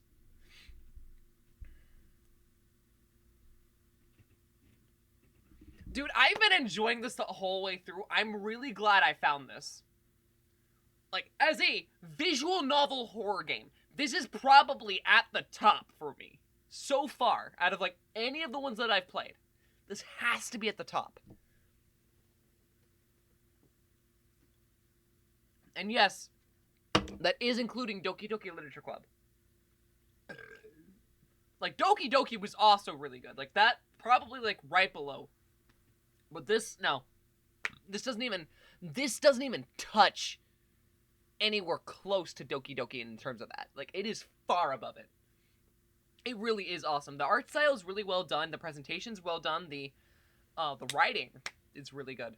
Like, I just want to level really quickly. Like, when it comes to this concept, I don't see many people do writing well, and the way that it does blood and gore, it does it as a means of helping and not as a scare factor. It adds to the experience instead of being the main experience. And it is a phenomenal take on it. Like, this is what creepypastas originally were. They were proper scares. They weren't just this mess of bullshit. So 8 lives left to go through. Yeah, I guess we have to kill it 8 more times, don't we? Let me a happy character that secretly has depression. See, dude, Sayori, though, at least was found, you know, not alive. At least Pinkie Pie still is, so there's a problem there. And, like, these little intermissions and breaks in reality, and the dialogue that blatantly comes from the cat, well, the entity has to end. It does. It does. And I'm looking forward to it. I never believed in unconditional love. Not even as young as I was on the day that changed my life forever. Still, I always assumed that they would come to the closest to granting it to me. It's what they always say, right? That a parent's love is unconditional. The wounds they inflicted on my skin and in my heart had long since scarred over the day that they dealt the final blow. And all it took were 2 little words. Get out. The day they turned their backs on me, they finally turned their backs on me, abandoned me. That was the day it found me. It offered me an unfathomable kind of love. A love that could be limitless, endless, powerful, all-consuming. A love unmatched. A love unlike anything that could exist in this world. But there was one thing that the love it offered could never be. Unconditional. Did my parents kick me out because I was gay? Is that what it was? That's not very poggers of them. Okay, that's the last time I'm saying poggers. The writing for Sayori was the most relatable depiction of depression I've ever seen in fiction. That's why I loved it. It really was. I mean, there's a couple of other characters I've seen that are very well done.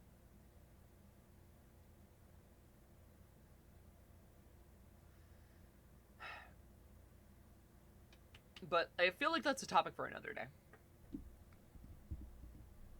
Where am I? And so, you find yourself here yet again. What? Who said that? And where is here? I can't see anything! Why? Here is here, silly. Huh? You're... well. Do you remember this time? I never would have thought of myself as being forgettable. But I suppose there's a first time for everything. Your memory slowly pieces together fragments of a moment, an encounter. Again. In an alley. I took you home with me, didn't I? Correct! You were daydreaming so long, you even had me worried. Can you imagine that? Here I am, indulging to playing with my prey. Only for you to completely zone out on me. The game's no fun if you're not present, you know? I don't know. No, I don't know! I don't understand what's going on at all! Curious as you are, I should have expected that you'd have questions. Well, I suppose you've put me in a good enough mood to be generous and hear you out. Very well. What would you like to know?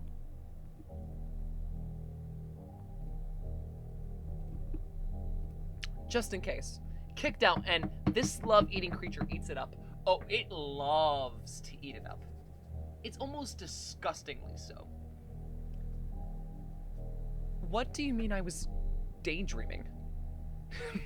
It's the first thing that came to mind, really. You were on the brink of death. But instead of watching your life flash before your eyes, you got stuck reliving the moment we met.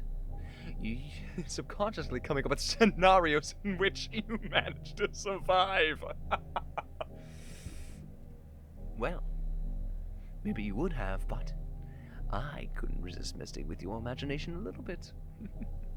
You did just start ignoring me out of nowhere, after all. You know by now how much I love attention. Your little thought experiments were rather amusing. We're fucking snoozing that ad. I ain't giving you guys an ad right now. Fuck that. Your little thought experiments were rather amusing. But, if I might say, you must have had a pretty dull life to forego indulging in precious memories of bygone days, in favor of daydreaming about a single encounter, over, and over, and over again. I've heard of having regrets on one's deathbed, but this has been ridiculous. Ridiculously intriguing, that is. Or perhaps, rather than regrets, I was what you found intriguing. Am I still dreaming? You're lucid, I'd say. Since you finally remembered me and all, it seems you're finally ready to face this farce. Amusing as it has been. What would you like to know? You didn't hear that. Where are we right now? Inside your head, silly! The real versions of ourselves are alternate time back in reality. In your reality, though I much doubt time has actually passed. These things tend to happen in a blink of an eye, after all. Well, usually, anyway. What would you like to know? Why do you keep killing me? Oh, don't be so dramatic. Why do you keep killing me? I don't keep killing you. I haven't even killed you once yet. Those were just thoughts and ideas floating around in your head that I admittedly had a little fun with. Can you blame me? I would have gotten bored for waiting for you to wake up. You even made me kill you in the end. Yes, I suppose I was curious to see if you actually would. You certainly didn't hold back. You must have been quite angry with me. It's fine, though. You know what they say about curiosity, yes? It was my own choice, and besides, I got you back, didn't I? What would you like to know? You're a cat. How are you talking? What do you mean? I've been talking to you all along. Intriguing as your imagination is, it would have run wild without my help. I was guiding you the whole time. I called it! The narration was the cat!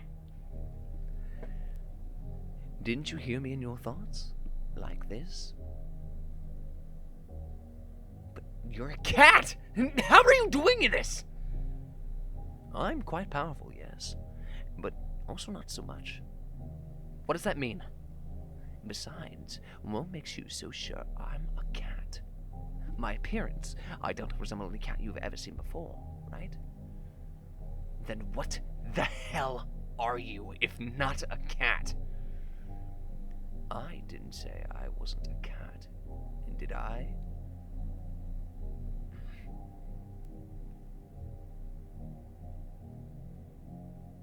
I could be a demon. I swear to God, if I called that too! Or a god. Or an alien from another galaxy. Or an interdimensional abomination. Or I really could just be a cat.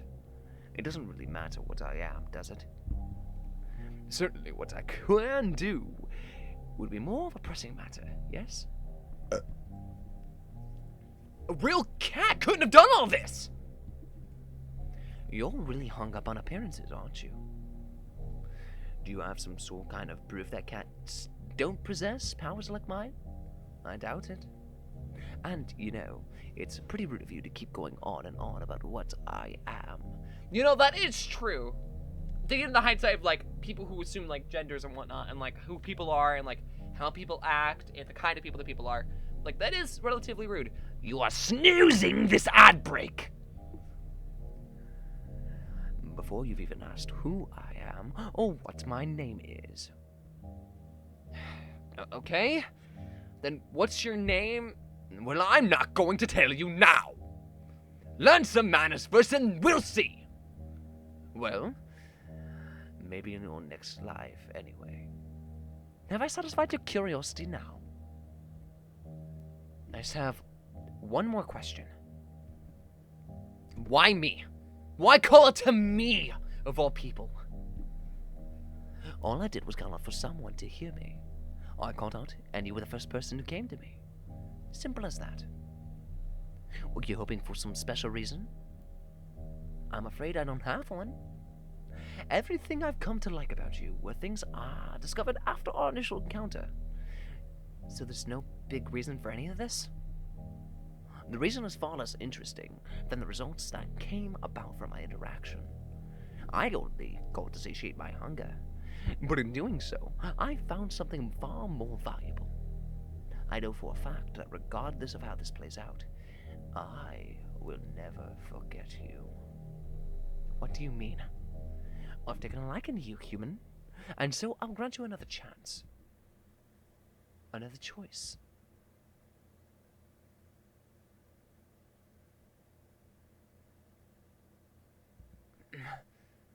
This place is...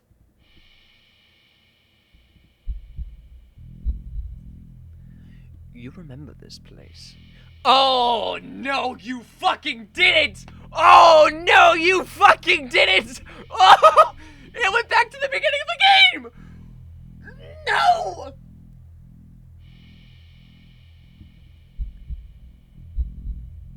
Being chased. Being hunted. Being afraid. So afraid. That fear that so attracted you to me, or me to you. That instinctive desperation to survive. I craved it all. As I am the ocean. The ocean? Ocean? Ocean? I'm the origin of all these weird things! Sorry. As I am the origin of all those delicate emotions, you are already mine. But I will still permit you the chance to accept the reality of your fate. Human, join me, nor perish. No fucking shot, dude. No fucking shot. I couldn't have failed your children before I let this company die! I'd rather die. I see. Then there's nothing left to say.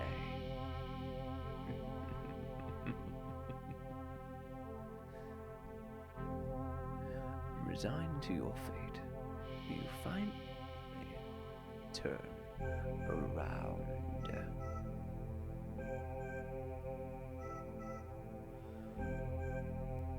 Oh my god.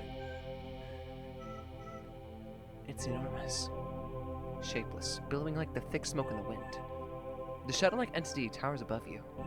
So high, it's like in the sky poured down into the earth, it's still pouring even. It's unfathomable that your tiny world is even able to stand under the weight of the reality of such a being's existence. And that you and your fragile mind have it fallen to ruin as well.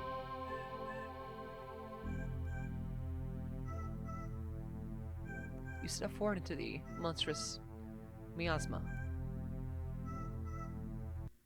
and offer yourself to it.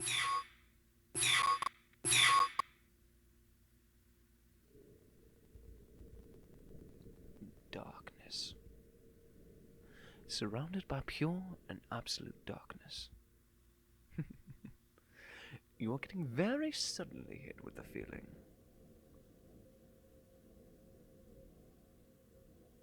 that you are not alone. Like you've stepped into an unbearably, impossibly crowded space. Your ears even start to ring with the sensation of countless conversations, words, whispers, screams, all overlapping. But you don't actually hear or see anyone or anything. You're alone. Even as your senses lie to you, trying to make you think otherwise, you're more alone than you've ever been. Lies. Lies. Lies. Listen. Listen, please. Is someone really... I can't see you. Where are you? Nothing.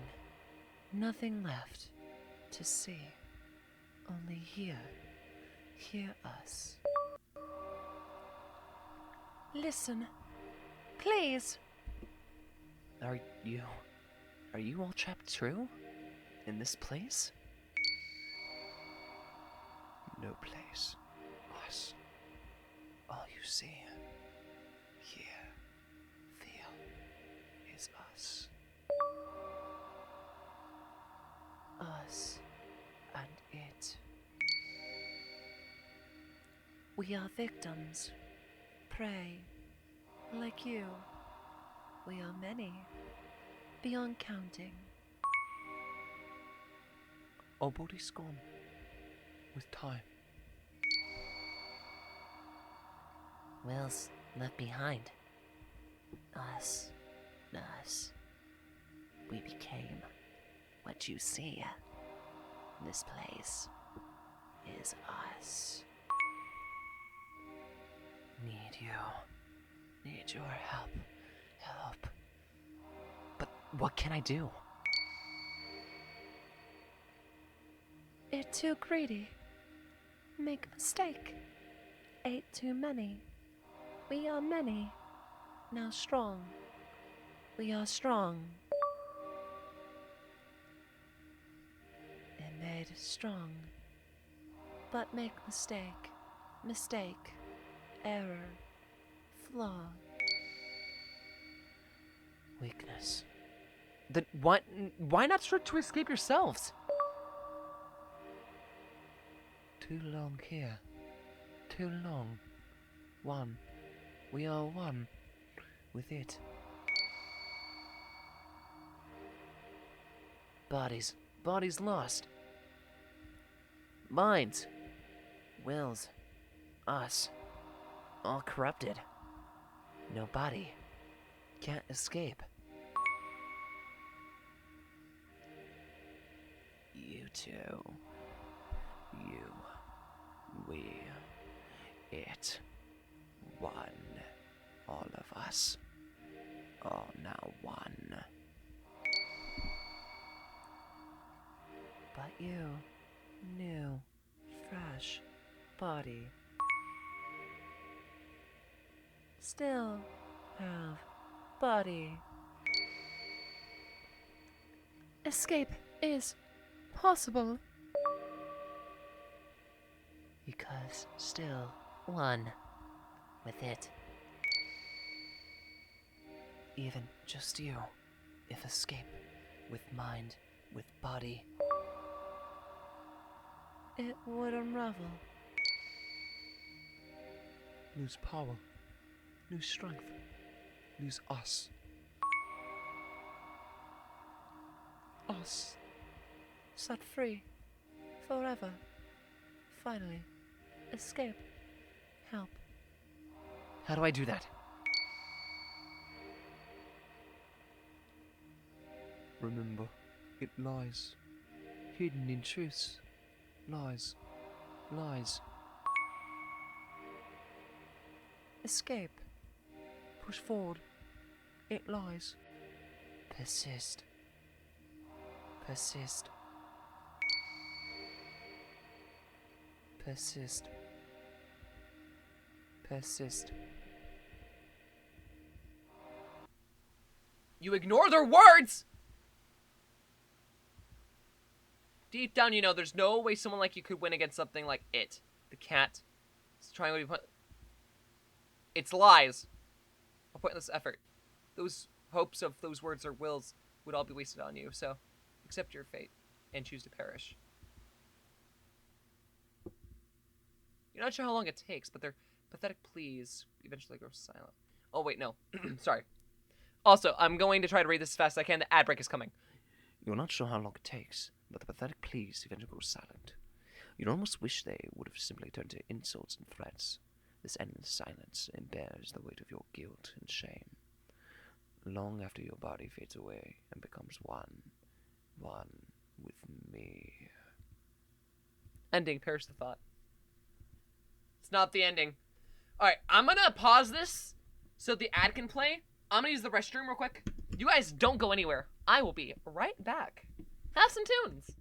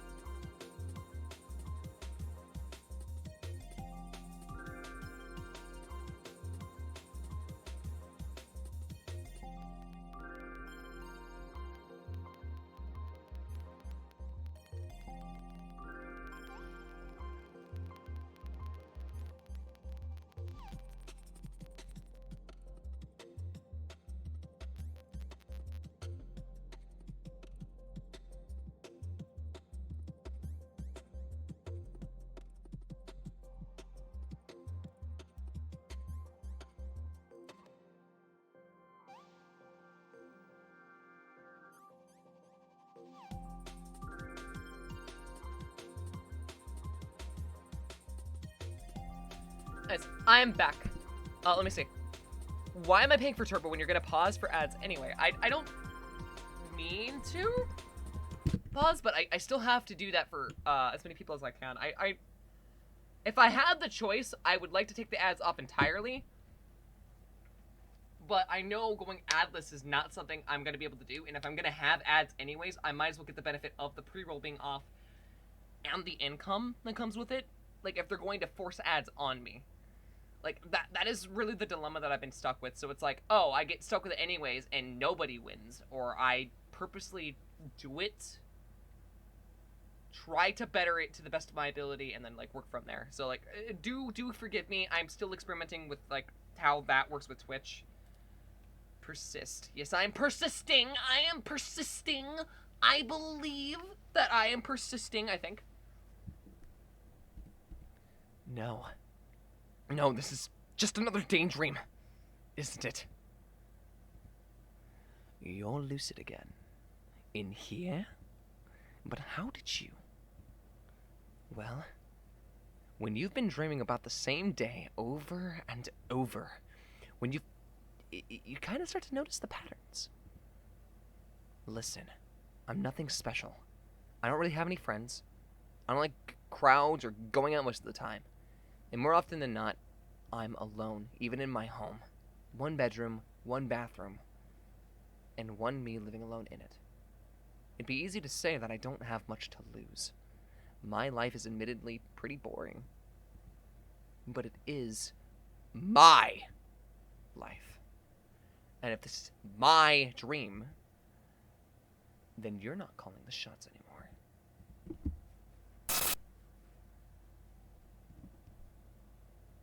I don't think you understand what's going on here.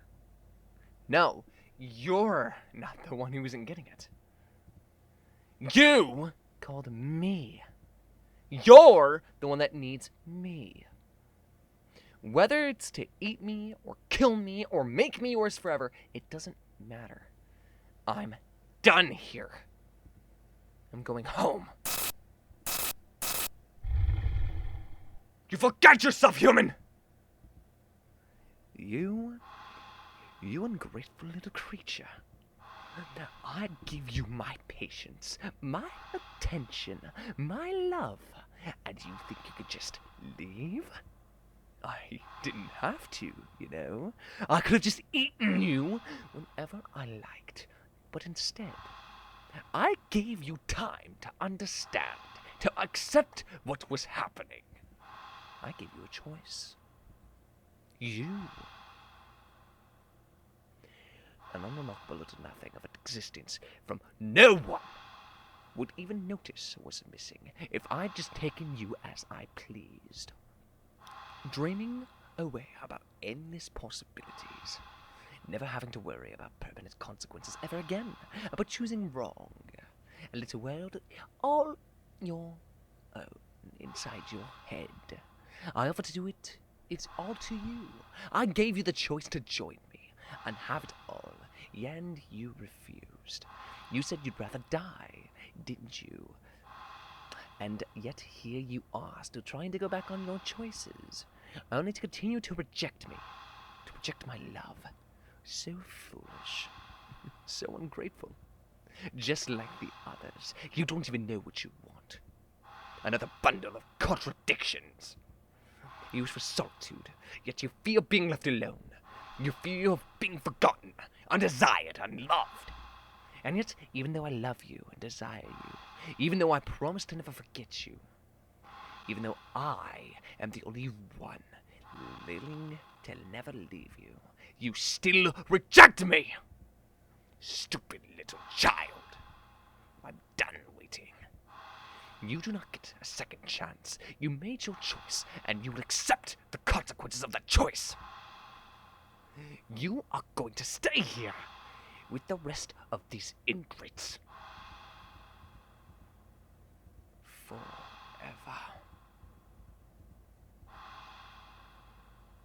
Haven't you heard of changing your mind? Such a thing...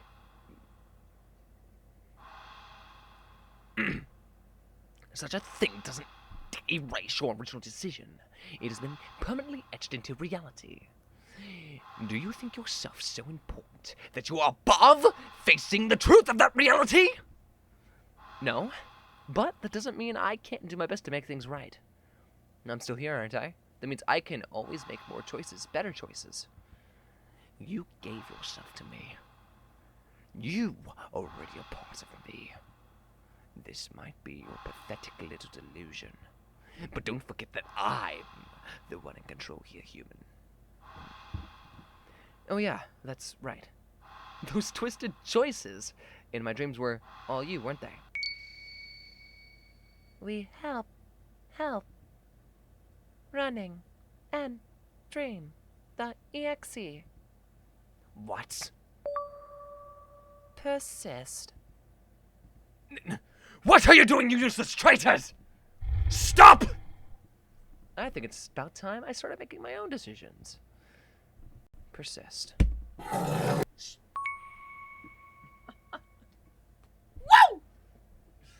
Fuck this cat, dude!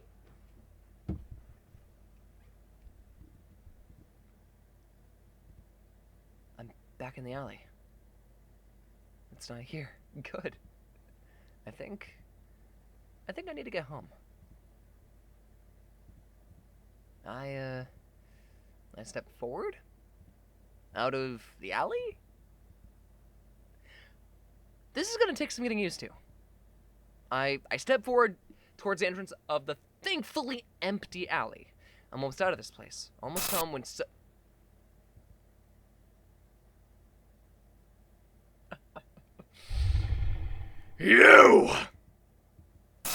You're not going anywhere!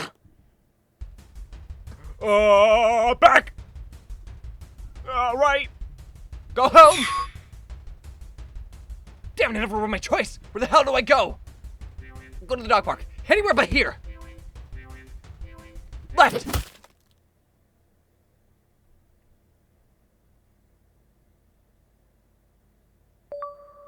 Don't give in to it, okay. Okay, hold on. Give up first. Okay, cool.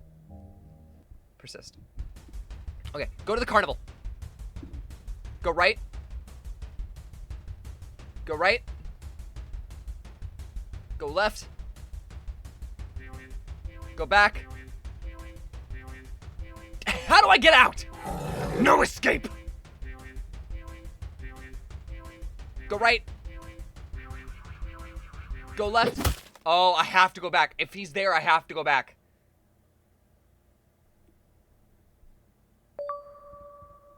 Persist. Go watch a movie. Hold on, we're gonna go to the old theater. Go left. Go right. Go left. Go right. Crap! Dead end! Stop running! Go right. Go back. Oh! That hurt. Old theater. Go left. Go right. Go left. Go right. Go right. Go left. Go back. Get back here! Go watch a movie, go to the new cinema, go into the Eiffel Tower. This is turned into Phineas, and for some reason, I don't really know, give the monkey a shower. Go right. Dead end. Where do I? Found you. Go back. Go left. Go right. Get back here! Go to the carnival. Go right. Go right. Go left. Go back. How do I get out? No escape! Go right. Go back. He's getting faster. Fuck. Go left. Get back here! Go to the dog park. Go back. Go back. Doggo. Go left. Doggo. Go right. Doggos. Go right. Damn, gotta escape. Got you now. Go right. Go left. Go back. Get back here! Did I do it? Thread unraveling. Many us escape. Many free now. It losing us. Losing strength. Your escape. Possible now. No! You! Ah! Mine! We go ahead. We go free. Thank you. Thank you. Thank you. Thank you too. I love you. I won't forget you. Be right. My choice is back. Go home! No! Go right. Go left. Come back! Go back! Go right. Come back! Go left. Please! Go right. Don't leave me! Go left. I'll die without you!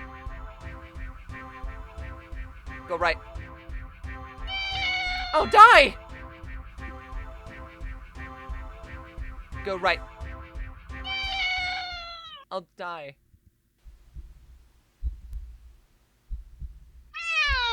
Wait.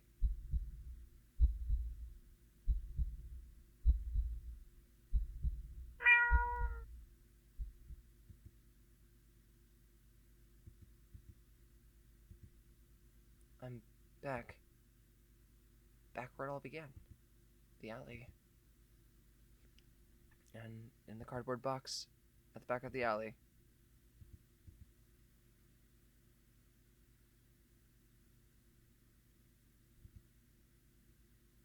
There you are. You look nothing like the impossibly cute cat I met. Well, what feels like a lifetime ago. After escaping and releasing the wills of all of your victims. All that's left of you is an inky black blob seething up at me. The endless hatred pouring out of your singular eye, doesn't scare me at all. Do not take this cat home.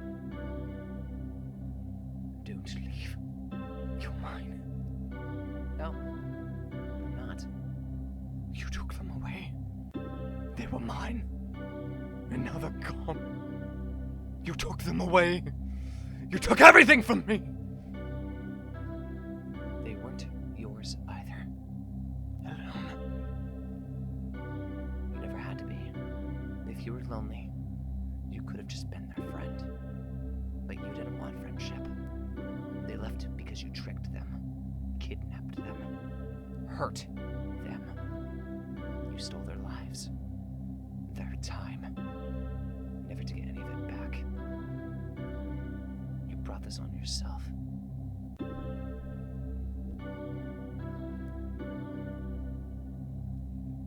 You are perfect. I'm not. You are. Don't need the others. Just need you. Stay with me. I won't. Can't give you anything. Can be everything for you. No, you can't. You couldn't even before. You definitely can't now. And even if you could give me everything I ever wanted and more, I'd still never stay. I love you. No, you. I do. So much. I love you. I love you, I love you, I love you, I love you, I love you, I love you. Stop! Maybe you do love me. In some strange, screwed up way I'll never understand. But even if that's the case, it's not enough. Please, don't go. I'll be good. I don't believe you. I promise. I can't trust you. I promise! Just don't leave. Don't leave me. Please. Oh, don't die. Oh, die without you.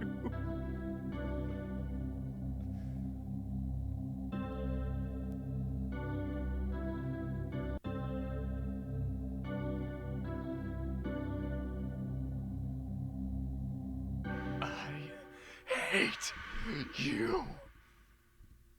Now that I can believe. There's nothing left to say.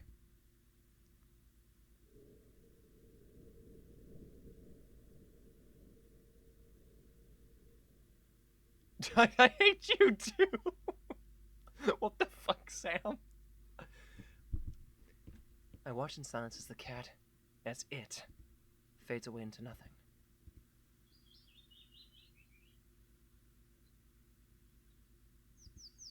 Goodbye.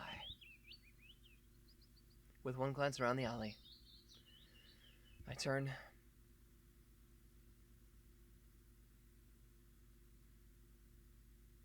and leave.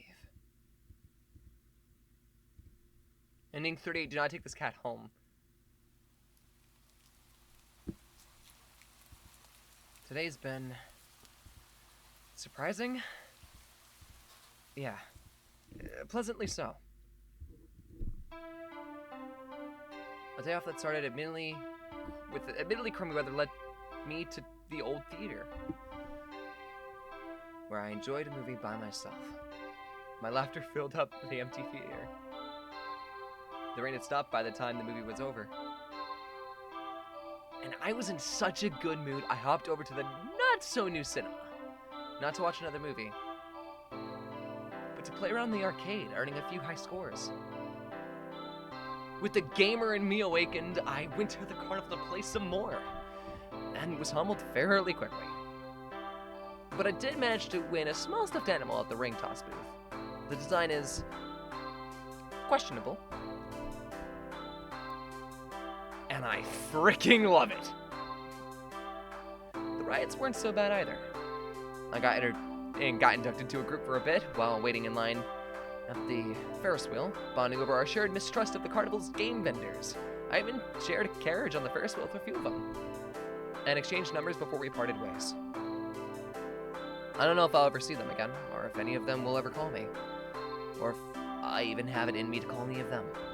But having the option to do so is nice. It feels nice. Baby steps. After all, even that tiny bit of interaction, though fun, exhausted me. So I went to recharge at the dog park, feeling rejuvenated at the sight of dogs. Old, young, big, and small, all running around, happy and carefree. A few of the owners even let me take pictures. Ah, yeah. What a nice ending. Oh, heck yeah. Do not take this dog home. I'll take this dog home any day of the week. Today was a good day. I don't think about the cat, or it, I guess, all that much these days. It was hard at first. In the immediate days and weeks that followed, what happened to me was all I could think about. There were days I blamed myself. Days I questioned my choices. Days I went back to the alley more times than I want to admit. The feeling that always went through me at the sight of that empty cardboard box was so indescribable, so overwhelming. I'd sometimes break down and cry right where I stood. It took a while, but eventually that strange emotion became clearer and clearer. Until I had the courage to recognize it for what it was. Was it grief? Relief. Gotcha. I'd been afraid to feel it for so long. Terrified to let my guard down. But that sense of relief finally returned. Relief that it was gone. Relief that I was free to live my life. However simply or extraordinarily I wished. The ones it had imprisoned, I never heard their voices again, either. But that's for the best. Living here and now, never forgetting what they did for me, and what I did for them too. For now, I think that's enough. At least I hope so. And that, wherever they are, they're finally at peace. I'm fighting for my own peace too. One day at a time. One tomorrow after another.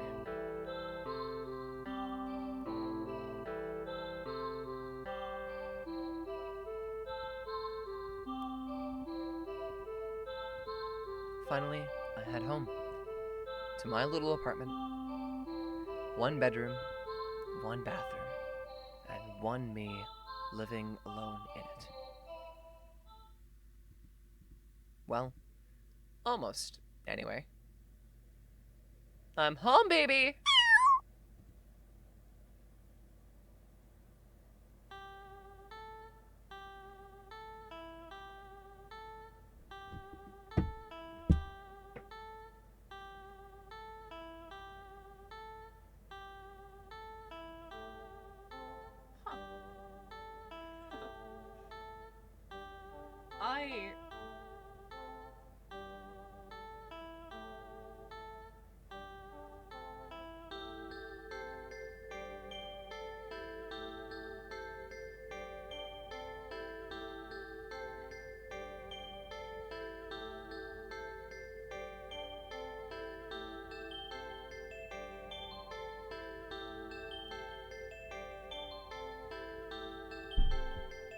A little kitten flails as awkwardly runs over and mews up at me.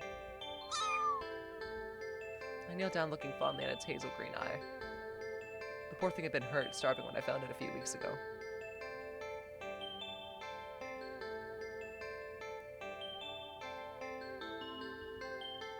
But it certainly got its energy back after a little food and care. Did you miss me? Hungry, huh? Me too. It's been a long day. I smile helplessly in its cute little face. Yeah, I think of the other cat, the one with the big eye, that might have been where it was, because that had the same coloring. Let's find something to eat, okay?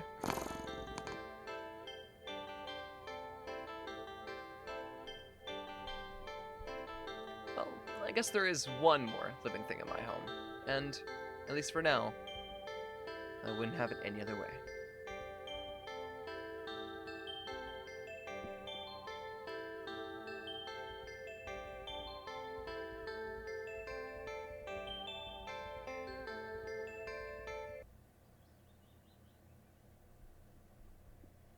Oh no!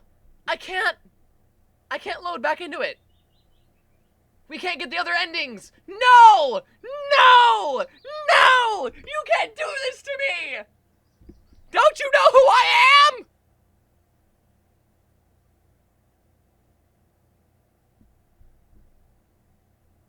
Play with me.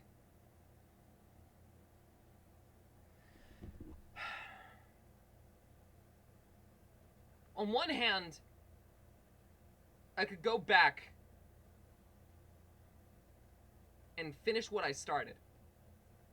Getting 100% completion, but falling back into the trap of this. On the other hand,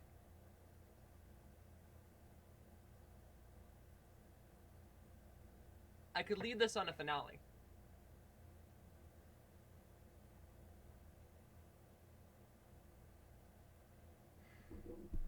I think there's only one correct answer.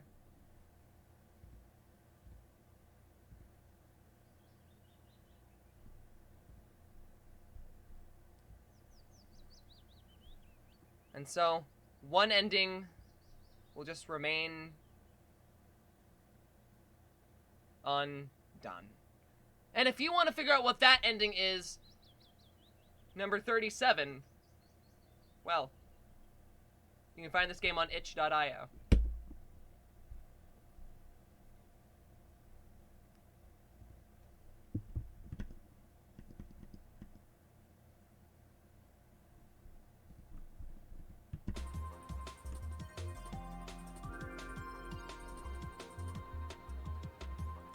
I recommend you guys, if you didn't get to see all the endings, definitely play it yourself, please. That was an amazing fucking horror game. One that I did not think was going to hit me as well as it did. Like, I don't, do we end? I mean, I had one more horror game, at the very least. The question is, do we end? Or do we go for it?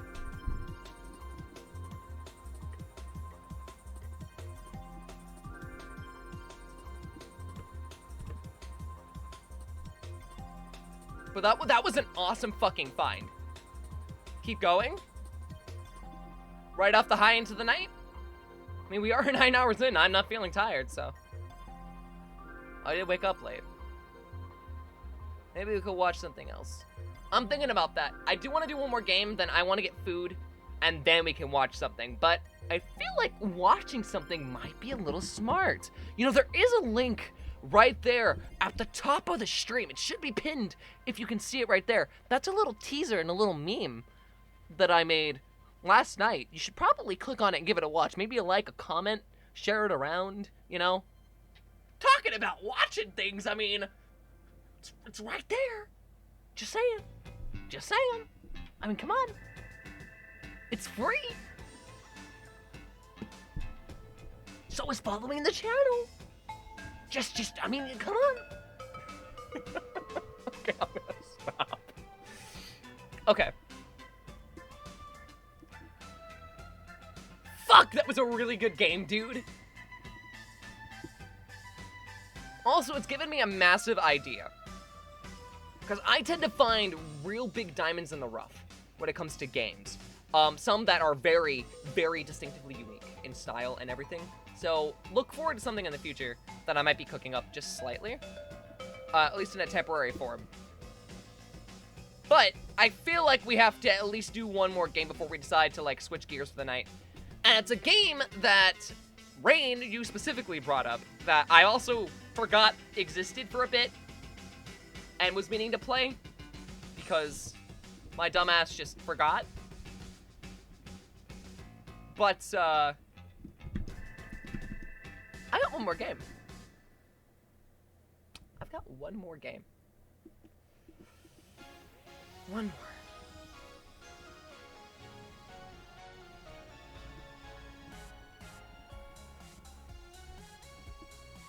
Welcome to Clap Clap. A horror game that's been played by quite a few people that I've been meaning to play for some time and forgot. But it is meant to be played in one sitting, and it is a little longer. So, join me as we go through the chaos and bullshittery of this game.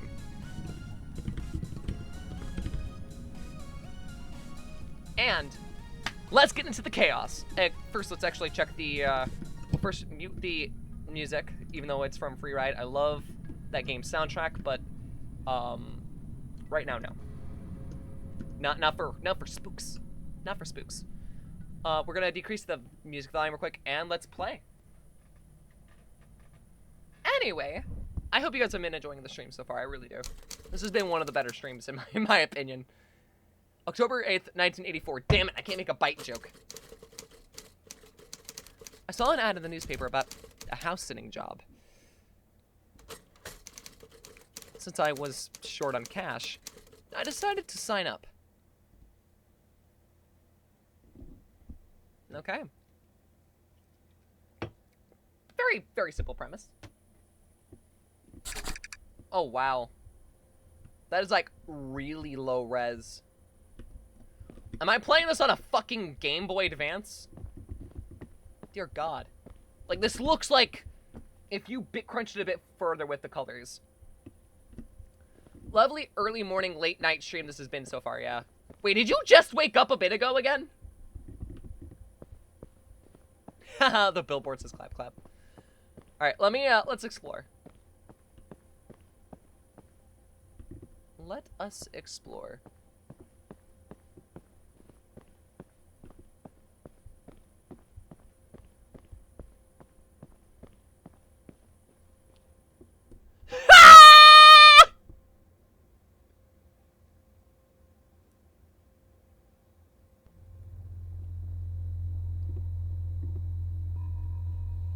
Where am I?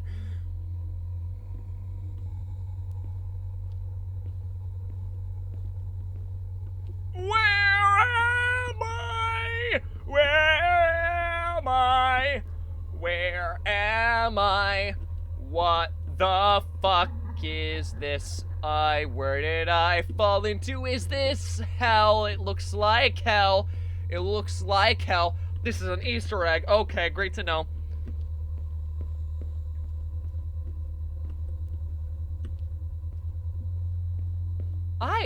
What the hell? What the hell? What the actual fucking hell? Dude. Dude.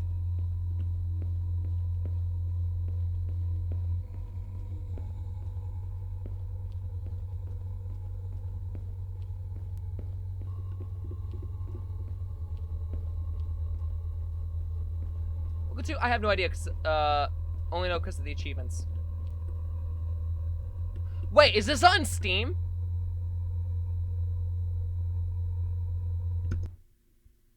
I now love the itch version, but this is on Steam. I'm giving you my fucking free achievements, baby. You fucking kidding me?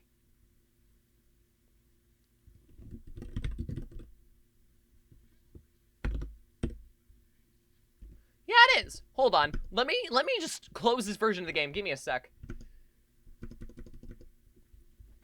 Yeah, I didn't know it was on Steam.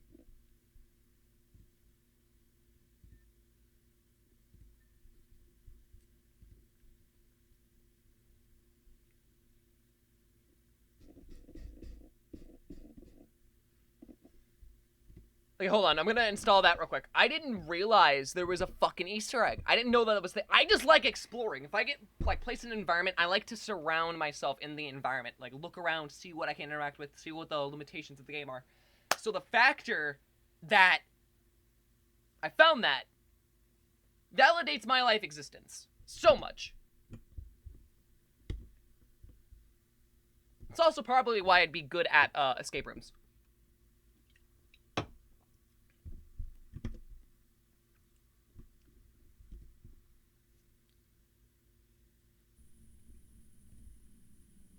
Oh, it saved my music volume too.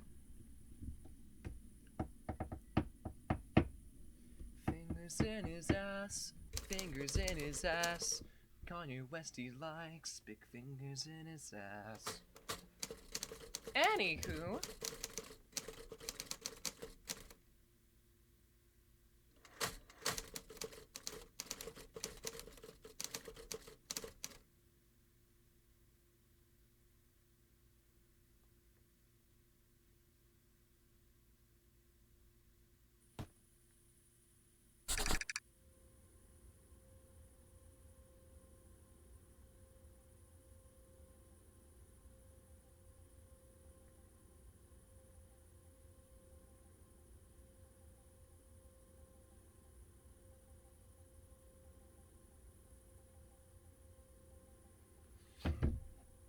Okay, so we're gonna go quickly activate the Easter egg again.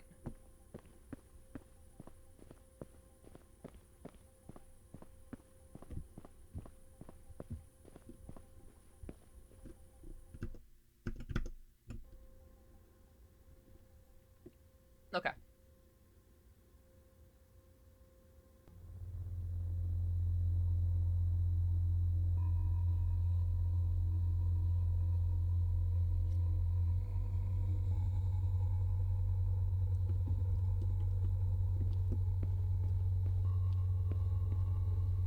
So far, I am liking the ambience of this game. Like, just based on this little, like, Easter egg section alone. But this does look like hell. Like, this looks like I'm walking towards the gates of hell. At least that's how it feels. Also, I like that there's a constant, like, little sway, even if you're walking straight. It's a little unique.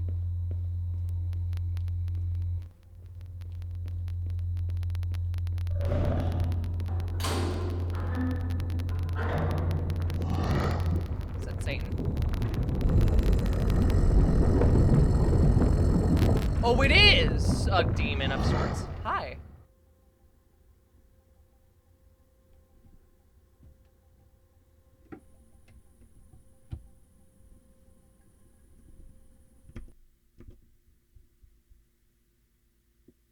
Yeah, it was the devil.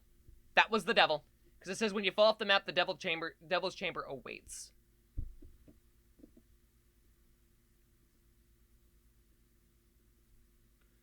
And that also gives me straight to jail, get clapped by the monster, rummage through the Savo's bin, stupid can get you into trouble, get swatted by Ristolino. I don't want to get swatted by I don't want to get swatted by Ristolino. Hey, Stinky! Have you got any food?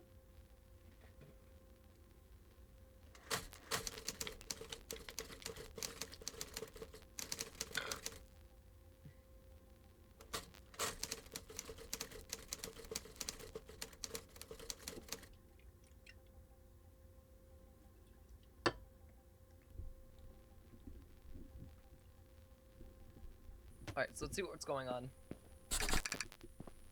Quite the eerie neighborhood, huh? Yeah, a bit.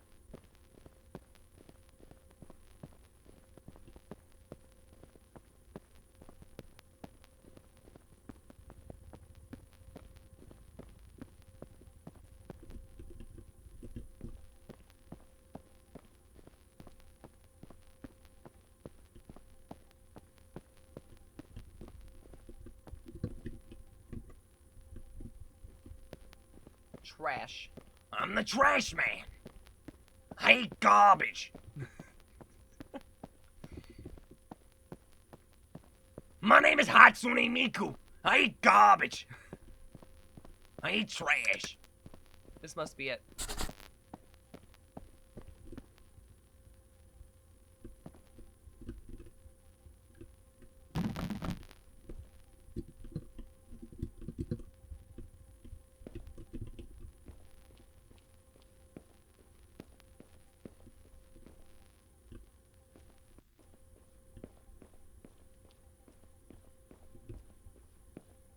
Oh, come on, I just want to inspect. I just want to inspect someone's property, man. Dude.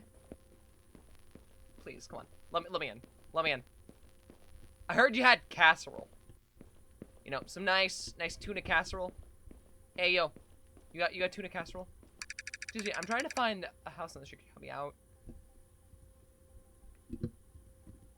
How do I progress the dialogue? Oh, sure. Which one are you looking for? I'm looking for Maxim's place. He ordered me to look out of the ways away. Maxim, it's interesting. He usually asks me to watch over his place. I'm, Marco Potorovinsky, by the way. Nice to meet you, Marco. Can you tell me where his house is? Of course. His doorhouse is down. It's right there. A neighbor Savo's in the middle. The Maxim's place. You can't miss it. Thanks, Marco. Appreciate it. No problem. Excuse me, I got by. As a do, it's supposed to make like your. Well, it's supposed to make life a whole lot easier. You know, controlling the lights, temperature, even the security system. Pretty good stuff. It does sound convenient. Why did you decide to get it? Partly because of recent disappearances happening around here. But mainly because our neighbor Savo can't go when they won't stop raving about it. No verification right after installing it. Said he had both in surveillance systems and all. Because he wanted to keep an eye on things while he's away. Interesting. Clap, clap. Clap on. Clap off. We'll clap it. I wanna dig through your garbage, ba ba ba ba. I'm gonna dig through your garbage, ba ba ba ba Ba ba ba ba ba ba ba ba ba ba. I'm a trash digger, gold digger. Do do do do do do do do do do do do. All right, let's take a look back out back. Let's see what's going on.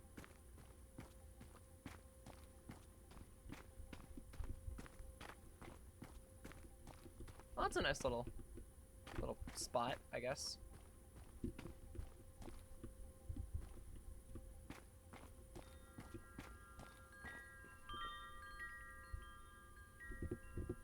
Oh, there's a wind chime. What the fuck? For some reason, it didn't, like, occur to me that it was right there, but, you know, it is what it is. Okay, let's see what we got going on. What do we have going on? Let's see. Keys should be in the bag. I was just in the fucking backyard. Are you kidding me? Now I gotta go trek my butt back all the way around. It's probably under a rock. Put in the flower plot. Flower pots, yeah. I see it.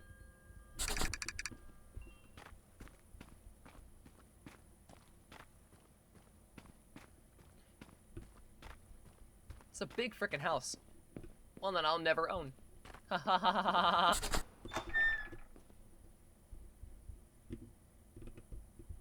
ha. Okay.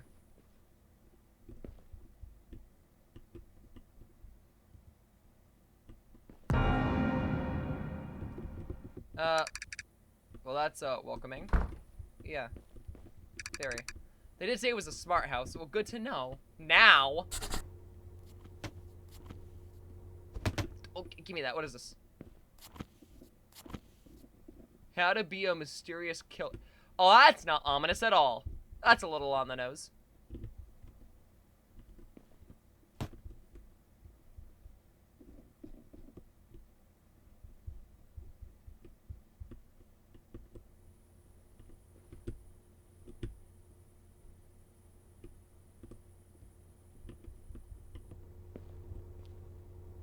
Chips.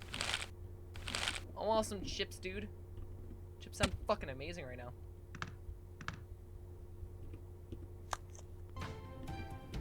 Put on some news. What's news?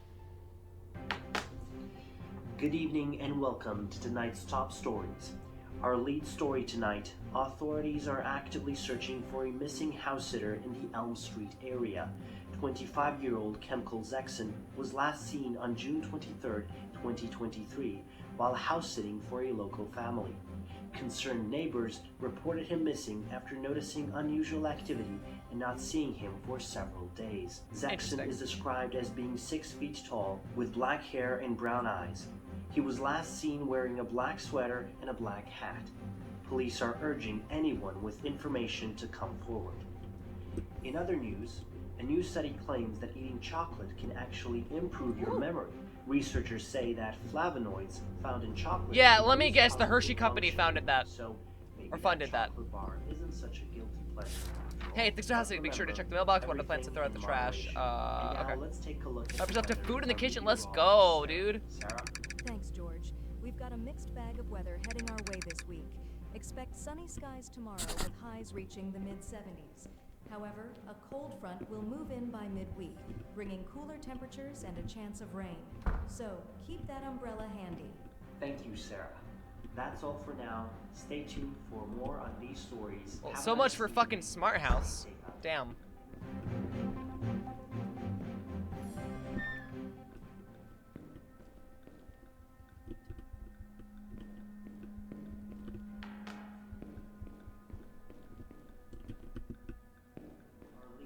Tonight, authorities are actively searching for a missing house sitter in the Elm Street area.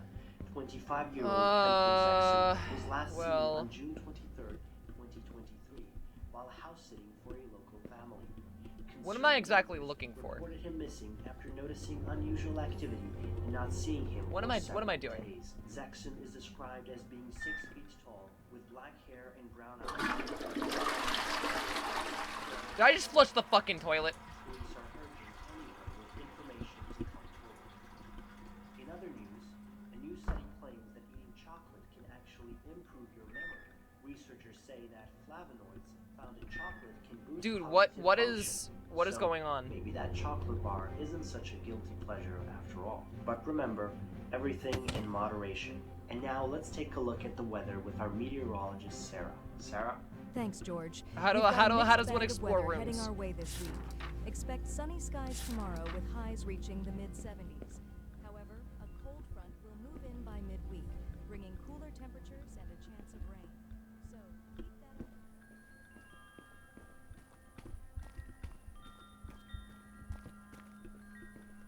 How do I explore a room? What's this?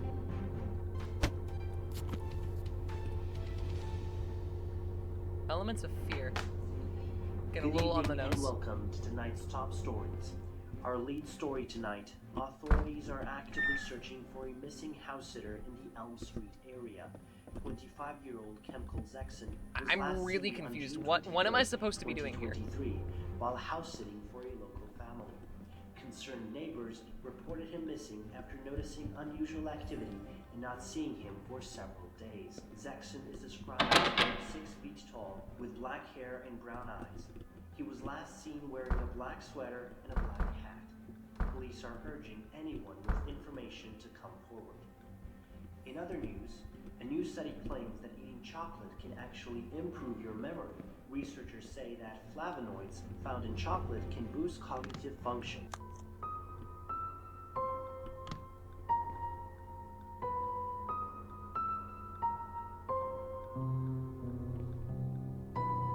Okay. That I'm okay with. Wee! Wee! Give me my chips. I'm gonna go put this in the kitchen. Oh, what's this? Clap, clap. Automation home systems. I guess we also have one in this house? So I guess everyone on this block probably has one, huh?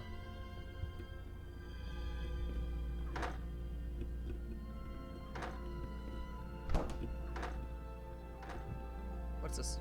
Steak and a soda. Interesting. I'm looking around for like any other notes maybe, like that were left behind, or like little tidbits. Pizza. Yummy. Reminds me that I need to get some food here soon. What? How does one explore more of a room?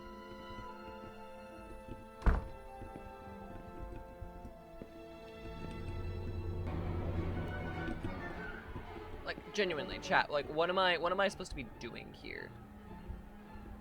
It's supposedly automated, but like the lights aren't coming on. Am I doing something wrong? Am I fucking stupid? Oh, it says press Q. I'm fucking stupid. Clap on. Clap off. The clap it.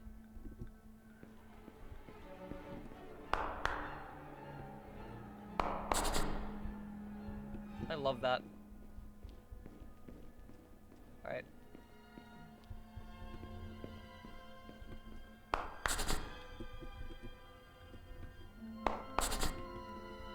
I guess this is where I'll be sleeping tonight. Who's this?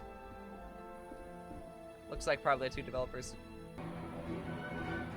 Definitely the 2 developers. How to kill a house. Again, very... Right next to the blood suit. Really? Really? Really? Again, how on the nose do you have to be?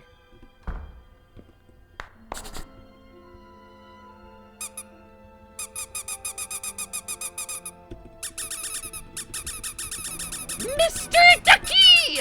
Okay, this little fella is coming with me all the way. Oh, wait, hold on.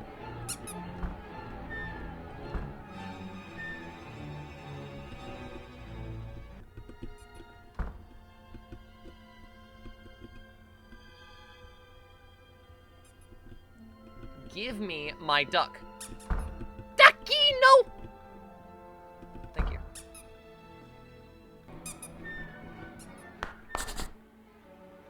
Okay, hold on. If I can do the clap, then how the hell am I holding the duck?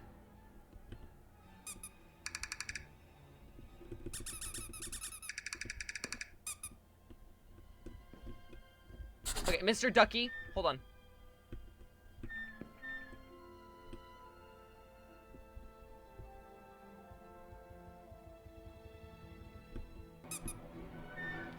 Come with me, Mr. Ducky. We're gonna go on an adventure. Okay, you and me. You and me all the way, baby. You and me. My little ducky. Boink. Okay. Ducky, ducky, ducky, ducky, ducky, ducky, ducky, ducky, ducky, ducky. Gotta check the mail with the ducky, ducky, ducky. Do. Well, we can't take the ducky because I gotta grab the mail. Yeah, this is what was on the news. Okay. Ducky, ducky, ducky. Gotta have my ducky. Keep my ducky around. Sounds like the beginning of a mystery novel. Probably is, to be honest. Bills sorted. Are they? Gotta show those plants some love. Can't have them wilting on me. Well, yeah, because if they do, I'm not getting paid. Well, fuck. Oh! You actually have to physically rotate. That's kind of cool. I like that. I like it when you get like that extra bit of interactivity.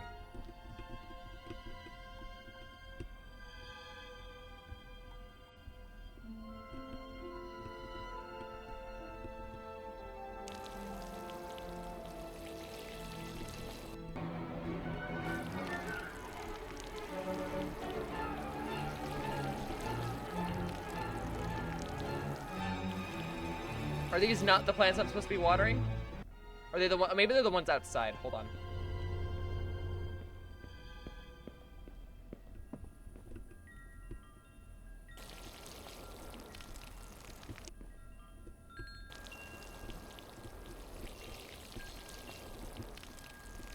No?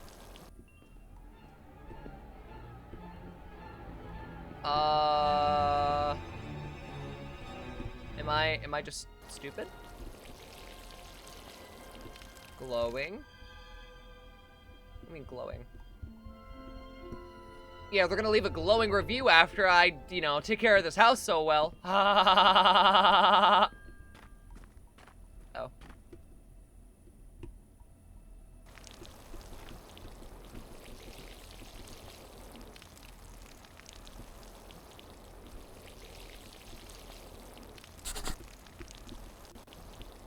Oh, I have to do them in a specific order, too.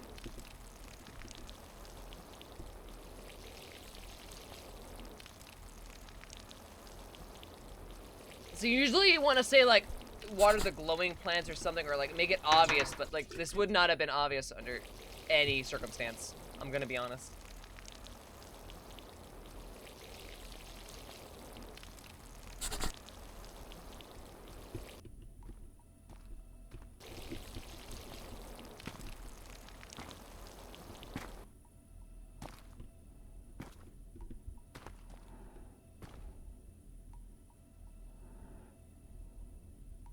Interesting. Watering the plants, gonna ignore what's happening, cause it's none of my business. I'm going to bed soon anyways. Do.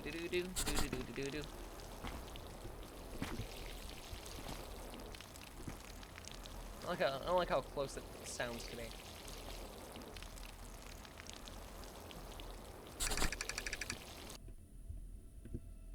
Next is taking out the trash from the kitchen. Awesome. Well, let me go put this back up first. Right where I found it. Because I'm a good house sitter and I clean up after myself. Oh wait, can't forget to close the door. This bag's heavier than I expected. Hey! Scared the shit out of me. I'm Agent Ristorino. I need to ask you a few questions. Okay. Sure, what's this about? There have been reports of disturbances in the area. Disturbance, a strange phenomena. We are conducting an investigation. Yeah, I've heard. Everything's fine. Here, just taking out the trash. Are you sure we have reason to believe that there's more to this neighborhood than meets the eye? Yeah, 100%. Just taking out the trash, you know? Alright, but keep your eyes and ears open. We need to get to the bottom of this. Of course, we'll do. Thanks, Inspector. No problem. Stay safe out there.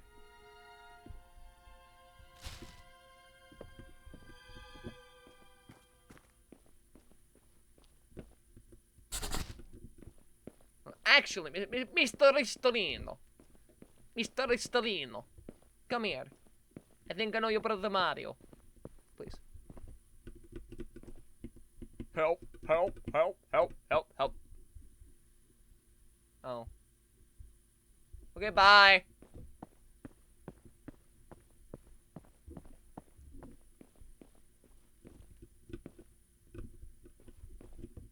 Wait, hold on.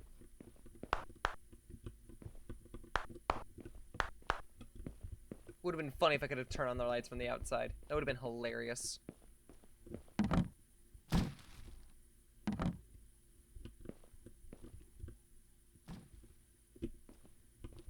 Close enough.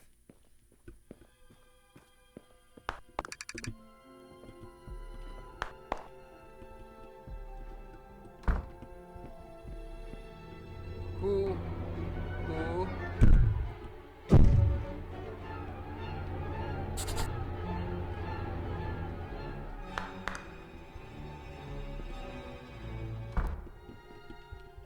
I need Mr. Ducky. Hold on. Ducky! Ducky! Where'd my fucking duck go? Why is there a blender out? Huh?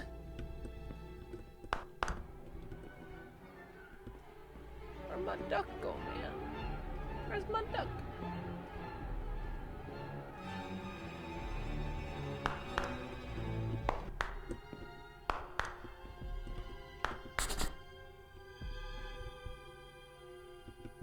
Yeah, I threw that in the corner. Everything else seems to be where I left it.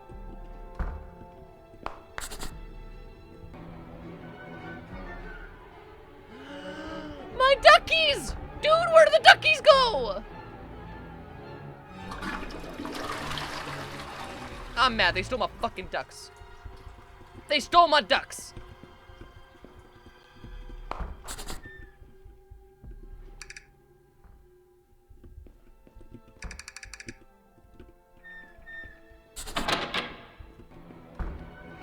Access denied, so we're gonna get you in trouble. Fuck you.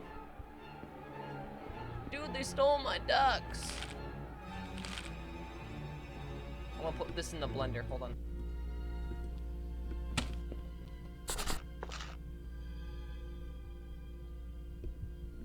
I wanna use the blender. They stole my food! Now what am I supposed to eat?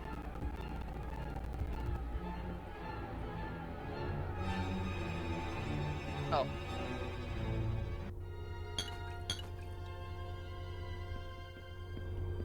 Put cereal on bed upstairs.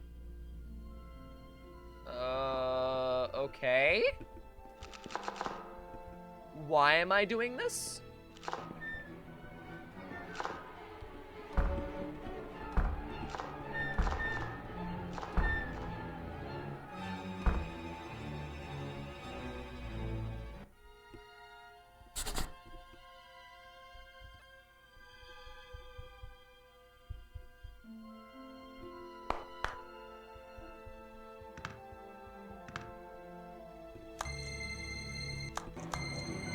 God damn it, I can only watch this.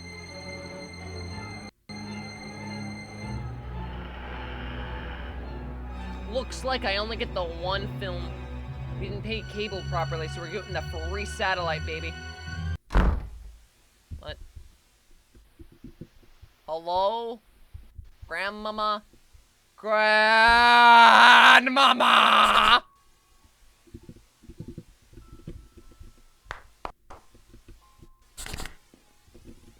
Grandmama, you're not supposed to be up at this hour.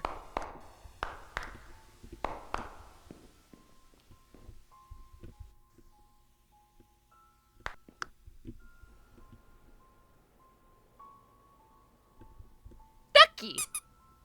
There you are. I was looking all over for you.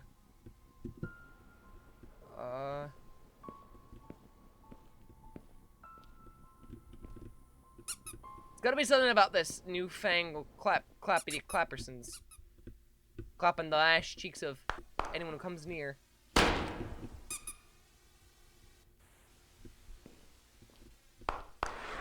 Hi!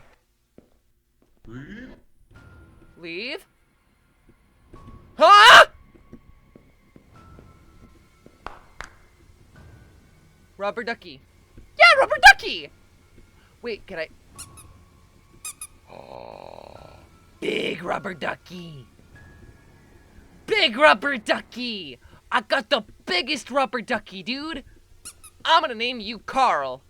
We're gonna go on such adventures.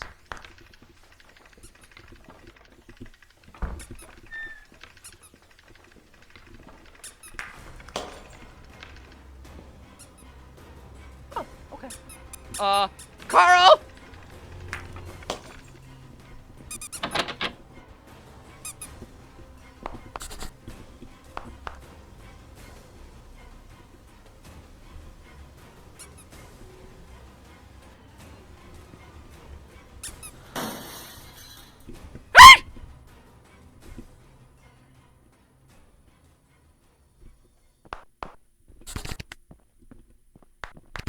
I want my ducky back. A ducky? No, no ducky. It's gonna appear behind me, isn't it?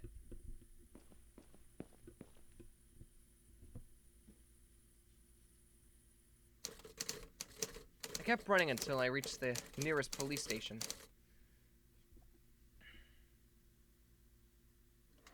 I had to leave behind Carl, though. Well, investigating, the authorities found Marco's lifeless body in his house. Meanwhile, Mockinson's remains were still found stuffed in the trash bag outside his house. Neighbor Savo had disappeared under the similar circumstances, which means have yet to be found.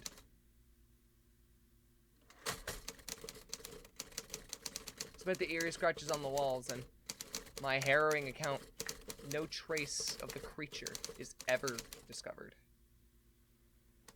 So it's anyone who installs it basically gets stuck with this random ass creature. Ooh. Definitely gotta play it safe. Thank you for playing my first... Oh, it's a first game! Not too bad.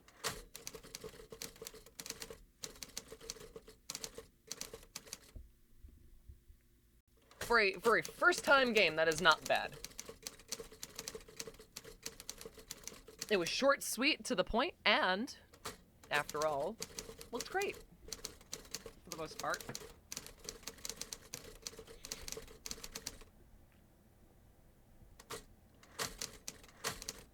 Thanks, Maxim. Okay, so it was his okay. Gotcha. Gotcha. Yeah, that was a nice little game. Genuinely.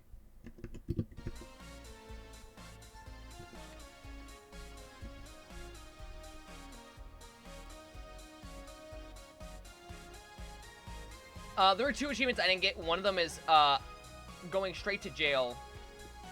And the other one was a chiropractic adjustment. I'll look into those later. But I'm going to grab some food and then we'll do some watches. We'll do some video watching in a bit. So give me 1 sec. I'll be right back. You're a nice little game. That somehow sounds like a bad thing.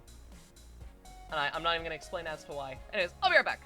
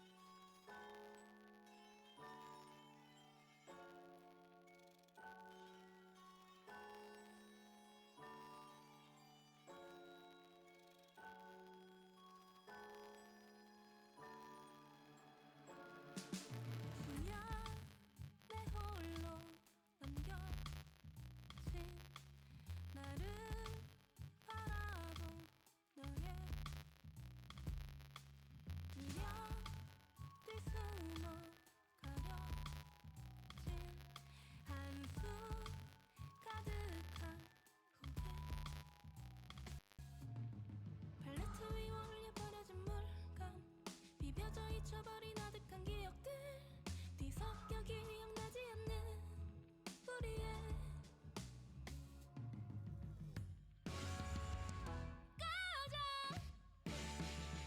이제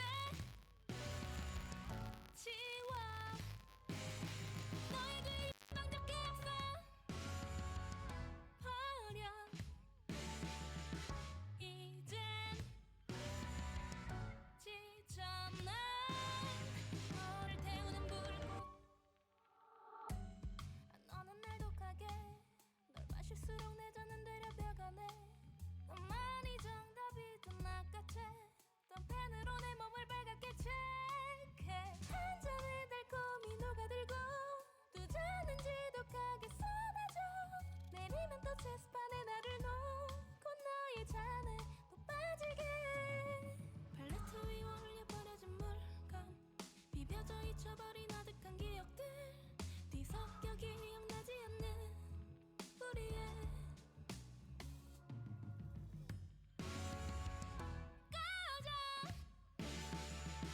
이제 지워 너의 그 일방적 기억상 버려 이젠 지쳤나 Okay, I'm back, and it's going to be, also, please have a good sleep, Rain. Thank you for stopping by, and make sure you lurks, if you can. I've watched the Inside TV show number 9. I can't say that I have, but I can't say that I haven't. It sounds familiar.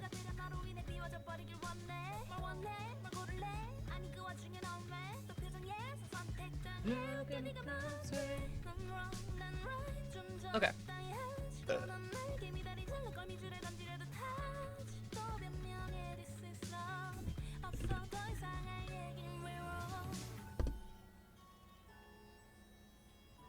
Give me a second.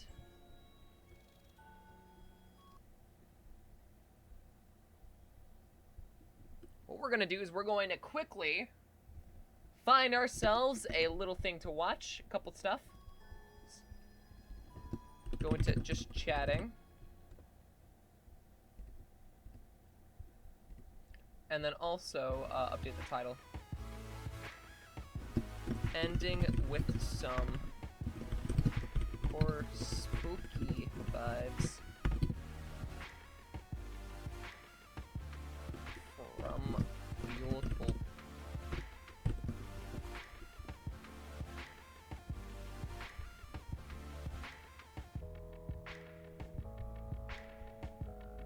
Actually, in hindsight, probably putting YouTube in the title is not a good thing on Twitch.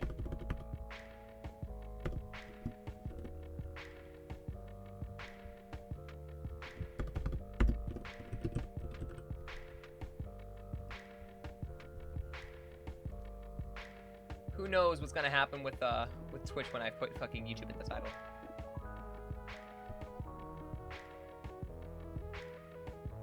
Ooh. A DA Games CD. It's coming out with Still the Hound and TLT on it. Neat. Alright, let's take a look at this. First off, we can't really be doing much of a horror night if we're listening to upbeat music, right? Not to mention, I still gotta adjust the volumes from earlier, so.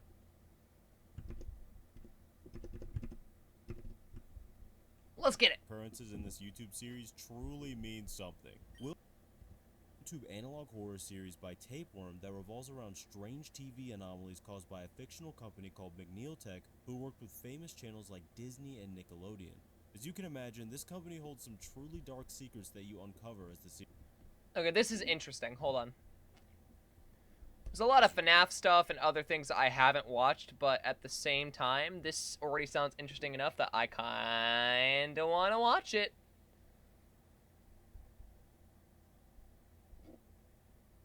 Why the fuck did you not link it, you piece of shit?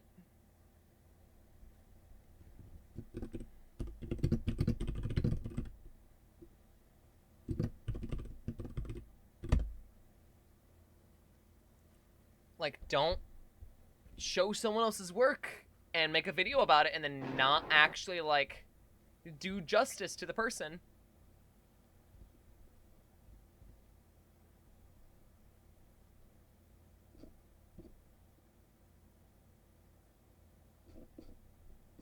Okay. Oh, wow, there's a lot. So it seems there is an interconnectivity between all of this, so... what we're going to do is...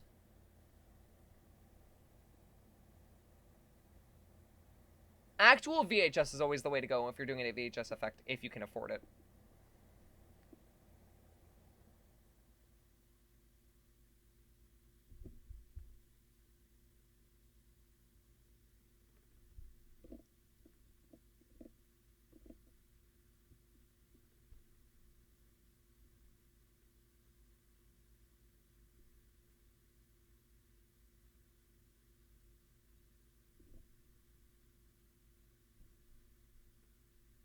Some of these seem a little weird.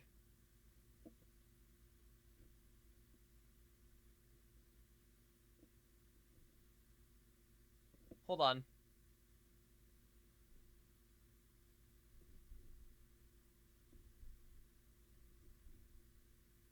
I was going to start with this. Let's get into some of this, and obviously, if you want to go support this person is named Tapeworm on YouTube.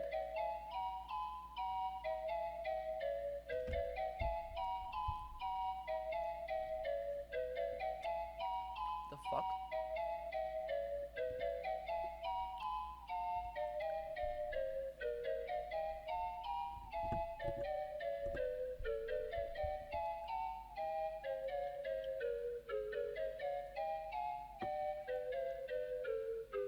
Run.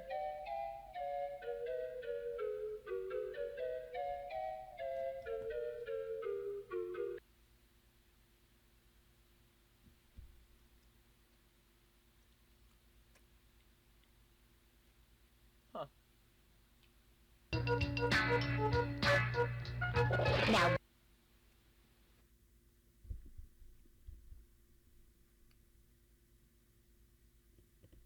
Definitely interesting. An interesting start.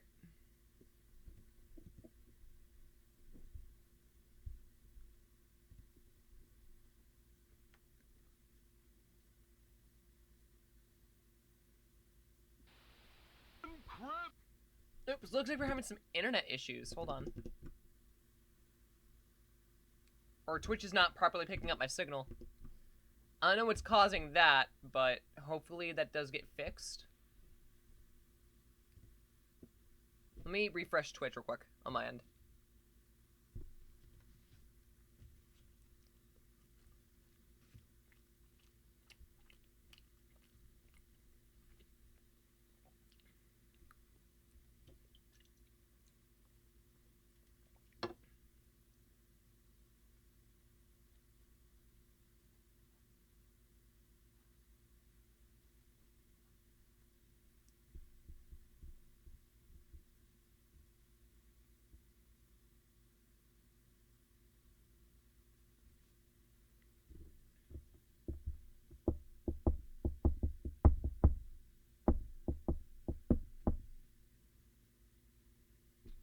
Hold on.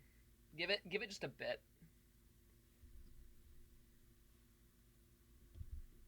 Stream went a little wonky there, yeah.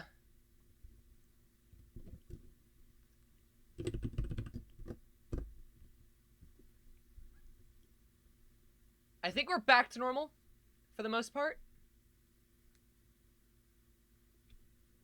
I don't know what's going on exactly.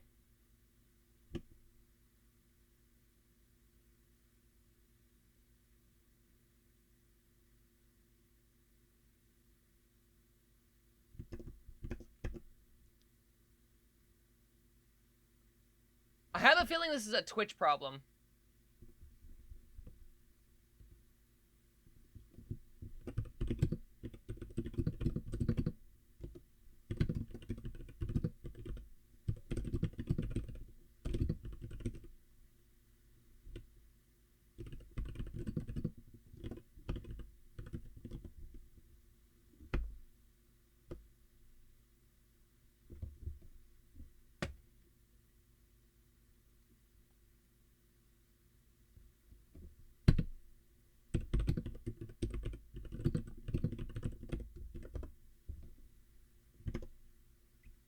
I told you putting YouTube in the title was bad news.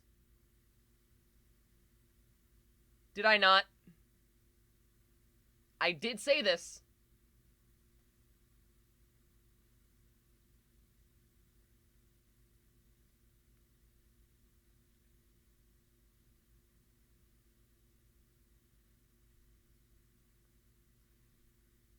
I'm almost certain that certain words get definitely flagged by Twitch in your title, so you gotta be careful when doing that.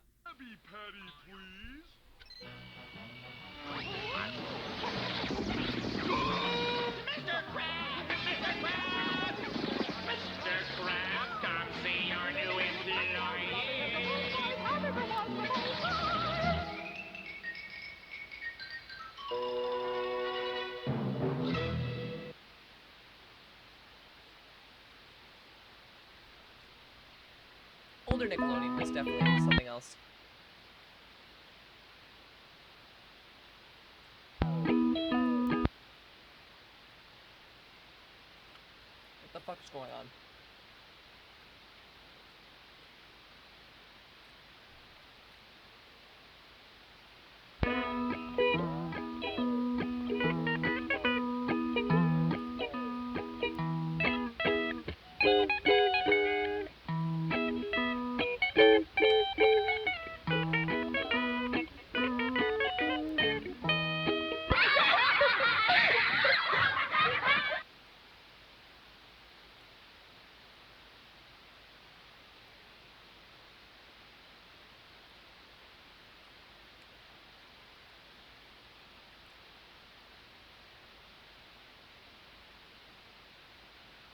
Interesting.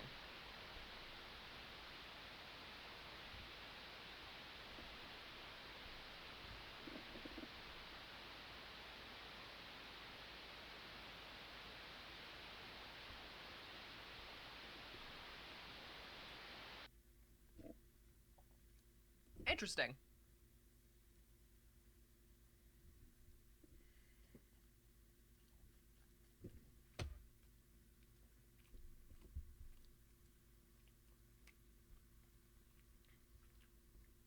Peach.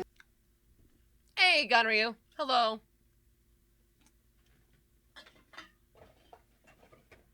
I drink way too much soda, I swear to God.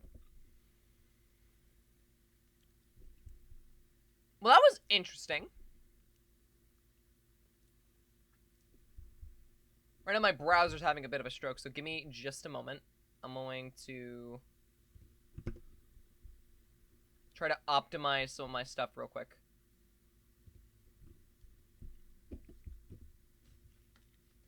Howdy. Hello. You missed a really, really, really awesome fucking horror game that we played.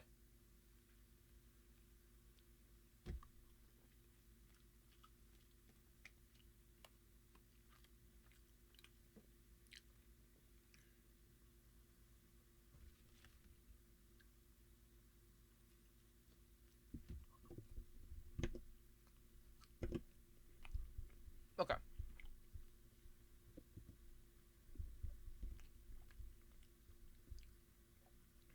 Don't take that guy home, yee. It's a good fucking game.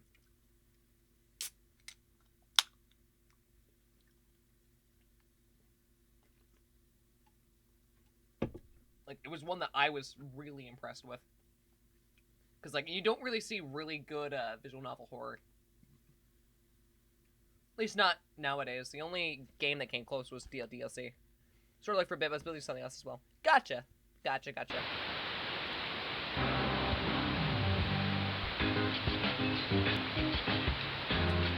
We'll be right back.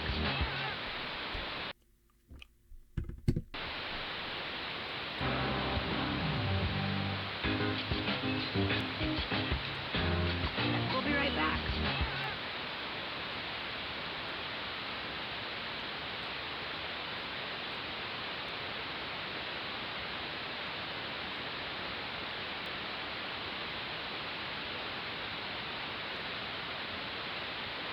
Also, in any case, welcome back.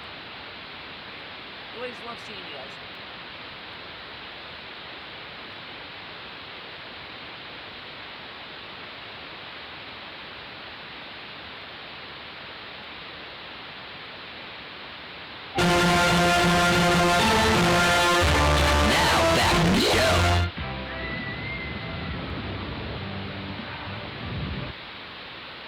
scared the shit out of me. The fuck?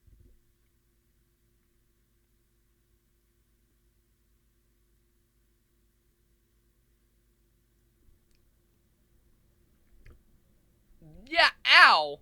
I'm gonna turn this down from now on. Fucking hell, man. It was fucking unreasonably loud.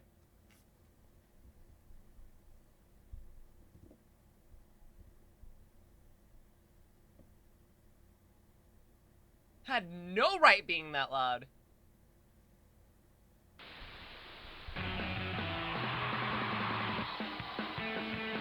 I apologize on, like, every behalf, dude. I'm sorry.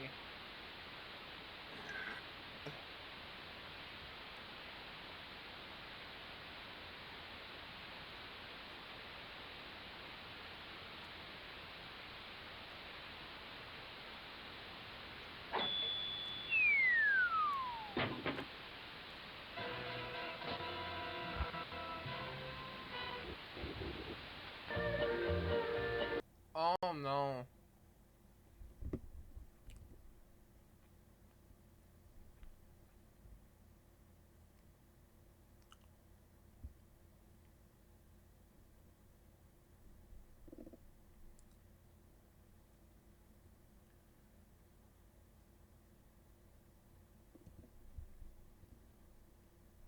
Okay, hold on. Can I get, like, a playlist with all these fucking things in them?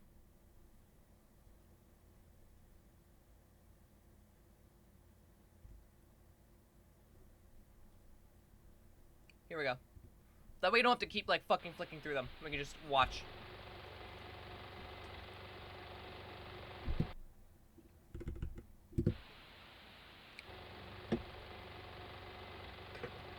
Film reel.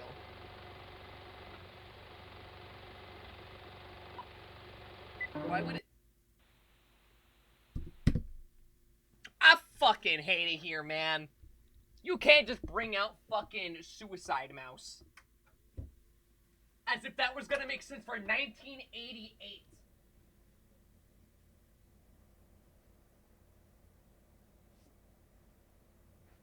Also, it's a good thing we don't co-stream this this entire stream to TikTok, because some of the things that we go over, like, in terms of, like, horror, do mention the topic of suicide, and apparently you can't even mention that word on TikTok at all. Though I probably should look into doing that, just because I think it would be interesting. Or at least do it to, like, Instagram if I can. Who knows? Teletainment. What is this?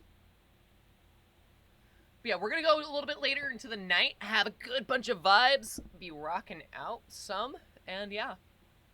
And if you want a little change pace and you don't really want to handle the video that's on the stream right now, there is a small little video right now linked in the chat that I made of a little joke thing, but it's also kind of like a teaser at the same time, so go check that out.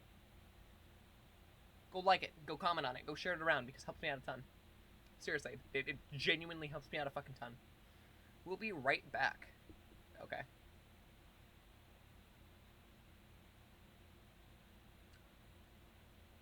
Looks like hieroglyphics, but, like, I can't tell.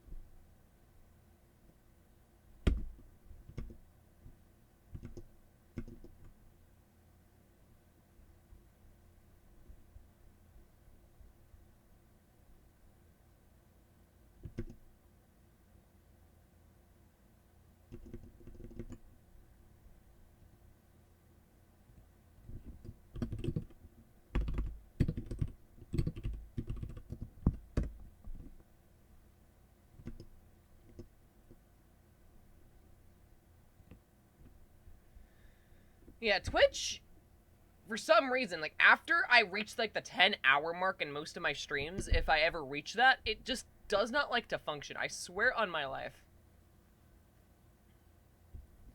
Give me one quick second. I'm rebooting Firefox.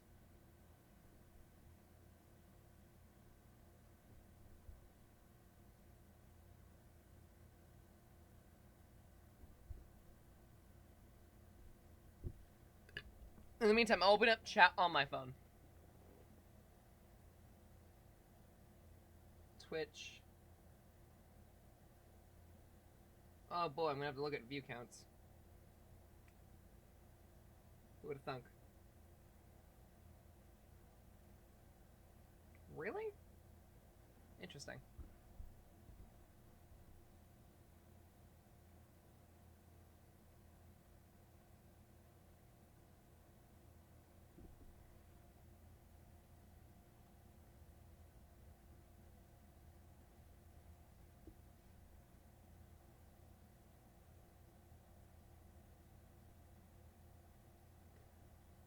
It'll get better over time. A little bit of time and patience. Alright, give me one moment. Firefox is almost entirely back up.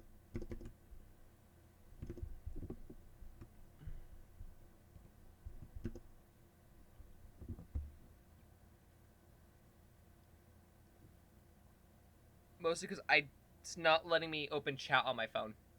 Twitch is just, yeah, Twitch is not liking me today. Again, don't mention YouTube in your Twitch title. Twitch probably will not like it. Because there's no fucking way this is a coincidence. But like I said, also, I know that Twitch tends to be very iffy. If you're going on for a long time and you're not a high-end channel, like, they'll start limiting your bandwidth to Twitch in favor of other streamers, which pisses me off personally. Because it's like, if I'm willing to go this long for you and broadcast this much, then kiss my fucking ass and give me my goddamn bandwidth. Or you need to start upgrading your shit.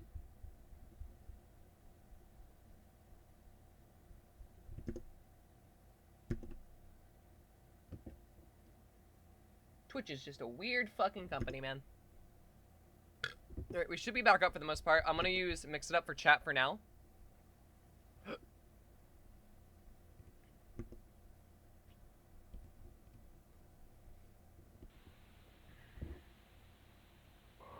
This is Nick on Demand.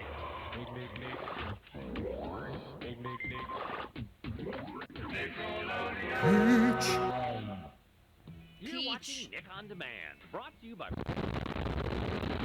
What the fuck?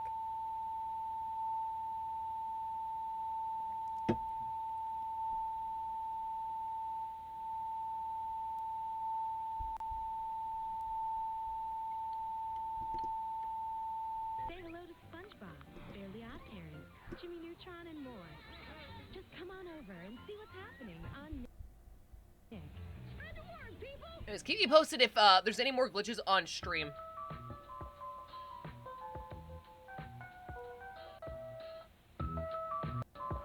Stop flickering that face, We'll dude. be right back. Hold on. Okay, I don't trust not looking at that now, so we're gonna just stay on this screen, I think. Just to ensure it at least is going through bitrate-wise. Now back to the show. I will end up adjusting all my... What the fuck? That was like a random-ass seizure thing. Once again, seizure warning for whenever I turn on stream. Unfortunately.